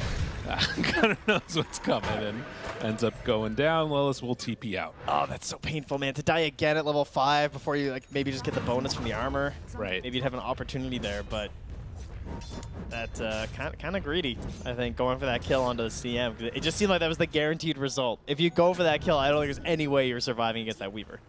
No, for sure. I mean, I still think that this combination of Tiny with particularly adding in Dark Willow now, right? You do an Ava toss with the ulti on top of him there. Whoever gets caught is going to be dying in that most likely. But it's just, will he be able to get online quick enough with a Blink Dagger or what have you to deal with it that early? And right now, in some trouble. Copy going to get pulled in, and Swashbuckle thought about the roll-up, not going to be able to do it. Now Fly shows up. Lelis is coming over too. They drop down the Tombstone. Both of them in trouble. Skitter has also showed up. They are bringing more numbers with Falcons, and everybody is getting out. Can they get anybody? No. Oh, man. The prioritization on that Tombstone. Oh, we're flopping right back, aren't we? Oh, yeah. Now it's Falcons taking over in this one, and this is the worry that you have, is if they start popping off on these heroes, it's going to be really hard to keep them under control. Like, yeah, sure, if Tiny is there, gets this Blink Dagger, it is free food on a lot of these guys. You're just going to pop them right away, but a Weaver, like, how are they going to control and lock down this Weaver? Right. Like, if that Tiny's not the one to do it, it's going to be pretty difficult, and then, you have limited stuns between an Ember and a Weaver. All right, they're going to try and chase down Crit, though. He can go for the positioning. Oh, he doesn't actually wait for the bounce down, though. And instead wants to get bounced back up, and he will get killed. But now maybe they can turn this around. Fly shows up. They go into the Shadow Realm.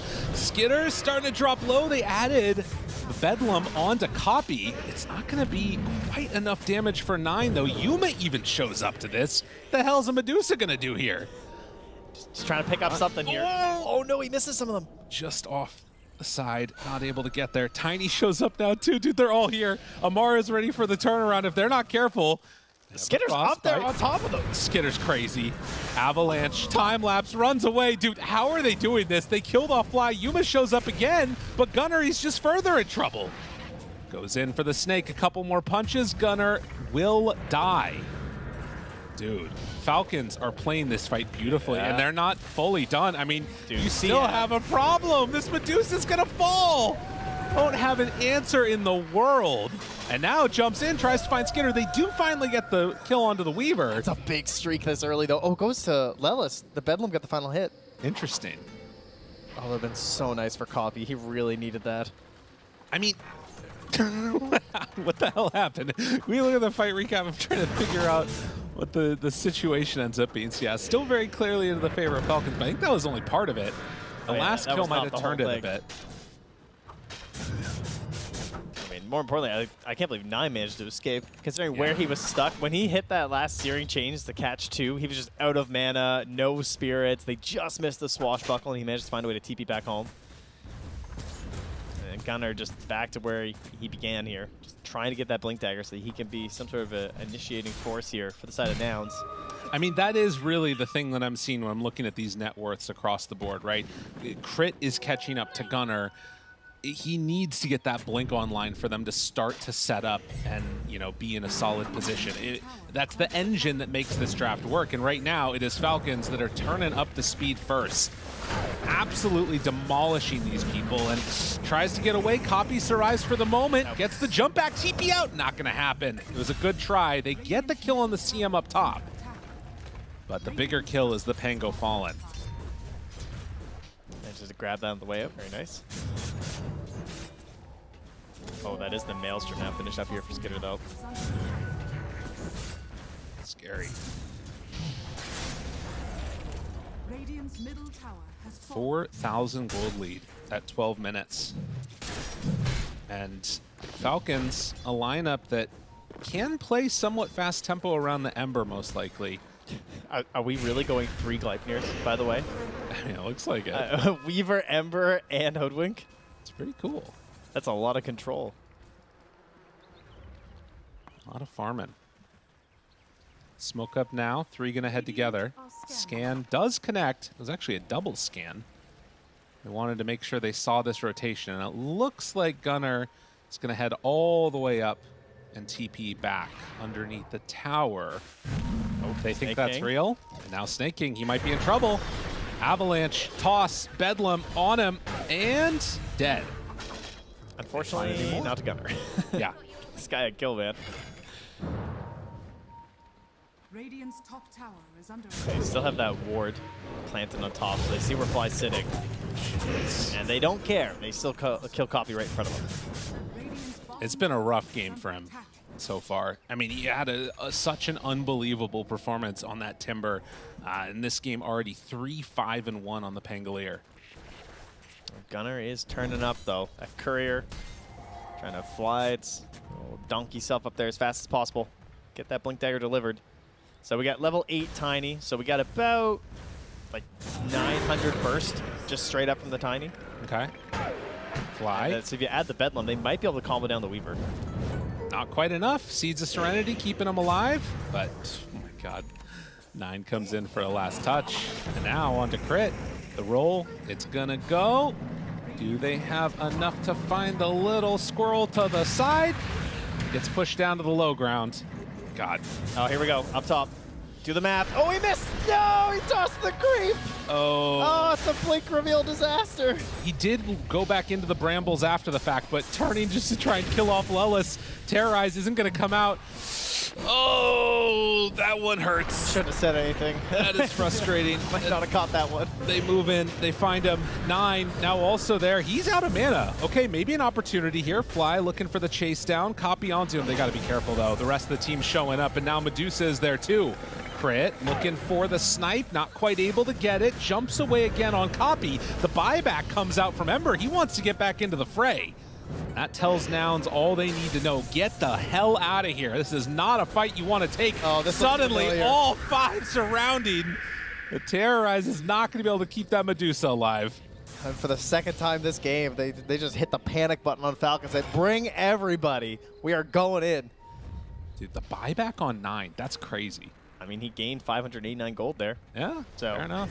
He'll take it. And now they're going to clean up an Ancient stack here that was left for this Medusa. They're trying to set up for the top side at least. We'll see if anybody from Falcons heads up there. It would be a much-needed return kill. Amara's going to scoop up a plate mill here from the secret shop. Might need to pop that in there instead of the branch there, friend, if you want to live. 9. He's got to set up for the bushwhacks, though. You know, maybe that's Oh, why. They're all TPing again. Oh my god, they got him got caught. Avalanche toss wants somebody. They get 1. Crit goes down, and now the tomb onto Gunnar. Fly somehow was able to survive through all of that. And Gunnar, he drops the tree behind him, not able to get the block off. Lois getting chased by 9. The bottom side of your screen, but it does look like Gunnar should survive through this. Has his blink in a moment. Although 2, 1. Oh, he doesn't have a TP. All right, he's in trouble. Toss, blink back, nice. We'll have Avalanche back up again. As Skitter right nearby him. Hunting, trying to find. Gunnar. That was nice. Good try.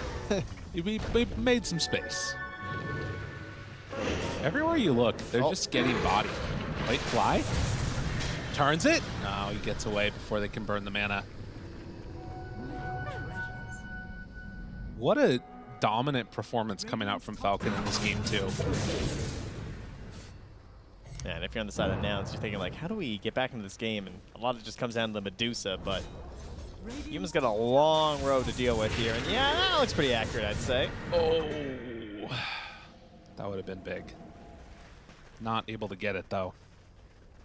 I like the try, though. You got to make plays like that.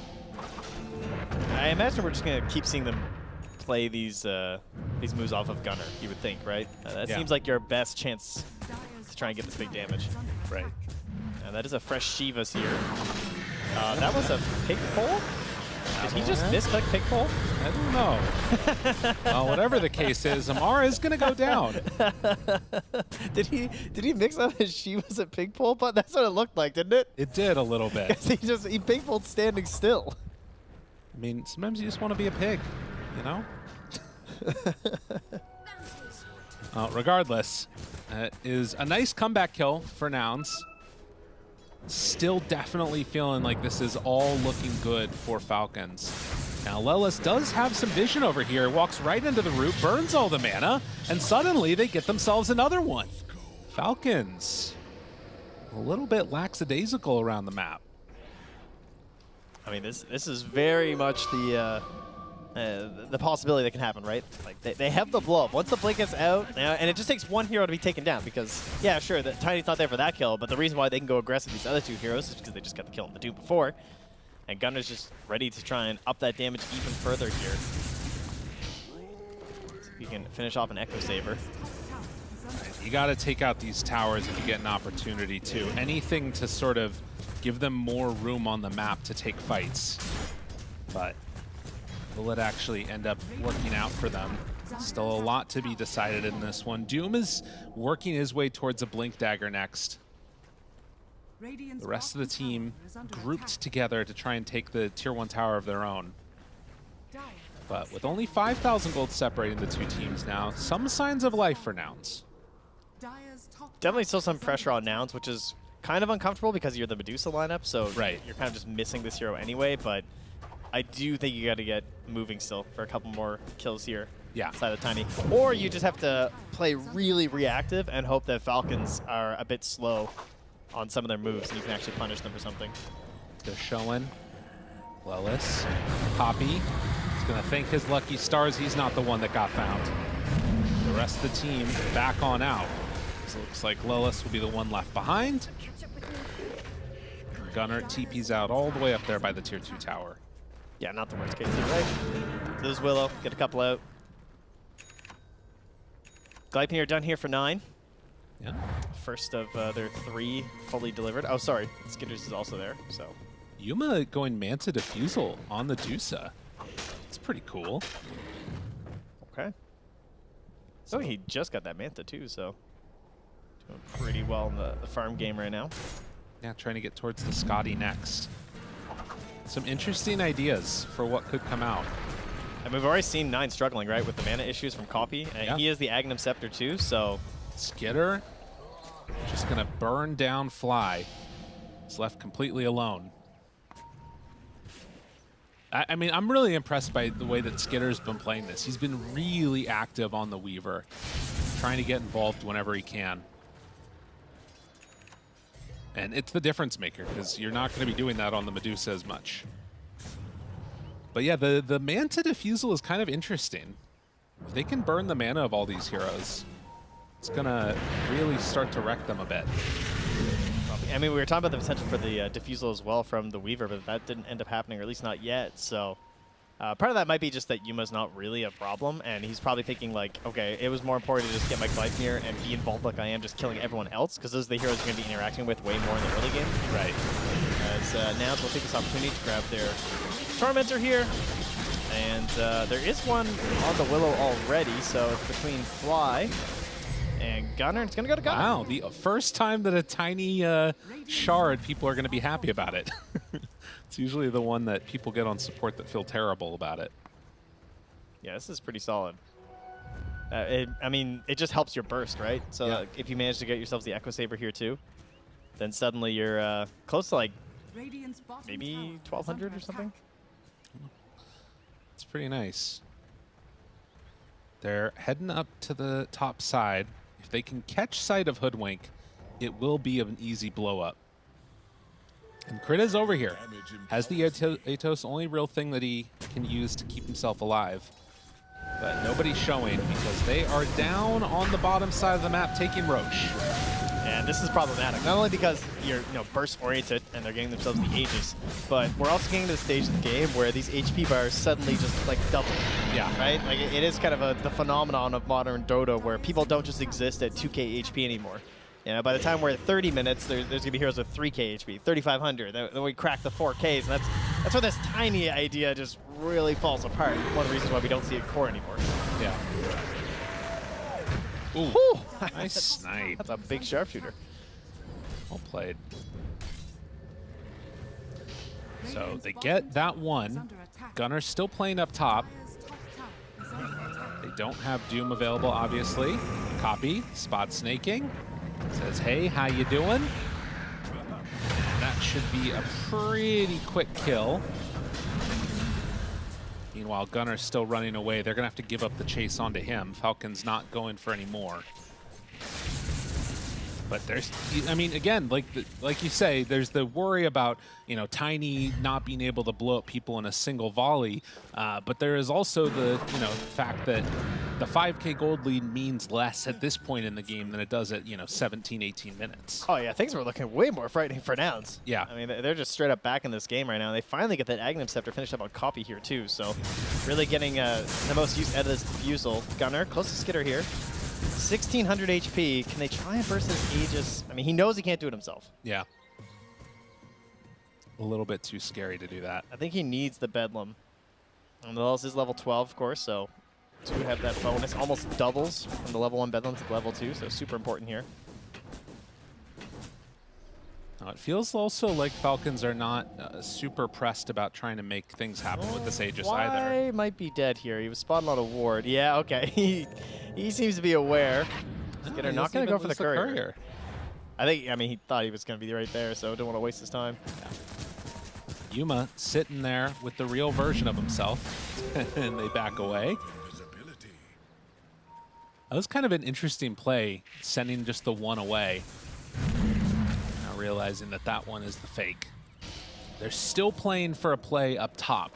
A ping comes out from Amar, anticipating that they're in the area as Fly runs away from Skitter. Does have a mech. Trying to survive. He's got no mana. Get the bug off of him. Help him, Copy. Help him. And he gets away. Are they going for Skitter? I mean, Gunner? they know he has nothing. Gunner? Crit? I mean, it's just Aegis. It's hard to catch up. Oh, they move in and they think that they got him. Although, like you said, they do have that Weaver over there too. No help for the Weaver at all. Moves in, they take down the Aegis as Gunner's still alive here, buying time. They won't go for a second salvo onto Skitter though. But they did burn through the Aegis. Still 2 minutes left on that one. Yeah, he lost his mana pretty quickly as well. Time for Snaking to start investing, I guess, here in some Arcane Aura. Not that that's ever going to help you, but it's something. Let me see a big Shivas here from Amar. He's running to a bunch of heroes. Yeah, he is right in the midst of all of them, and they got the roll-up off, which means Pango, no abilities used for him, down to half mana already onto Yuma, trying to burn through their mana. Not sure if that one's going to work, though, and without Gunner, without friends, that is going to be Nouns losing 2 more. Amar just walking in, finding them all, and just no options here. They really have to be like set and prepped in these fights right now from Nouns. Oh, yeah. And, you know, you're a little bit behind, so you're not getting a good jump in here. If you're not getting that initial burst here from the Tiny, yeah, you're gonna have yourselves a pretty bad time here. Amar, 2,000 HP. Oh my god. Yeah, you don't want any of that mess. It's so scary. Okay. Yeah, 26 minutes now. Snaking on the other side of the map. I mean, it speaks to how, like, strong they feel on the side of Falcons. With none of those heroes alive, Nouns can't even really take the fight yet. But I think a wise decision to back out here. A great ward placed, scouts all this movement. And Falcons gonna go farm up the whole map. And now that lead is really ballooned out. Yeah, and if you're Nounser now, you got a little bit of pressure on you to go for something here. Again, they're gonna find once more where Skitter's at, but the damage just not going to be there with the help of the Willow. Crit also on the escape here with help of the Gleipnir. And another Gleipnir. Copy. And some chains. And a bushwhack. And the ulti. Dude. That's just so annoying to play against. Yeah, the couple of fights where Falcons are the ones starting it off, it really has just felt like a huge difference in terms of effectiveness. All right, now Lelis has linked up here with Gunner, so in theory, if they manage to find the Weaver, if he comes back this way, they could get a kill. But look at this deep ward as well from Crit that's spotting this movement of Yuma. They know that he's heading in towards the Ancients. And Skitter knows there's no other heroes coming to hunt him, so he can just kind of safely farm these Ancients. Yeah, if he wants to, you can go for that Wisdom Rune, too. It's coming up in a little bit, but it looks like he's just coming back for the win. Lelis shows. Bedlam down. Feeling safe, TP out. How's it going, buddy? Nice to see ya. And the bugs are actually going to... Oh, they did hit Gunnar. The very tail end of it. Oh, God, they see him. Oh, Gunnar, get the hell out of there, buddy. You're in trouble. That's a pretty long chase, though. Skitter was already running the other way. So surely... Oh, my God. That was so close. All right, there are copies while the mid lane. Gunnar does get out. Now, well, he's not going to be so lucky on the side of the Pango. They find him, drop the Doom, and now Medusa rooted forever. The shot comes in, Fly. He can't save him. Avalanche not going to do all that much either. The Tombstone is there, but does not have any way to keep that Medusa alive. And now they're just running wild in the base. Nowhere is safe. Root after root after root. I mean, this is as big a beatdown as last game. Yeah, and once you're locked down once from this team, you're just not getting out. If you don't have those dispels, they're just going to keep them coming with the roots. And there's nowhere for you to go. Nouns unable to find this combination here off the offlane Tiny, just blinking in with the Bedlam, hoping to find this big damage and sort of burst them back into the game. Mind you, they probably weren't hoping to be so far behind in the first place, but there was still an opportunity that they just couldn't quite find. And Amara picks up a 28-minute minus with his 20K lead here on the Doom, so... This guy... I swear. Just buying some more XP. It's cool.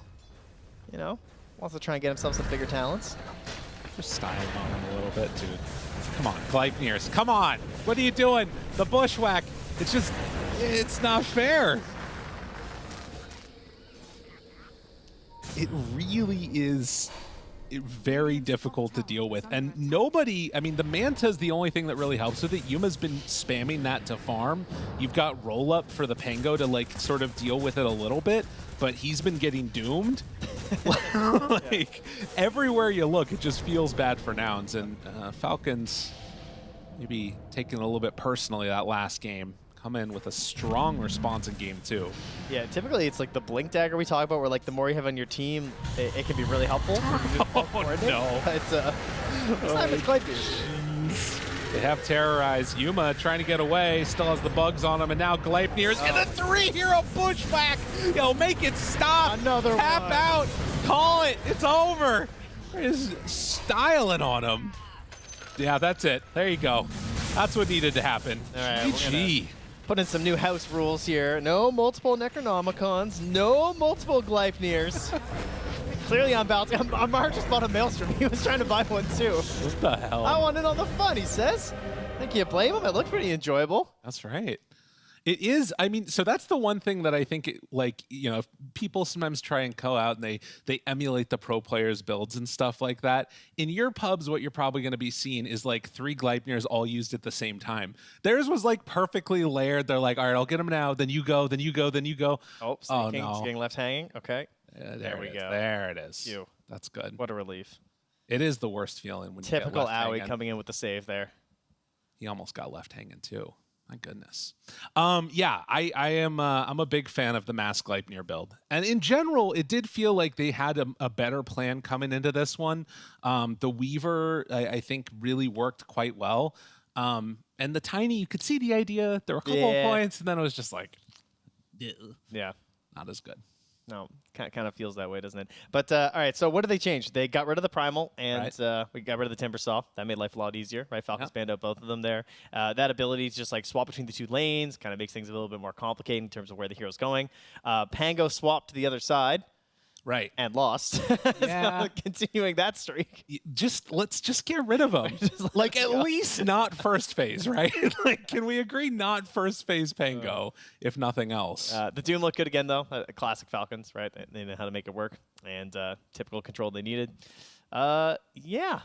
That's how do we feel heading into game 3, though? I mean, I think the first game win, you're riding high on that one a little bit. This one, it brings you back down to earth. And I think that if like nothing changes in the draft, I'm definitely favoring Falcons coming into game 3. I want to see if they can get the Primal or the Timber. If they get either of those, I'm feeling okay, but I don't know what's going to happen. We'll have to see. Let's head on back to the panel now. Let's see how they think about game number 3. I said it before, and we just had our caster say it as well.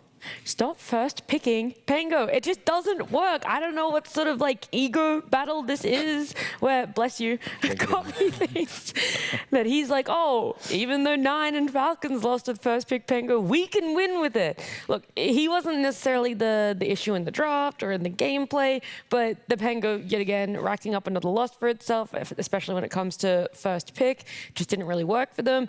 The Tiny off lane also fear, not a big fan of. Also, again, did not work for Nouns. Yeah, I mean, the way I like to put it is I think Tiny offlane works for Snoobs because it is very single-dimensional on how it performs. It's you go in, you either snowball the game and you kill everyone and you're a god, or you go around and you can't kill anyone and you feed. And unfortunately, that's what happened to Gunnar. You'll see here, he's trying to kill heroes. It doesn't work out. The laning stage didn't go the way they wanted it to. You just have a limited amount of damage with Tiny and you're super committal. So when you use your spells, you're in and you usually can't get out. Yeah, you need a couple of items for that to happen. Like later on, some MOUZ, Force, whatever, BKB, you know, to get away. But you put it perfectly. You either have a good game or you don't. You either snowball or you don't, and he didn't this time around. I feel like you'd rather have something a little bit easier to execute on the offlane, like any kind of an actual offlane hero. But maybe they got caught in that. We have a previous mid laner playing on the offlane. He played mid Tiny. Maybe he was the one probably that called for it, because they did have a lot of squishy heroes on the side of Falcons. The problem is they didn't steamroll off of the laning stage. It was actually Falcons that were constantly just pressuring, creating space, creating this, no space. Space was created, but no one was using it because they were just fighting constantly. Skitter was with them. He was on the enemy side most of the time. For the majority of this game, just constantly fighting and pressuring Medusa. Like you might, what is that, 0-5? Like he just didn't have any time or space to farm. I will say the difference. You're bringing up, the Weaver being quite active for Falcons. Obviously, a hero that likes to do it, or at least can do it, and it worked really well for them. MOUZ actually ended up seeing TP mid quite early and try and get involved in this fight. And it happened a couple more times, but nothing came from it. And it feels like the inverse of what happened in game one. We saw that Sven forced to come into fights early, not getting that farm, kind of really crumbled for himself because there just wasn't the time or the space. Same thing for this Medusa. You want to be able to be left alone for over 20 minutes, like you keep saying, Theo. And, at minute, I think it was like 14 or 15, she's kind of forced to rotate to mid because they're putting so much pressure on this Pango. This mid lane was just kind of crumbling outside of the laning phase. A lot of rotations coming that way. Is the Medusa gameplay, right? Like you want to farm for 20, 25 minutes, get that first stages and start pressuring high ground even. That's the usual gameplay. For a Weaver on the other side, however, you do like being aggressive. Like of course you can chill back, buy your Maelstrom, farm the ancient stacks, whatever, but at the same time, you kind of like joining all these little skirmishes, as you can do a lot. You can be a very aggressive playmaker early on, or at least damage dealer, and that's what Skitter did. Yep. Let's talk about early playmakers, though. Crit, that's the hero, the hoodwink. Sorry, the player in the hoodwink is the hero that you want to highlight because he made a lot of things happen early on. The man of the hour here, and he won his lane quite convincingly. Like, he's the one that kept a Medusa down in the laning stage. This is a Medusa Undying lane versus the hoodwink plus the Doom. They were supposed to do better in that lane. You can see at 8 minutes here, he's already level 6. This is like an incredibly fast level 6 here to get on the support, and he did a lot with his ultimate going up into the game, and he made a lot of rotations. He ended up killing the mid lane. He went top lane, got some kills. Crit managed to do most. He was pretty mad after game number 1 not having a good game. Really took it out on Nouns in game number 2, and you'll see this early level 6 here, rotation to the middle lane. Beautifully channeled sharpshooter, gets the bushwhack off mid as well. And if he didn't have his ult there from just roaming around the map, that kill would have never happened. And I feel like this is where they got a lot of vision into the Medusa's jungle, and they just kept playing aggressively. You'll see Skeeter joins this fight too. And ever since this point in the game, it felt like there's just no space for Medusa anymore because there was nowhere to go. Every time she went to those ancients, she just got followed there. There was also the second rotation mid from Crit as well. There was a time where the Pango solo killed the Ember, and we're like, oh no, like kind of what's happening with 9 mid right now. And then you see 1-2 minutes later, not even, this hoodwink comes mid, and it feels like, okay, his game's been resurrected. This Ember Spirit might actually have a way in, and you're right, then he just does the next rotation that we see there, and it's everything all for Falcons. He did our play. Feed him so that he feeds more gold later on. Right? Die to him. So Did you say our play? Yeah, that's what we... Like as if I would ever have brains enough to do that. Well, It's just Lizard that has the big brain idea you for that. just do it. You just do it. You don't even know. Every time you feed, you're actually doing that. You know, you're just preparing yourself for the ultimate late game. Well, look, here are a couple more of the stats around this Hoodwink at the end of the game. The Gladiator as well, an item of the hour. That's exactly it. There ended up being 3, if you guys didn't know, on the side of Falcons alone. They did. It was really annoying to play against because like they had 3 Gleipnirs, they had the chains from Ember 2, which is long range, and they also had Bushwhack, which is also another long range. They just kept poking them from super far away, throw the bugs, and then when they found the right opportunity, then they would commit. Yeah, it's a nice way to be able to play. You're not too worried about having to disengage, to run it back, and with it, game number 2 does go in the way of Falcons. And luckily for us, in this Swiss stage, group stage, we are going to be having a game number 3. They're all best of 3s, and after this break, we will be seeing Falcons come up against Nouns one more time. I'm never chasing a sound. I'm trying to chase an emotion, and it happens to be with sound. You know, when a chef cooks for you, he's trying to do it with obviously presentation and taste and all that.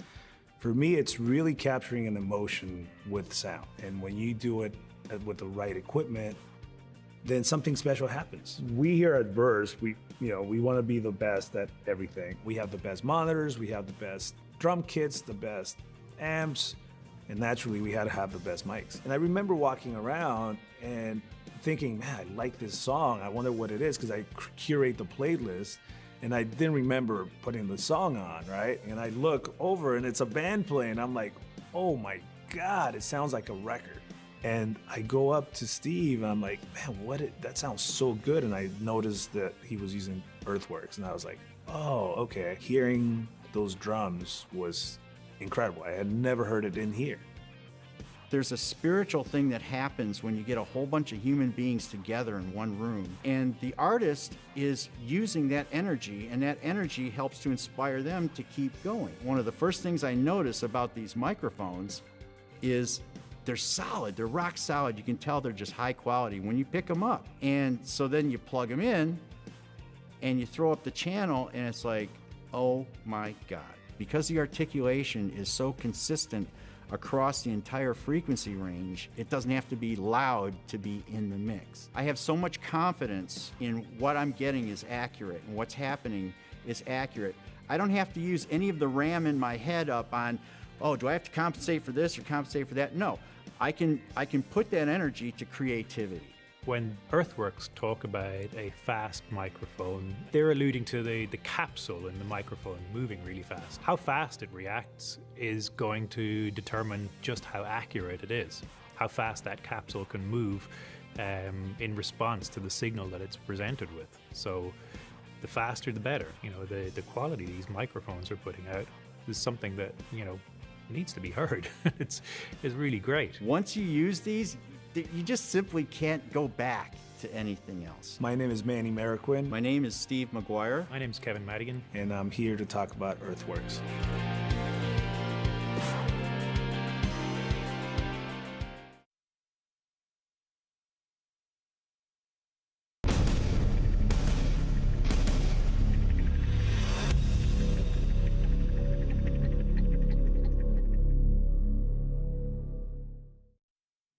We've been gifted with a game number 3 between Falcons and Nouns. It went the distance. I love to see it, especially the fact that game 1, super dominant towards Nouns. Game number 2, extremely dominant towards Falcons. And it does mean, what exactly is going to happen in game 3? What gets let through? And also, who's going to get... Pengo is going to get... I'm hoping it gets let through and no one picks it up, especially not in the first phase. Just stop doing it, okay? They will. Who? Whoever has first pick. You reckon?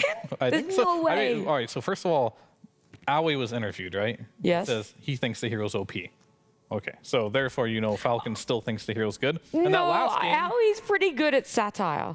He is sometimes, but I mean, I don't played think that clubs was with him it. recently. He said he liked Jenkins, so, you know, he's That's got a good true. sense of humor. I've played party queue games with Aoi recently, and he really thinks Pengo was good. Okay, that one was I think genuine. the hero didn't look bad in the last game. He did No, you're well right, in the early game. He was actually managing to pick off Ember here and there with the Dark Willow combination as well. Yeah. So they did manage to create space with him. I really believe that the last game was more or less, not more or less, very much on Tiny. Like they didn't, they just couldn't use him. Every time I would look at what Gunnar was doing, he was kind of on the north side of the map, chasing someone or being chased down, and usually it was the latter. Or if he's chasing someone, he ends up dead anyway and doesn't get the kill. I mean, I'd also say maybe a little bit on the Undying too. He didn't really have much impact in that game that I did he feel should that. have. So Yeah. I think the Pango was the only good thing in the last game for Nouns. Hate to say it, but it looked The Dark okay. Willow? You don't want to give any props to Dark Willow. Dark Willow was fine. I think Lelis did. Sure. Yeah, he made some plays in the lane as well. Just grasping at straws, yeah. Just trying. No, I think Lelis played a good game, and I think Copy played a good game. Maybe it's not even that much about the heroes. Like Copy has had like 2 games in a row now in which his Pango in the second game, of course, wasn't like the matchup itself isn't that easy for him, but it was much better than Nine's Pango in game number 1. Let's put it that way. So he performed a little bit better in both games. Overall, I just want to see what else they have in store for us on this particular player. Yeah, look, a much better KDA for Copy in that game number 2 on the first pick Pango than what we saw Nine unfortunately have in game number 1 with the first pick Pango. Let's try and look, though, towards what we predict are going to be banned out. The biggest change up for Falcons between game 1 and game 2 was that they really prioritized the Timbersaw and the Primal being taken out. They saw them as the biggest issues for game number 1. Is it going to be the same? Do you double down and you go, we really cannot let either of these 2 heroes through? Timber for sure. Okay. Primal, if you're first pick, the problem issue is you only get 3 bans, right? Well, they're not. So Falcons are second pick. Nouns are going to be first pick. So I'd say, yeah, if same you're as game second pick, 2. then just do the same bans. It was a night and day difference on how this game played out, right? So force Nouns to make the adjustments and just do what you've been doing, I think. Well, Nouns are going to have to make some adjustments for themselves. The bans that they had were the Razor, the Dragon Knight, and the Bloodseeker. The Bloodseeker obviously quite telegraphed that they of the Pango, yeah. exactly wanted to pick up that Pango. And so you could easily swap out the Bloodseeker. If you just think to yourself, let's not go down for that Pango, that does open up a little bit of another ban, another hero that can go inside that ban when you only have 3 being first pick. But what if they want the Pango again? I might walk away. Look, if they day 2. Day 2, out of here. If they do end up picking the Pango mid and securing that, I just want to see a different kind of an offlaner for Gunnar. Yeah. And I feel like it should be quite fine. Chen and Disruptor this time around. That's the same, actually. That's the same. They went Chen, Disruptor, Primal, Timber on Falcons. They were the 4 bans that they went for. So most likely we're seeing the same, right? Like maybe Primal, like Fear said, Primal can go, but Timber, unless you have a really good idea on how to counter him and deal with him, I'd ban it out. Yeah, last game they banned Shen, Disruptor in that order, then Primal, then Timber. So we'll see if they do the same exact ban order. Right now they are doing the same. But I think the toughest thing is, do you call the bluff Primal or not, right? Because Nouns are going to get that final ban going into that first pick. So you can't see Nouns ban a Bloodseeker and then go, okay, let's ban a Pango. You don't get that luxury. You really do have to just go, okay, we're going to call the bluff, or the fact that we know we've beaten Pango once, we can do it again. Yeah, and that's the really nice thing about first pick is you get the ban into pick, and then you have that 18 pick as well where you see 4 heroes and then you get to select a hero. So we'll see if they think Pango was the issue or not. And they don't think Pango was the issue. And I told you they would. I agree. I don't think it was an issue, but you did still get a loss on it. Surely you're willing to at least hide the Pango a bit more? The problem is they can't go back and play what they won with because it's banned, right? So he'd love to probably play Timber last pick again. That'd be great. They had some different strategies as well. Like yesterday as well, they played different heroes. Maybe that something else was an option, but instead they just value the Pango, and maybe there's also this thing in which they think if we don't take the Pango, they will. Even though they lost with the Pango, maybe we don't have as strong of a counter anymore, so we need to take it because we don't have the Timber anymore. What if it's the carry that gets changed on the side of Nouns? What if they get something a little bit more active and they try and snowball earlier instead of waiting for Medusa that needs 25+ minutes? I'm fine with that because Medusa is, all right, so what they need to change is, it doesn't have to be necessarily active, it just has to be a better Not laner. Medusa. Yeah, just not Medusa. Because this is a team that has very strong lanes in theory, but Medusas are actually a really weak laner. Like, you go to the lane with a magic stick and a couple branches, then you get mana boots. You have very low base damage, so you don't get threatened super hard. So you kind of just have to harass them out if you want to pick that hero. It's still a good Dota hero overall, but I think for Nouns, potentially they pick something that, you know, Fly get on CM again and maybe just play the lane more aggressively. And we have the Hoodwink ban I do like, though. Different position 4, yeah. What did they ban last time in the second phase? It was Monkey King Gyro. So they're not banning the Monkey King this time. Yeah, I do think that was a bit of a questionable ban. Not in terms of like, why are you picking Monkey King, but just more, did the ban have to be there specifically? Yeah. Or could you have waited later and used one of the last 2 bans for it, which they might possibly still end up doing, and they take out the Hoodwink. And then Kunkka was banned for Falcons in their second phase. Which I still like. You limit down that off-laner pool, and maybe Gunnar again feels that he has to go back to the Tiny. Hopefully that's a W right there if you can force him into that situation. I feel like you see this Doom, for me, something like a Centaur is a no-brainer. Just get this. Okay, there's a couple of heroes that maybe you have to worry about. Is that a Wraith King? It is. I was thinking, like, you guys wanted a stronger laner. You wanted something that doesn't care about Doom. That's the Wraith King. I know the hero is not that popular. I'd play it against Doom only, I think. Yeah, but the hero is bad. Really? You think that's the only matchup that you would feel comfortable picking a Wraith King?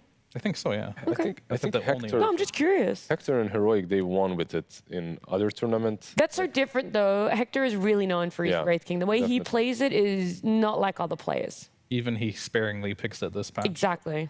And it was some like super late game with Aghanim's Refresher, you know, like eventually you're just a different beast. I do really like this. The Crystal Maiden was originally their last pick in this second phase for Falcons. They push her all the way up to the start because I do think that they are looking towards picking up a different POS 5 for Fly on the side of Nouns.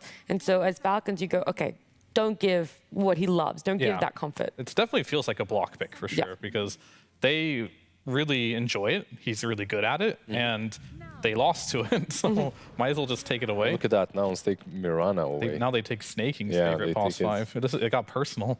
Really take my hero. I'm going to take your hero. Oh, I mean, Snaking, though, has also made a name for himself on Crystal. Actually, if you're a POS 5, you just do enjoy Crystal Maiden. Let's be real here. Okay. It is just... I'm talking to 2 non-supports. Why am I... I'm a support.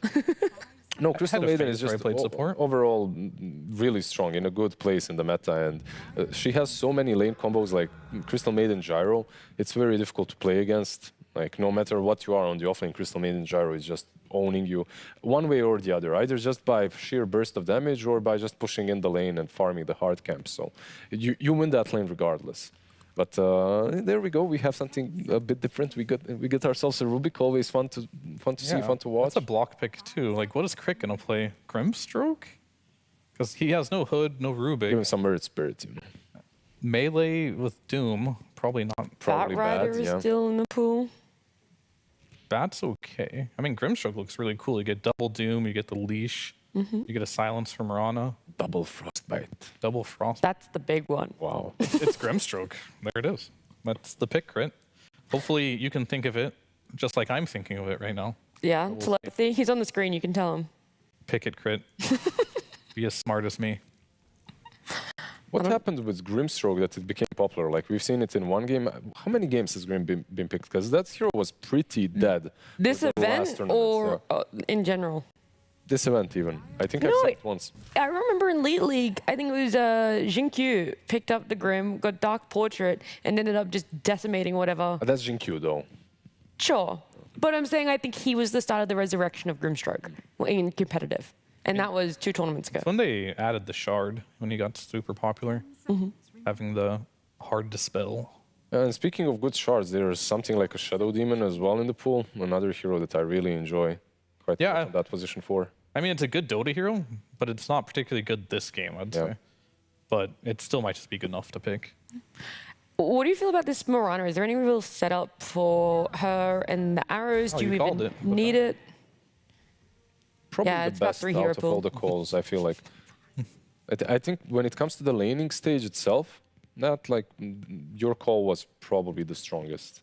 Like Grim, of course, later on with some double Doom and double other spells, sure, it's fine, but I feel that Bat might do the best as the position 4 in the lane itself. Opens up the map, can steal enemy side of the stacks and camps and everything. It just always gets farm. It's also an initiator, which you're lacking too with this lineup.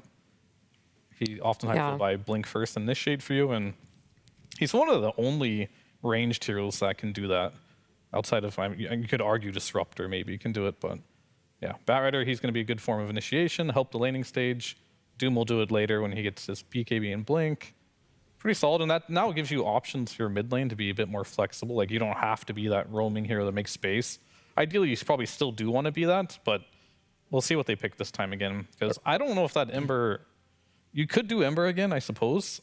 But if Rubik ever steals like Frostbite or something, it could be very difficult, and you just unfortunately have to just play better this game for 9. He got solo killed in a matchup that is favored for him, which means he got outplayed, and I think he's going to have to level up and get on kind of Copy's level, I suppose, in the laning mechanics. 100%. Copy has been so fantastic in lanes, both game 1 and game 2. You can't argue that. What are we getting for Gunnar here, guys? Are we going to get some... There's a Mars still left in the pool if they want to pick it. I mean, last game they banned... Centaur as well. Yeah, they banned Mars Centaur because they didn't want to pick his hero here. Typically, you pick the carry here because the pool for carry is kind of complicated. And you also know your whole lane right now. Like, Yeah, you know it's going to be a lane. Bat Doom that you're going up against. And there's going to be 2 bans after, where I feel like the offlane pool, he didn't have to pick Tiny. You know, he had other options that were better. Like the Axe, I thought could have been good, and maybe there's more than that. Whereas I feel like they're going to try the other hero. Ooh, okay, that is in theory good. This is something they played, by the way, before as well on him. He's playing it a lot in pubs too. He's not having two.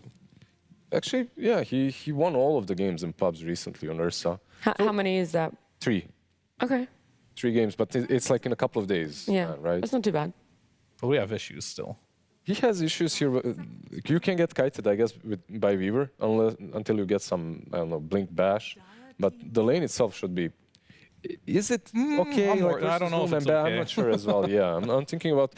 I'm not really thinking about Ursa and Doom. I'm thinking about the supports. Yeah. Like Bat. Like on the one harass, hacking, they zone you out of lane. On one side you have Bat, who's obnoxious to play against. True. And on the other, I'm not even sure. You put Rubik or Mirana, it's kind of the same thing.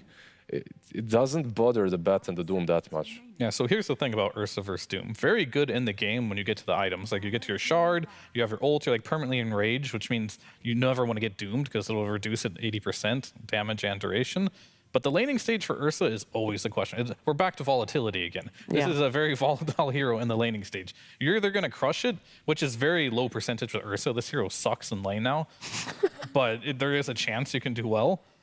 But it's very low chance. And plus, Mirana isn't the type of hero that Ursa really likes playing with. You want to play with slows. You want to play with stuns. And Mirana is not going to provide that for you unless you get like some lucky arrow that's on. Well, that's what I was already saying is like this Mirana Rubik combo I have as a support combo, I have question marks about because not only see a Mirana and a Shadow Demon or literally anything else, a Mirana and a CM, something that locks them down. They need something from offlane now. Like if you don't get it from the duel of supports, you need it from the offlane. Like it needs to be something very simple, some easy and setup. Stable because And if you're going to stable, move the volatility from the tiny offlane in game 2 now to an Ursa carry. So you don't get it with the Centaur, you don't get it with the Kunkka because they're banned out. I feel like Mars is the next best thing that you can go for.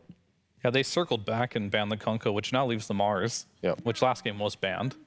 And they actually banned the Ember. And the Monkey King again, so they did just end up delaying the Monkey King ban. They're also just making sure that Pangolier has like a decent of a lane.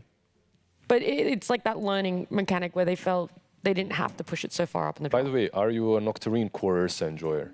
Have you seen that build? On Ursa? Yeah. Yes. Is it the Octarine Wind Waker or whatever? Yes. Yeah. I say whatever. And Aghanims. And typically, when you do that build, you don't go for the Blink Basher. But there's 2 ways. It's like they both have their pros and cons. Like the Blink Basher build is like, you get it quickly, right? They're cheap items and you're a real big threat on the map, but you kind of just fall off after that. So maybe you can still get that, go into the Octarine core, and then you just permanently spam your Q, right? And you get the shard too. You're just like enraged at all times. 24/7, no damage from the Weaver at all. So what's a carry matchup that if that's the item builder Ursa wants to go, is still able to pump out enough damage to ensure he isn't going to get under. Ursa has one unplayable matchup, and that's Troll Warlord. But that is a hero Skitty does like. It's not great versus Mars. Do mid. Do muffling, we were mid. The Wind Ranger is good too, actually. Yeah? Yeah, Wind Ranger is very good versus Ursa. Any other matchup? I was just using my mind as a carry player. What do I like for Ursa? Yeah, keep going. I mentioned a carry hero, but they already have a carry, so mid lane you're right. advice, I can't help you. Ooh, could this be the mid Slardar? Yeah, it is for sure. It's the mid Slardar, yeah. I've seen some teams experiment with this. Like some mid lane Slardars do extremely well. Like the lane itself is pretty obnoxious for any melee hero, Pango included. Yeah. So 9 should do quite well here. And once again, we see 9 on different mid lane heroes. So I'm happy when it comes to that, at least. You know, he's playing something a little bit out of left field. What does the Slider need to become impactful from the mid lane? We know how well Slider works as an off laner, but what exactly does he need and how does he have to play? You mean an item-wise or? Either or, just even play style. He needs That's Orchid, yeah. And he's just a playmaker. He's a natural playmaker. You're always in the river. You have sprint. Like you can get from one side of the map to the other very quickly. So you can be anywhere. Plus you have Corrosive Haze. That's really nice thing to have with Skitter's Weaver. Like he benefits from the minus armor, of course. You have very low cooldown stun, initiation. Overall, you're not giving anything great to the Rubik. No, I like this pick quite. Yeah, I do too, and especially because like there's a world where I could see that an Ember losing to a Pango, right? Like it kind of did last game. There's no world where I see a Slardar losing to a Pango in the laning stage. So he should for sure win his lane. And another thing that makes Ursa really hard to play is he doesn't like to build the spells early on. So if you get an early Orchid, it's a very easy way to kill this hero. Alrighty, you guys have a lot of faith. You think this mid lane's, for once, in this best of 3 going to go towards 9? Is that enough to get the ball rolling in a 2-1 in favor of Falcons? Or are we sitting in the Nouns camp? Well, game 1, he lost the lane, he lost the game. Game 2, he evened it out, then he won it. And game 3, I think this should be a pretty simple lane for him. Upward trajectory is what you're saying. Yeah, improvement, growth. I mean, I don't think Pango's going to win a game this series. That's all I got to say. Fear, I know I liked you for a reason. First pick Pango. We'll see if third time is the charm between these two teams as we head on into a game at number 3 with Lyrical and Trent. I can't believe they did it again. I was actually shocked when I came back in here. My mouth dropped open. Wow. I was devastated. But yeah, we're seeing a game number 3. That I'm less shocked about. But it is going to be an interesting one to see how they deal with this Slardar. Scary hero. I thought it was just that really bad hand you had in Balatro. Get out of here. Yeah. Oh, sorry. What? I mean, oh, okay. Great game for the Slardar mid, right? It's been looking better and better. This has been the vision, it feels like, for the Slardar for a while, right? This idea of, like, using the river to cross the map and cause chaos and harm upon his foes. And it's a reality now, especially with the addition, as the panel is pointing out, of this Orchid build. We're seeing it a lot right now, be it off-lane Slardar when they find the good matchups, or this mid. It's problematic. It is, and you come around, you start beating people down to death. They're doubling down on this minus armor strat. Roche is going to go away really quickly when you get an opportunity. I will say, it's nice to see Gunnar on a hero that feels like it should be mid. Like, the Tiny was a little bit crazy last game, and it ended up doing, like, some of what it wanted, but it was definitely struggling at a lot of points, too. But this time around, at least, it feels like he might be able to have slightly more impact. We'll see if they pay a bunch of rotations his way, though, because I do feel like 9 could very easily, like, if he finds a good rune up on the top side there, make a move over and find an easy pick on the Gunner. Yeah, I would agree. Looking pretty vulnerable on kind of both sides. All right, particularly the support duo of Nouns. Like Fly going to be using those leaps pretty frequently, I feel like, in some of these situations. It's Rubik and CM are both, Rubik and Braun are two heroes that both don't really instill too much confidence unless you have like these really good combos. So maybe they can connect well with like a telekinesis spear or something like that, and really try and get Snaking out of position to where he just becomes free food. But it's a Snaking CM, right? He's gonna have that positioning. He recognizes he's got no movement speed, so should go pretty well for them. And lanes overall just look super solid for Falcons here. God, you can already see it. Just the early going, how tough this matchup is. Like, every hit that 9 throws onto Copy, you can feel how much worse it is. And then, like, when Copy's trying to hit him, it's just nothing is happening. Yeah, I mean, you try and think of, like, what are the positives of the situation there, and, you know, I wanted to give him some credit. Oh, he lived. He didn't chase him all the way down. Oh, man, that is unfortunate. Rolled high on some of those damage. Does end up going down to human. And I think, he just walked his tower. He just wanted to, just wanted to reset. Man. Yeah, that's bad. I mean, obviously they knew that Fly only had the arrow, so good opportunity to just go for the straight up chase down there. From recognizing that, get himself the first blood. So a bit of a poor start there. And I don't know, I kind of feel like they're just going to win all 3 lanes. Is that crazy? Maybe top they won't win, I guess, but I think it's just going to go kind of even. I mean, it definitely depends. Like, if Snake King steps out of position, if he makes any mistakes at any point, this is a lane where you will die in it. It's just a question of does that actually end up happening, which, you know, definitely not a guarantee by any stretch of the imagination.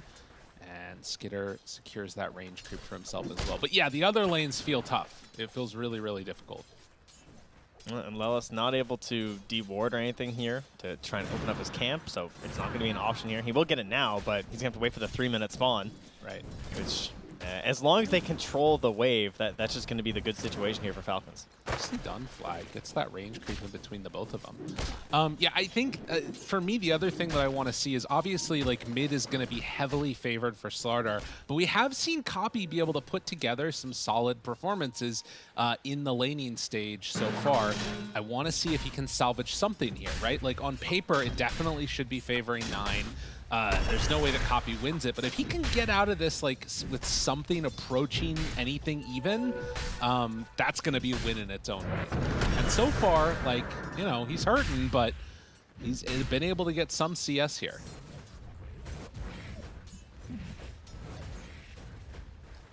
As they force back up on the top side again. Not going to connect with that spear. With a little sidestep. As Lelis and Snake King are getting low. That's the thing. Gunnar is like the better hero for being able to kill. Oh no, Fly. Yeah, his leaps. Gunnar is like the better hero that can try and set up for kills, but Skitter can get to the fight more quickly on the Weaver. Try and pounce if they need to.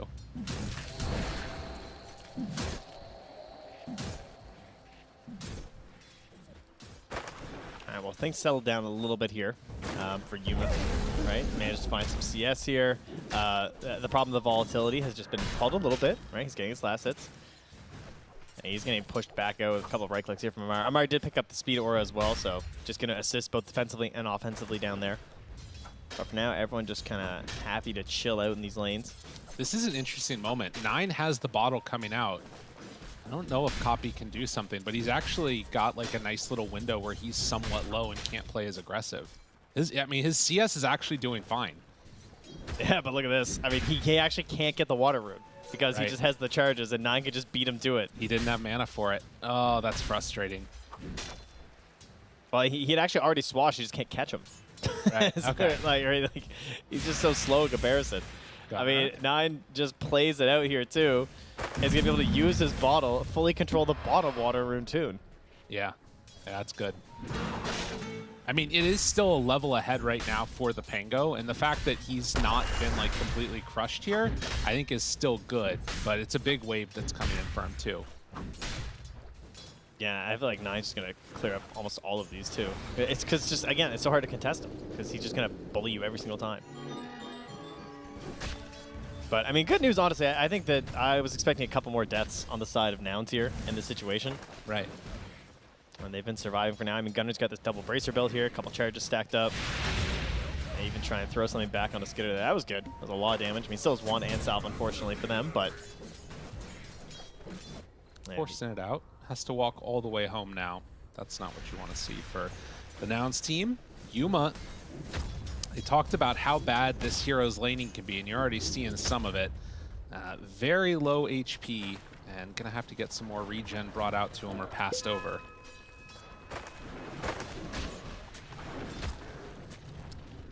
Feels pretty bad if you can't go for the all-in kill potential.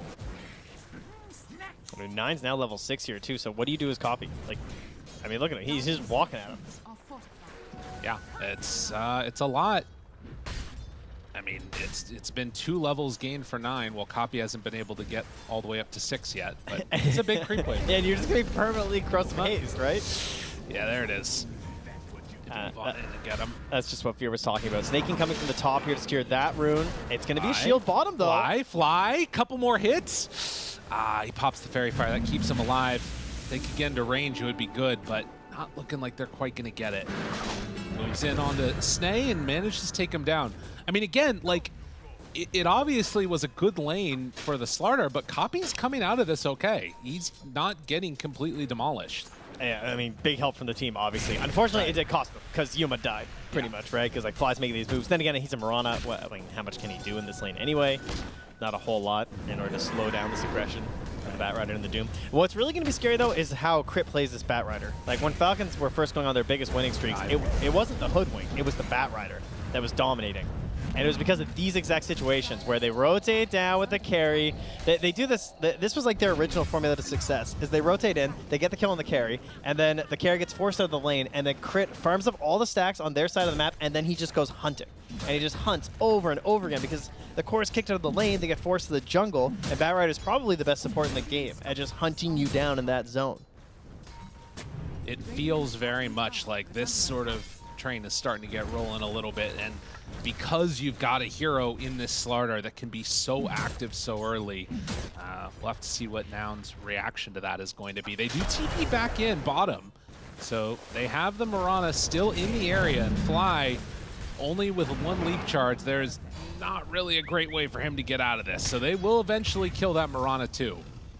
Yeah, I mean, he's just doing his job, right? Trying to soak up some XP and some, maybe get a little bit of gold to the tower if he can. Yuma is designated to the jungle, and where is Crit going to go?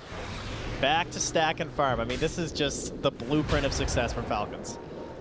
And you got 9 over here just taking some stacks from the Radiant side, since his Batrider is going to be taking his stacks. Fair. Any that are set up. Takes those ones to the side. Wants to get the 8-minute rune, though. Copy sees that it is going to be up top. Lelis is already in position to take that one away if they need to. It's a regen. And so 9 just back to farm. Well, it's kind of unfortunate. Copy really needing something to just give him an edge, you know? 8, well, I mean, yeah, but 8 minutes, he's still ahead of the Slardar. Like, I mean, definitely like you're saying, this is coming at the cost of Yuma and his game, which feels pretty bad. But I'm pretty impressed with what we've seen. Yeah, I guess I just want like something where he can actually rotate and make a play. Yeah, I feel like regen's not really going to help him. Well, 1,000 gold separating these two teams here now. As Crit continues the farm up, already eyes on that Blink Dagger. That's where he wants to go as quickly as possible. Gunnar also doing pretty all right at the moment, you know. He does manage to get his level 6 here, so there could be an opportunity for a play. Snaking has rotated back up here, though. And Skitter's been whittling down these raindrops as much as he can. There's still 2 left, though, here for Gunnar, so hard target to bring down, but here's the move. Even with just a single point in the sprint, here he comes. They move in, want to get him. Arena down! You're not getting near me! All right, defensive arena successful. Yeah, it keeps him alive. Okay. I mean, call it a win. I've never seen, that's the best arena that's hit nobody that I've ever seen. Yeah, I'm going to take that. Because he was 100% dead. Like, Slardar gets in there on your face, it's going to be a bad time. And Nouns, they'll retreat back and take their own little stack that's been built up for themselves now. Well, Crit has done his thing. He's made some stacks, he's farmed some stacks, and now he's level 6 and on the move. But here we go, same thing over for Nouns. Teamwork makes the dream work. They're going to work on this big old stack together. And for Gunnar, already has the phase double bracer. When Amar was playing the Mars in game number 1, he ended up going for a soul ring before going in for the blink. It looks like Gunnar wants to get involved a little bit earlier. As Yuma going into the Battle Fury, just sitting there with the cornucopia at the moment. It's going to be a while before he can really get involved. Yeah, a long while, I would say. What about, you know, Lelis gets the 6th, though. We haven't talked much about the Rubik this game, but some pretty great steals. I mean, Doom, obviously a classic, but Shikuchi, one of the highest value steals you can ever get as a Rubik. Oh, yeah. Maybe he can scoop that up in one of these engagements. Moonlight Shadow is out. They're well aware of it. People, Gunner's just in the lane, obviously, so this isn't some sort of a surprise attack. Go for taking that Sentry Ward. Sentry Wards in their positioning is definitely going to be pretty important here, too. But yeah, back towards mid. Lelis is there with 9. Are they trying to go onto him? They miss on the Swashbuckle. Did have level 6, but decide not to go. Yeah, it's just a sprint stolen. But a 2,000 gold lead for Falcons. I mean, this is what it could be get worse, you. honestly. Yeah. I mean, Doom is a lot of that net worth as well, because he's got the 3 points in the Devour this game, since he was able to just kind of start farming a little bit earlier than a lot of Dooms that we get lately.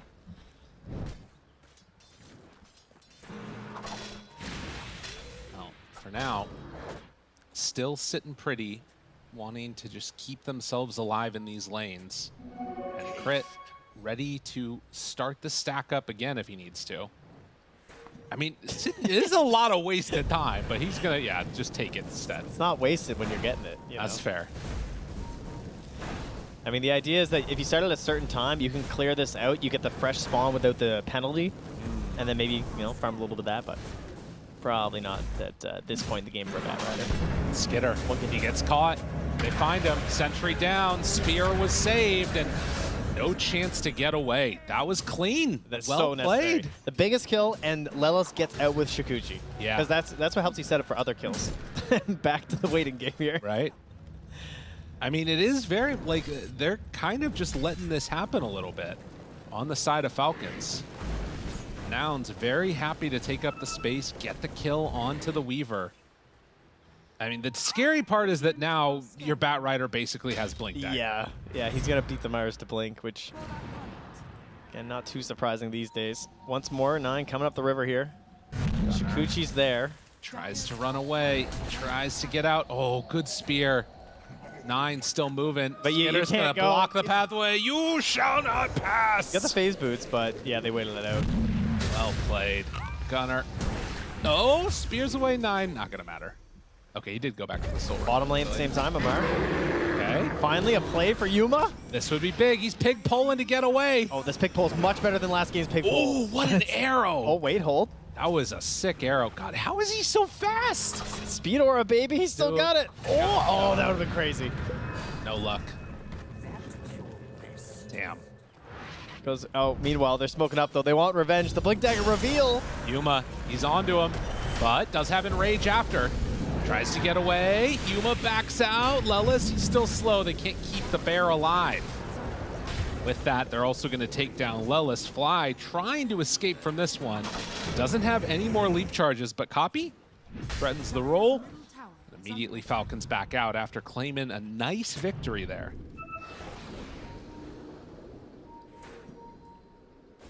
And back to farming. Crit's back to his triangle. Whoa, snaking. They're just going for it. Okay. Wow, he just looked so dead. Yeah. 0 defensive ward there from Nouns in their jungle. Keep an eye on this area. Obviously, they know the Slider has been in here. They do still have their own ward there, though, from Falcons. I mean, it definitely feels like, the Yuma has been the poorest of the cores, right alongside that Mars. The one kill to slow down Skitter, though, I feel like is instilling a little bit of hope in me for Nouns, but overall, Falcons just look so good. Oh, he stole it. Okay. He got corrosive. Might help them pick up a quick kill on someone. 9, presumably now going Orchid, I would think. Do you think that I wouldn't mind them just trying to sneak a Roche or something with that? Might be. Well, I mean, I guess it is an Ursa, but I don't know. Cause it's not like the corrosive helps you that much with the Ursa Ray. It's it's still a Fury Swipe thing. Right. It's true. Could be interesting. For now, Falcons are set up to try and take this mid tower, and it does not look like Nouns are going to be able to fully defend this. In fact, if they're not careful, Copy might just get dropped here. He is back. Snake King spots him now. Hello. Tower is under attack. Snake King? I mean, push it in not quickly. Oh, wow. Oh, buddy. Yeah, that ward's getting found for Yes. sure. Yeah, immediately dewarded. Oh wait, that was his shovel. There, got it.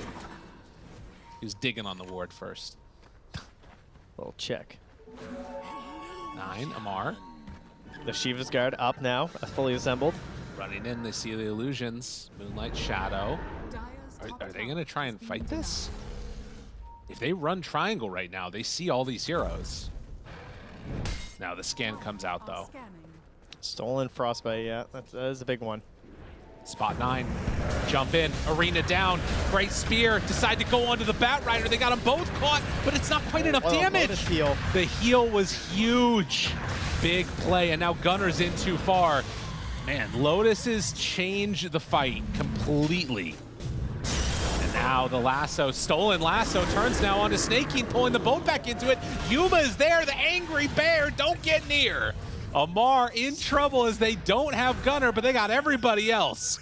Got to get the hell out of here. Chase down, looking for the follow-up, and can they quite get him in time? They need a couple more hits. Still looking, Diffusal Blade's back up. He hides behind the tree, drops the Doom onto the Pango, and well, I'm out of here. Pango kind of winning that fight. I think Skidder just made a mistake in terms of mana because he just got blown up and he had no mana left for his ulti. Yeah. Huge. Wow, that was painful.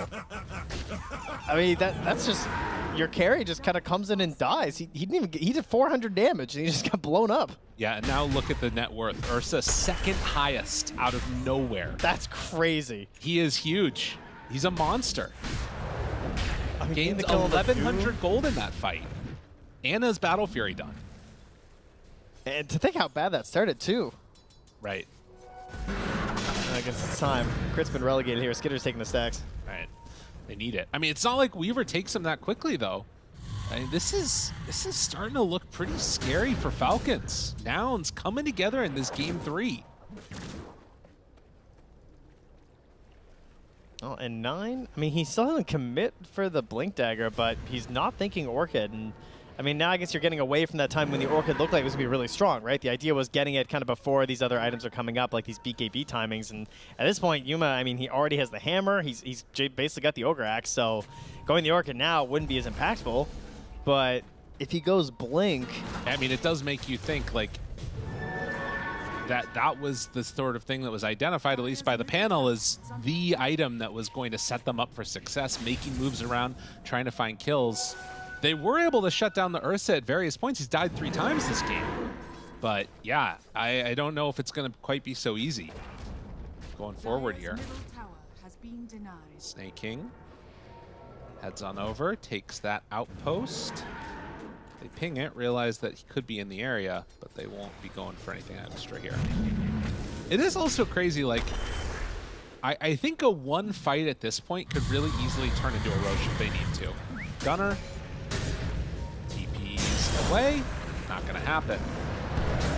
Oh, Spear, buying some more time for himself. This is more time where they are not taking Roche right afterwards. He blinks away. Skidder is onto him. Yuma shows up, realizes, I don't want to be here anymore. Now they get the amplify damage onto him.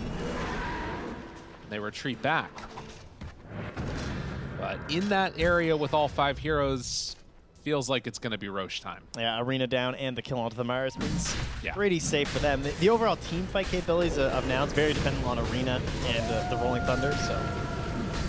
hop on in. Oh, Snake. Yeah, he lets it rain a little bit. Roche says no. So 20-minute mark comes out. They're going to clean this one up while the rest of Nouns push out the other side lanes. And the first of the Gleipnir's done this game. Their catch has just gone from crit to now having Gleipnir finished on the Weaver, the BKB for 9 to just like run in, and the Blink Dagger done on the Mar. Oh, Yuma's dead. That is a quick one. Was just not aware of where they were coming. Yeah, a bit sneaky there on the movement. As well as just having good vision here. I mean, it is almost 21 minutes if they want to stay and push this. Yeah, it's very easy to go on in and potentially take the Tormentor. With tier 2 tower taken, that would be huge. Yeah, they're definitely going to go for this. I mean, the Wisdom Rune's coming up, right? So, like, obviously you want it. So what's the response here from Nouns? They know they're going to be here. Arena's back up. They have the Blink. They have the Rolling Thunder and the Ags. They have Arcane Rune on the Pango. That's a crazy fight for Pango. Rubik wants the TP to get there faster. And Falcons, Yeah. They don't necessarily want to mess this. I mean, the BKB's coming here for 9. There is a Radiant Ward that sees it. Gunnar saw the bug, and they see that as well. That was not as good of a hitting nobody arena. That was it. As they are going to take down the Tormentor now. So at the very least, they get their Tormentor, and they are going to be able to get the Wisdom Rune too. No, while they know that's happening, Skitter's going to hit mid lane. This will go down.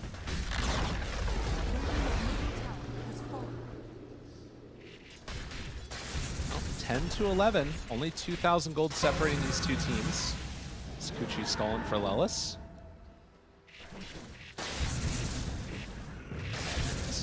Was a big part of the difference making in that last fight that we saw up on the high ground. We'll see if he can make those same type of moves in these later ones that are coming out. I feel like there have been a lot of really good, like, sneaky wards this series, both Falcons and Nouns. I feel like I'm seeing so many wards go to their full duration. Right. Just trying to find all these little spots that people don't often check. Like, maybe they don't give the most vision, obviously, because they're a bit off the beaten path, but at least they're surviving, and they're creating a lot of opportunities because of it. They try and Power Rangers way down to this tower. Everyone coming in, but Skitter's out. No chance to try and take down this Aegis. And every one of these like big moves where it's a bunch of heroes TP into the lane and they're not finding something, that is all just into the favor of Falcons' more net worth. They're doing a really good job of outmaneuvering them right now across the map. And I mean, this is, you know, before they even go on in and take their own Tormentor, get their Wisdom Rune, because it's still sitting over there. Falcons comfortable with the state of this game. But now we're going to move in for that one. Or not. Just wants to take some damage. They're just going to get that minus armor where they need it. And then they can go on in and clean up the Tormentor. Skitter's seen too many heroes go down to that thing, not risking it. Yeah, makes sense. 9. He's underneath the ward. He feels safe because they have a ward. And that should signal to them that there was some vision in the area, although he still sticks around. Oh, that was a big move. He wasn't anticipating the speed that could catch him because of the Shikuchi. Kind of catches you off guard a little bit, you know? Snake, he's going to be also brought down now. Wow, 2 great pickups here for the side of Nouns, because that Aegis expires in a minute and a half here as well, so might be worth trying to go for something, but I mean, Arena and Rolling Thunder, I guess you're just relegated back to farming. 9 close to Blink, so's Yuma, so the fights are going to get a lot messier here, and there's the Blink Dagger also finished up for Copy, so yeah, okay. All right, this next arena, they want to go for something big. Yeah, this is probably going to be trying to take that bug out. And to be honest, like, I think the only counterplay that you really have, if they manage to find Skitter, is like a lasso maybe onto Ursa or something to try and stop the damage, and then maybe get a time lapse off. Because otherwise, like, they have so much follow-up damage. It's pretty scary stuff. Gunnar looking, finding, snaking. Hello? Juke's back. Oh, he dropped the clone. And that signals that he's in the area. Arrow is there for the follow-up. Couple more punches. Wait a minute, wait a minute, wait a minute, wait a minute. They force out the BKB, runs away, and now they jump in with the more. Secondary spear fly is going to fall, but Gunnar, he's trying to live. Does he have a way to get out of here? Oh, his blink's going to be canceled, and no. A simple kill, they thought, on the snaking, but he had other ideas. And now Copy getting chased down by the Weaver. Oh, a couple more hits. Will it be enough? Not quite. Oh, man, that was close. All right, getting a little bit dicey there. Well, trading blows back and forth between these two teams. The Falcons trying to grow this lead just a little bit more here, as that Aegis has expired, and we've got another 2.5 minutes to our potential Roche. But remember all those big things that Nouns did pick up. Like, sure, it didn't go too well in the bottom lane, but we do still have a ton of mobility from now with the Blink Daggers. They are going to pop the ulti without their Mars, so perhaps an unexpected maneuver here. Shikuchi restalling. Yeah, it feels, there's like a little bit of a desperateness, it feels like, about the Nouns and the way that they're moving around the map right now. Trying to sort of find the fight and force issues where maybe they don't need to. Crit sneaking in a baseboard here too. Let them have an eye on where they're certainly not playing right now inside Nouns. See how it goes. A Blink Dagger now done for Slardar. There are so many Blink Daggers in this game. 6 already. That ward there that you're talking about, such good vision. Oh, now trying to play under some more good vision here as the hiding underneath this pillar, but Falcons not interested in this part of the map. Radiant's top tower is under attack. This is one of the things that they do so well on Falcons, right? Like these mid-game timings where you can tell that Nouns want to take a fight, they want to try and battle them.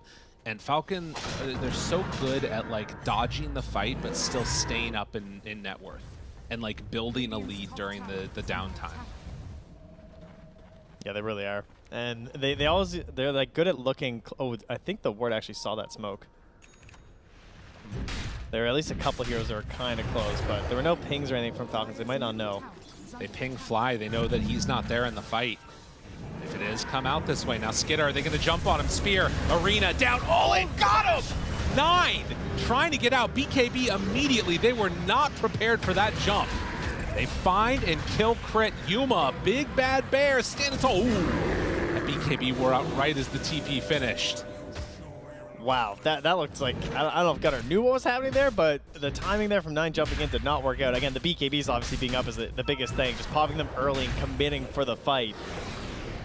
Yeah, I don't think they, despite all of that vision, I mean, that might have been, they didn't spot the smoke quite there, so then it kind of gives you this false sense of safety. Yeah. I mean, 9, I thought his positioning was pretty good, but it's just the BKBs. Like, he tried to get in there and break it up, but it doesn't matter if the BKBs are popped. Lamar was able to find a pickup kill onto Fly while they were hunting on the bottom side, trying to take out that area. It was Doom expended for it, though. So won't have Doom for a little bit. Roche in 40 seconds. So a relatively quick spawn, but yeah, that ward has just been there the entire time, scouting out all of them. I mean, Yuma's got a big item here, too, the Basher, alongside his Defiant Shell. Okay. So he actually has something to fight back against this Slardar with. Right. Maybe he doesn't just straight up lose the 1v1 if he just rolls a little bit lucky. Tier 3 starting to come out here. Nemesis Curse for Gunnar. Oh, okay. Trying to get a little bit of his damage out. That's kind of interesting for Mars. I wouldn't say it's necessarily the most common one for this hero. No, it's interesting. This is a big moment here too now. They're going to get the amplified damage. Frostbite, want to chase. Oh, arrow connects. Well played, onto 2. Where's the follow-up? Yuma immediately onto Skidder, but he gets the time-lapse back into the arena. Now 9 trying to run away. They blow him up. And Skidder, he's still got to run. Another BKB popped, all just to get away for Amar, but Skidder, he's in trouble, slowed down. Gleipnir, arrow, not going to connect, but Gunnar is there for the second salvo. Not going to go on to him. With the nighttime. They back up instead. They're going for Doom. The other thing, Roche is up at the end of this fight. What a huge win. Lelis on the case. Crit, he was thinking about that BKB for a while, but I guess he went for the bots instead. And then just what a setup from Lelis, yeah. Telekinesis into the arrow, removes the back completely from the fight. No real chance after that. Oh, and it's again set up by that ward over there. They had great vision down from giving up this area. That same one that they were trying to play under last time. And into the pit they're going to start to head. They Skidder. are going to see this.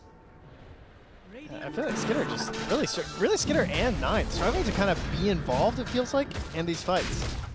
Like, I don't think Skidder, it's since like the beginning, like where he kind of had a pretty good start where he showed up, got some stuff done, but then like once he died that one time into that engagement, I feel like since then his actual damage and involvement's pretty minimal. Aegis and Cheese now scooped up as Falcons nearby. Good lasso. Looking for Fly, but now Crit almost drops. There's the Enrage, the turn. They find him onto the Weaver. One more bash, one more hit. He's speared into the low ground. They can't hit him, but now he can't get out. And now 9 is on to more. Trying to bring him down. Gunnar is trying to drop pretty quickly. Yuma seeing if he can hit into them. Oh man, that spear actually ended up kind of costing them. The greatest spear, because it was like right where he time lapsed to. Yeah, that was unfortunate the way that all worked out. Now taking a one fight into a really badly lost one. Imagine getting Aegis and Cheese and then you just get almost wiped. Yeah. Wow, man, Falcons, really nice setup there to be out. And even though it's just a catch onto the Miranda, like at least you're getting something out of your bat at the start of this fight, right? And then the fight just becomes centered around this as well. Right. The Gleipnirs again paying off once more. But I think the Weaver might go down there if the spear did not push him to the low ground. I think so. It was the best, worst spear. It's been a weird game for Gunnar. He's getting a little unlucky every now and then. All right. Falcons, again, just taking the lead here. Kind of unexpectedly now to this big XP lead and then just lost it all. Just a single fight after that Roche. Now, are we even footing? I mean, at least they leave with the cheese here. The fights are much better than the last time they were behind in terms of gold. Like this Pangolier, for example, you have this Aghanim Scepter, not only just the Diffusal, but that Skull Basher's out in there as well in the mix. So certainly when you're trying to play that kind of a delicate game here on the Weaver, you're watching your mana pool, you're watching out for these random bashes. You have to watch for the random bashes of the Ursa, which probably won't be random very soon because he is working on the Abyssal Blade. Any Lincolns? I don't think so, right? No. Not really. I mean, I think that is the thing that, like, if Ursa at this stage of the game starts to get pretty scary. Oh, all right, Gunnar. Looking. Lots of vision down here from Falcons. They're ready for the fight. Drop the Doom. He got the Enrage. No, he didn't get the Enrage off. Doesn't matter, though, I don't think. It's Doom stolen. Doom's thrown back now onto 9. They got him caught. He does get the BKB off. More damage dealt. Frostbite wears off, and they're fine. So Doom down. And we'll see if they decide to keep Doom on the Rubik. That could be a pretty huge moment here as the fights go on later. Because if he finds a Doom, for instance, onto Weaver, it's over at that point. Yeah, the fight's just done at that point. So, yeah, I think Lela's stay alive, try and get a smoke up play next to that Doom. Even if he just has to, like, YOLO jump in. That's actually great. I think if he blinks, Dooms one person, and immediately dies, that's a fight win. Because at least it gives Gunnar something to work with. Because part of the reason why Gunnar's fights have looked so difficult is that he is the initial jump. Jumps in. Got him stunned. More damage. The lasso there onto the Pango. Arrow goes out. Crit. He's in trouble. Going to die. Skidder still trying to stand tall here. Copy gets hit. The jump in crush. Big connection. And that's 2 dead. Looking like they might find a third. Yuma just was not there for that one. I mean, crit goes down, but that arrow connecting onto him means it's not going to follow up onto the Weaver. True. So he's totally fine with that. No opportunity to bring down Skidder. Still hanging on to the Doom stolen by the Rubik. And we are in that, like, weird stage of the game now, because this is normally when the team that got Aegis would be, like, cleaning up a couple of towers around the map. But in this game, we're in that strange situation where both teams kind of want to wait until next Roche to make, like, a concerted effort. Like, which could be 7 minutes away. Right. I think it's more now, like, are we going to see any more of these pickoffs? Do Falcons try and assert themselves more across the map? That's another possibility. Yeah, and then that's going to come down to vision, right? Like exactly what Snake King's doing right now. Like probably just seeing that there's kind of a bit of a moment here. I wouldn't mind seeing him running along like the bottom side, trying to get some wards out, but they're not quite confident where Yuma is, so just going to play himself backwards here and grab some Lotuses. Get prepared for a block of cheese later. There you go. Maybe Nouns will find themselves another one. I mean, depending, I feel like this is one of those games that could be over in like 10 minutes or go pretty late. Because there aren't really good tower pushers on either team, and both teams punish pushing a tower very hard. So, like, nobody wants to do it unless everybody's dead. Yeah, Skitter's, like, the only tower hitter in this game. I mean, Ursa obviously kind of awkward on that guy, especially versus Lasso. Smoke up, they have just a little bit of duration left on Doom, so they're going to try and make use of that. And they see the bugs get thrown out. I don't think that Skitter's going to give him an easy target. Throws the bugs and immediately He's going way back. He's all the way behind the tier 3 towers. He's in the base at this point. No scan for the Radiant to work with here. So they can't try and figure something out here. They're going to moonlighting, trying to get this... Dude, look at them. Look at how spread out they are. This is Falcons, you know? That's so sick. Like, and everybody from Nouns is just in the middle of the map waiting for somebody to show. Nobody is coming there. Yeah. And I mean, you got Snake King doing this really annoying like shadow push too, where he's in the tree line and he's just throwing out the Crystal Novas. Yeah. So like you never get like a mini map pop up, but the wave is just like beating into their tier 2 tower now. And how long have they been mid here, man? Yeah, I know. They just do not know what's happening right now in this game. And Falcons, they're playing it masterfully. Now, does anybody show up from Nouns down bottom? Seems unlikely. They go for a second smoke now. And I'm not sure what the call is here, where they're trying to go exactly. They don't know either. They're left, right. I mean, someone's going to farm mid, but look, Crit knows. He just throws the flame break and runs. Yeah, they are so prepared for this move by Nouns. How? I mean, on the old map, this would have felt kind of okay, but now, you know, we have this whole outer border that Falcons have not left for a while. It's like, I don't know, it's so interesting to watch. It was like Falcons were perfectly aware of exactly what Nouns wanted to do, and they just like, literally, they haven't left that mid lane. Like, they're all still there. Bro. That's a turf, man. Look at that gold's drop.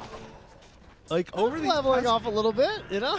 But they've stayed constant, like 70,000 net worth that entire time. And like Falcons are just gaining net worth all across the map. It's pretty well played macro gameplay. It is obviously a high risk, medium reward, you know? You either find yourself a decent pick-off or just a random CM, just like pushing mid or something. Right. But part of it is that they have the burst to just kill anyone with, I mean, I don't know if you need all 5, but obviously they just don't want to take a bad fight. Yeah, and again, we're like getting closer to the window where Roche is going to spawn. So it's like you're losing out on the potential gold that you could be building up, but in a lot of ways, their lineup like has most of what they need to function right now, right? Like there isn't a huge item that they get that changes this next fight. And we're going to find out that rush time right now. 1 minute and 31 seconds. So right in the middle. They see him. First glimpse of a Falcons hero in like 5 minutes. Yeah. It's just refreshing the little thing up top there. You can check their items. It's good. So they know that Roche is capable to respawn right now. If they got really unlucky, it would be an instant spawn and like Falcons would be taking it. But not the case. They are starting to make the move over that direction. Also, they don't have a scan, I don't think, on Nouns right now. Dire still have theirs. Oh, there it goes. Yep, and they see that they're in the area. Moonlight Shadow now wants to step forward. Big window. Who do they find? Amar steps forward first. Jump in. Gunner wanted to get onto somebody, but can't quite connect onto Skitter. Now they back out.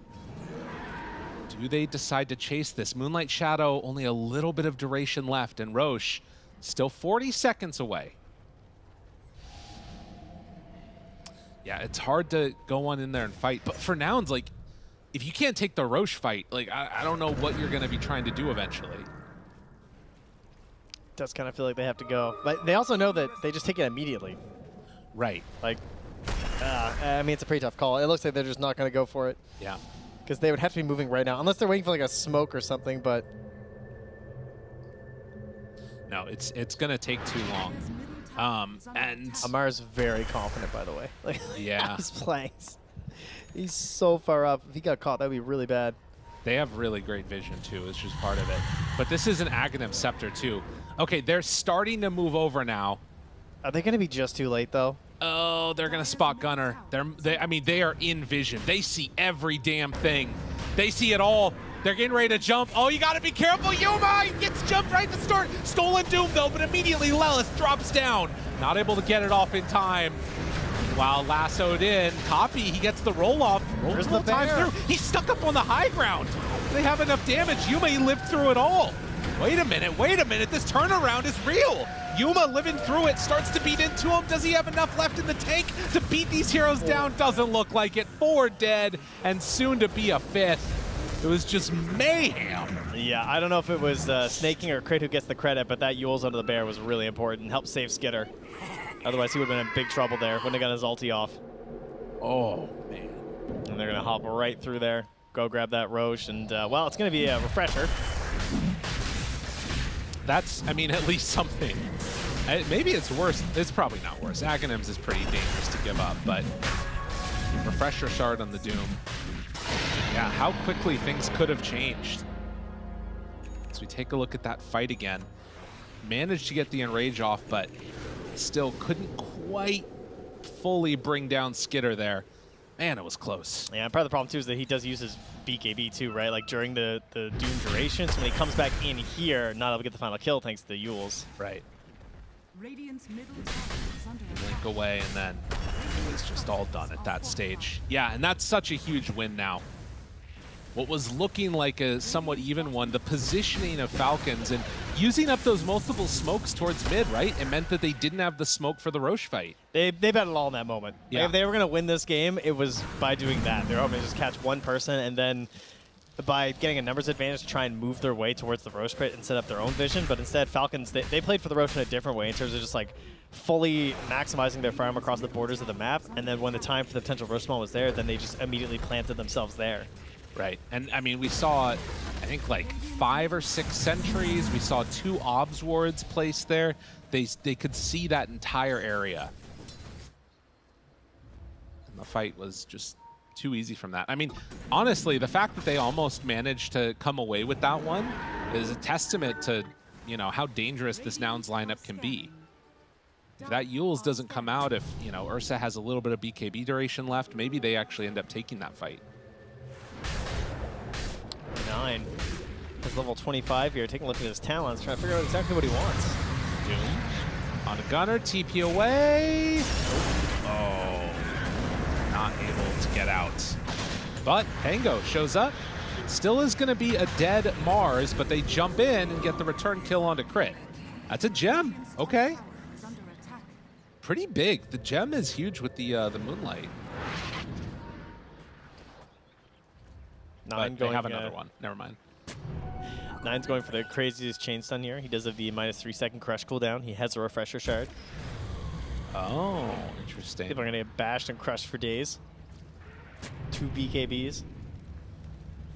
Yeah, and Amar has the refresher now too on the Doom. So a lot to spam at 43 minutes in. It is definitely Falcons in the lead and in a pretty dominant position overall. There are still ways out of it, but the fights, you can't make any mistakes at this point for Nouns. Yeah, no mistakes, and they also need some miracles. Right. They have to find themselves a crazy Rubik's Steal. They either need a spear pushback into the tower or just an incredible arena in combination with some other control and stuns, but you're asking for a whole lot here when you're playing into this many 4 BKBs and a Wind Waker on a Crystal Maiden. I mean, Wind Waker's and refreshers, I guess, again. I mean, we never get rid of that item, but that's certainly what most of these late games have turned into here for this tournament. Is just we're in the Wind Waker patch. No, for sure. Everybody wants one. There were so many in that game that happened earlier today, the Aurora one. Yeah. There's like 3 Wind Wakers, a Shadow Demon against, you know, Black Hole and Faceless Void, and it's one of those matchups where you think about, you know, BKB Enigma and a Faceless Void on one team, you're just going to be taking them every time, but it didn't have the answers for it, and there's that other Wind Waker now. Oh, perfect. The flip side to that, though, is the answer, I think, is on the rise for Ursa, queuing up the Nullifier and has it a good chunk of the way towards it. So if they can get towards Nullifier, that reduces, like, what, 10,000 net worth of gold? 9's been working on his as well. Shows how important that item can become.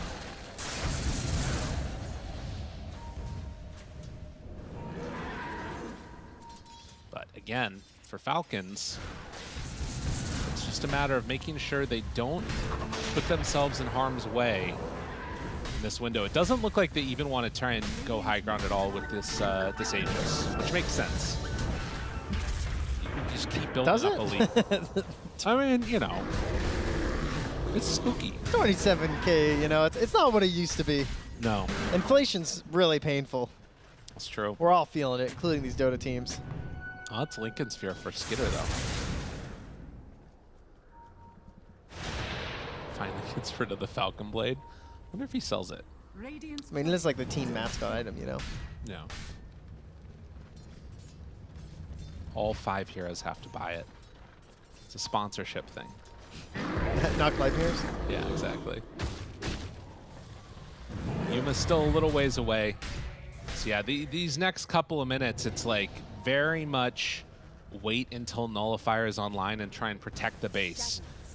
Falcons, they're going high ground via creeps a little bit right now, while Nouns are taking a walk down to the bottom side of the map. Nobody's showing up. That tower, it's almost dead. And they are ready to kill whoever shows up right next to it. Yuma, is he gonna get caught here? Poppy goes for the swash, links back, Skitter goes in. Can't quite get the glyph in time.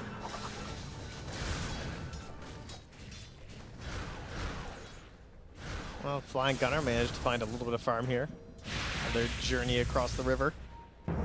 Yeah, and it doesn't look like they're going to be able to kill any of these heroes up on the high ground. So yeah, Falcons take a while to get the tier 3 tower down while other members of Nouns get some farm on the opposite side of the map.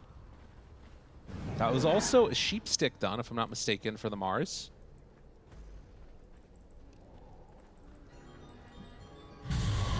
And I think the full nullifier is going to be completed for Slardar too. So they have a lot of different answers. Amar is just not worried. No, he's really not, huh? I mean, just him and Crip both using the ninja gear and just running across the entire map. Yuma is actually right by him, though. And Amar realizing now he's kind of alone in this area. Snaking, farming ancients. Oh, jeez. Yeah, it's just everybody head on back. So nullifier completed. Now maybe they can take a fight. That does mean, I think, no buyback for the bear, though. It's all right. He's only got one move anyway. It's fine. He's got his, like, one jump with his BKB, and that's it. Probably hoping for a refresher next if he can somehow manage another item, or perhaps they get a Roche. Right. Kind of feels like he's going to need it. These fights are just going to be drawn out, like, unless you just get the dream moment. I mean, it's the only way. Right. No, it's pretty tough, I think. Get tier 5s. That's Honestly. our saving grace. We have another 12 minutes here, you know. Falcons aren't going anywhere. They're chilling. So a smoke out now as Roche is about to respawn. They ping. They know that Amar's here. Oh, that was close. Gets away. And remember, Gunner's got that scythe too, so just a tiny little moment. That's all he needs. I got bad news, guys. The studio is really comfortable. Air quality's nice. That's right. Food's good. I mean, these Falcons got nowhere to be. They're chilling. They're hanging out. Although I'll say this again, like I think this is a similar situation to what we saw last time. I don't know if Nouns have another smoke. Oh no, they have one more on Rubik. Okay. And they got Moonlights too, you know. I mean, obviously they're not foolproof, but it's a smoke up now from the rest of Falcons. Oh, Fly. Walking up. He sees it. Okay. Dude, really? That was a bold move. And now, oh, he misses the spear. Gets away. There they charge in. Lelis is in trouble. Lelis is going to drop. Now they've also used the roll. If he's not careful, he might just get completely walloped down. The damage coming in. In trouble, doomed, and also caught to the side. Stolen, Scorched Earth. Good cover. And now Pango is just going to drop. He says, get the hell out of here. Spear back the other side. Buybacks abound. They don't have one on Fly, though. Don't have one on Rubik. It's just the cores now. And I don't know if they have enough. They try and bring down Crip, but he has a BKB. 3 heroes dead without buyback. Get on over here, Yuma. You're not getting back to that fountain. 4 dead and likely gonna take the game. GG is called. What a clinic coming out from Falcons. I mean, Nouns definitely finding their moments in this one, though. Like, there were situations where I thought they were already kind of out of it, and then they managed to claw back in. They get these crazy fights where Ursa suddenly shoots way up the board after having a pretty rough start. But not able to close it out there. Typical Falcons fashion of just showing that dominance. Yeah. That's what they've been up to lately. A tough opponent, I got to say, to run into after your 1-0 win. Sort of unfortunate there for Nouns, but I mean, that just comes down to our ranking system and everything, so makes sense. No, absolutely. I mean, I think that game, you know, it showed that, at least to me, there's like a pretty clear difference in terms of Falcons understanding what they need to do at every stage of the game. I think back again to that moment for the third Roche fight that ended up happening where Nouns are just sitting mid for like minute after minute after minute, and Falcons are all spread out across the map farming everything. And it just, I don't know. They did exactly what they needed to win that fight eventually. It was sick. It's just one of those situations where that maybe could have worked. It was kind of like throwing a Hail Mary. That's really what it was. Like, Totally. They felt like we're in a situation where we can't really win. They're already behind. And you just pray and hope that they're going to walk right into you and you get this advantage that gives you the Roche fight. But not able to do it. And Falcons just do their typical fashion of just playing around the edge. And I think coming back to the start of the game as well, like crit on the Spat Rider. Yeah. Right? Yeah. We saw Skidder like going down a few times. A lot of people are like dying, but what's Bat doing? Just farming. Yuma's kicked it a lane on the Ursa. His jungle's a hazard. Can't go there. They really took control early in typical fashion. No, for sure. And I think that like those couple of mid-game fights, the MOUZ arenas into like Ursa coming in and looking pretty solid. I mean, I think that it was a weird dynamic, right? Because there were moments where Ursa looked really good in that game, and that's without ever getting an Aegis. So I kind of wonder like if we're going to end up seeing Ursa come back at all in the meta. You don't think so? We're done? Yeah, I think so. I mean, it's just like he has the burst factor for sure. Right. But like he's so dependent on other people doing something. Compare that to like CK. Right. No, it's he true. just like does the burst and the stun. Right. So like, and he has sustain and lane. Why not both? No, for sure. I think the real problem is that they didn't level 1 Roche. That would have gotten them the win. Yeah, or maybe spearing him to the low ground was really unfortunate too. That's a possibility. Dude, I swear to God, I feel like if they would have been able to keep hitting them right there, that might have actually like turned the game. I don't know. Spear to low ground hurts. Because it's like, physically, how does that even happen? Like, you're dropping down into it? That doesn't seem and then you're back up. Oh, that's a good point. Yeah. Yeah, it shouldn't work. It's like when you toss people into Chronosphere and they're like up above by the scorecard or whatever, and they're still stuck in like the bubble of time. Of course, you'd probably be more upset if he just got speared over the hole and then kept going. That's a good point. So we got to kind of pick our poison here. No, totally. Well, I mean, that for me at least was a good testament to the fact that almost any team can take games off of any other squad at this tournament. And I think that nobody feels safe. And particularly, like, you look at what could have happened and what still could happen. BetBoom is one of those teams that's sitting at 1-1. Imagine running into them on your second day when you've already taken one's game. Yeah, that could be anybody right now. So that's the beauty of Swiss. Very much enjoying this, by the way, after all the 2-game group stages. Like, am I right, people? Like, because otherwise this would have been 1-1 and we just go next. Right, exactly. That's disappointing. You guys want game 3. That. So I'm happy that we have this going on. I mean, but also there's like that sort of thought in your head of what could have been. And the 1-1, you know, you can imagine good things. Here it's just Falcons. You don't like reality. No. Okay, we're avoiding reality. Perfect. And now back to reality. Let's head back to the panel, hear what they had to say. Thanks so much, Lyrical and Trent. But so right, you know, that's the benefit of this stage that we have, or at least the format of group stage here. Going for the Swiss format is 3 series wins and you're into the playoffs. 3 series losses and you're unfortunately out of the tournament, which will be the fate for 8 teams. Nouns, though, despite getting a loss here, they do still have 1 win for themselves. So it's not as straightforward for them. It's going to be a little bit of ups and downs. And yeah, they have that safety net for themselves by getting that win on day number 1. But here on day number 2, the Nouns Falcon series going to a game number 3. This Pengo first pick. No, I'm joking. I'm not going to harp on about that one. I could see the disapproval in Fear's eye that I was going to blame it, but not by any means. There were a lot of signs of life for Nouns throughout this game. It wasn't clear-cut or straightforward of either team having a win or a loss, especially because the Ursa started off a lot better than we were expecting it to. Unfortunately, though, fell off a little bit. It was exactly this fight here, I feel like, where Weaver gets stuck in these crystals down on the low ground so no one can reach him, that turned it all around. They had the cheese, they had the Aegis, and they still lost the fight, and Falcons just came back straight to it.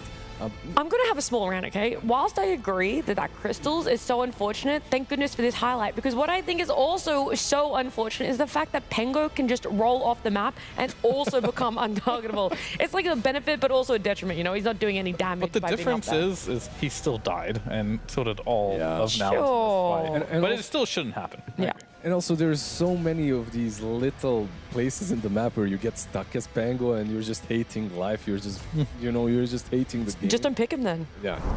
Just delete the hero, lol. Like, don't pick him at all. But overall, Pango, once again, I don't think he was really a big issue. He played well. Like, the laning stage itself versus Lardar generally is really, really difficult for you, but he played all right. 9 at the same time.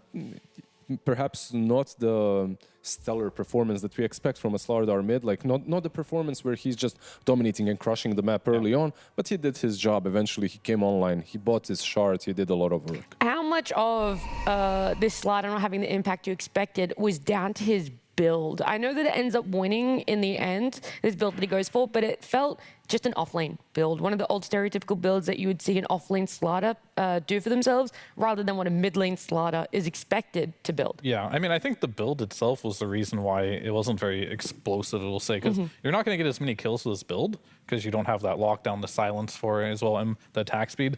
The Echo Saber, it's stable, though. Like, you get a bit more tanky, you can still farm, you have mana. You went for something just safe, I want to say. And maybe that's all they needed from him in this game. Just play a bit safe, get their items up, and eventually they'll have the stronger team fight. Safe and stable. Safe and steady. That's it. But look, even though it took 3 games, they did still end up getting the win for themselves. Falcons getting series win does mean that Tsunami is going to be joining one of them for our post-game interview. Thank you very much. Yes, I am standing by with Skitter of Team Falcons, who, man, you've been doing a lot of talking recently, so I want to get another take from you.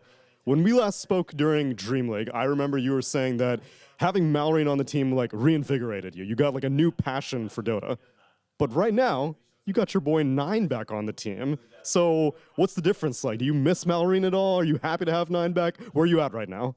I mean, I miss Malrine a little bit, but at the end of the day, I've known 9 for over 10 years. We won TI together, so Malrine has to do a lot more work to get on the 9's level. So you feel like BetBoom Dachas, a few Dream Leagues, it's going to take a little bit more to get to that bromance that you have with 9? No, 100%. It's going to take a couple of years, some more TIs to win for him to match up, So then what is it like having 9 back on the team? He mentioned that he only found out about it maybe a week ago. So was it a group process between you, Snaking, and Owie to be like, yo, we need a mid laner replacement. How about our old boy? Yeah, sort of. I think he lied. I don't think it was a week. I think it was less than 3 or 4 days. I don't know why he said 1 week. But yeah, I mean, we went through some mid options. We asked some people before him. They declined or they had some reason to not wanting to play with us. But then we knew he's starting to play again. So we just asked him randomly if he wants to play because he's rusty or he feels rusty. But then he accepted and we are just happy to have him. We are joking about it all the time that next time we are bringing Saksa and Nera and then we have a Tundra back. Yeah, Owie said that was his master plan piece by piece. One thing I suppose that he would be rusty about is the fact that he said that hero-wise, mechanic-wise, he feels pretty sharp, but meta-wise, things may be a little bit shaky for him, which for you guys, you're on point with, as exhibited by your past few months' performance. So I'm wondering from your perspective, do you miss the fact that there hasn't been a patch? Or because you're winning on this patch, you're like, I mean, you can keep this patch forever. I mean, there's 2 sides to this because obviously I would like a new patch to freshen things up, but at the same time I would lie that I don't enjoy winning. So, keep the patch, So then if you could change maybe a few small things for a future patch, as a carry player, what would you like different? Because, I mean, right now, like you said, it's working out great for you. Oh, all right. So I want only carries to be able to buy Poorman Shield. Only carries can buy, I don't know, salves, I guess. That type of thing. Great. Well, we'll send that up to iStrug. We'll see what he can do. But in the meanwhile, congratulations on another victory as we send it back to Nat T in the panel. Thank you, Tsunami. Carry exclusive items is apparently what Skinner wants to see for himself. Exclusive BKBs for carries, Yeah, it lasts longer. Monopolize the items. Yeah. We bought. I like it. Of course you would. Of course. I reckon they should do it, but only past 20 minutes. No. That's totally fair.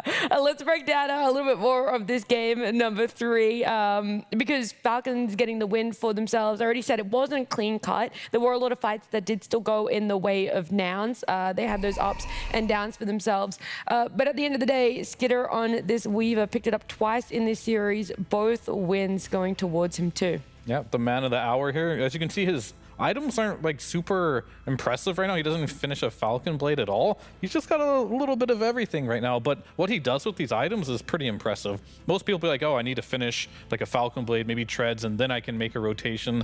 But you'll see here coming up that he ends up making a quick rotation to his bottom lane through the gate to kills the Ursa. And what we didn't see here before is this Ursa just died and he came back to the lane. So this rotation ruined Ursa's lane. He was winning in CS department. He died one time because his support had to leave and help mid. Then Skeeter's like, I can ruin his game. I'm going to take the gate and I'm going to kill him one more time. And then now this Ursa, which we talked about being a very volatile hero, kind of like the Tiny last game, he helped shut it down, and they just had a good vision of how to play against these heroes. And it really is that hard when you're playing like an Ursa or like a Tiny. If you have things don't go picture perfect, your game can be ruined. Yeah, and what's so cool about it is he doesn't only do it with the Weaver. Like Weaver specifically does it really well because you have Sukuchi, you're very mobile, so you can go through the twin gate, dominate the enemy carry. But he does that with other cores as well. Yeah. He uses the twin gate very well to go around this 8-10 minute mark and just pressure the enemy tier 1 tower and the enemy carry. He just shows up there as a support and then goes back to his own lane. It is great to see a carry making those movements, and obviously a big reason as to why Falcons were able to get that game number 3 win and ultimately the series. It does mean that they're only one more win away of securing playoffs for themselves. Nouns, though, a little bit back to the drawing board. It's not over for them by any means at all. They're still doing quite well in the group stage, but right now we need to look towards our 4th and final series. It's going to be a rematch between Gaimin Gladiators and Spirit. So we'll see exactly how these two teams match up after this break. It is time for Dota Surprise, and I've got Team Spirit's Yotaro with me here, and he is going to guess what he can find in these capsules, choose the best team he can, because every time you open up, you won't know who you're going to get. You ready to play? Yeah. You sure? Yes. You're going to build me your ultimate team? Yes. Okay, let's go. Spin your hand around in the pot, choose the capsules you want to start with, and which team you will first get, my friend. Okay, I'll take this one. It's not Okay. what I want to take, but... You know already. Oh, Azure Ray. Okay, so who are you going to go for from Azure Ray? I will take FY. Okay, FY. Position 4, FY, Yes. taking into this. Yeah. 4 more players to find for your dream team. Let's see who you're going for next. I think this one. It's hard. Team Secret. Oh, okay, not too bad. Yeah. I'll take Papi. Papi, an obvious one, right? Your position 5 coming in. So we've got a 4 and 5 found so far. I got good supports. Now I need to take good course. MOUZ. Oh, okay. Okay. Not the most well-known team. The new faces coming through. I'll take Force. He is a good player in matchmaking. Okay, so you play against him in some pubs, yeah? Yeah. Nice. So we've got 5, 4, 3 right now. Virtus.pro. Oh, Squad you X. beat them? Squad X for sure. Squad X for sure. Why for sure? Why was that so quick and easy?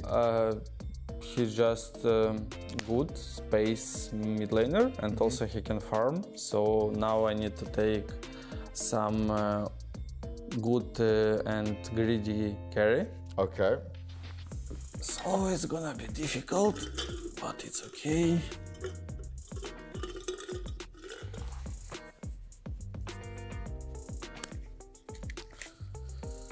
Oh, Team Spirit, easy.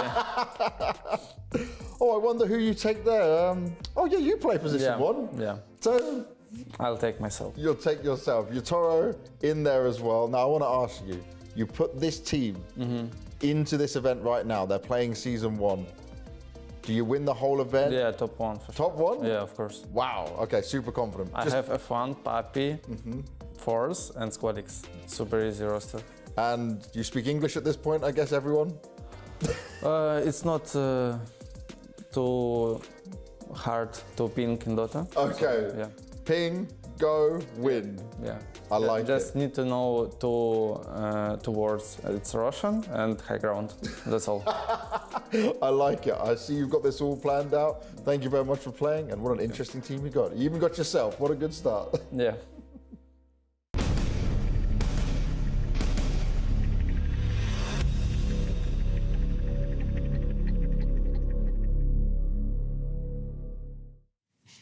Welcome back. That was a great content piece between Banks and Yatora there. And he said the only two words you need to know in Dota are Roshan and high ground. And the rest are all just pings. Would you agree? Yeah, I guess. Do you really believe that? Smoke. Oh, Smoke's a good one. Did you ever play with anyone like that didn't speak English? Like in a pro team? No. So you could always communicate with your teammates. Kind of Sumel when he first entered the scene. Yeah. Okay. Like he understood a little bit, but he didn't speak very much. So I guess I did. I had some teams where like there's 2 of them speaking Russian, 3 speaking English, and it's all cool when you're winning, but when you're losing and you hear your name, you're like, what did you say? Oh, I've had that. I've had that. Like, the problem is that they spoke English too, right? Oh, okay. But they were like 2 like Swedes, right? They just want to communicate in their in their own it's just much quicker, right? Yeah, I get it. It makes sense. We are seeing behind us, though, on that screen over there, the Team Spirit roster. I mean, these guys, they won Riyadh, they won TI-12 as well. And in that grand final, they went against Gaimin Gladiators. So we are having a bit of a rematch from that TI-12 grand finals. But these 2 teams have come a long way since then in terms of results, most recently at Birmingham. Both of them, unfortunately, not making it through group stage. So it's weird to see these 2 teams at this position that you're not really expecting a lot from them. You hope for a lot, but not necessarily expecting a lot, Lizard. Yeah, they tied 1-1 in Birmingham, right? Like in the group stage. And overall, of course, Team Spirit has been losing last year as well up to TI. And then Gaimin Gladiator, on the other hand, they were just dominating constantly, but they lost TI. So I guess they took a page out of Team Spirit's book a little bit. Keep it easy, keep it simple until the big tournaments come around, and then actually put it in second gear. But at the same time, these 2 teams, like there's some prestige between them as well. There's a lot of history, like you just mentioned, the TI. And if you're Gaimin Gladiator playing against them, I think you want to bring your A game, no matter when it is, especially after that TI loss. Yeah. The graphic that we saw there as well, the head-to-head, that's all the way from when the... It's just like all time. All time, Yeah, since so- the orgs entered the Dota scene. Yeah, pretty much. So, but they've relatively had similar rosters throughout. There was a time where Boom, I think we only played 1 match, was Boom against them. And then, of course, there was Toronto Tokyo for that 1 year. So either way... The only thing that's changed is the mid laners. The mid laners, yeah, pretty much. Funnily Other than enough. that, they've kept very stable rosters. And Gaimin Gladiators over the course of the years have typically won more, but not at the TI on this most recent one. But as you mentioned before, both these teams not in TI form, I would say. They definitely took some time off. Maybe the meta changed not in their favor. That's kind of how Dota goes. Like sometimes you're really good and then a big patch hits and then you're just not as good anymore. And then the other team figured out the patch faster than you. I will say something else about Gaimin Gladiators' performance. This is just what I personally think, and I'd like to know your thoughts on it too, that a lot of Gaimin Gladiators' performance changed when the draft change came into effect. When we had that big patch change, of course there was that map matchup as well that changed, but ultimately it felt that there was this big change up in results for the draft when you only have those 3 first phase bans and then 1 pick. It was interesting to see the fact that they couldn't get a really strong opening combo for themselves, and maybe they haven't been able to adjust as quickly as some other teams, or they're still trying to find their way, despite it being a year ago. Do you mean mostly what you're aiming at probably is the 3 and 4 combo, right? Like if we're looking at the drafting changes, that's what's been mostly impacted with them. So yeah, I completely agree. I feel like it definitely did play a part in Of course, it's not the sole reason, that's what I'm saying. Yeah, there's definitely a lot of things that go into play when a team that is so dominant starts looking less dominant. And the draft change for sure makes a lot of sense. I get behind that. And the other thing, if I think Gaimin Gladiators, when they're in their peak and when they're the best, it's like, I think of like Tofu just buying a bunch of aura items, them grouping up as 5, ending games relatively early. Celery carrying from position 5 as well. Yeah, it's like these type of things in this patch are very hard to do. Like you don't really buy auras anymore. People are just buying, like they're playing Hoodwinks and buying Gleipnirs for themselves. Everyone's going a scaling for it. Yeah, feels. pretty much. And that's never where I thought Gaimin Gladiators was strongest. It was kind of like, oh, they individually outplayed you in the laning stage, they bought some auras, and now the game's over type of thing. Yeah. Yeah, I see that as well. And right now, the bans really aren't that out of the question at all. For Gaimin Gladiators, they feel they just don't want to come up against IO. Spirit having that first pick for themselves to go IO just is not something that could be left in. It's something that they've started drafting recently. They played in Birmingham. Yesterday they played as well the Mira IO plus the Mars on offlane on collapse. That duo did really well yesterday and they banned it out. And of course you're playing versus Gaimin Gladiators. You want to ban out both the Pango and the Lash. So those two heroes are out. Timbersaw, just a flavor of the meta as well, of course. Also out. And yeah, let's see. Let's see what they first phase on Team Spirit. Does Quinn like Pango this patch? He hates Pango every patch, apparently. But he'll play it every patch? But he'll play it, yeah. Okay, this is what I was wondering. I know yesterday we talked about Celery's Ench, you know, that he's able to carry from that POS 5 that you talked about. I know that they didn't have first pick here, but I was wondering, do you ban it out? Is that something you look at? This is the OG Enchantress right here. Like, this Maposhka guy was playing Enchantress before Celery was born. I don't think that's even possible. But I like it. I like the narrative we're going for there. He goes, I can't let you have it. I've got to show up on it. So Spirit pick up that Enchantress and now Clinks. I just have to say one thing. Duratio, 17 matches, 65% win rate on Clinks. This dude is literally spamming Clinks every pub he can. And also it's a hero What was it, 75%? No, 17 matches, 65%. Oh, 65%. It's still pretty high. And you're picking it into Enchantress as well. So you're fine with this matchup. It's quite simple for you. You can eat her creeps. So overall, I do like the pick. Do you think there's a chance that Tofu plays it? That's what I was about to ask. That's is there any flex in it? That's something that XG and AR started messing with earlier in the year. Earlier in, I think in Elite League, they played on position 4. FY played it as well. So maybe something that they can do. They can consider it, but yeah.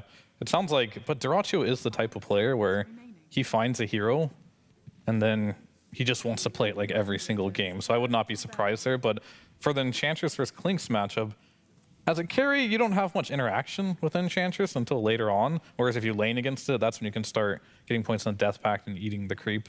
So that's the only reason they'd consider outputting POS 4. Later on as well, like you have a way to deal with the Untouchable, right? Yeah. Like that, a lot of burst damage against her, which is always nice. 5 seconds remaining. The follow-up bans for Spirit, O'Clock, and Crystal Maiden. Interesting. The skeletons don't get affected by Untouchable, right?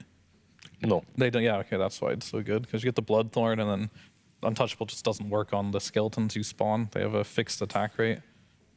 And she just gets melted. And of course you have Strafe too, which gives you attack speed. So for all those reasons, it's a pretty hard counter to the Enchantress in every regard. But it doesn't really matter when it's a POS 5 too much. Especially when Like it's maybe late game, like, you know, we're talking like, what, 50 odd minutes where we do see the Ench really scale. It depends kind of how you play Enchantress. Like some players, they just play Ench as this. I'm going to buy Dragonlance, Spike, you know, stay behind and be the ultimate carry eventually. Some players like to go head in first, buy a lot of utility, be unkillable. If that's something that Miposhka is going to do, I think it works out a little bit better. If he goes for the damage build, then you can just get blown up every single fight and kind of wasted net worth. And because you are taking a little bit of map and getting these items. So overall, of course, it's not the greatest deal because it is a position 5, of course. But I think unless you're trying to end the game early with Enchantress, not going for the Dragonlance build is a waste of the hero because, as you mentioned, this hero will ghost push and get a lot of farm naturally, and you have to, that net worth has to mean something for the team. And I think the most meaningful thing you can do as an Enchantress is start to scale, kind of like Hoodwinks do. And if you don't, then I'm not a big fan, put it that way. it's always nicer to hit people than to buy utility, you know? It's you buy nicer to hit people than get hit, yeah. Exactly. So true. I mean, we literally even just talked about how if you're going to buy auras or whatnot, No more it's not auras. the It's a same different way. patch. It's not the same way that you can play. No. They get the Dark Willow, and I already kind of like this. Like, Lynx is very mobile. You get the Dark Willow into the Bane, of course, as well. It's nice, a lot of disables, but you can combo that Bedlam with anything that gets on top of Clinks, and now you have some extra burst damage, which is so nice against him. Like, this Clinks is way tankier than he used to be, of course. Like, he is... like, usually you think, okay, Clinks, edgy, like whatever, he's like you can deal with him, but he's way tankier than in the past. And MOUZ, like we've seen what he can do to the Weaver. Is it the same against the Klinks, Fear? Similar, but Klinks doesn't rely as much on mobility as you kind of mentioned. You're a bit tankier than the Weaver. The whole concept of Klinks is you just kind of hold your ground and fight around your skeletons. But the arena will block out all that damage incoming, and MOUZ is just a solid offlaner right now. I think since the, what patch on D or something, since that patch came out, they nerfed every single offlaner, and there's not a ton that are like an obvious choice now, but MOUZ is like the staple right now, where you can just need a stun in the offlane, just pick MOUZ. And Terrorize plus Arena, that's like the combo, right? The like combo, the combo, exactly. It's like, it's still good, but it's not that much damage. Yeah. It's annoying. That's what it is. It's definitely annoying, yeah. It's just a lot of control with the brambles everywhere in the arena, a lot of chaos being created by the two of them. Mm-hmm. Oh, that is an interesting win rate on MOUZ, though. Picked 7 times and a 14% win rate, as we're talking about it being a stable offlet. Do you have anything to say for yourself there, Fia? I mean, that's pretty stable. It's picked a lot. I don't know about that win rate, though. Stable I didn't say it was winning, you know? Stable win rate as well. Stable at losing. By the way, you guys called it. It will be a support Klinks. Yeah. So most likely a support, right? Like we are going to put the. Well, I've never seen a support lifestealer. No, I mean, could in some mid. world, You're saying it could be like mid. I was like, okay, you can sorry. imagine it's somewhere on a core position, but yeah. Support lifestealer. Have I ever seen that? I'm trying to think. Yeah, remember that patch when they changed Infest and you could be permanently infested? And you're, it gave him move speed, extra health. Yeah, there was a phase where it was a short Infest phase. Was a little over tweaked. And then literally the gameplay was you just infest someone and they run around and kill everyone and you're just AFK. That's my favorite sort of gameplay. It was insane. Now, that's a much better win rate, by the way. 8 times picked, 75% win rate. That's pretty solid. And the reason why these heroes are so good, and probably why MOUZ isn't looking as good, Dota is all about late game right now. And it's about like the Wind Wakers as well, which are MOUZ is really bad against too. And you just get these super powerful spells in the late game. And Arena, it kind of caps off. It's like super strong early on, but later on, as I mentioned, Wind Waker, you can just fly out of the Arena if you buy it. It's not as great, and you need a lot of farm on MOUZ. You need like some refresher later on. You know what I've realized? The Pengo was a decoy this whole time. It wasn't the thing that was losing drafts or games. In the last series, it was the MOUZ. It was, yeah. The Pengo was a decoy all along. We've been blindsided. It's secretly the 7th. It was me all along. It was the 14% win rate MOUZ. How did we not know? Slark. That is what that hero is called. That's the hero. I haven't seen him in a bit. Like, he is very scarcely picked. I don't know how I feel about that hero right now. In what way? Biased. Like the scaling way, the laning phase, team fight? Versus Doom specifically. Okay. Because you can't heal if you get doomed, but you can still keep the move speed, I guess, and juke the Doom and wait it out and then heal after. Yeah, I don't know. I'm just like thinking out loud. The matchup goes both ways. The lane should be fine, right? The lane should be fine, yeah. And Slark, for me, sounds like incredibly difficult lane to play against. However, you are playing Doom Klinks most likely into Eng. Yeah. Good luck having those creeps on the lane. Just don't skill it. Yeah, just don't get creeps. Get heal and impetus. Yeah, that actually might be the play. It's unironically, it's a good play, but you're not gonna get farm. Yeah, that's the problem. Like you need a couple of levels of enchant. You need it maxed out to get that ghost push going on. If you want to have items, you need the enchant. Like that's how you get items basically on Enchantress. You get one creep and you just send it to one lane. You clear the wave on your own. And you're saying if you wait until level 5 or level 6 to start it's gonna leveling up, it's too late. You're going to have to yeah. But then wait too long. Then you might have more impact in the lane itself. Get one level of enchant just for the dispel and the slow. I mean, and then maybe you don't have to even look towards going super late if you give your carry that much of a leg up in the lane. Or you switch up the lanes. You put Eng with the MOUZ and Dark Willow with the Slark. Maybe that's an option. Like you're not bound by any means. Yeah, I mean, I think that could work, but I believe you just have to follow, as it clinks, probably follow the Eng. But I don't know if you can actually do that because the gate costs too much mana. Yep. Who knows? I mean, that's definitely an option. We don't see a lot of teams do that nowadays, switch up lanes, but it's almost like forgotten at this point, or it's just not worth it. But I'd like to see them do that because I think that lane top will be a lot stronger. And I think bottom lane will be just probably a little bit weaker at the early stages, but if once you get levels with Inch, then you can start being much stronger. Well, look, we can go in the intricacies of the lanes, the side lanes, how they're going to perform, or once we see the draft fully completed, because right now both teams are expected to be picking up their mid laners Yeah, here. that's actually interesting here too, because there's no Pango. Nope. And then the other three that are really popular are just the long-range nukers, Sniper, Coddle, Zeus, all banned. So we're going to have a little bit of a different mid, unless it's melee hero versus counterpick Timbersaw again, which was the other scenario I see a lot of. Maybe Razor, actually. It's not going to be Timber anymore. They banned the Lina. The Sniper's banned. Get us some Quap, you know. That's an old school one. Yeah. I mean, I talked to Vaga a bit. Like, apparently he's spamming Quap. He thinks the hero is decent. Quinn plays it. Yeah, good work. What else counters him? Is there anything else left in the pool that's really good, like some long range or blink? I mean, there is this OG Mirana mid lane, right? Like, also an option. Viper versus Razor mid. That one's pretty volatile, but I think it's Viper favored, but not really a hero Quinn particularly enjoys. I'm sure he knows better than us what's good versus Razor. That's in the pool, and he'll let us know in a second. I really hope so. I hope he does know better than us. Seems like we're kind of at a loss for Mid's not my specialty. That is not a hero that I particularly enjoy versus Razor, but you also you are don't fine. lose versus anything, right? Yeah. Almost. I don't know if anything really dominates DK at the moment.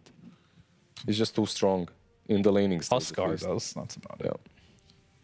We do also normally see Dragon Knight banned out in the first phase, and if not, then followed up and banned out in the second phase. So the fact it makes it all the way to the last stage of, literally the last pick of this draft overall, is already a feat in itself. So that's going to be their 5 heroes for themselves up against what Spirit have. Where exactly are you guys landing with it? What are the thoughts? I feel like there's one thing that I see in both of these drafts. It's like the burst damage is there for Bedlam, and that's pretty much it. Like your Klinks is a position 4, maybe eventually with an Orchid he can do that too. So Slark should have some sort of a good game in, like, you like these prolonged fights as Slark, right? And I see these tanky boys, I see very long fights, very low instant damage. So might be good for him. Yeah, these drafts confuse me a little bit because there's so many things that can happen.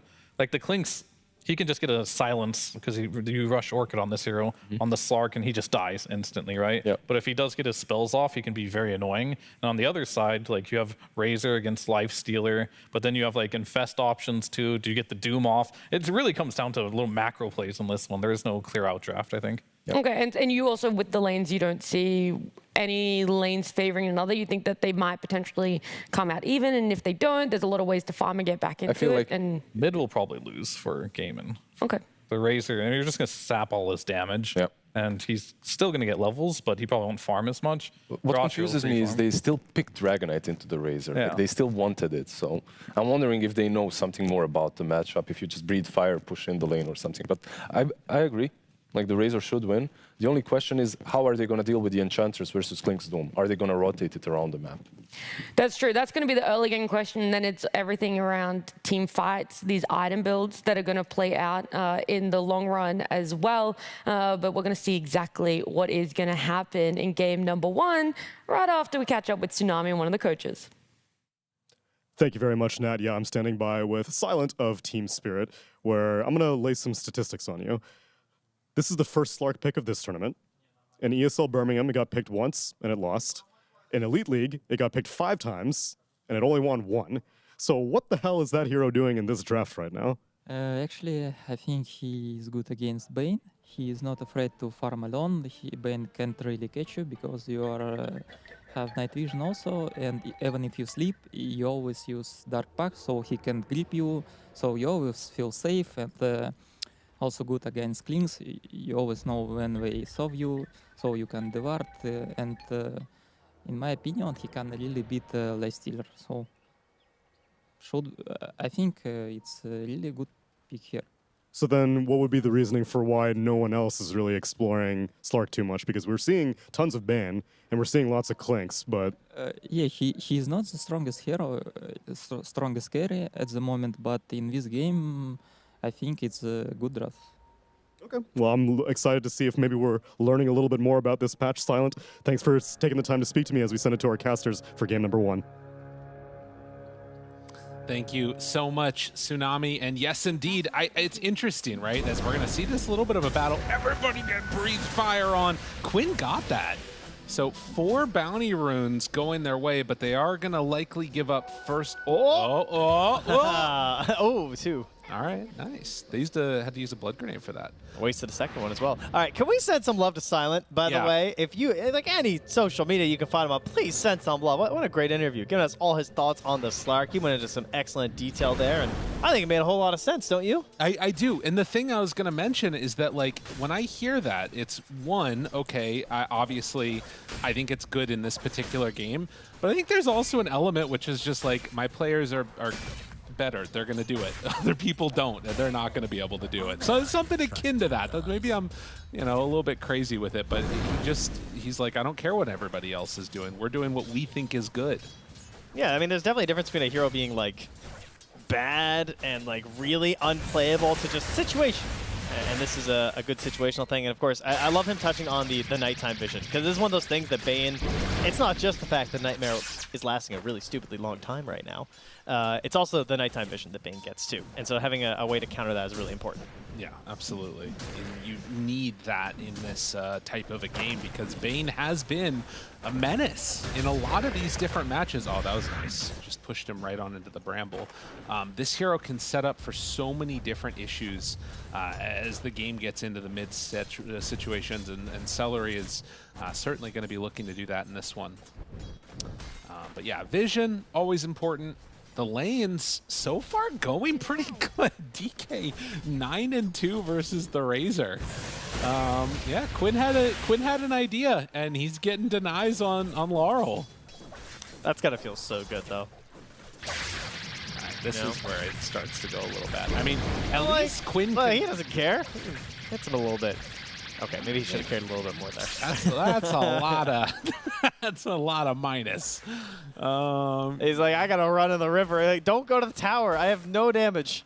Oh, that's cool. So he lets him push the whole wave, and then he's going to wait till the link wears off, and then he can come back in, and he's going to outplay him. Yeah, because he's the second point in the Dragon Blood. Rather than, because, like, typically we've seen in the past, the stun and run has been used when this matchup has been, like, an attempted counter pick. In some patches where you just stun and you run, and then the link breaks. Right. So that can be a decent solution because of the cooldown of the link, but Quinn just not going that way. This is real bad right here, because now he has the whole creep wave underneath his tower, and he's losing the damage on it. And without the second point, he's going to get a good chunk of denies here, I think. Or at least some of them. Oh, can he get one last hit? Yes! Yeah. All right, he got one. That's where you got to be careful with it. Still beating Laurel. That's true. You're not wrong. Well, Celery going to take a big hit. Ooh, able to sneak that one away with the Bane. Yeah, well, Celery, he'll have some saves to work with. The Nightmare, obviously a bit of a tough one here, but up top, looking at Yadoro, I think Yadoro has a bit of a glass cannon style game here of just, if he gets the good dark packs, it's going to be good fights. But, like, if he gets duped, there's no save coming from his teammates. Right? Like, maybe there's a Terrorize that drives him away, if you want to call that a save. But there's no, like, getting back into the fight for him. So he's pretty self-dependent when it comes to this. Yeah, it's up to Yadoro to be the one that's sort of recognizing the danger coming his direction and then spamming it back the other way. And Makoshka now going to take some hits from this one. Another round of the Chain Lightning, still chasing a little bit, even underneath the tower. Ace is a menace. This is going to be annoying to play against. Does have the Arcane Boots queued up after. Well, still getting some value out of these creeps as the Ench, thankfully. Obviously pretty frustrating versus Doom and Points.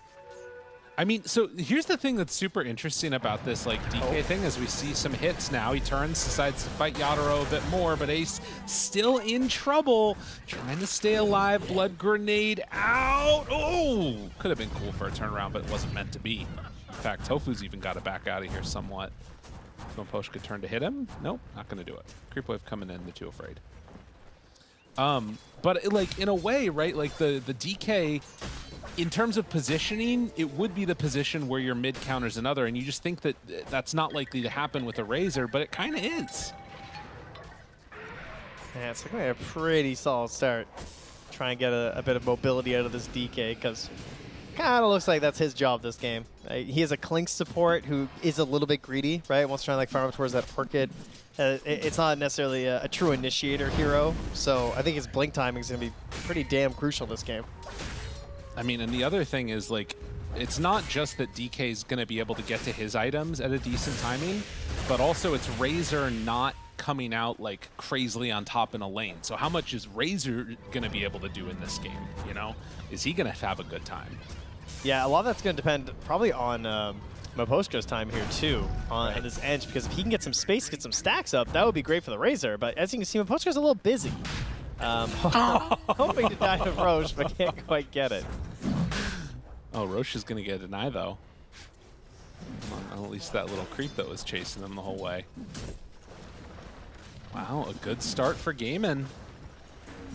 It's not, you know, absolutely amazing in these side lanes. Things not looking too terrible, but it's pretty even. The main differential is just that mid lane, and now that Quinn has Dragon Form, is starting to stack up a little bit of damage there onto the side. And he's actually going to get a shield run too. Ace, this is the one that's hurting. They get him for the kill. The leash is there. Tries to run away. Oh, underneath the tower. And yep, that's enough.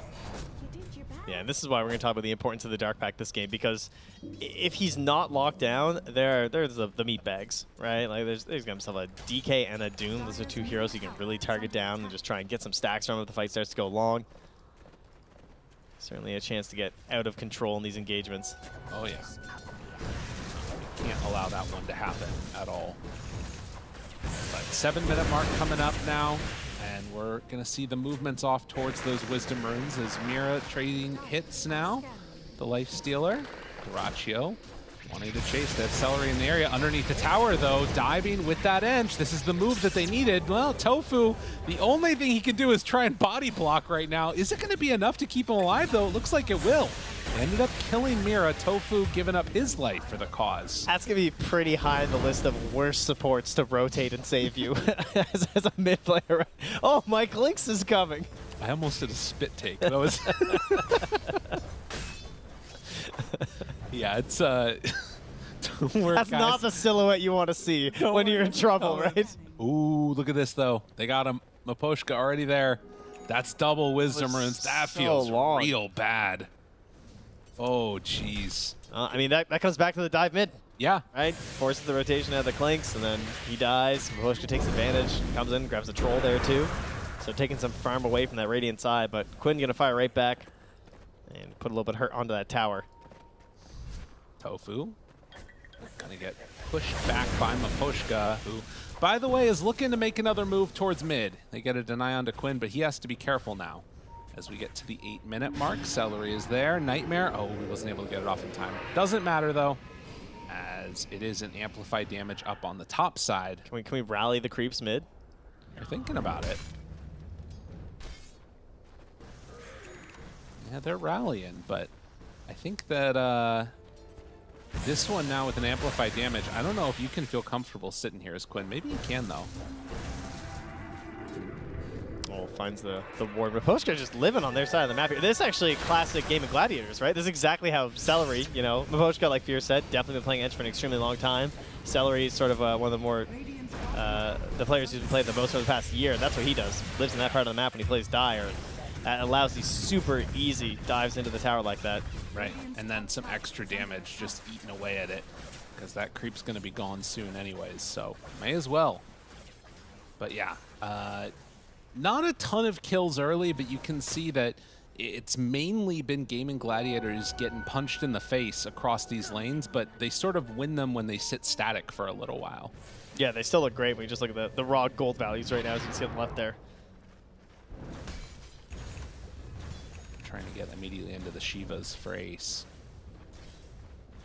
So things to watch for are the early rotations. We've seen a couple of Marses struggle a lot. Collapse, one of the best in the game at it. As Maposhka brings the creeps through and now wants to go and inflict pain on another lane. Oh, and he has no point saved for Infest either, so there's no escape button here. Gotta be careful, gotta be careful. Oh, Mira didn't get the Shadow Realm hit. But yeah, and Duracio's pulling this all the way over here. It's gonna be hard for them to take that whole tower down. But they'll get some damage onto it for sure. Time mid. Nice little fancy footwork, getting around the brambles, still keeping the damage onto the tower, and it's gonna fall. Tofu comes to the end there with the tower bomb. Quinn immediately pausing. It's like, what are you doing? Yeah. Tofu looks over. Sorry, Duro, my bad. Oh. Yeah, there's some headset. Clearly there was a headset problem. My support didn't hear me saying I got the last hit. Yeah, I think that's what it was.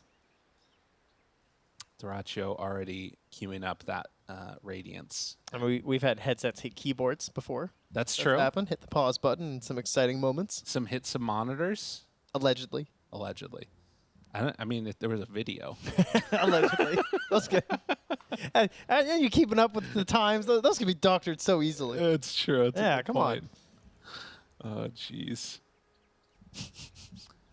Yeah, it's gonna be an interesting one to watch in terms of like the dynamics of these fights, though, because I feel like for a while we've kind of had this this window where there'd be like a big, huge explosion of a fight and somebody dies or something like that. But then, like for a lot on this patch, it's sort of been these long, extended 2, 3, 4 minute long fights. That's something because like nobody that. dies. Right, exactly. And I think obviously like Razor, Slark, that's great. They seem great with it. But if Doom can get it off, it's going to be a problem. Yeah. I mean, you think about being like Tidehunter in the year 2024, you blink Ravage and like, do their HP bars even move? No. You know? No, there's too much magic resist. Supports have all the save items. And, I mean, in terms of team fight as well, like you were saying, like, this game's kind of weak on the team fight overall, particularly from Gaimin Gladiators. There's not a lot of AoE spells at all for them, in fact. They're really weak when it comes to that. Team Spirit, you do have like Dark Willow and the MOUZ who can try and control up that space. That's certainly something to work with. Like when you come to think about like these contained fights in certain geographical areas on the map where you got like hills and stuff, that's gonna be really beneficial for Team Spirit. Same thing with the Roche Pit. They probably have a lot of advantages there, I would say. But Gaimin Gladiators, on the other side, they have the pickoff potential in this game, right? They got Clinks roaming around the map. We already saw that once today with some vision problems between a Clinks in a game and a Nyx in a game, like just invis galore. They're gonna have to watch out for that. And presumably Tofu will also go for that same Orchid Rush that we've seen most of the Clinks players going for. It's looked super successful so far. Yeah. Yeah, I want to see if he can get into that at a decent timing. Obviously, also eating creeps as they go along. Eating Enchantress creeps if he needs to. Duracio, backing away. Does not want to get caught here. And Moshka just compelling these creeps to throw their bodies at towers. Will they get the deny? He just leaves it, doesn't even want to contest. Smoke up. Quinn, ready to make a move, has the Blink Dagger to be revealed. With Fiend's Grip ready, this would be an easy one. How quick are Yadora's fingers? Just use Dark Path. They spot him there. Gonna wrap all the way around. Now they see Dark Pact, and there it is. Yeah, that'll happen. So that'll be an easy kill used. I mean, that's gonna be a problem for him all game. He has second item queued up, Lincoln Sphere. Same time, mid lane though, trying to get a return kill. They were kind of coming for the tower anyway. Tofu steps up. Dark Pax tries to stay alive. Mira now in pretty far. Stun is there. Got him caught. Dead. Most likely. The Nightmare. Duracio punches. So yeah, a trade of 1-for-1 there on the supports. But yeah, I mean, everything going good for Gaimin Gladiators. They're ahead on all 3 lanes. I think not fully what people would have anticipated, but they are absolutely wrecking it right now. And Quinn jumps forward, finds Laurel, gonna try and body block him. Bane moving into position. They're not gonna get that kill. Has to let it go. If they come back in though, they're still in the area. Nah, they won't go for it.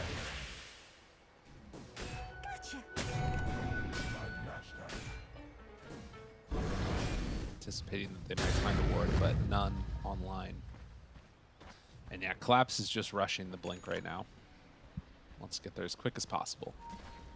I mean, they're going to have that for the catch, and we have the Ags rush as well for Yadaro. Not the most common build for Slark players, but it's going to give him, obviously, a ton of reach. So you can just try and keep up with these heroes, get them locked down, start the fight in a good way.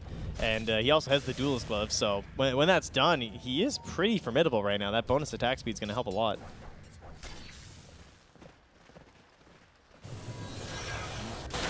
The thing that he still needs to be worried about is just these Dooms getting thrown out. He's got 25 seconds until Doom is back up. Also working on the Shivas for Ace. Almost has it completed. Wow, mid lane, they actually don't get the finish here on the Mira. I mean, that's the benefit of Dark Willow versus someone like Bane, of course. Just absolutely zero way to target you. Right. As long as you're quick enough on those fingers, you're good to go. Tofu playing with him. And gonna find a stack here too for Quinn. Doesn't have that level 2 dragon form yet for the extra farming. But going the normal build that we've been accustomed to here with the Manta style and then eventually into the Aghanim Scepter. And yeah, for Team Spirit, I will say that there's always been this element to them as a team where sometimes Maposhka gets found and stunned. There are moments... Are they just gonna let him go? Yeah, okay. It's the right call. The backup is coming. Tries to run away. Look at Yadaro. Still hunting. They walk away. There's some of these times where I feel like you see Team Spirit struggle towards the early stages. Need to be careful. Doom is coming in. Just playing a little bit of back and forth with them right now. Jump forward, stun connects right in the middle of them, and with the grip going, the Doom down. The Slark, nowhere left to go. No regen for you. Can he get the deny? Doesn't look like it. Oh, that was a great read by Quinn. Blink to the other side of him, knowing that he was probably going to try and pounce to escape, and just traps him inside. Maybe I can actually say what I want to say about Spirit now. I think you're almost safe, depending on what Duraccio does right now with his Radiance. Okay. we're safe, surely. Surely. He's taking the stacks. Collapse. Looking.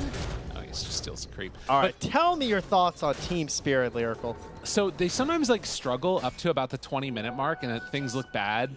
And then suddenly 25 to 35 minutes, they win the game. They'll be down 3 to 5K or something like that. And then suddenly it's just over. Maybe it comes around earlier than that with the way this is going right now. Celery, second jump connects, starting to stack up. Silent, I mean, he made that point, right? Nighttime's here. It's a moment where Bane's hoping to get a little bit of an edge with that boosted night vision, but Slark just kind of laughs in your face and just brings you down. Nothing you can really do. Yeah, especially before you get these cast range items. Slark can just approach you, preemptively Dark Pact, and you are dead. Right. Dire's bottom tower is under attack.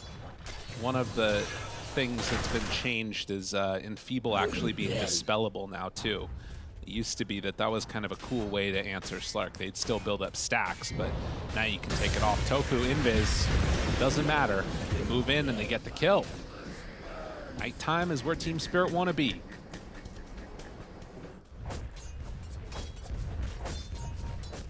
I mean, Duraccio still just sitting on this Radiance and back to farming. Maybe we'll get an opportunity where with the Manta, perhaps, they'll actually join in, jump with the GK. They'll go for something a little bit more aggressive. Try and flex a little bit. That's also going to be a bit of an annoying issue, of course, for Yadaro this whole game. Just had a little bit of a mischance. And, they just kill you? Freebie. Poor Celery. He is just kind of food in this game now that the Aghanims is online. And, what Silent was talking about, like you mentioned. Collapse. Jumps in, finds Tofu. Supports, dying everywhere you look. Yadaro building up stacks. Quinn, though, looks for the turnaround. Ace is here, too, but the root, the root is good. The Terrorized to get away. Duraccio shows up. Runs right into Yadaro. Gonna run through him, try and break it. But he's gonna TP out. Couldn't get there in time. Yeah, and there's no blink yet on Ace, so we're not gonna have a hoof stomp possibility.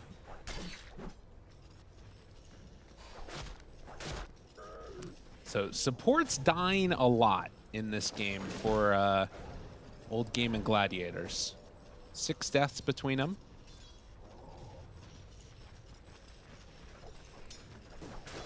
Radiant are scanning. Big question, how are you going to deal with this Life Stealer? Yeah, have you kind of stalled out right now as Game Gladiators, or are you just comfortable? You know, are you just happy to sort of chill and give this Life Stealer nice and big? Because obviously they still look fine in terms of the net worth. Right. But at what point do you actually start like taking stuff away from Team Spirit? Because you know you've done your DK thing, you got the mid tier 1, the top tier 1, but when you get that next bit of a push here, just wait for something a little bit more. It definitely feels like they're playing more for the later stages. Like they wanted to get through the danger of the laning phase, like Quinn getting Manta and then eventually going to be going in for Aghanims, and you know, if he goes the Octarine build or all the rest of it, it becomes like super annoying to play against. But yeah, you do wonder if maybe there's some missed opportunity for aggression here. Where are those creeps going? What the hell? Which ones? They just ran past. They're at the tier 2 now. Oh, okay, yeah, they don't like that next tower, I guess. Okay. Spirit, they've taken over the triangle. A stack up of Ancients if they want to take it. But in this battle, it feels like it's very much just trading off the sides of the map, recognizing that it's hard for Spirit to get dislodged from this area during nighttime. And so they're going to own the spot.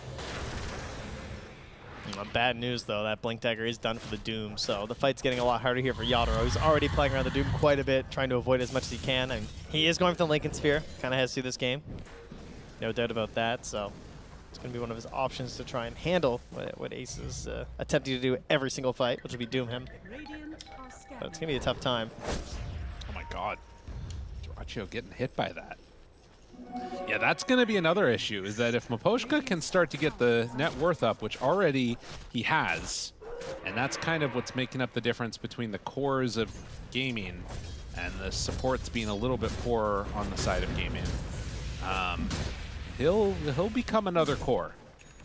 Yeah, Miposhka's been just alone a lot this game. Just out finding farm on the map that's a little bit too dangerous for his cores to go for. So yeah, they're going to go for an immediate Tormentor take. Look at the setup. Yeah, that's just nice. Straight, hide in the middle, Bedlam, Mira, not even close. Dude. Double digits HP left. Miposhka is big. This Enchantress is going to be a problem. And whereas, like, you sometimes get worried, right, about Mars sort of falling off a little bit in terms of damage, Miposhka more than makes up for that and is almost at the same net worth as him. What's tough, though, is that because it's an Ench, like, she's going to be buying these damage items, these scaling items, which is good, but to me, it almost feels like this is one of those times where you really want the saves, you know? Because Yadro's life is hard. Nice angle. That was a sneaky one. Yeah, get out the Protractor there. Make sure he gets back to the high ground. And one of the issues, of course, not able to get in front of that pounce to block him off. So Gaming, they push out the top lane all the way, don't manage to get the kill onto the Slark, but do get the tier 2 tower. So taking objectives around the map, while Spirit play a little bit of dodge. Well, they are simultaneously starting to push in bottom. Celery's here, and they can set up for this one. Should be a pretty easy kill.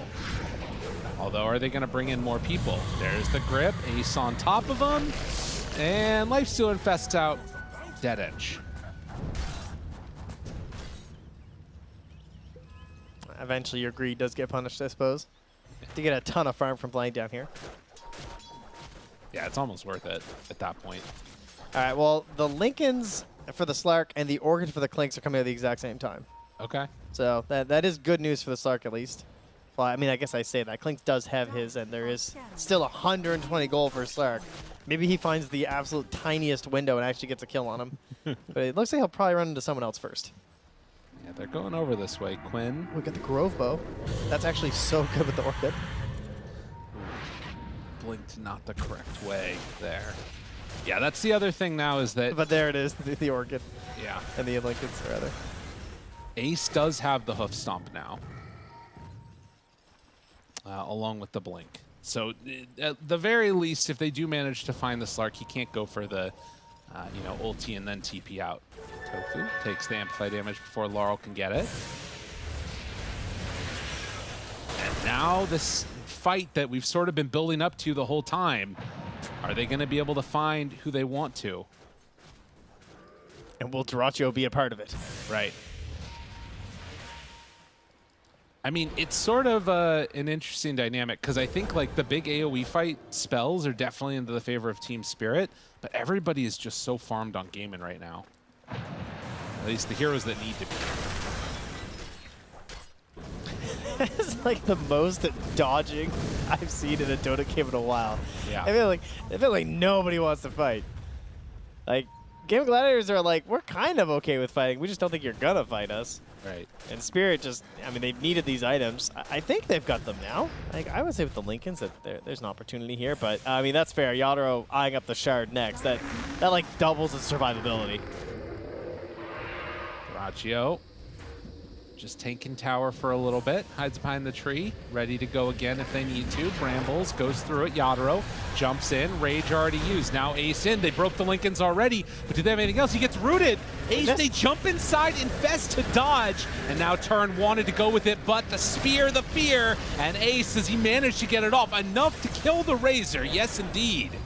So 1 for 1 so far. Dyrachyo pops the Rage, a second salvo. But is there a round 2 for Yadro? It doesn't look like it. I mean, maybe actually. He doesn't have Rage anymore, doesn't have Infest, no way out. Nightmare save! Oh, but it wasn't enough. They couldn't quite keep him alive. Quinn trying to dodge and get out of there. Yadro, he loves these long fights. They stack on up and gets the finish. I don't know if you can doom the Razor. I think once you doom the Razor, that fight's lost. Well, definitely not Doom and Grip. Yeah, I guess that's true. But, I mean, I understand. Like, he just couldn't get it off. It felt like he had to find a target. But, I mean, that's going to end up being the key to these fights, is getting the Doom on Yadro, because he just gets to the tree line, he hides out, that regen kicks in, right back into the fight. Just way too brutal.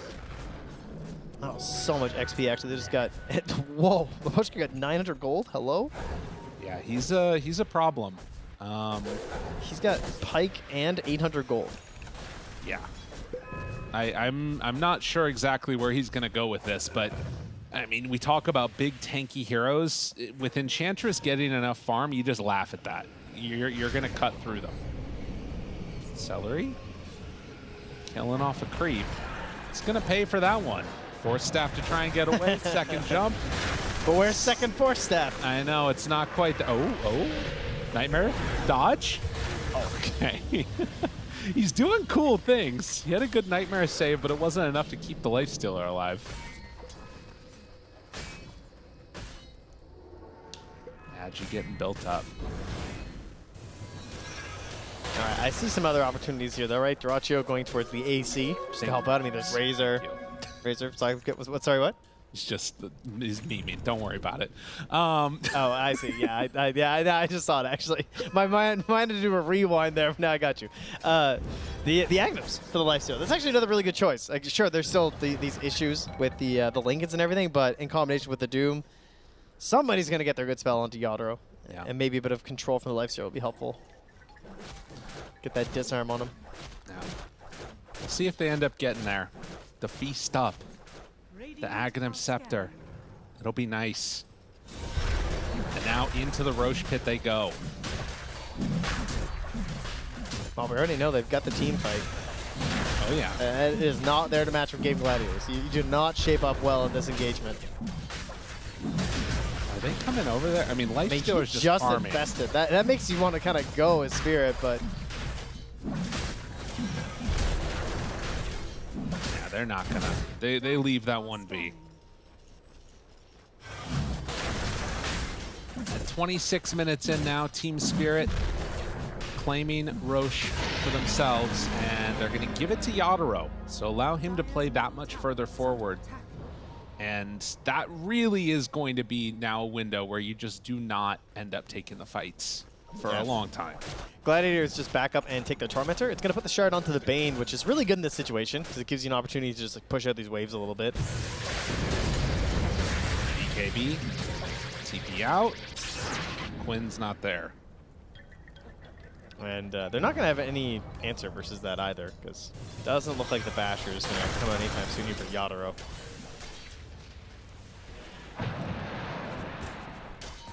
No, not really. I'd like to see the Razor Shard here too. That shard has just looked so gross in all the games. Especially when you go high ground. That's where I've seen it be really cool because teams like try and play that little bit where like they're defending the high ground and they try and like retreat back a little bit and one of your players gets picked. Kind of stuck out there with the rest of the enemies. It always feels more impactful than like you think it is in your head. Yeah. Like it catches you unawares Is under attack. if you haven't been, you know, conditioned for it.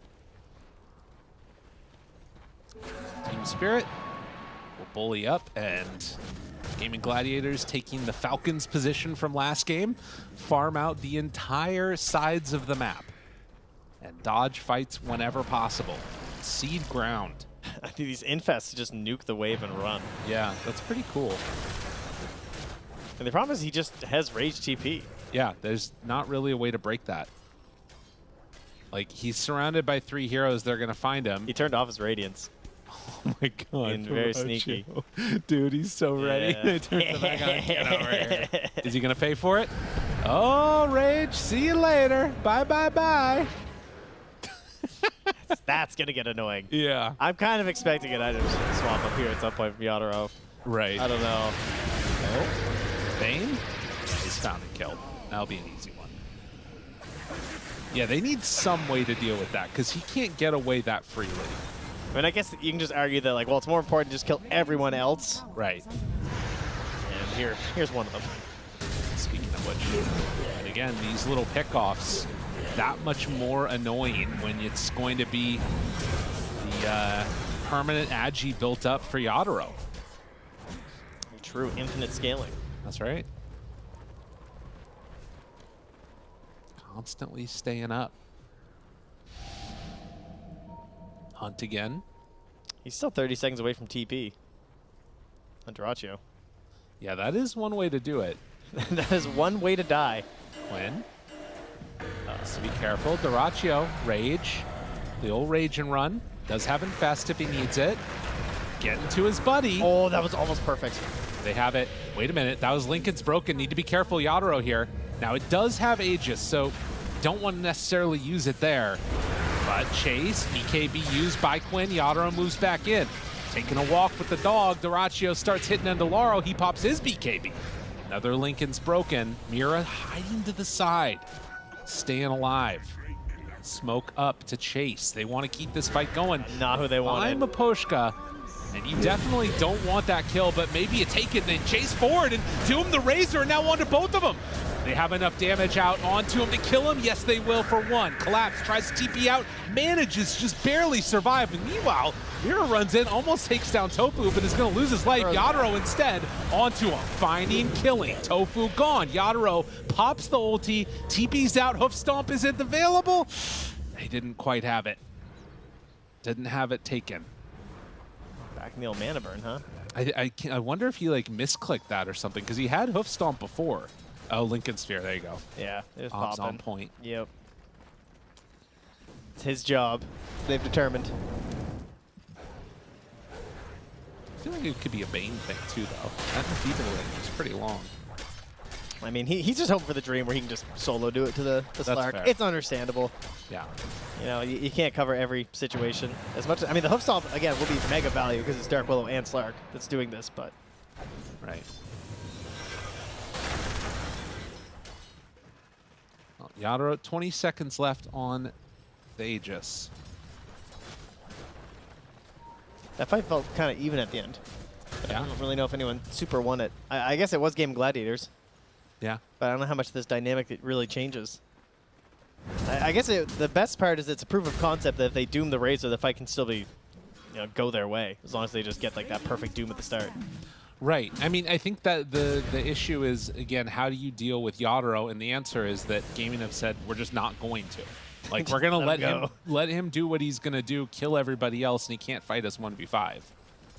Which, fair enough. Quinn just about at that Aghanim Scepter here as he jumps in on the Laurel. Forces another BKB usage. And everybody runs away. Not quite going to connect on that one. So those broken Tranquils just a bit too slow, but there's the pounce in. Force Staff backs out. Oh, what a Dark Pact. Immediately after Lincoln's pops, too, so he doesn't get the Orkin on him. Goes Scepter, chasing. Yadro stunned, gets the Dark Pact to keep run away. Sentry down, Grip! Oh, Celery! Kill me again, I'm gonna come back on you. Damn, that fight was so sick by Celery. Yeah, and they did a good job, too, because like, Tofu just immediately ran off to the east, trying to find Mira, knowing that the only hope was some sort of a terrorize. Right. So he'd just be able to force him to either just like Yules himself or something like that. So he just has to get out, and they actually get the biggest kill that they desperately needed. And now it feels like they've like cracked open a lead. Like they've done their time, they've gotten the lead on the Lifestealer. He has the Aghanim Scepter flying out here, now delivered. Have to actually be a little bit careful with Miposhka's damage that's getting stacked up. If he can hit him. I mean, it's starting. Oh, I mean, look at that. It's a problem here. Rage used. Stun. The new fresh DK, though. Yeah. Well, 18 with the eggs. And they go. Looks for the stun. Now they both connect. That was nice. Dooming the Ench. Okay. That's petty. Stun, terrorized. Duraccio still hits. Feared, pulled back in. They want to take down this barracks. They're going to lose one and get the stun for the turnaround. A big opportunity. I mean, if they keep this fight going, this actually looks okay for Team Spirit. Can they get out with the rest of them? Sending out the illusions to Duraccio. Rooted, he's in trouble. Pulled back in. This is looking great for Team Spirit. The Infest inside, and now Wind Waker running away, trying to get out of there. The disarm, the kill, and now Quinn goes in. Never mind. You want to fight? Let's go after it. Duraccio still in trouble, but the Force Staff and the save is there. Support stuck around. They pop the stun back on out. Oh, that Ags is just too brutal, man. Dude, Force Staffs, the Nightmare saves. This game is looking good for Gaimin now. Yeah, they're going to open up a 12K lead here. They have so much gold to go back and spend now, too. 3K on the Lifestealer who just got an Aghanim Scepter. Yeah.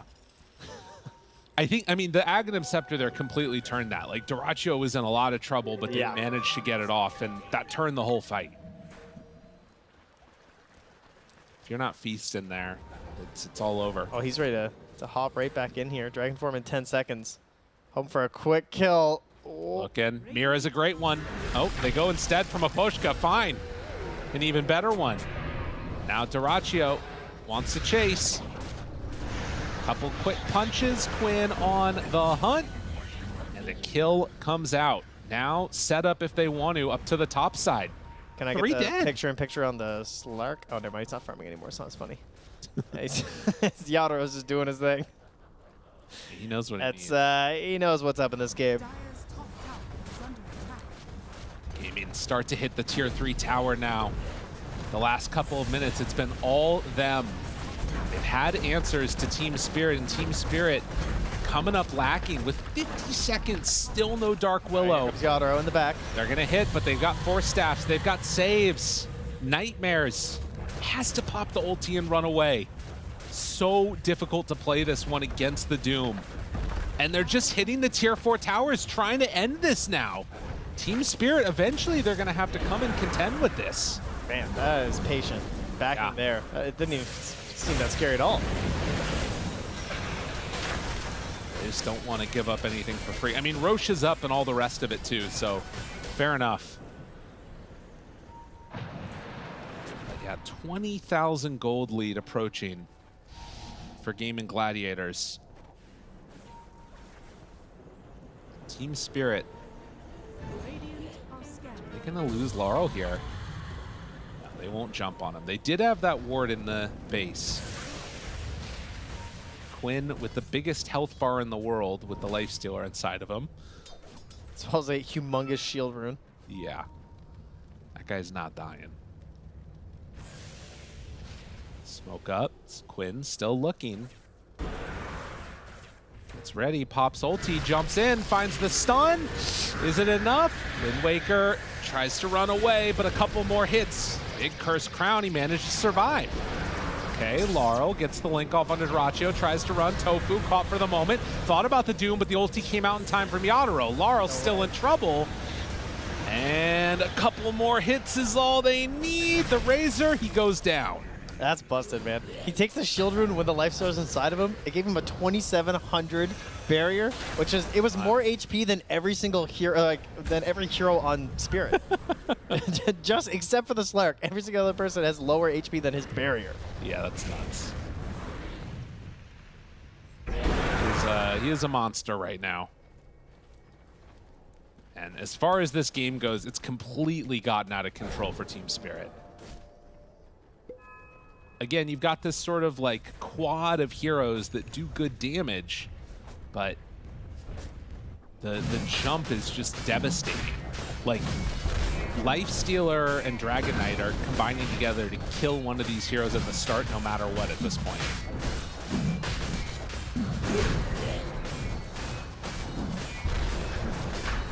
Oh, they're not going to find a chance to contest here, but they're going to take the opportunity to try and grab some of these neutral items. You're going to see the Mindbreaker picked up here from Yadro. That gives him that little bit of a surprise here.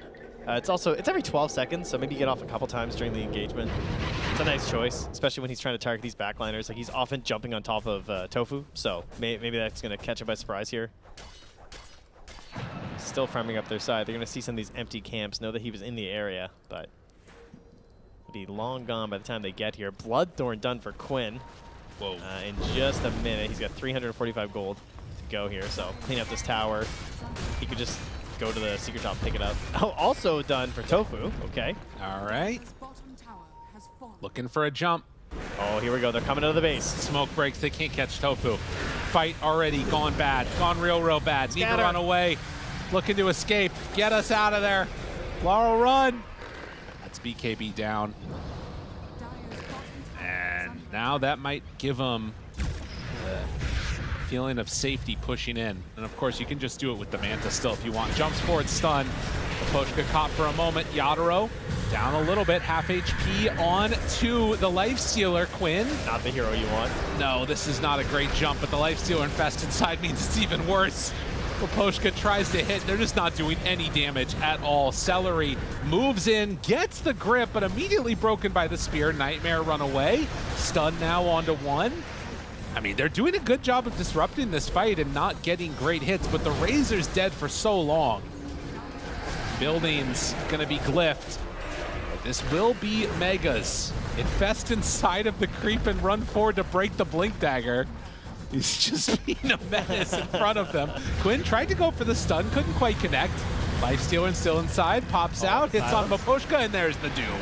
They connect it now onto the Slark. He is in trouble. Chase down, slowed. Anywhere left to go? Doesn't quite look like it. He's gone, no buyback, and that is gonna do it. GG, Gaimin Gladiators take game number 1.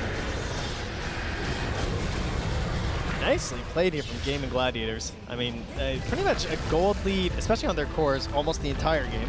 Right. But then we had this window where Spirit did feel pretty strong. I feel like they could actually make moves across the map. You had this fear of the Slark actually in there while they were waiting to get these items to sort of get this control over top of him. And once that came out, it just got a little bit too much. It felt like they also just kind of like beefed up enough that there wasn't enough burst on the side of Team Spirit. Like, did we have? We saw one good fight with like the arena and the Terrorites, like bashing into the walls, but not what they were hoping for from Team Spirit. Not what they're hoping for. We'll see if they can come up with some better answers in game number 2. For now, got to hear from the Pano, who predicted the whole thing. They knew. That's it. My panel, they know everything. They know how all the fights are going to play out, all the lanes, especially that mid lane. You guys were very correct on how that one played out, weren't you? I just don't know what Dragon Knight loses to anymore. Like back in the day and like at the beginning of this patch, I thought, okay, Timbersaw is in the meta, Dragon Knight is in the meta, you pick Timber, you own him. No, like he just demolishes Timbersaw. Apparently he wins versus Razor as well. I don't know if even once you've already died too. Yeah. Yeah, I don't understand that. It was very weird. Maybe it has something to do with the fact that he was forced to get his Q level 1 on Razor. I think the Link would definitely be better at level 1 in this 1v1 matchup, because you'll just zone him off the first wave and get most of the knives. Even though level 1 Link isn't super strong, so perhaps this is why the matchup isn't as hard anymore. They nerfed the Link so many times. And yeah, he even died at level 1. I did not expect him to just beat the Razor flat up in mid and CS. So I think it was a bit of an outplay, but maybe the matchup is just isn't as bad as we thought. Yeah, actually a lot of interesting matchups here in this game as well. Like the top lane, something that probably we expected Doom and Clinks to do a bit better. Of course. Especially the Clinks against the Ench in lane. We thought that support matchup was going to be, okay, Clinks should be coming out on top of it. It's like Slark versus Doom, of course. It's good for Slark, but Ench there, yeah, she did a lot. Like Miposhka managed to actually do quite a bit in the lane. They won the lane. Slark had a pretty good beginning, pretty good start, and everything started off as we more or less expected. Like these long, prolonged fights benefiting Slark. He would go in and out. He would stack up a lot of stacks, and then he'd actually just clean up. However, I know you guys are talking about Mars and how strong he is or how weak he is. For me, it's literally a carry difference, like carry hero difference. I feel like we have one carry that's literally good no matter what he's playing into. Even into a Razor, he still makes it work. Like, you itemize somehow. You buy the Radiance, you buy Aghanims, you are effective. And on the other side, you have this Slark who needs a perfect game, and even in a game like this one, which is on paper, honestly, really good for Slark, he doesn't manage to win it. I will say, sure, he doesn't manage to win it, but he did do a lot better than I expected. We weren't really sure what was going to happen, especially Tsunami in that interview with Silent Spirit's coach, brought up some stats. This is the 7th time that we're seeing Slark in 3 tournaments. This is now the 6th loss. But there were a lot of moments where I'm like, wow, this Slark is doing exactly what they predicted it would do. It's owning in the way that they thought it would in a lot of matchups. But Celery ended up getting a really clutch play on the Bane, getting a really good ultimate off as well. And what was it, a 5 kill streak? Yeah, and this is the man that shut him down. Like, it was a really quick play. Like, Toro went in, he poked and prodded, tried to get out like he normally would on Slark, and he just four-staffed him, dropped a sentry on the low ground, and gripped from the high ground on that Slark that one time. And that was like, they just went down mid after that, right? And they took a barrack, so... It's something I love about Dota so much. There's always a little bit of RNG, and that play was only available because of his neutral item. He got the cast range ring item, so Eye of the Vizier, is that what's its name? I'm not sure. Yeah, I think that's the name, and he got it. We'll go with it. Yeah, we'll go with it. We'll go with it. In any case, he got more range from the neutral item. He catches the Slark in the river, and because of that, they kind of get that oomph to turn the game. Yeah, it's right. Like, Celery really clutched there. Whether you want to put it down to RNG or just pure skill, it was fantastic to see for them. The MOUZ, win rate plummeting yet again. I'm gonna say it. You guys are haters. But I have to look at the data here, okay?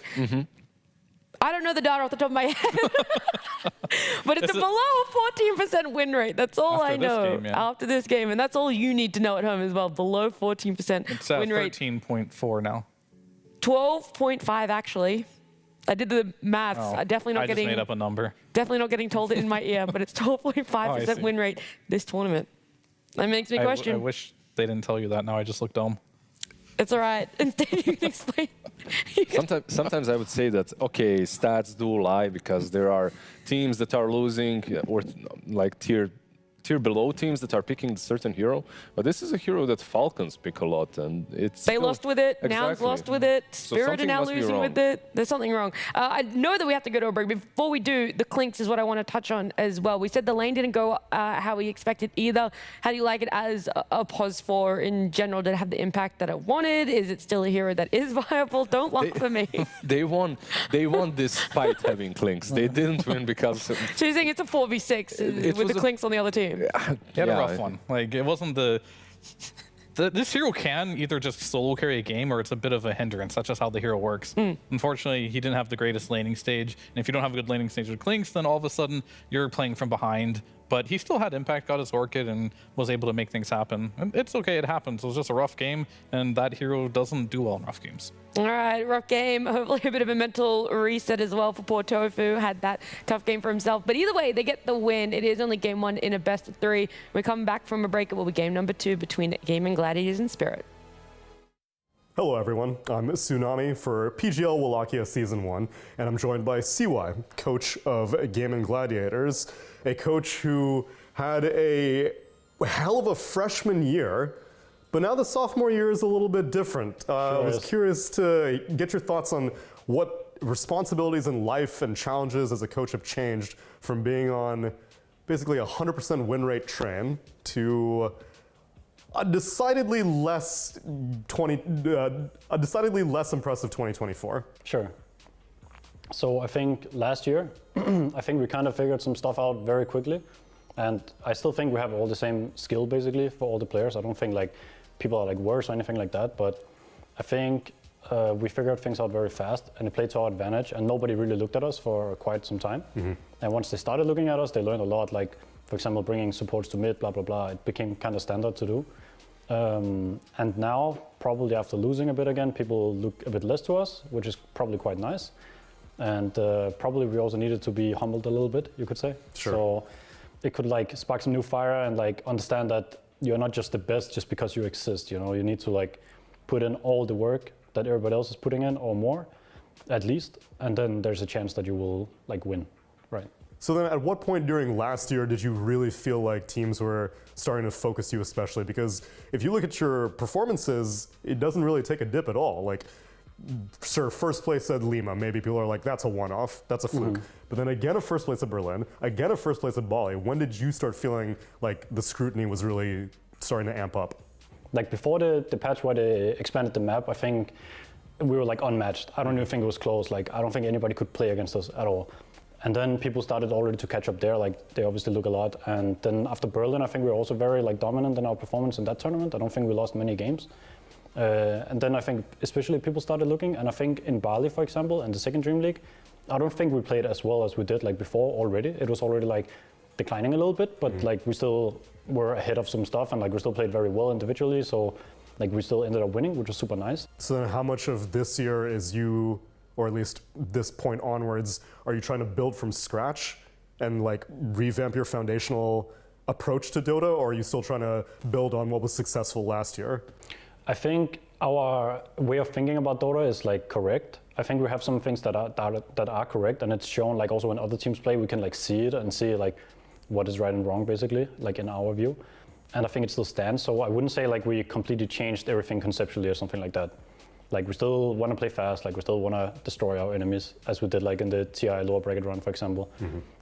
It's just harder now. It's also a bit different, and it also requires everybody to be like at their peak kind of when you play like that, because small mistakes will change the game a lot, or like not seeing small openings in the game and stuff like that. So it's just hard to do, basically. So then coming into this event, how would you characterize your team's motivation levels compared to maybe the beginning of qualifiers in January? I think it's higher. I think it's way higher now. And I want it to be. Like if we're getting last place and people don't get motivation from that to pull themselves together, like me included, you know, if we didn't get that, I would be very sad, because that's not really for me. And I don't think it's for anyone in the team.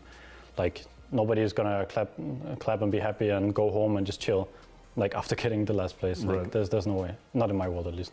CY, thank you so much for joining me for this interview, and You're best welcome. of luck in this event.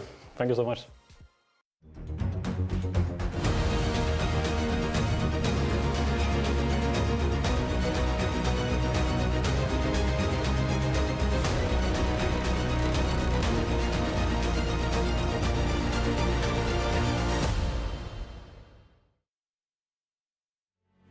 A great interview between Tsunami and CY there. I mean, CY talking about no one's going home happy with last place at all, and they put in quite a work between Birmingham and now, and it's paying off. They already won their first series day one. They won game number 1 here against Spirit, so they are that step closer to making it out of group stages. They still need to close out this series though. It's a best of 3, so it doesn't mean Spirit by any means are out of the picture. It's not going to be a tied 1-1, and I'm sure Spirit will go back to the drawing board about maybe this carry difference, maybe even the MOUZ. They'll see the 12.5% win rate, Lizard. Yeah, I think we, first and foremost, 12.5 definitely. I'm trying to get you on the MOUZ hate bandwagon. Actually, wait, here. what if one team has Pango, another one has Mars? Oh, we haven't seen that on the mainstream The game today. just crashes. They both somehow lose. Have to remake the I'm wondering if there's something between the Mars being picked up a little bit earlier and then Lifestealer getting picked into him, and Lifestealer just having a really big, really pretty good win rate regardless. I'm not even sure if he does. I'm just speaking on top of my head. I feel And like pubs he's and so everywhere else broken, it yeah, does, yeah. yeah. That he should have a high win rate. So overall, maybe there's something about that as well. But you heard CY and what he said about their motivation and how motivated they are right now, more than before at least. I feel like Team Spirit should be in a pretty much same wagon, right? Like, because they've lost Birmingham, they got out really fast. Same in the Elite League, they dropped out really fast, and they need to adapt somehow. I think Fear talked about them not having the best patch, like not feeling the patch. I feel that's the case. It was showcased here as well. Yeah, I mean, I think a lot of it has to do with Laurel as well. Like, he doesn't. Are you wanna in play my brain? Because that's what I was about to bring up. With Yeah, Lal we and already the discussed that mid-heroes. this morning. We're on the same wavelength. That's true, we are. Oh, We yeah. were But both thinking about anyways. how we wanted to talk about it. Anyway, what were you saying, Fia? Yeah, no, Laurel's hero pool right now is like, it's kind of bizarre. It's unique. And I think he really wants to play his own style instead of playing the meta right now. Even though he knows how to play the meta. He knows how to play these coddles. He knows how to, actually, I'm not sure about that. He probably does. I know he knows how to play Zeus, but in the interview he mentioned, Zeus is just too boring. It's below him. It's for noobs. It's below him, yeah. He said Zeus is for noobs. So maybe he needs these tournaments to humble him a little bit. He just won TI, probably feeling really good. Hasn't got the full humbling yet. And then he'll go back to, I just got to play what I got to play to win. Look, that's why I was going to bring up Lal, is you made this comment of you're not really sure what kind of best Dragon Knight in mid. And I know that he was overall last pick of the draft, and so the last pick for Gaimin Gladiators. But is there a realm where if the Zeus had been let through, that is a matchup that could work? Do you favor picking up the mid earlier? Like, I feel like if you're picking something versus Dragon, it's probably not on mid. That's really changing the game and dominating him later on. It's probably something that comes from a support, maybe even an offlane, some hero that makes his game a little bit harder. Maybe even some Shadow Demon that was picked in the past. These kind of heroes, not really mid, because I just don't see a hero that really, even a sniper, I feel Dragon Knight does decently against. Yeah, DK is actually one of the better matchups. You for just it. buy Gloves of Haste and you CS easily. So I think it's only Huskar, really. Yeah. I don't think DK can play versus Huskar, but outside of that. But you guys are talking about Larl a lot. Like, his Razor was picked also because of the Lifestealer, right? There was the reason. It's not only that he chose it, but of course. For me, still in that game one, I know he played well. I know he did well, Slark. At the same time, I feel like the game was so much easier for the Ratio, and no matter what he did, like in these teamfights, he has more impact just by the nature of the meta and the playstyle that's around at the moment. Meanwhile, Slark is like, that meme, he's doing math. Like, he has these million things he has to think about, use his shard, jump in, jump out, take care of Doom, is someone Doom, like all these things, the Bane grip. Meanwhile, Lifestealer goes in, presses Rage, and then he's like, yeah, that's it. Then I have thinking about what he's having for dinner. I want to play devil's advocate too, and say that the Lifestealer is easy to execute. You don't have to worry about a lot of things, but that's the whole point of the draft phase, is you want to draft yourself these heroes that are, they have that fail safe. You're fine to make mistakes on them. They have the mobility. They have ways to disengage, to save themselves. You don't want to be relying on a support. And Slark did that have that in multiple ways for himself, especially picking up the Ags quite early on. But I'm just like, 7 games and 3 tournaments, a head scratcher. I know, again, Silent really doubled down on, like, we think that this game is just it. Everything is what Slark can counter here. But proves the point, really. Sometimes you're wrong. Yeah. I do want to see something a little bit more simple then, and not having to put the team on your back and be like, okay, this Slark just does everything. It engages, it disengages, it picks up the supports as well as tearing down the cores. It's just way too much. Yeah, definitely. We'll see. Maybe this is the carry player that played the most amount of carries, to carry heroes. I mean, at TI, the first one they won. So very versatile.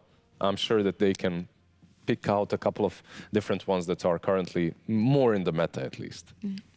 All right, well, the draft on our screen right now will show you that Gaimin Gladiators are first pick. That is the change up between game 1 and game 2, which obviously then is going to be a couple of changes with the bans. The Doom being taken out, Gaimin Gladiators go, hey, we're not going to first pick it.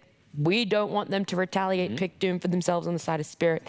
Sniper as well being taken out, whereas Spirit think Chen, Disruptor, IO, pretty meta, pretty simple, but the Batrider as well being added to that one. Lesh is still in. Like, that's a hero That's that true. they didn't touch. And Coddle. And Coddle. Yeah. And now you can't pick Lesh if you're Spirit. And you can't pick Sniper. Yeah. That was the other hero that was pretty good. We saw some Faceless Voids being attempted versus the Keeper of Light in the mid lane. There's a lot of... this hero is kind of figured out in a lot of ways on how he plays, and I've seen a lot of unique answers to the Coddle in the mid. I've seen Monkey King being one of them as well. I think one annoying thing you can do to Coddle to ruin his laning stage is if you're a hero that has a long range stun on a low cooldown that can just keep interrupting the Illuminates. Yep. There are ways, definitely. Like on the mid lane hero itself, like TA and Puck for me are also pretty solid. Like Puck, not only because of the lane, but later on TA just doesn't care about Illuminate. There is one support that's not played at all. Only in pubs. Do I even want to hear it? Like Nyx mid. not mid. I mean, like he's dead, but like Carapace and the way you play against Coddle, like you can blow him up at any single point in the game. Plus, you can mess up his Illuminate every time he casts it. So could work. I'm not like that's one hero I'm sure we're not gonna see. Yeah. Well, they don't want to play against the Void. I think that one's a valid answer. Yep. So this is the fun thing about the banning stage to me is you get to see what the teams are thinking, right? Like, you know this is a Coddle mid, 99% chance. Of course, I'm sure Tofu can play it if needed in a POS 4, but the most desired role is mid, so Quinn is kind of just showing us what he thinks are the best counters to this hero. So pay attention. Pay attention. Yeah. I am. Paying attention to what is going to be their second ban. It's the Weaver. That's the other hero, right? Like I talked about where Coddle wants to like gank side lanes, right? And when you're playing like these Weavers or Life Stealers, you can't really gank those lanes, so they're just kind of removing them from the pool. And he's hunting you through the game, right? Like he can top you. Yeah, you're fast, but Weaver can catch up, puts the bugs on you, always has vision, builds Gleipnir, like all these kind of things really work well against Coddle. Built in BKB as well, also something that you can think about. So your Life Stealers as well, maybe an option. Slark is really good versus Coddle. It is the solar. You know, I'm going going to flip-flop here. I'm going to flip-flop here, and I'm going to say they should double down and pick the Slark again. Prove us wrong. Didn't they pick Storm into him? They did, right? Like yesterday, and they won with the Storm, and it's kind of similar concept to the Puck. Like you get this long-range initiator that you cannot run away. I feel like Keeper of the Light is probably the fastest hero. Once you pop that ulti, just the movement speed is crazy. I would like to see if they do the Storm for Coddle to skip the Vessel and just do an Orchid Rush. Orchid Rush? Yeah. I think that can actually deal with them. If you do go for the Vessel, your Orchid's going to be like too late if you do go for it. You probably don't have to go bots either. We'll see, but I'm assuming they're definitely thinking about the Storm, but there's no IO, so maybe they feel like they need it to be able to play Storm. We'll have to see. 5 seconds remaining. The Slaughter ban was what Spirit decided to go for, and I feel like there's a difference when you open with the support like Bane. That one ban that you have in the middle doesn't really give away as much as, like you said, when you pick your mid. Maybe they just want to pick a Life Stealer earlier, I'm not sure. That's one thing that comes to my mind. Like Slardar is really strong against him in the lane. Besides Life Stealer, is there anything else here that you're thinking that they're closing down? Slardar, for the Slardar pick? Yeah. Gaimin Gladiators. Well, I mean, Slardar's just kind of like a strong hero right now as an offlaner. It counters most all the melee heroes, but there's some definitely a lot of ranged options you can pick that can deal with it. So I don't know if they're really going to commit to their carry here, but it does make it so if they do want the Life Stealer versus the Coddle, at least they don't have to play against the Slardar, so that is nice. You see the scent already? Is Bane still a big problem for Life Stealer, or can you just Duratio it again? Well, the thing about Life Stealer right now is like all its quote-unquote counters kind of go away if you have a good infest target, because you just blow someone up immediately, and if you get gripped after you kill the target, you don't really care too much. So who knows? I mean, Life Stealer is definitely being thought of for both teams for sure right now, because Duratio, I think he said in many interviews at this point, Life Stealer is like his favorite hero in Dota. So he will pick it up if it is available. Clockwork. That was banned out. A last game in the second phase when Spirit had the 2 bans, they went Clock and CM. Also, They were the That's two your that- Bane counter right there. So no matter what in the game, if you do want to pick a lifestealer or some hero that gets gripped, you have that long range hook that can interrupt it. Pretty good versus Stampede as well. Yeah. Like you catch someone, you cog him, you can just easily Stampede away. And it's kind of a block pick as well. Like I think yesterday, most teams that did pick Keeper of the Light banned out Clockwork against them, or Clock was picked into Coral. Because it's just good. Like you get on top of him, you're making him buy a 4-staff or one of his teammates. So, and the Shadow Demon afterwards. So, some nice little setup here. And Shadow Demon for me is top tier support. I'm actually surprised we're not seeing more of SD. Why do you place him so highly? Just does everything. Has a save. Like your ulti is really strong against a lot of carries. It just ruins them. Aghanims, Shard, everything is strong. Your laning is actually pretty solid as well. Look, the reason you might not be seeing him 14 bans already this tournament. There you go. That's a lot of bans. So some teams agree at least. Yeah, a lot of teams. You definitely are going to pick like Storm. Storm Lifestealer could be really good here. No, and I think you could just last pick your support. I think those two heroes right now are kind of uncontested right now. Storm or Puck, right? Like yeah, both are. I mean either are fine, right? For the mid lane. Just knowing Laurel how well he did last time. And I think this is a rare situation where you just last pick a support just because the core is just too important right now. He went like 16-1 on the Storm. Yeah. And you just have such a nice game. I think you can easily go again. I mean, look at these heroes that they have. Like, Coddle's the mid for sure. You have a Shadow Demon with no stun against us. Clock stuns are horrible too. So the only stun you can really go is for like your offlaner, who's already laning with... It's not going to be super reliable usually. Like, you're going to have a stun, but it's normally your mid you want to shut down these heroes. So I'm really glad they did this, and they just went for two of the strongest heroes of the course I could think of, even though they do have like the last pick here. But they don't really care. I feel like one benefit that you get from Puck over Storm is the rotation potential from Clock just went down. Like his rotations on mid lane can be a problem for a Storm, for a Puck usually are not. Let's see, they go with but this will be your carry this time around. Yes, I do want to touch on that one, but I also want to circle back. That ban of the Slaughter now makes a little more sense for Spirit, because you talked about the fact that you want your offlane to have that stun. I mean, he's got a bash inbuilt as well for himself, and he does have that stun too. So now that you see that they wanted to go for the 3 cores, they pick up the center themselves, you're like, wow, that was a fantastic ban for them. And now we can bring back the stats. This guy played Clinks 17 times in pubs recently. Right, because now we know Doraccio is going to be picking up that Clinks. Unless you think something crazy like a Shadow. No, I'm not going to say it. I'm going to say it. What is a high impact position for? You could last pick. Does it exist? A hoodwink? Well, I mean...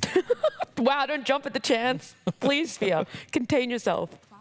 That's just like a normal hero. I mean, they put them... It might get banned too. Like, they're going to ban Darkwill. Probably hoodwink. They definitely want a ranged position 4 here.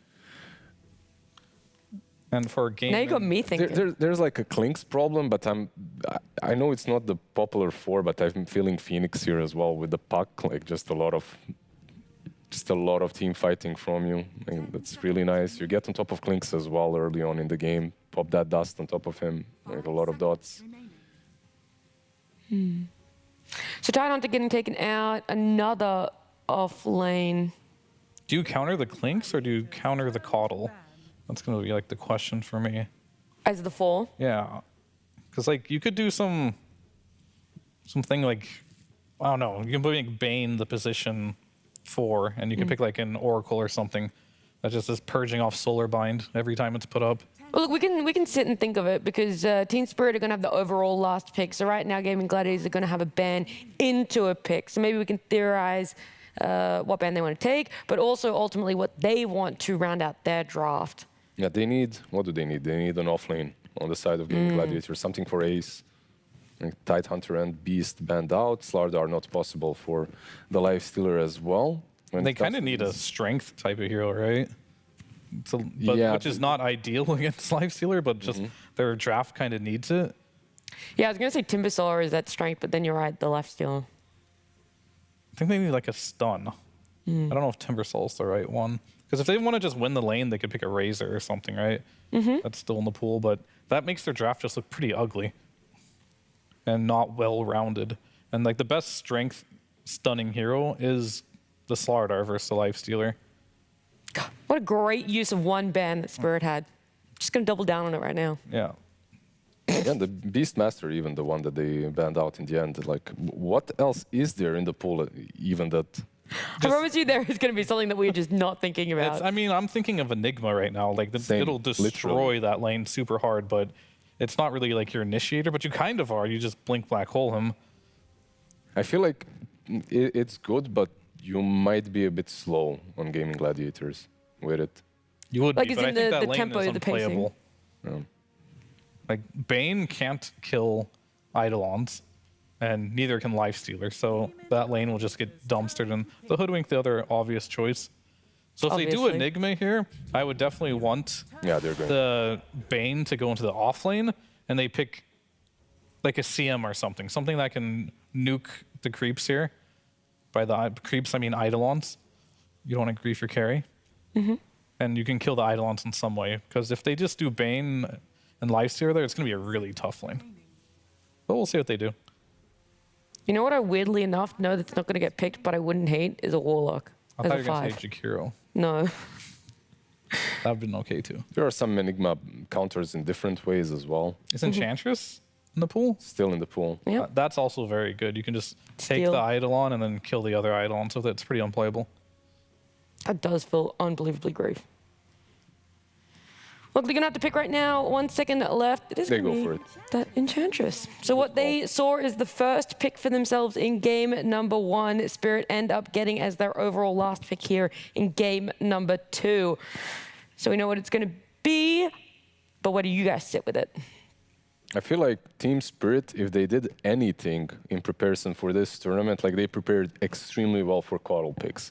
Like in game 1 that they played against Coddle with that Io Mars offlane with Storm mid, and now as well you have this Puck mid, but you also have the Centaur with the Stampede to get on top of him throughout the game. So they really did their homework when it comes to that. But if somehow Quinn has a good game, I believe that they can pressure them. However, I like Team Spirit's draft. I like it a bit more. This is the biggest outpick of the tournament, I would say.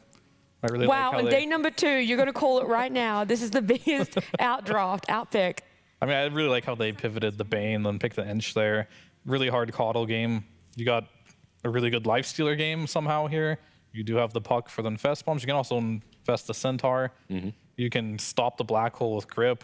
Like, where It's do you great. rotate as a Coddle? Like only on the Centaur. Up top you have And then he Rage. gets ult and he just presses R and runs away. It does feel like when I look at Spirit's draft, it's a complete puzzle. Everything makes sense, from the bans to the picks, how they moved things around for themselves, willing to expose the 3 cores in that middle phase. Whereas Gaimin, it's just like kind of clutching for answers. What exactly could happen? What could work for themselves, and not really finding something massive. But what is the scenario in which Gaimin have the chance to win outside of Quinn popping off mid? Oh, that's it. That is It's it. over.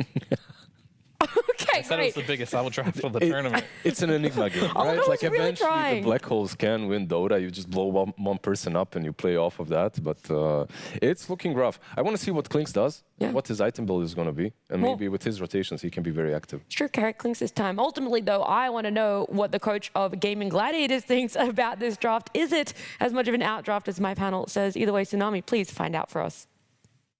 Gladly, I'd love to do so, as I am joined by CY of Gaimin Gladiators. Our panel has a lot of apprehensions about your draft. I'm wondering, how satisfied are you with what you ended up with? I'm pretty satisfied, honestly. I think it's super nice. I think the Ench pick is the only thing they kind of have against Enigma, but it's not really a great Ench game besides that. And Klinks is super nice. I think generally always. I also think it's good against Perk. Well, okay, so for the Klinks specifically, you guys are going on quite the Klinks adventure this event, and Birmingham completely ignored. I didn't see you guys pick it a single time. Now you've already picked it against Secret, you picked it game 1 here, and you're flexing it, because it was Tofu last game, Duraccio this game. What was the inspiration for Klinks suddenly rising to prominence? I think originally we probably saw it from Ame from XG, because he started kind of playing it a lot. Then Anton, Duraccio, started playing it a lot in pubs, and he's kind of feeling it, so he said he'd really like to play some Klinks, so he got to play some Klinks. But then in our previous game then, was there any talk of flexing it to Duraccio as well? Or you were thinking Tofu the whole time? No, we were thinking Duraccio also, but then we just kind of ended up having it on, on Tofu, because we thought the lifestealer was pretty nice, so yeah. All right, well, let's see if you can make it a 2-0 as we send it to our casters for game number 2. Thank you so much, Tsunami. And yes, indeed, we're going to have to see how they handle this. A smoke up late on into the beginning of this as they wrap around and start heading towards the north a little bit. But yeah, I think the panel was pretty convinced about the draft. I think the big thing that they're focusing on is the switch around, getting this Enchantress in the last pick, and that was something they mentioned could be an issue. Mira fully encapsulated here. And with the battery assault, that's a nice way to start it. It's actually Tofu who gets the last hit, though. Well, I was told that it's a loss if Quinn doesn't pop off and he doesn't get first blood, so does that even matter right now? It's, I mean, the panel pointed out all the eggs are in the basket of Quinn. Right. For GG, that's their opinion here. And CY mentioning the Ench too, I think is really important, right? Because we got to see what happens here. Is Ench going to be able to shut down this Enigma's lane like they are hoping? Or will Tofu and Ace find some answers here, just try and slow down this farm of Yotaro? Try and see if they can give heads up again. Another headset problem. So, Gaimin Gladiators. What's funny about that is this is the second time now where Quinn's been beaten out for a last hit, and then they immediately pause the game right afterwards. Apparently, big brain celery is the issue. A little bit of all chat friendly at the beginning. That's what you like to see. I'm curious what they decide to do with this. So the panel talked a lot about the fears and worries about, is this Coddle going to be able to make moves and get kills early on and try and bully? And the consensus is it's difficult, right? Centaur is a big issue, can just stampede away if things get a little bit testy. A lot of times we see that Spirit Vessel rush. I kind of wonder if maybe Quinn even switches things up and tries to go for something like an Orchid to help him try and get a kill onto this puck early. But you still have the same problem of Centaur running away at that stage. It's, I think, no matter where you look, going to be a bit tough. Yeah, the Stampede's going to be a big issue. Again, the clockwork's there, though, right? So as long as you have that, of course, that comes like a little bit later. You get level 6 and everything, hook shot in, get the cogs down. At least then you have some capability to prevent that global save from happening onto quite a few of these heroes. So got that to work with. And there is, you know, there's Enigma here, so hope is never quite lost. They have the saves there from the Shadow Demon as well, which we've already seen have some pretty big impacts today, particularly against someone like a Bane. You know, you're trying to get this single target focus down with the Fiend's Grip, and then there's just the disruption. Not a whole lot you can do. You know, get your Aghanims or whatever, it's not going to matter. You can still just cancel that out with a basic spell there from the Shadow Demon, so they certainly have some tools to work with here. I don't think it's like full doom and gloom, but that's, you know, that's gonna be an end of the laning stage situation where we find out if all that doom and gloom was warranted. Right. No, that will be the moment when chickens really come home to roost potentially. Well, Coddle tries to put the pressure a little bit on the Laurel. Now with level 2, should be able to dodge a lot more of these Illuminate blasts, you would imagine. And no, okay, doesn't feel the need to there. You know, I had chickens. Did you? I did. And one time I went in to feed them at like 6 in the morning. Okay. And I opened the door and they were all gone.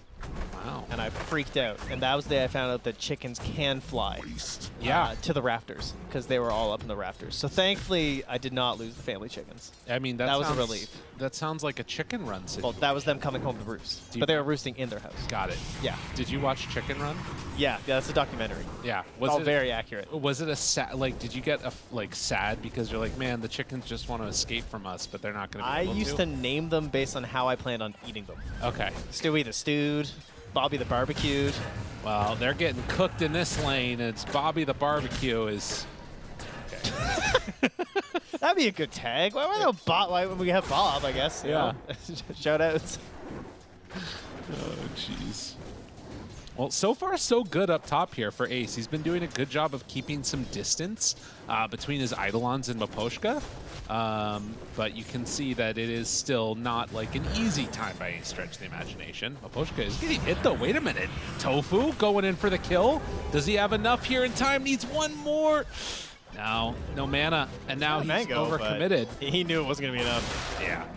With the heal coming out, Miposhka will be able to just get away from that one. Now you're in that really awkward, like, you don't have HP, you don't have any mana. It's not a fun time here, but he's got one more mango and a blood grenade coming, so he might go for just a YOLO kill here. Trying to play on the split with this. I guess he's going to get the Lotus anyway, so it's fine. Speaking of Lotuses, the battle for it down below. It's quicker. They got it on the Mira. Yeah, dead guy is Celery.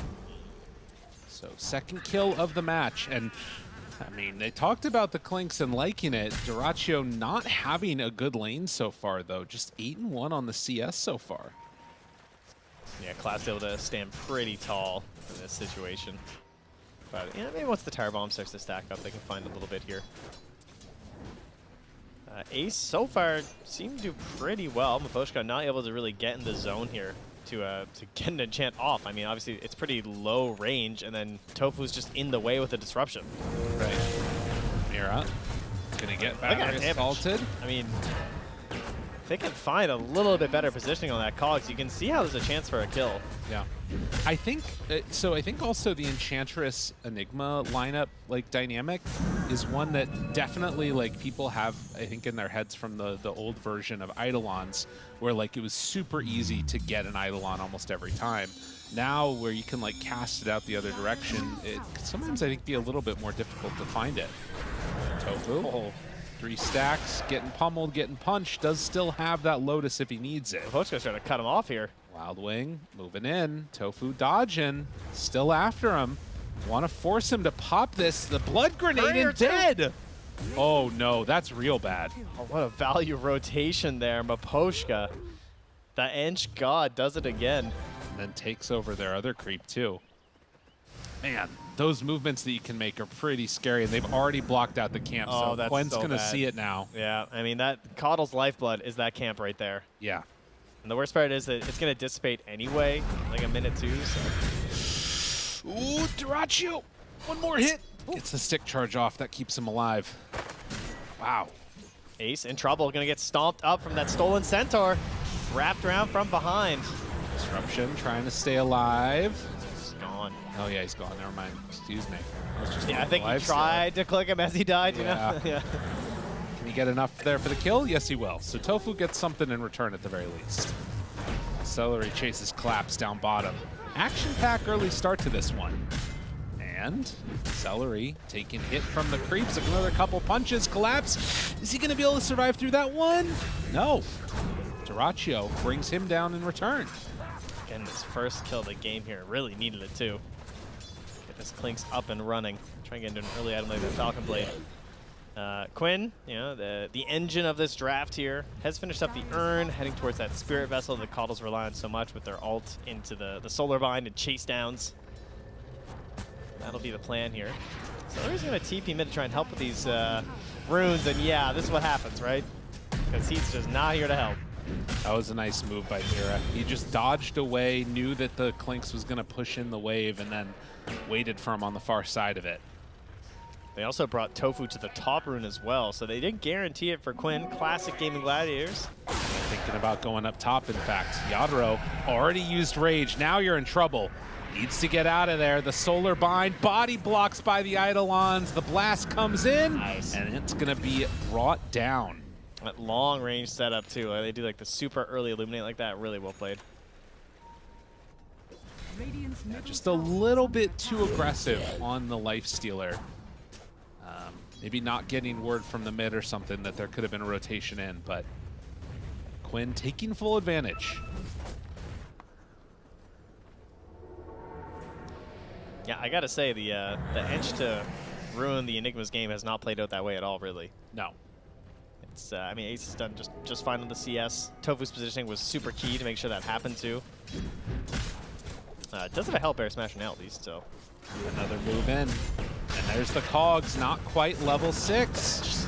And let the Collapse chase down. Another rotation that's bearing fruit. They managed to get the return kill onto Celery. Is he gonna go for Duraccio though? No, they just said they don't have the damage. Laurel, a little late on that. But yeah, they're good. I gotta say, I was a little worried when they started pounding into the blade mail like that, because I was thinking puck rotation. Sure, they get the kill, but I thought they'd be weak enough that it was gonna be a free Dream Coil kill. I think they're pretty fortunate Duraccio gets out of there. Quinn taking a stack for his trouble. And now he's gonna TP back up top where he wants to try and get active again. Guess who just got level 6? Who's that? That is Enigma. But Lifestealer spotting the move on that ward. Yadro is playing very safe, pretty far back, and they use the TP to go top, so can't really come on in to help out. and save Tofu's life. He's going to disrupt. Does have the Lotus. That keeps him alive for a moment, and actually, miss a pill. Nope. They're chasing. They want him. They can't quite get him, though. He jumped inside of that ghost and just got the hell out of there. Well, they can still circle back and pressure this tower and be holding the black hole, so yeah. That just means that instead they'll just focus their attention mid, and that's going quite well with the help of the Ench. This tower is going to get pushed down. A puck getting a tower at 8 minutes, that's got to feel pretty good. Yeah, that's huge. The most common circumstance for this hero. But everybody's still very farmed on the side of Gaimin Gladiators. And, oh, Celery runs into Maposhka. Realizes I don't want to fight you. Lets him get away. I will say, it's not really a distribution that you necessarily want, though, in some ways. Like, because you kind of need this Coddle to be big and huge. Like, this is the whole point. Like, the Coddle gets the Spirit Vessel at a way faster timing than you would anticipate, and then he's like, already making quite a few moves. But he's just got no stacks to work with because of the early block.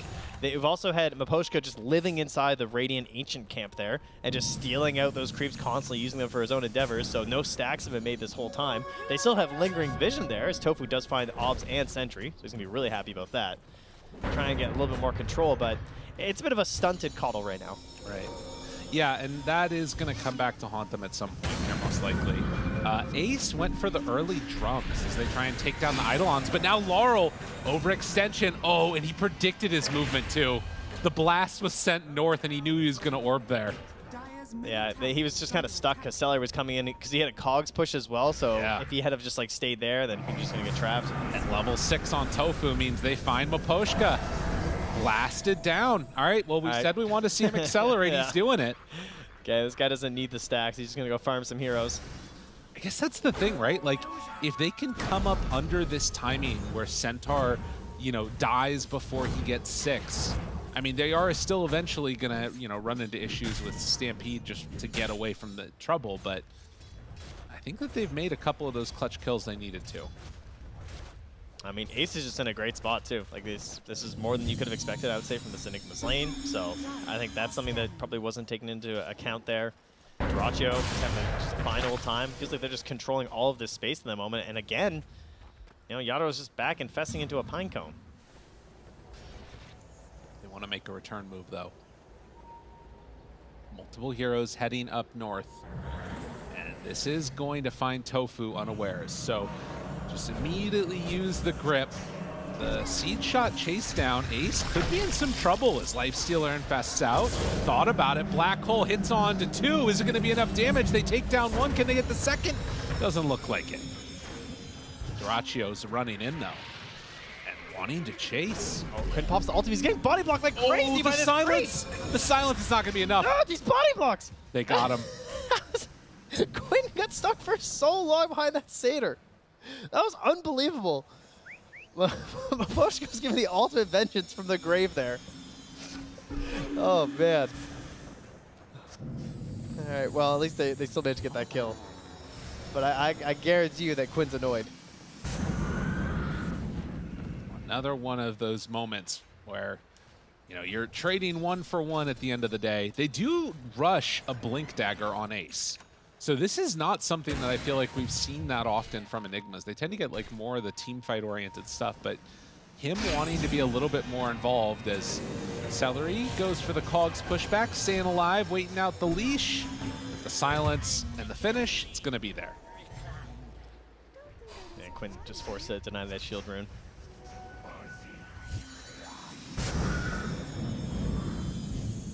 How's that progress going for Yadro now, though? He's got his Orb of Corrosion, going for the Armlet, so it's not going to be that same build that we saw from Duraccio last game. A little bit more aggressive and active here, which means that you're going to have to rely on some infest plays for sure. Stampede, but the Banish is there. Tries to escape, not easy. Blink Dagger at the ready for the Enigma. They're all grouped together. Does he want to go for it? Oh, it's still on cooldown for a while. He can't do anything. Meanwhile, though, they move in with Quinn, takes it off. Quinn jumps back in, wants to help out Duraccio. The heal is there, but it's not going to be enough. They've got enough damage to take down that Clinks. Celery just moved along. He said, I'm coming. I got the hook shot. Moves in, finds 1. Can they get more? Solar Bind. Laurel gets the jump away.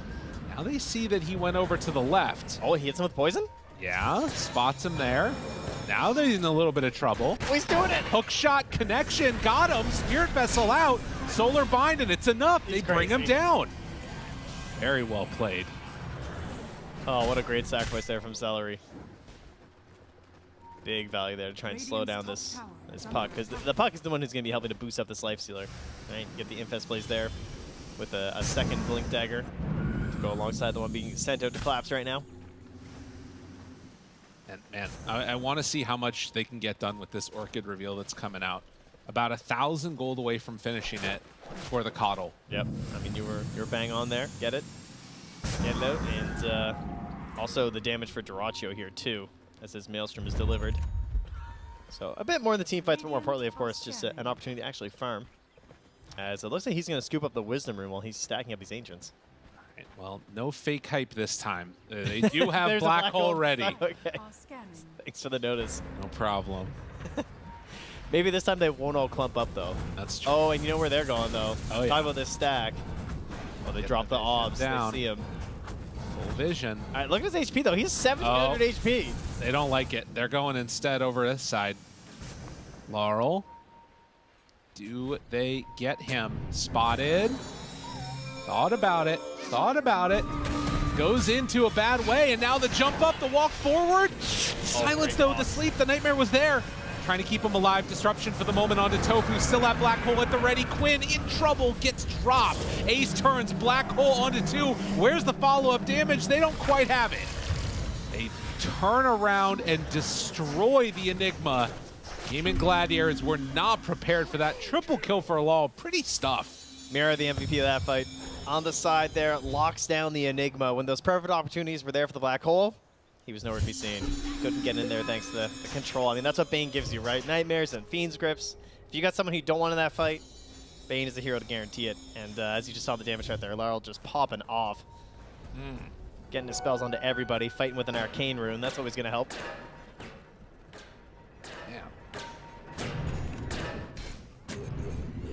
Scary stuff now. Still less than 1,000 gold separating these two squads. The Celery ended up kind of getting himself stuck in there trying to deal with the ward.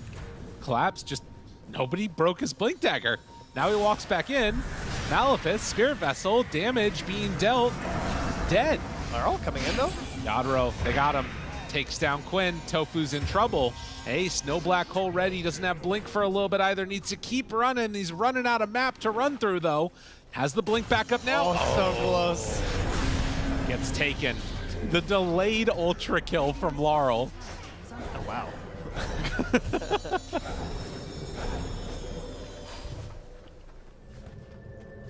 And right back to the mid lane here. All right, Team Spirit looking like they've hit that stride that the panel was kind of talking about here, because, you know, Coddle's going down again here. Didn't quite have that Orchid, like you said, right? That is the big one. That will be another moment, though, because we're a ways away from Dispels, right? I mean, Lifesteal's working on a Radiance. Puck's working on a BKB, because it's going to be ages until that drops out. And it's just going to be the Stampede. They'll be the continuing answer here. Revenge kill. Onto Mira. Brainsnap trying to sustain. Ah, no. Will end up being brought down after the fact. Has died a lot in this game on that Clockwork. Celery, 7 deaths. But kind of just the situation that he's been forced into. Has to be that sacrifice thrown out for some of the bigger kills.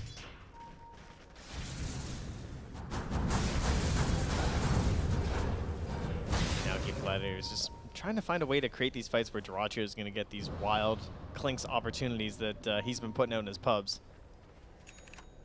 Now he's going to try and get a Gleipnir. That'd be a great control element to try and bring out here.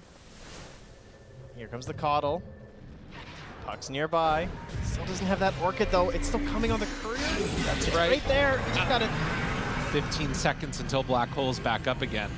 So they use Stampede. They try and get out. Laurel still taking that DOT. Gotta run away. Still has 1 Spirit Vessel charge, so if they want to, they can still play aggressively. Oh yeah, they're chasing. I mean, they just want to keep pumping out this Orchid right now, I think, right? Spirit Vessel, Orchid. They see it. No Stampede. They see everything. They're just running away when they need to. There's the blink out. Yeah, but Celery hits these. Oh, Laurel moves.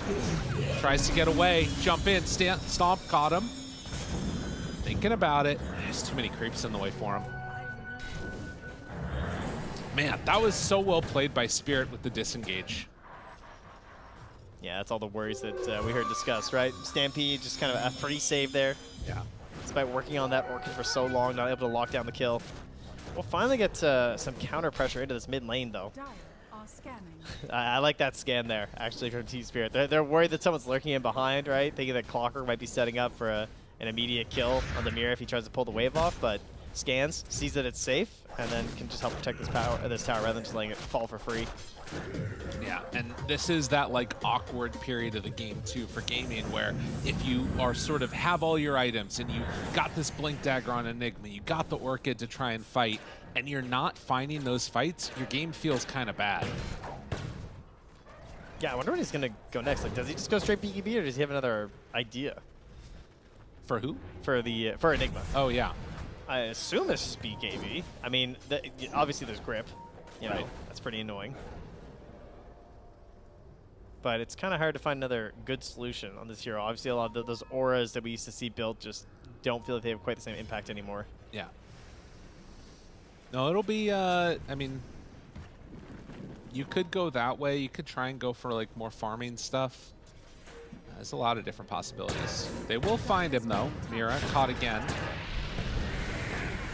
With the Coddle coming in, more than enough damage to secure that finish. Clockwork Flare spots Miposhka. Yeah, that was no hookshot on the Bane either, so they have the chase down potential. Want to chase, want to find him. Ah, Quinn gives up on it.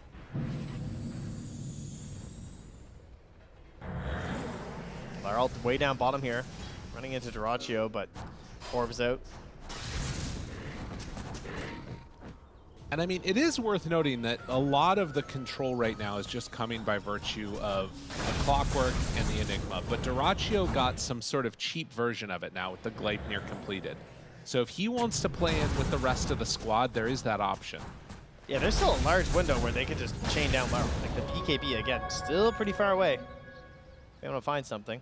Well, if you want to try and chain down Collapse, though, he just got a lot tankier. Oh, Eternal Shroud finished up as they're going to complete the Tormentor and give Mira a chance to farm up on this Bane and hopefully reach towards these really important items on the hero. The Aether Lens is huge. The Aghanim Scepter, we're seeing a lot in these position for Banes. And he's also just thinking about a straight-up Blink Dagger, so he can get that perfect positioning. Try and lock these heroes down. But a long road is finally finished as well here for Yadoro as he pops out a Radiance.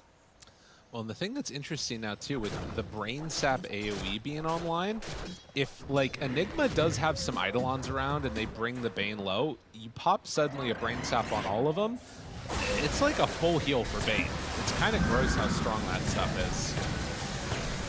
Well, Ace looks like he needs a full heal. He has to back away from the Tormentor. Heck out of it, buddy. Quinn took a lot of damage, too. That's the cleanse. Yeah, that's a nice one. Yeah. Especially for Duraccio, obviously, who's still not anywhere close to a BKB. We're talking about some of these heroes on the Dire getting one. He's not going to see one for a while, so that cleanse might be the only save he gets alongside that Glimmer. Once more, Miposhka just off on his own. Yeah, he's doing a great job of that in the Ench in this series. He's just able to play down here, farm, and feel like who's going to kill me, right? Right. It's just another game. He got himself a 10th pick Ench. So not only is it just like solid in some of these lane counter picks that they were hoping for, but for the rest of the game, it's just scaling damage and good wave push. I think one thing I'm slightly concerned about for Team Spirit as it gets later is a lot of the fights feel like, obviously when you have Enigma in the game, like whoever has the better vision is going to be better set up for success, and that's where Clockwork shines. Particularly if he can get towards eventually some of those bigger items. And Aghanim Scepter feels kind of far-fetched, trying to just get into a 4th staff for now, but... He'll probably go for it next, though. I mean, sometimes we see the Orchid can also be like this late-game luxury item if you manage to get there, too, because it can't just solve a lot of problems, but the Aghanim is just crazy. Like, there's so much for you with the flares. Gonna be a smoke up here from Team Spirit. The only person not involved is Miposhka, as he's just been, again, off on his own. We're gonna see if they can find somebody. Quinn's farming up Ancients, probably one of the better targets, but their range of jump is just the blink. Oh, it's not looking good. It is not looking good for Quinn. Oh, Jukes gets away for a moment. Only a moment. They're gonna use the grip and everything. So an easy pick there as they find him farming in the triangle. I'll teach you to leave the sides of the map. That's right. What do you want to do with that? Push in mid a little bit, or we're just going to spread out? Clouds feels like hitting their Ancients once. I gotta say, as a Shadow Demon, I always love if this can happen in the game. Just a little solo time. Oh, yeah. And look, he's working. I mean, I'm assuming he's going to go for an Aghanim Scepter, but who knows? Yeah, either that or the Blink Dagger if he feels like he needs something a little bit more important quicker. I mean, you know, maybe he would have lived here if he had the Blink Dagger. What, he's going to Glimmer? Did I speak too soon? He's got the cleanse. Bro, run. Oh, no. Couldn't get away. But Radiance delivered now for Yadro. Duraccio spots Laurel. They do have the Clockwork nearby, but no, they're not going to even try and fight. He's just saying, okay, that means the Ancients are open. So runs off to farm those up. Shield Ruin on Puck, yeah, that's not something you really want to go for. Very much has been the cat and mouse game going on. Now a bottled Arcane. I mean, at a certain point, we're just kind of assuming that Spirit's going to run into the Roche pit, I would think. Considering they seem to be the ones dictating, like, who's allowed where on the map. True. Although they really don't have that fast of a Roshan team. And that is, like, one of the ways that you can throw the game a little bit. Celery. Oh. Gotcha's there, too. Oh, that's a risky flare. That seems so dangerous. I mean, there's only one place that flare can come from when it hits you like that. Jumps in. Battery Assault. Duraccio's here too, though. Good damage coming out. They have the Blade Mail. Stampede. He's stuck, rooted for the moment. Claps get out of there. Duraccio's dying to Maposhka, dude. Look at this little inch. Look at the inch. Oh, Maposhka with the double kill. I mean, that's a beefy Centaur to keep hitting into his Blade Mail, man. They also took down the Enigma at the same time. Man. I mean, I can kind of get the attempt from Celery because he saw some people go through the portal, so he recognizes some people are isolated, so he's going to try and go for the kill there. But not possible. Just too tanky. Not the heroes he was hoping for, perhaps. And there it is. Team Spirit into the pit. Like I said, not the fastest Roche, but it'll get done. Arcane Rune to help here so that Laurel can just spam out his spells. BKB is finished up, though, for Quinn. Unfortunately, they're not going to get a Roche contest to try and use it in, but we'll be here for some potential Tier 2 battles. I feel like that entire 10% is like if Team Spirit walk uphill with no vision in the black hole. Like, it is feeling the probability pretty intensely into their favor. I mean, they're pretty bad at hitting towers. It is true. Like high ground towers, obviously. Yeah. No, it's that part is a problem. He does decide to go for the Blink Dagger, actually, on the Shadow Demon. This is the situation where you have to, I think, because you need a faster item to just do something. Right. Oh, he's going to lose it, though. Gets vision. No. All right, never mind. Ace shows up. It's back away. How you doing, buddy? You try and help your Shadow Demon, and you die, right? That's what happens. Oh, no. Duraccio's just walloped. Mira tipping Duraccio afterwards. Oh, no. Yeah, it fell apart pretty quickly here. The other thing, Enigma BKB'd and was trying to turn for the black hole on them and just couldn't do it quickly enough. It just happened in an instant, all that damage.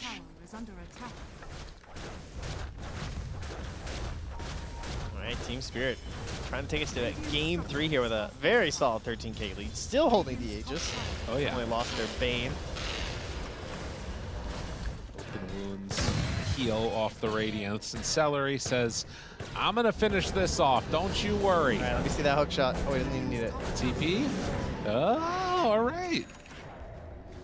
Man, the Ench, though. The damage is pretty scary. 2 games straight. Last time they weren't able to close it out, though. But he looked good. That's right. So far, so good. And with 3 minutes on the Aegis, does beg the question, are they going to is under attack. Go out and fight right now with the smoke? Yes, they are. How did you know? What the hell? It spawns. That looks so good, actually. I'm surprised they didn't opt for that. I guess they just don't want to go right at the Aegis. Not the Aegis guy, it's true. It's a bait. An elaborate bait. If they can maybe find somebody up here. No, he's just trying to farm this, I think, on Duraccio. Radiant's middle God, you tower got to be careful. He reveals here. Bro, they got him immediately. He shows for 1 second, and he's just dead. Oh, that's got to feel so bad. Yeah, and there's no counterplay in the mid either. Yeah, the Clinks, it has not been working. Yeah, but he's winning pubs. That's true. That's a good point. You know, yeah, he's trying to bring that mojo into these games. Disruption, blink away. All right, Radiance burn from the illusions to kill the creep wave. Almost got it. Oh wait, he never. Wait a second. Did he did Did he beat the system? Yeah. Well, so you can just turn it off. No, that doesn't work anymore though. Oh, they took that out? So he disassembled and reassembled instead. Dude, this guy is a monster. Well, because you can't turn it off if you're in the middle of the disruption. Because you used to be able to do that, but they fixed that. But is he disassembling it mid-disruption? I think if so, that he that's is. so busted. Because I've noticed a few times that it keeps popping up that he has Radiance, and I'm like, wait, he already had Radiance. I think that's what's happening. We should click, next time we'll click on the Lifestealer Illusions, and then we can I'm see it thinking when they come out. they're probably if we going to have a it. disassembled Radiance, unless we have that last replay. Maybe. That's a good point. Who knows, Mira? They make use of the Orchid. Maybe. Okay, maybe not. All right, yep. They just got to run. Oh, Quinn. BKB, TP out. Gets him alive. Jeez. All right, disrupting Tofu for science. Come on, one time. He's not doing it anymore. It's like, dude, it's not. He doesn't even get me anything. I mean, to be fair, like, it's not the hardest thing that we've seen Yadro ever do before, right? He's not doing a lot when you're in disruption. No, it's not. It's not difficult. I think it's really lame. Yeah, I think it's awesome. In the best possible way, of course. Yeah. All right, Celery, getting that courier. This time collapse, though, not stuck outside the cogs. True.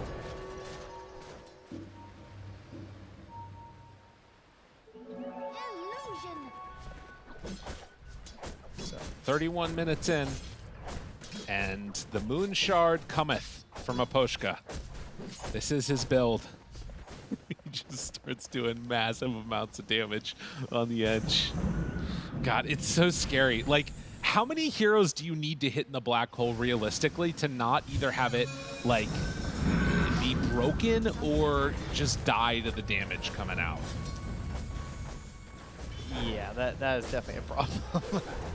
I mean, I guess with BKB now, he can survive a little bit longer against Kaposhka. The big issue is going to be the Bane Fiend script still. But they are smoked up now. On 3, looking for something here.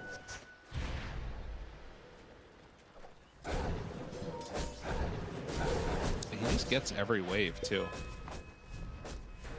Moonshard coming out to him. All right, Mapochka's ready. He's online. He's ready to surpass Quinn pretty soon. Tofu found. Disruption, blink. Nope. Trying to get out of there, but it's not going to happen. And in the meantime, Clinks is likely going to just try and kill this creep wave in the mid. Or bottom, excuse me. Poshka's pushing with his Moon Shard. But some scary time. Dude, look at how fast he's throwing. Those little javelins are just getting out there. Yeah, we get that, and then we also have the boost of bearing, and he's popping them with all the Eidolons. Oh, yeah. It's just like these crazy volleys up in the jungle. Edge a little bit more frightening, though. I mean, they definitely are drawing this game out. No question about it. And you want to get to that point where they can make some type of a big play eventually. see if they can exhaust their opponents. It's currently 10-9 here in Bucharest. That's right. They're going to have to wait a while, I think. These are Dota players, definitely already night owls. I think 5 more hours or so, and they might start to feel it a little bit. It is interesting, though, because they just keep on, you know, spamming out off these side lanes. And at times it feels like Spirit is just like, it's not even really worth it to try and go for these. But Tormentor, they got Jetpack at the ready. That's actually really good for Celery, so he's a chance to try and find this Bane. It really helps you get better angles. Worth noting that there isn't any Wind Wakers yet online for Team Spirit. What? Yeah, no, interesting, right? No Wind Wakers? Not even a Yules? They're building the Aeon Disc for Puck, but it will be a point in time where the, you know, BKB Black Hole is a huge issue. It's cowardly. 20k lead Aeon Disc? Oh, I see. That's cowardly behavior. I thought you meant no Wind Wakers. I was like, it's the opposite. No, that's brave. That's fine. Dire are scanning. So Roche capable of responding right now. Ooh, 2.5 minutes. It's a long one. To be honest with you, though, I kind of wonder at the state of this game if Gaming would even want to take a Roche fight. I feel like they're just going to give it up and like take a high ground fight no matter what, almost. There's a really sneaky ward place there with the Mirror's cast range bonus. It was so close to seeing it, but he got that good high ground ward up there. Marl. Chasing. Now they do have the Clockwork and the Clinks around. I mean, he's still just going basically all damage on Clinks too, queuing up the MKB next. Not opting to go for something like a Sheep Stick or anything like that. All right, well, Tofu has found a solution. He just disrupted Lifestealer illusions. Oh, there you go. Solved. Can't disassemble that. Nice. Laurel runs into Quinn. Both of them get very afraid and run away. I love seeing something like that. And Celery tries to get away from Collapse. The Jetpack gets him out. Fly away, little robot man. Oh, whoa! Ace, I don't know if you want to clear out those trees there. Oh, it's okay. Laurel's busy. Just gonna kill your Eidolons on the wave instead. Finds Miposhka. Did he take that talent? Yeah, Shadow Poison cooldown, -1 second for Tofu. So they need more damage. They say they got to get it from the Shadow Demon. That's the plan. Yeah. We salvage this one. I mean, it's really just wave clear. Right. You know? Keep them in this one. All right, Quinn has left the safety of the high ground. Spam Illuminate blasts. And as we have seen, the slow and steady increase in net worth has not really changed the win percentage that much. It's still quite bad and has been for a very long time.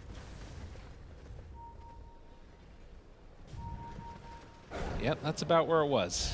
Oh, Celery. Jukin, jiving, trying to get out of there. They surround him and that is down. the Jetpack debuff. Yeah. You get a little too confident in your abilities there. I can escape anything now. And Roche is going to appear just after that kill. Ooh. They're already in the pit. Look at those Lotuses. Oh, that is quite a few. All right, Aegis and Cheese now for Team Spirit, who have no fear. Although they are fearing that they're going to lose their Wisdom Rune, so two going to TP back. Oh, Ace. Interesting. Hello, how are you? Blink away. Try to get away. Forces him to BKB and... Oh, he actually has no TP. Okay, Duraccio. He's going for it. Finds Mira. Oh, the grip, but he's going to die. Nice. Now he's on the run. He didn't go for the TP right away. He's just going to try and escape. I mean, they're doing a good job of dodging. I think the gem's still on. Oh, no, it's not. Where's the gem at? They have it on Puck. Ah, Puck.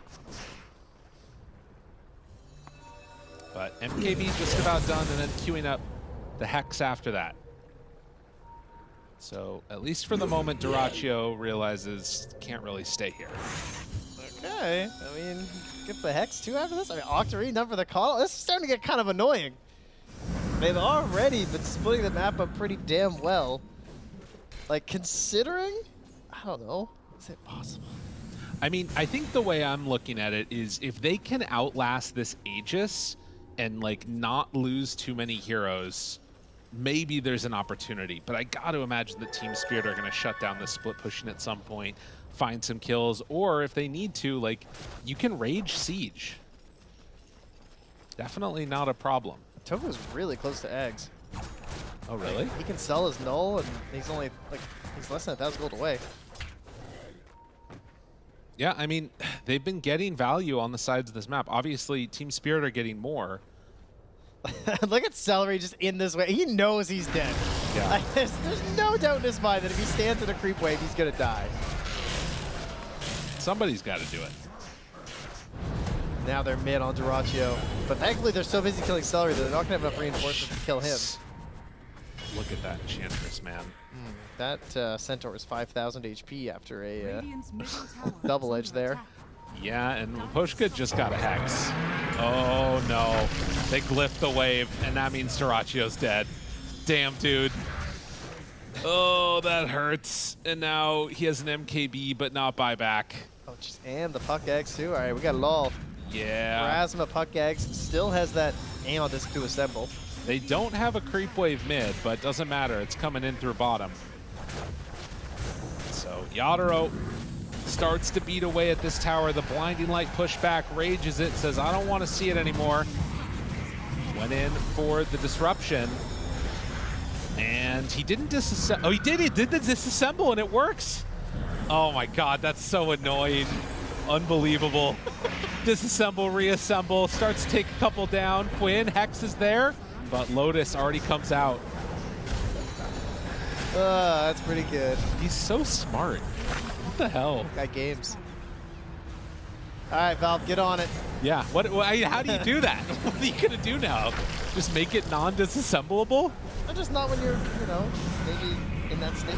Wait for it. There it is. Oh my God, that's so annoying. And then he just heals back up a bit. Oh, Dota and Good Guys Towers. Okay. Oh, wow. Okay, so that's the code for the Radiant Tower, I guess. The good guys. Makes sense. Jeez. Gotta go high-five the dire one to get the bad guys tower. At least Tofu can spam the shadow poisons on him, but I mean, they're just gonna take your buildings. The hook shot in. They gotta get something done. Cogs push back. Oh, he gets in at the last second. How? Oh, they just want to kill the Aegis. Oh, jeez. It just takes away your black hole capabilities. They're just gonna get this down so that you can get some confidence in Ace. Oh, he wants his jump to mean something. That's so annoying. And they can blinding light push it back, but it's not enough. Imagine if they had Radiant Illusions for that one. That would save it all. Jeez. And they're just gonna walk away. They don't get anything out of that. Double racks down.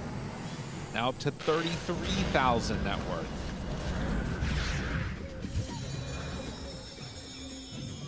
Jeez. Laurel queuing up a rapier, trying to get gaming back into this game. Okay. Good choice. Help him out. Yeah, make it interesting.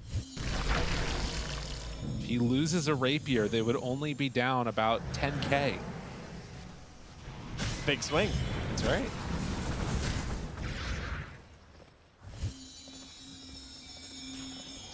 But Maposhka, the Hex done.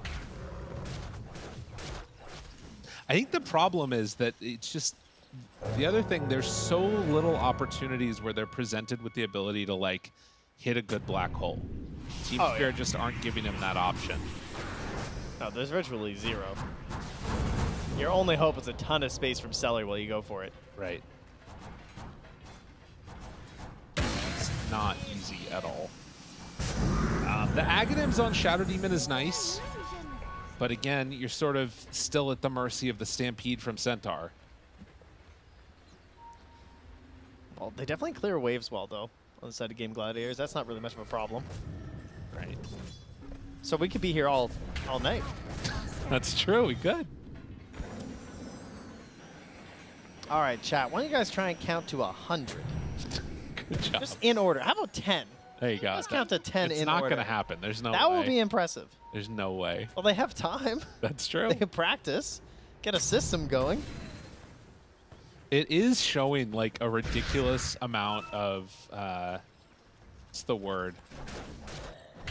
Not trepidation. It's the other one. Poise under pressure from Spirit. You know, they're not afraid to just go back here, not overextend. Another day at the office, taking care of business. No fear. TCB. They want it. No Aegis. An opportunity. When the smoke breaks. doesn't hit your life. Oh, that's weird. What? What happened? What? Oh, go hide. Top tower is under They attack. re-smoke and back out. Oh, man, that would have been big. Not going to be able to get it.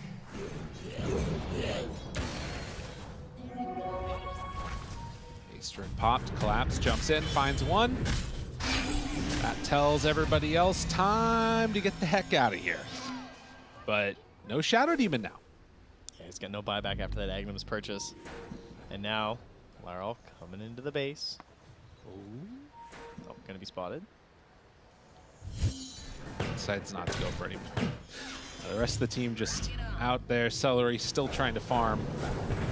Let's get me when we actually got a fight to take. You guys can handle it, right? Jumps out. Yadro there. Want to burn some stuff. That is... creeps down. Cogs push, but the jaunt away. Just like that, Team Spirit grabbed themselves the other round of it. Oh my god, retaliate Aura. Oh geez, Clinks isn't gonna be able to do anything. Oh. He's gonna have to buy a Wind Waker or something. You know? I don't know what he needs. Get He away. needs something. Has Puck finished that rapier yet? I think that's. I don't think he's not gonna going finish a for it. rapier. He decides he wants to go for the nullifier instead. That makes sense. He decides he doesn't want his team to hate him. It's probably the right move. Oh, Ace. He's been using this ninja gear to try and get around the map, but he runs into collapse. KB, TP out. See you later. I mean, Yadro kind of close to the Abyssal. And Roche, it's going to be actually a relatively quick spawn. So that is a freebie. All right, Bane maybe? Oh, a hitch a ride? We get another Centaur Eggs, 2 in 1 day. That way they can grab Yadro. Let him not hit. I mean, yeah. Little friends. Oh, okay. Honestly, with the Enigma in the game, don't say it. No, they're giving it to Mira. It's the play. Makes sense. I mean, that one is legitimately very good. I'm a big fan of Bane Axe. Yeah, it's really strong. Oh, who just? Yeah, that was Laurel. Okay. He needed space for his nullifier. Right, yeah, that makes sense. He's got no time for shenanigans. Well, Tormentor is ready, but a smoke up now with 4. Although, it looks like they're trying to get some counter push on the other side first. 43,000 gold lead. Approaching the 1,000 gold per minute lead. Yeah, it's pretty gross. Quinn trying to get towards a Wind Waker. Team Spirit still being very safe with how they approach. Sending Maposhka forward, looking for the jump. Immediately onto him, in trouble. Force Staff gets him away. Okay, okay. Good save from the friends. That was the Setix too, eh? Yep, jump in. Black hole onto 2. Do they have enough damage? No, the grip's gonna be there. They stop it immediately. Now in onto him. They gotta get the hell out of there. No Enigma, 70 seconds. Dual Scepter lift up, just trying to buy what time they can. Duraccio not allowed to freely hit. Go! Look at him. Dude, he's just died. Look at how much damage that did to him. The Blade Mail and the Retaliate, he cannot hit. Now they catch him. Quinn is going to go down. Nowhere is safe. Ziadro before staff away. GG is called. Team Spirit come back and take game 2 in dominant fashion. And very poised. Yes, of course. I mean, these are the champs, you know? After a not-so-great game number 1, they find an excellent draft, as the panel pointed out. Fear saying that the biggest outdraft the tournament to him so far, and, well, that is definitely what an outdraft game can kind of look like, because no matter how well Game Gladiators played in certain times, it didn't really matter, because it felt like if you played even in this game, Team Spirit is just going to come out ahead because of the heroes. That's kind of what it looked like. They certainly did that, Trent. They certainly did. Came out ahead. And with that, we're going to head on back to the panel to let them dissect it all. 3 heads. Look, a slight correction to what Trent said about what you said, Fear, is you actually just said biggest outdraft this tournament, full stop. Not even so far. You're predicting that no one else will get this outdrafted in the future, because that is how insane we thought this draft was heading into game number 2, and it showed. Everything went in their favor from the start, and slowly but surely they just gained that gold lead. They took away the map from Gaimin Gladiators, and a lot of their heroes, especially on the side, on their cores, just didn't have the impact we thought. The change up of the Clinks going from 4 to 1. Curious what Dirachi was going to be able to do for himself. Not much. That is the unfortunate answer, is it? Yeah. However, I don't think it's on him necessarily. Sure, that's not what I'm saying. I'm just saying like Clinks didn't really work out as 4 in game 1 and not really working out in POS 1 in game 2. I think they had problems elsewhere. Like the Clinks might have worked, but he had no one to play with. Like this mid lane Keeper of the Light got just countered way too hard on different lanes. I really think the Team Spirit understands this hero way too well, and this is not the first time that they're letting it go through, and just Keeper of the Light falls off, does nothing throughout the game. And then again, the Enigma. Enchantress did prove to be a problem throughout the game. Like, not only, as you can see here, she gets a double kill in the end, kills your carry as well, because Enchantress, like, honestly, if you give this hero a good lane, and a really good lane such as this one, she transforms into a core very soon, very early on, and she becomes another issue that you have to deal with.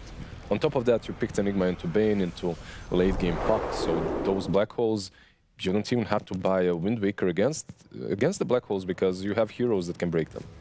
I did feel like Ace was a little bit between a rock and a hard place, though, when it came to the last pick in the draft for Gaimin Gladiators. A lot of great options taken out. I think, again, just highlighting that early Slaughter ban from Team Spirit, how much it really set up for them in the draft. I can't stop harping on about it because it was so good, and it did leave Ace with the only option of Enigma, which ends up having one of the worst lanes.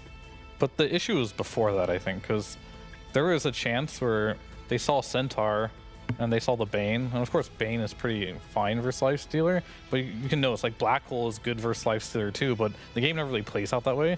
They chose to take the Clock and the Shadow Demon, right? Instead of taking the Lifestealer there. And then all of a sudden, with that, as you mentioned, the Slaughter being banned, they just gave it back up when they had the chance to pick it. I think that could have changed the draft a lot in that position, because yeah, it seemed like a really good option to pick Enigma there against what you saw, but you did leave the Enchantress in the pool, and I think that was like the only hero, maybe the Chen as well, that can really just shut down what Enigma wanted to do in this game. Let's then shift towards more in the game and how we saw it play out. I know that I did just describe this as a game that's, you know, slowly but surely a lead that Team Spirit were able to gain for themselves. But around the 14 to 16 minute mark, I want to say, is where we saw Lal on the Puck have untimely deaths that we thought weren't really going to happen. Is there a way that they could have capitalized on that a little bit more to ensure that the Puck didn't end up, you know, as fed as he was? I feel like Laurel just kind of walked into those couple early deaths he had. It wasn't really like Gaimin Gladiators ganking him. He just kind of overextended his welcome and died a couple times. As we mentioned, it's a very free puck game. They don't have much disable from him, so you'd kind of have to make a stake to do that. He did make a few mistakes, but he made up for those mistakes later on in the game, as we'll see in this clip here, where he comes online now. This is, I feel like, when Team Spirit fully takes control of the game. It was a little close until then. Gaimin was playing pretty well, but the moment the puck made this rotation, as well as all Team Spirit, you don't get the coil, you kill Quinn, you kill the Shadow Demon there too, Tofu goes down, and then Ace is running for the hills here too, and now all of a sudden this puck, this hero that's really hard to play against in this game, he gets an ultra kill. And at this point, how do you deal with Laurel? You have no control for him whatsoever. You're really just going to have to wait for an Orchid or something, but you're playing this lineup where you need to do well, you need to snowball, and something like that happens when you're at a draft disadvantage in the late game is pretty devastating. Yeah, he suddenly gets that one oomph that he needs to stay alive against a possible Orchid. Also, that Orchid that you just mentioned maybe could have been purchased a little bit earlier. Yeah. On who? On the Keeper of the Light. Like, I understand the build, and Vessel makes so much sense. You want to buy the Vessel, of course, but maybe getting an Urn Orchid into a Vessel, I'm not sure. In any case, Puck got his items before the Orchid came online, before it was ever effective, and it was Keeper of the Light, actually, that was always the one afraid of Puck, as it should be. So that forced him to buy something like a BKB. If you're buying something like a BKB, you're delaying anything else that you'd like to go for, something like an Octarine Core, something that would actually allow you to have that ultimate constantly up. And your whole impact post mid-game, around the mid-game, becomes pretty much a non-issue. Okay. It feels like there was just not a lot that Gaimin could have done. I know that you said it was like even up until that point. There's nothing else outside of that. And again, this black hole just never eventuated. So do you think Enigma is a little bit overrated, or you think it's exactly where it should be in this patch? And I think it's where the hero is. It's in a good spot right now. It's just, unfortunately, he was playing against a cancel, which was the Fiend's Grip. He had Aetherwinds over there too, so like he was able to cancel it every single time on Mirror. And what can you do at that point? Like, you know it's going to be not a free black hole game, so you have to like snowball the laning stage. Couldn't do that because of the inch. So like they hoped their lane would go better, or they hoped the laning stage would go better, and Enigma had a free game. Maybe they needed the clock to hook the Bane, but Mirror just wasn't showing his hero, right? So they just played it really well, and when it's not a free Enigma game, things like these happen. It's hard. Yeah. Eventually, you buy that Axe on Bane as well, right? Yeah. So it's super difficult to prevent him from gripping you.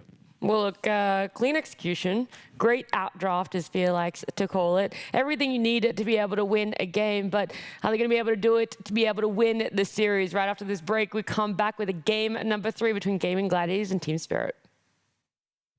I'm never chasing a sound. I'm trying to chase an emotion. And it happens to be with sound. You know, when a chef cooks for you, he's trying to do it with obviously presentation and taste and all that. For me, it's really capturing an emotion with sound. And when you do it with the right equipment, then something special happens. We here at Verse, we want to be the best at everything. We have the best monitors, we have the best drum kits, the best amps, and naturally we had to have the best mics. And I remember walking around and thinking, man, I like this song. I wonder what it is, because I curate the playlist and I didn't remember putting the song on, right? And I look over and it's a band playing. I'm like, oh my God, it sounds like a record. And I go up to Steve and I'm like, man, that sounds so good. And I noticed that he was using Earthworks, and I was like, oh, okay. Hearing those drums was incredible. I had never heard it in here. There's a spiritual thing that happens when you get a whole bunch of human beings together in one room. And the artist is using that energy, and that energy helps to inspire them to keep going. One of the first things I notice about these microphones is they're solid, they're rock solid. You can tell they're just high quality when you pick them up. And so then you plug them in and you throw up the channel, and it's like, oh my God. Because the articulation is so consistent across the entire frequency range, it doesn't have to be loud to be in the mix. I have so much confidence in what I'm getting is accurate and what's happening is accurate. I don't have to use any of the RAM in my head up on, oh, do I have to compensate for this or compensate for that? No, I can put that energy to creativity.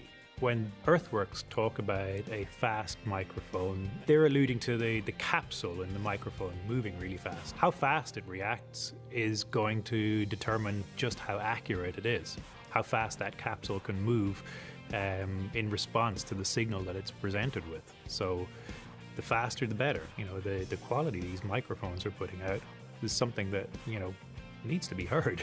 It's really great. Once you use these, you just simply can't go back to anything else. My name is Manny Mariquin. My name is Steve McGuire. My name is Kevin Madigan. And I'm here to talk about Earthworks.